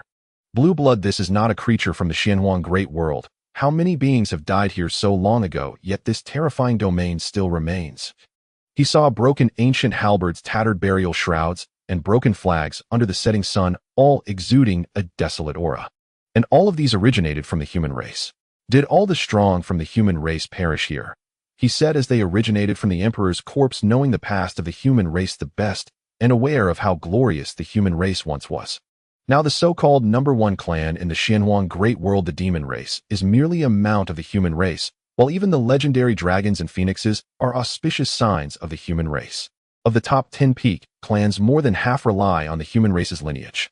But these are not enough to kill a quasi-emperor, he said, looking at the white-clad youth ahead, seeing him walk toward the setting sun, finally stopping beneath the last ray of sunlight. Who? A whiff of bloody wind rushed into his nostrils, causing his heart to tremble inexplicably. He looked back, and the entire blood-soaked swamp was engulfed in deathly silence, as if afraid of disturbing some terrifying existence. Looking further ahead, the setting sun turned into boundless blood, and the last person stood up from that endless blood. Everyone must die. A voice resonated from the depths of his soul, and in an instant a chilling tremor washed over him, causing even the quasi-emperor to feel inexplicable fear. Bizarre. Countless blood-colored patterns instantly crawled over his entire body, transforming into terrifying ghostly faces that engulfed him. The body-soul memory. Everything tangible and intangible will be devoured. Cursed. He was horrified as the blood-red sky descended. This was a resonance unique to him, and then a long halberd appeared in his hand. Slash. He aimed to sever the source of that curse, the figure standing beneath the setting sun. Suddenly he felt a chill in his body. The bizarre being born from the setting sun had arrived behind him, a pair of blood-stained hands resting on his head. Die. A whisper, and his spirit trembled, his whole body stiffened. Then he looked at the white-clad youth, the last glimmer of hope. Save me. Lin Fan struck. A slash across the void severed the entire heavens, halting the figure born from the slanting sun. He still serves a purpose, for now. Lin Fan spoke. At his words, the blood-cloaked figure turned its gaze upon him. Then countless curses surged forth, crawling over Lin Fan's body like serpents. Lin Fan shook his head slightly. The curse force dissipated. He stepped before the figure and pressed a single finger to its forehead, whereupon the world's crimson hue froze entirely. Countless eyes opened across the flesh and blood marsh, all fixed upon the scene unfolding before them, the being who resembled an emperor, and the monster confronting him. Who would prevail? Awaken, Lin Fan commanded. Once more chains of cosmic law coalesced around him. Heaven's Tao manifested mountainous force, descending in crushing dominion. Lin Fan remained unmoved, gazing quietly upon the figure before him. A wisp of primordial chaos exuded from his fingertip, dispersing part of the boundless curse, whereupon clarity flickered faintly within the other's eyes. You are who? His voice emerged fractured, hollow, with ancient sorrow estranged from the world, as though he had forgotten even his own name. Meanwhile, the Blood Clan quasi-emperor cowered at the periphery, trembling. Who could have imagined that this invincible sovereign beyond the marsh was reduced here to a myriad? Any one of these two figures capable of crushing him without effort. Lin Fan, you do not know me, yet I know you. Someone told me of your origins. They said your name is Xuanghuang, the warrior who once marched alongside the great emperor through the starry void. Lin Fan spoke these words relayed by Fei Xue, a being revered across epochs, a paragon whose cultivation stood but one step shy of the Emperor Realm. Xuanghuang, the Blood Clan quasi-emperor, recoiled in shock. The Blood Clan had long gathered fragments of human history across the Xuanghuang Great World, even if only scattered shards, yet this name appeared among them. Xuanghuang, also known as the Tianwu quasi-emperor, had authored the martial canon hailed as the supreme scripture beneath the Emperor Sutras. Even today, the canon endures, not as a single tome, but splintered into countless fragments, seeding the foundational doctrines of myriad races and sects. This man was him. Yet how did Lin Fan know Xuanghuang? Was he also from that age? He turned again to Lin Fan, still utterly ignorant of his origin, as if this peerless human cultivator had materialized from emptiness itself.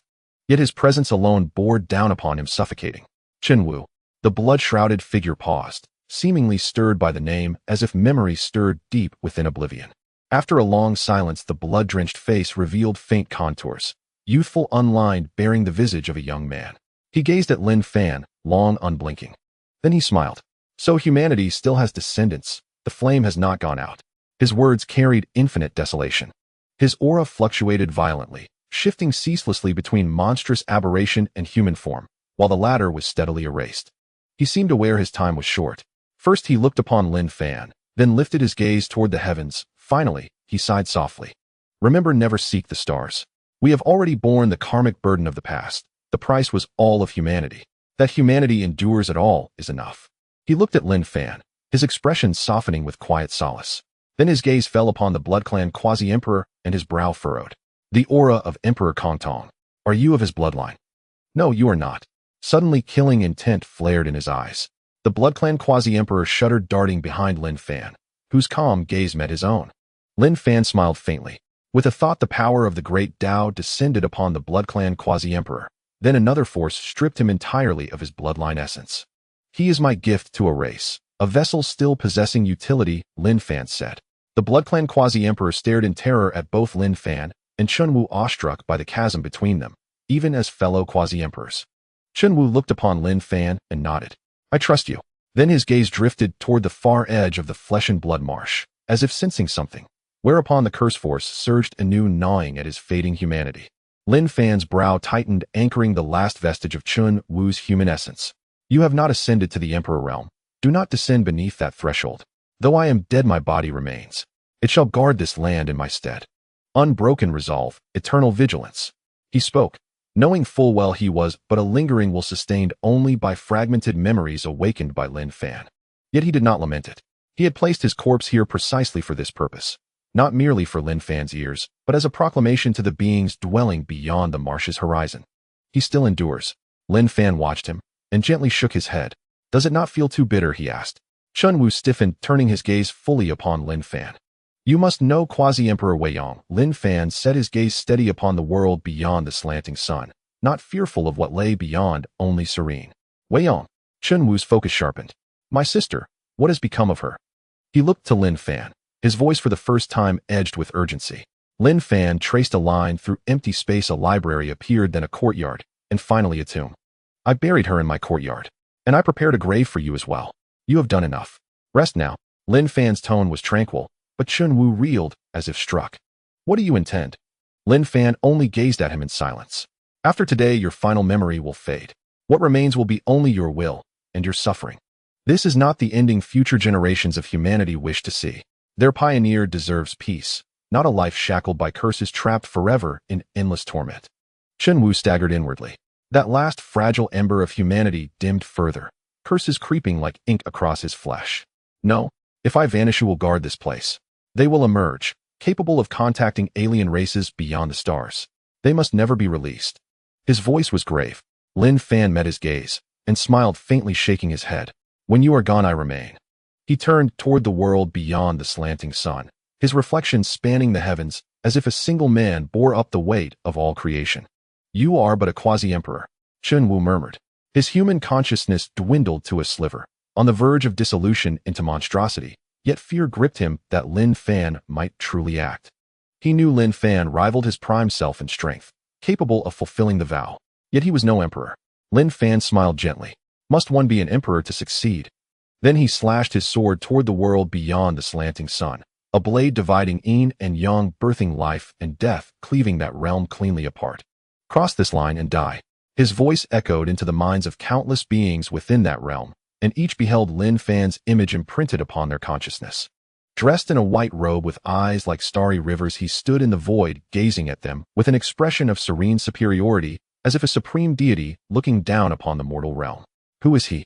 In a world eternally sunk in darkness, a voice echoed, and in the depths of obscurity a pair of blood-red pupils opened, tearing apart the surrounding void inch by inch. The human race. A voice responded, belonging to a being resembling a black hole, with the void around it twisting and reshaping as if it could devour all existence. Not yet in the creation realm, merely in the realm of rules. A mysterious giant shimmering with starlight gazed through layers of primordial mountains, his eyes settling on Lin Fan. The human race remains as arrogant as ever, attempting to halt all of us with the strength of one. In this world of rules beneath creation, who could possibly stand in our way? Perhaps it is time for us to emerge. The human race no longer possesses any creation beings. It is no longer capable. They spoke, but only Lin Fan could hear their voices, for his gaze had penetrated the entirety of the primordial mountain. The primordial mountain has 21 layers, and from the third layer of the flesh swamp downwards, each layer suppressed a terrifying being. Creation realm. Realm of rules. This was something he had never heard of before, and he glanced at the system panel. Name Lin Fan, age 67, cultivation 8th layer of the realm of rules, talent peerless through the ages, sword path simulation opportunities 3 times, and used destruction source comprehension opportunities 7 times, and used thunder source comprehension opportunities 2 times, and used. The cultivation section that was originally the 8th layer of the quasi-emperor realm had transformed into the 8th layer of the realm of rules, as if a new door had opened for Lin Fan. The beginning of rules taking a step forward into creation corresponds to what is known as the Emperor Realm in the Great Xuanghuang World. In the vast starry sky, this realm is referred to as the Creation Realm. The beings suppressed beneath this primordial mountain are all in the realm of rules, yet the energy intensity within them far exceeds that of the realm of rules in the Great Xuanghuang World. In this era, each of them who emerges would be invincible in the quasi-emperor realm, able to rival even the greatest of emperors. Do you think you can stop us? A voice rang out in the flesh swamp as Xuanghuang and the bloodline quasi-emperor turned to gaze towards the depths of the flesh swamp. Before the sword mark that spanned the heavens, a towering giant of stars 10,000 feet tall shattered the infinite void, with eyes like stars hovering above the flesh swamp. All beings within the flesh swamp trembled, and the bloodline quasi-emperor revealed an expression of terror. What kind of being is this? Is this the kind of being suppressed beneath the primordial mountain? Whoosh! A foul wind swept through the flesh swamp, and a blood-red slanting sun rose once more. It was Xuanghuang with boundless curse power converging upon him. He was determined to fight the alien beings of the starry sky with the remnants of his consciousness. Yet a figure had already positioned itself before him, cloaked in white, quietly observing the star giant. Since you exist beneath creation, beings birthed from cosmic dust should obey the order of the universe. Your world should have perished long ago. He spoke, taking a step forth from that vast cosmic domain, crossing Lin Fan's sword mark and entering the flesh swamp. Lin Fan watched this scene and smiled. It seems you do not take my words to heart. His calm words carried overwhelming dominance as Lin Fan walked towards the star giant, countless chains of rules appearing around him only to shatter completely at that moment. With a single finger, as if the heavens were collapsing, he pressed toward the star giant. The star giant looked at Lin Fan, resembling a sacred being gazing down upon mere mortals. Having not seen the stars, how can one know the vastness of the universe? What you perceive as heaven and earth is but a grain of sand in the sea, insignificant in comparison to the stars. As a being in the realm of rules, I could kill you with a mere thought. A massive divine sense surged toward Lin Fan, completely disregarding Lin Fan's finger. How could he possibly concern himself with the resistance of an ant? Boom. This was a clash of divine senses. The star-like divine sense was like colliding against a city wall, forcibly halted from crossing. Then he saw chaotic lights surging forth from the other side of the city wall, those chaotic lights threatening to refine the starry sky. How is this possible? He was struck with horror as the massive starry physique trembled, and that finger had already descended upon him. Crack! A light sound echoed as countless cracks formed on his body, then in the next moment they spread apart like a spider's web. That vast body resembling a star collapsed in an irreversible manner, turning to dust in mere moments. Lin Fan gently waved his hand, obliterating everything. Whoosh! The heavens fell silent. Even Xuanghuang looked on in disbelief at this scene. A star giant, a terrifying creature that feeds on stars, even an emperor, would require considerable effort to kill. Yet he was erased with just a single finger. But he had clearly not stepped into the Emperor Realm. Quasi-Emperor Realm. Could a quasi-emperor be this powerful? Beyond the flesh swamp, the beings that had originally intended to cross realms and exit the primordial mountain halted, staring at the figure in white with astonishment. What kind of monster is this? It was a creature resembling a round ball covered in countless eyes, which had even approached the flesh swamp. But in an instant it shrank back. This scene plunged the entire primordial mountain into a strange silence as a sword mark fell to the ends of the earth, seemingly establishing a new order within the primordial mountain. No being dared to cross realms again, nor even to meet his gaze. After a long time, no wonder you are a human race capable of stepping beyond the rules. Even after the existence of creation has faded into endless ages, you can still emerge as such a forbidden being. Even in the vast universe, your talent can rank among the top. The only thing that binds you is the frail body of the human race. A voice resonated from the very depths of the primordial mountain, belonging to the being that was a black hole, the strongest existence beneath the entire primordial mountain. Yet he seemed limited by something, unable to leave the 21st layer of the primordial mountain. Lin Fan also turned to look at him. Lin Fan had seen the world of the source of destruction. This black hole creature faintly resembled the embryonic form of the world of destruction. Creation Realm. Lin Fan stated calmly. This was the true existence the primordial mountain aimed to suppress, a being that had already stepped into the creation realm equivalent to the emperor realm of the starry sky. The nearby bloodline quasi-emperor trembled at Lin Fan's words, for he had already understood what the so-called creation realm truly was. It was a living emperor. Beneath this primordial mountain lies the suppression of an emperor, devouring origin beast. Xuanghuang's aura trembled, seemingly shocked by its emergence. Even he was unaware that such an existence was suppressed beneath the primordial mountain. Perhaps we do not need to fight to the death. I can grant you a body far beyond that of the human race, allowing you to reach heights unimaginable. I only require you to do one thing. He spoke, a divine sense settling upon Lin Fan, as if he understood Lin Fan's uniqueness, not using the creation realm to pressure him. Lin Fan looked at him, falling silent. Since entering this world, he was the only being that could evoke a sense of vigilance, and the only one he could not see through. Deep within the collapsed black hole, he saw infinite possibilities. Is it the black hole I imagined? He murmured, his thoughts drifting back to another world where the black hole itself represented boundless mystery. I will wait for you here. The voice of the being from the black hole echoed, startling Xuanghuang, who turned to Lin Fan. We cannot go there. He spoke, seeming to recall some past fragments, a hint of dread even crossing his face. Not one but several emperors have perished because of him. Lin Fan looked at him and smiled faintly. It seems you will have to guard for a while longer. There are things I wish to know. Human curiosity is always insatiable. From his body I saw another possibility. I suppose I should take a look. It should not take long, Lin Fan said, then glanced at the Blood Clan's quasi-emperor, who trembled and knelt down immediately. He had lost all semblance of dignity as a quasi-emperor. Before such a taboo, what dignity could there be? To be alive was already quite fortunate, as beings far stronger than him had been crushed with a single finger. I originally intended to visit the Blood Clan, but it seems I will be delayed. However, the gifts for the Blood Clan can be sent earlier. The Blood Clan's quasi-emperor looked at Lin Fan, his face filled with terror. No, my lord, I was wrong, he said, repeatedly bowing. This being, who could be called supreme in the Xuanghuang Great World, was at this moment as humble as an ant. Yet everything he said did not stir even a ripple in Lin Fan's eyes. Sizzle.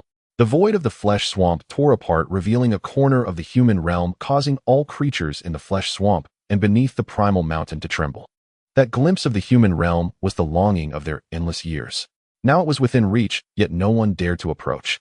The land of the Blood Clan. The Blood Clan's quasi-emperor instantly recognized the location of that corner of the human realm. It was the land governed by the Blood Clan, where countless Blood Clan beings resided. Go now, Lin Fan commanded. As the law followed his words, the Blood Clan's quasi-emperor appeared above the Blood Clan's celestial dome, a terrifying blood light engulfing the boundless sky. Countless Blood Clan members looked up to see this scene and the terrifying aura of the Blood Clan's quasi-emperor. Blood Ancestor. One of the Blood Clan beings exclaimed, then knelt before that figure. The Blood Ancestor, the oldest quasi-emperor of the Blood Clan, had lived through several eras, and his former name had long been forgotten. Now the Blood Clan regarded him as the progenitor of the Blood Ancestor. At the same time, several other quasi-emperors of the Blood Clan awakened, gazing at the Blood Ancestor above the celestial dome with furrowed brows. They sensed something was amiss with the Blood Ancestor.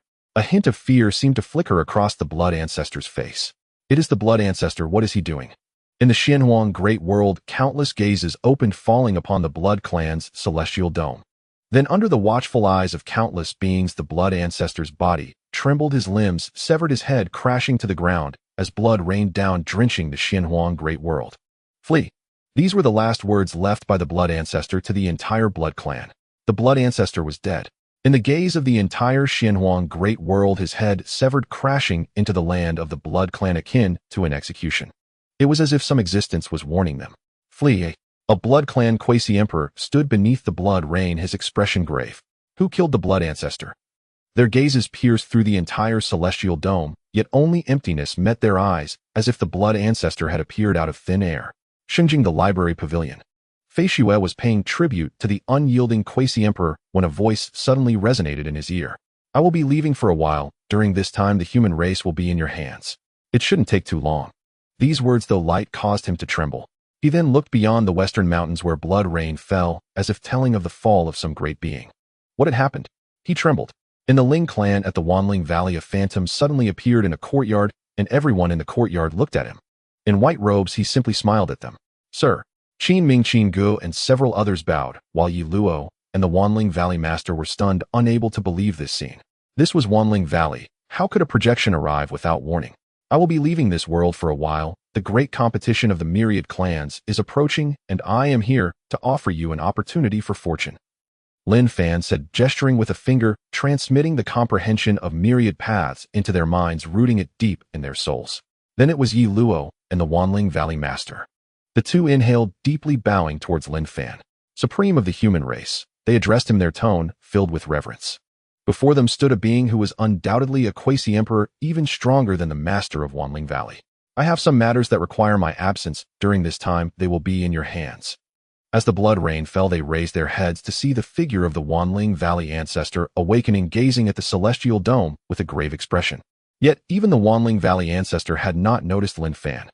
The quasi-emperor of the Blood Clan has fallen.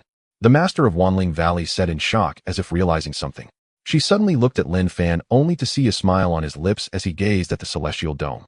She trembled. It was him. His reckoning with the myriad clans had already begun. As long as I, Yi Luo, am here for one day, they will not come to harm. I will ensure they participate fully in this great competition of the myriad clans. I await your return. Yi Luo respectfully bowed, and Lin Fan looked at her, smiling faintly and nodding. With just a gesture, all of Yi Luo's hidden injuries fully healed, and her fallen realm began to rise, returning to the great sage realm in the blink of an eye. Yi Luo was astonished, and when she looked towards Lin Fan, she only saw a fleeting shadow. The next moment, he had completely vanished. On the Black Sea, a ship sailed like a headless fly. All aboard wore grave expressions. This sea was too dead silent. Not a single hint of life remained, as if all beings in the world had been reduced to just them. The underworld sea, one of the three great forbidden zones of the Xuanghuang Great World, they finally understood the terror within having been trapped here. Yi Bujing. Suddenly a voice pierced the silence of this dead sea. Yi Bujing at the bow opened his eyes, and amidst the boundless stillness a white figure appeared, standing in the sea watching him. The people on the ship also witnessed this scene. Saint. They all bowed together. They could hardly believe a saint had come here. This was a forbidden zone for beings. Would the saint encounter misfortune because of them? Lin Fan, watching this scene, shook his head slightly. He gazed at the horizon, where a ghostly ship slowly approached. The vessel's hull, weathered and crumbling, exuded a suffocating silence. A single candle flickered to life within its hold, yet its frail light only deepened the aura of dread. A ghost ship, not collective gasp tore from the crew. In legends of such vessels haunted the endless seas, the true terror of the Yoming Ocean. Even sovereign lords had bled and fallen within its grasp. In sage, flee at once. In urgent cries erupted from the deck. Even Yi Bujing's face tightened with palpable concern. Yi Fan stood motionless, watching the ghost ship draw near. As waves surged and passed through Lin Fan's form, the others realized this was but an illusory projection. No sage had truly arrived, only a manifestation of will. You wish me aboard? Lin Fan gazed calmly upon the spectral vessel now hovering before him. At those words, the candle flame aboard the ghost ship trembled faintly. Then, to the onlookers' stunned disbelief, the vessel receded into the mist. Lin Fan turned toward Yi Bujing and stepped once, landing lightly upon the deck. Well done. Your progress is considerable. Yi Bujing stood in solemn reverence. The others respectfully withdrew, knowing the sage had private matters to entrust. I shall depart for a time. Not long, yet long enough that you will not see me, nor may I aid you. Lin Fan spoke softly, then cast his gaze across the Yoming Sea. Its abyssal depths dark as the netherworld itself, concealing something unfathomable, veiled even from this fragment of his divine will. Live well. With a quiet shake of his head, Lin Fan's final wisp of consciousness coalesced into a blade and plunged into the boundless Yoming Sea. One day I shall return here. Ni's voice, calm and distant, echoed across the fathomless waters, only to be swallowed by the churning waves, his figure dissolving into the sea's embrace. Yet the blade remained, forever anchored in that sea like a sovereign sigil, a silent edict commanding awe across the entire Yoming Ocean. The Soul Clan, one of the 10 supreme races of the Xuanghuang Great World, held dominion over a Dao city where a woman clad in azure robes now stood before a gathering of her kin. Behind her stood 10,000 humans, filthy, emaciated, reeking of decay, their bodies scarred, maimed, or limbless. Human, do you truly believe you alone can shield them? Soul Clan sovereign lord descended, towering above the woman standing alone upon the avenue. Upon hearing this, Xuyan smiled. I can. Her voice was serene, unburdened by fear of death, while a tide of righteous celestial energy surged forth from her being. The sage declared, 10,000 scrolls mastered. Cultivation may rival even a sovereign lord. She spoke, and behind her shimmered a translucent silhouette. Lin Fan's visage, nascent, yet resonant, with forbidden cosmic resonance. With a delicate gesture of her fingertip, she sent a sovereign lord reeling backward. In what? In astonishment rippled through the surrounding Soul Clan warriors. A mere cultivation attainment realm human had repelled a sovereign lord with a single effortless motion. The sage declared 10 paces to slay one foe, 1,000 li without trace. At her utterance law obeyed word. Intangible sword light cleaved across heaven and earth, striking down the sovereign lord before the horrified eyes of countless Soul Clan elites. Insolence. A roar of fury erupted from the inner city, followed by the swift descent of over a dozen sovereign lords, among them their leader, a Dao-cutting realm master. More Soul Clan elders materialized around the square, encircling Xuanghuang and the tens of thousands of humans huddled upon the avenue. She watched, then gently shook her head. Still, not enough, and she murmured as if already resigned to the death awaiting her. I simply have not yet seen you.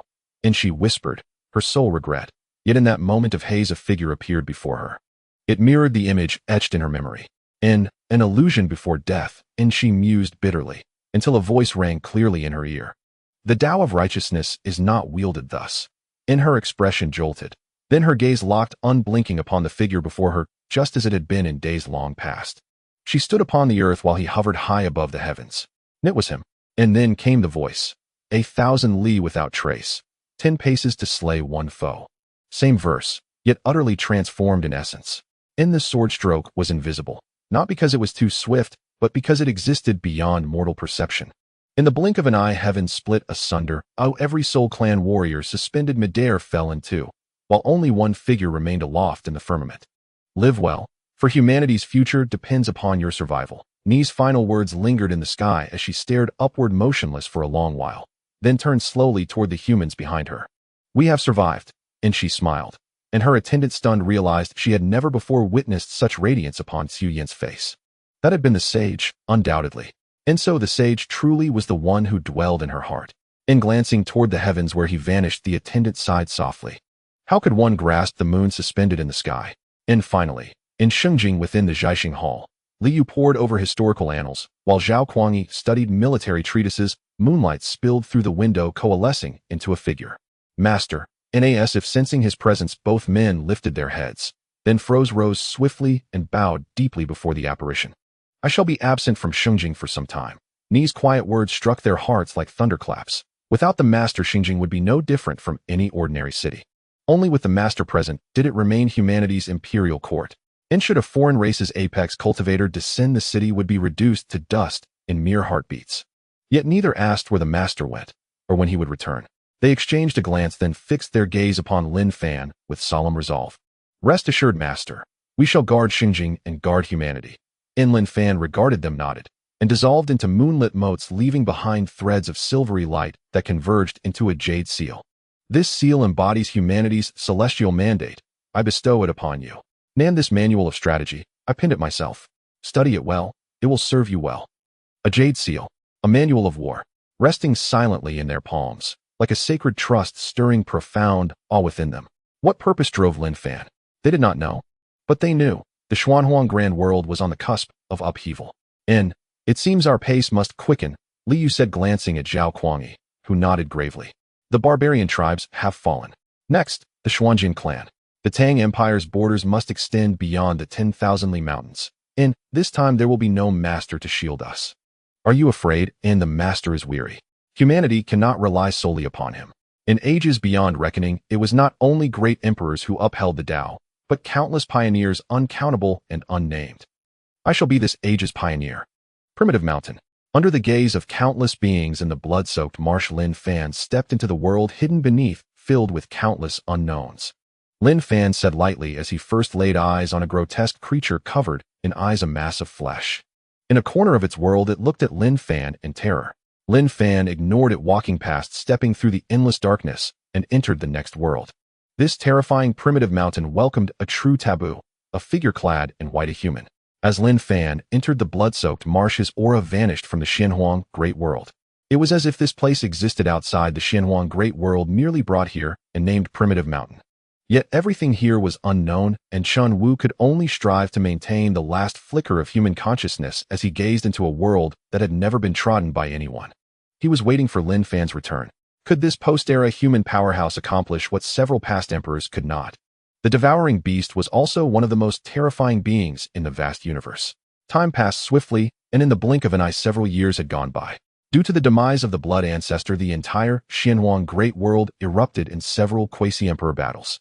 The vast lands were overturned and several mysterious quasi-emperors took action, yet they were still unable to extinguish the Blood clan that had lost its Blood Ancestor. The blood of emperors flows through our veins. How could you compare to us? A Blood clan quasi-emperor gazed at the sky and spoke. His voice resonated across the land, silencing those who had intervened. Another year passed. Spirit Clan Wanling Valley. Tomorrow is the grand competition of the myriad clans, and as usual this time, it will still be held at the Spirit Clan's imperial court. A cave master of Wanling Valley stood atop a mountain peak addressing the talented individuals of Wanling Valley hovering in the air. At the very back, Yiluo quietly observed this scene, with Qin Ming and Qin Ge. However, this time is different from before. The scale of this grand competition of the myriad clans is unprecedented. It will be the largest in history. The so-called exceptional talents of each clan will also emerge. Quasi-emperors will also attend to observe the battle. The cave master's voice echoed throughout Wanling Valley, leaving all beings within it astonished. The sequence refers to the strongest talents of each clan, all of whom will emerge to battle, and quasi-emperors will go to the Spirit Clan's imperial court to observe. This battle is your chance to make a name for yourselves, and possibly the only opportunity to be accepted as a disciple by a quasi-emperor. This is your opportunity. But remember, on the battlefield, there is no mercy. If you cannot compete, surrender early. If you die, no one will recover your body. The cave master's words caused many who were initially full of ambition to tremble, filled with retreat and fear. The grand competition of the myriad clans carried the danger of death. Besides the strongest talents of each clan, there are also some prodigies in this world that have yet to be revealed, and they may not be weaker than the top talents. They may also appear. Yiluo listened to the cave master's words and added a sentence to Qin Ming and others. However, she paused slightly when thinking about the prodigious capabilities of Qin Ming and the others. These prodigies hidden from the world may not be weaker than the top talents, and these individuals from the human clan are precisely that. They are truly taught by quasi-emperors. Lingyu, do not strive too hard, just focus on surviving. She then looked at Lingyu beside her and reminded her aloud. Lingyu nodded seriously. Having spent so long with Qin Ming, Qin Ge, and Xuanghuang, she had come to know herself. As for what it means to be a genius, it depends on who you are compared to. In front of these three, she was merely an ordinary person. This time, Wanling Valley will send a total of 178611 people. I hope you will not disappoint us and enhance the prestige of Wanling Valley. This was the cave master's final sentence. He then summoned a flying vessel which measured tens of thousands of meters in length and several stories high, accommodating all of Wanling Valley's talented individuals. Qin Ming, Qin Ge, and Xuanghuang were among them. Set off. The first cave master of Wanling Valley, a fifth-layer existence in the Great Sage Realm, stood at the top of the vessel and commanded. The entire vessel soared toward the heavens. Countless spirit beings on the ground watched this scene, and the master of Wanling Valley also appeared, standing amidst numerous spirit beings. After a while, she sighed softly, not knowing what she was thinking. I wonder if this step is truly the right one. Does that human truly possess the strength to reckon with the world? What if there is an emperor in the Xuanghuang Great World? She shook her head and returned to her courtyard, where the ancestor of Wanling Valley had been waiting for her for quite some time. Three humans, each possessing a defiant demeanor, yet they were hidden away, and now they must accompany the talented individuals of Wanling Valley to participate in the grand competition of the myriad clans. Do you understand what this represents? The ancestor of Wanling Valley looked at her, his expression slightly solemn. The master of Wanling Valley looked at him and then respectfully bowed to him. Ancestor. But that was all, nothing more followed. A hint of anger appeared on the ancestral face, and with a single step the heavens and earth changed color, causing the master of Wanling Valley to bend deeply. You are the master of Wanling Valley, and you should not make such mistakes. I only want to know why. Our Wanling Valley has always remained in isolation, never intruding nor participating in worldly disputes. This is the rule we set together from the beginning. Why break it? You know very well that they cannot tolerate humans. Getting involved with humans, you should know the consequences. All beings of Wanling Valley may be destroyed because of a single thought of yours. The might of a quasi-emperor is not something a great sage can withstand. Yet the master of Wanling Valley seemed oblivious, merely shaking her head at the ancestor of Wanling Valley. Ancestor, this world has changed and humans have changed too, she said as the ancestor of Wanling Valley focused intently, watching her, waiting for her next words. You have been in seclusion for too long without interacting with the world. Humans are no longer as they once were. The ancestor of Wanling Valley frowned upon hearing this. There are rumors that humans possess saints. I went to see it once. It was merely a holy realm formed from a snow mountain, and there were no human saints. The master of Wanling Valley looked at him and smiled with a shake of her head. Humans indeed have no saints, but they have quasi-emperors. A single statement caused the ancestor of Wanling Valley to be taken aback. He is stronger than you, much stronger. The master of Wanling Valley said, and a mere projection of thought was enough to send shivers through her, something the ancestor of Wanling Valley could never achieve. In fact, he has already made his move, and you have seen it yourself. The blood ancestor of the Blood Clan was slain by him. After this proclamation, the ancestor of Wanling Valley could no longer maintain his composure, his entire aura trembling. The blood ancestor of the Blood Clan was in existence far stronger than him, yet he was killed by a mysterious powerhouse, and all were speculating. No one had ever guessed the humans. But the master of Wanling Valley told him that the mysterious powerhouse was the human quasi-emperor.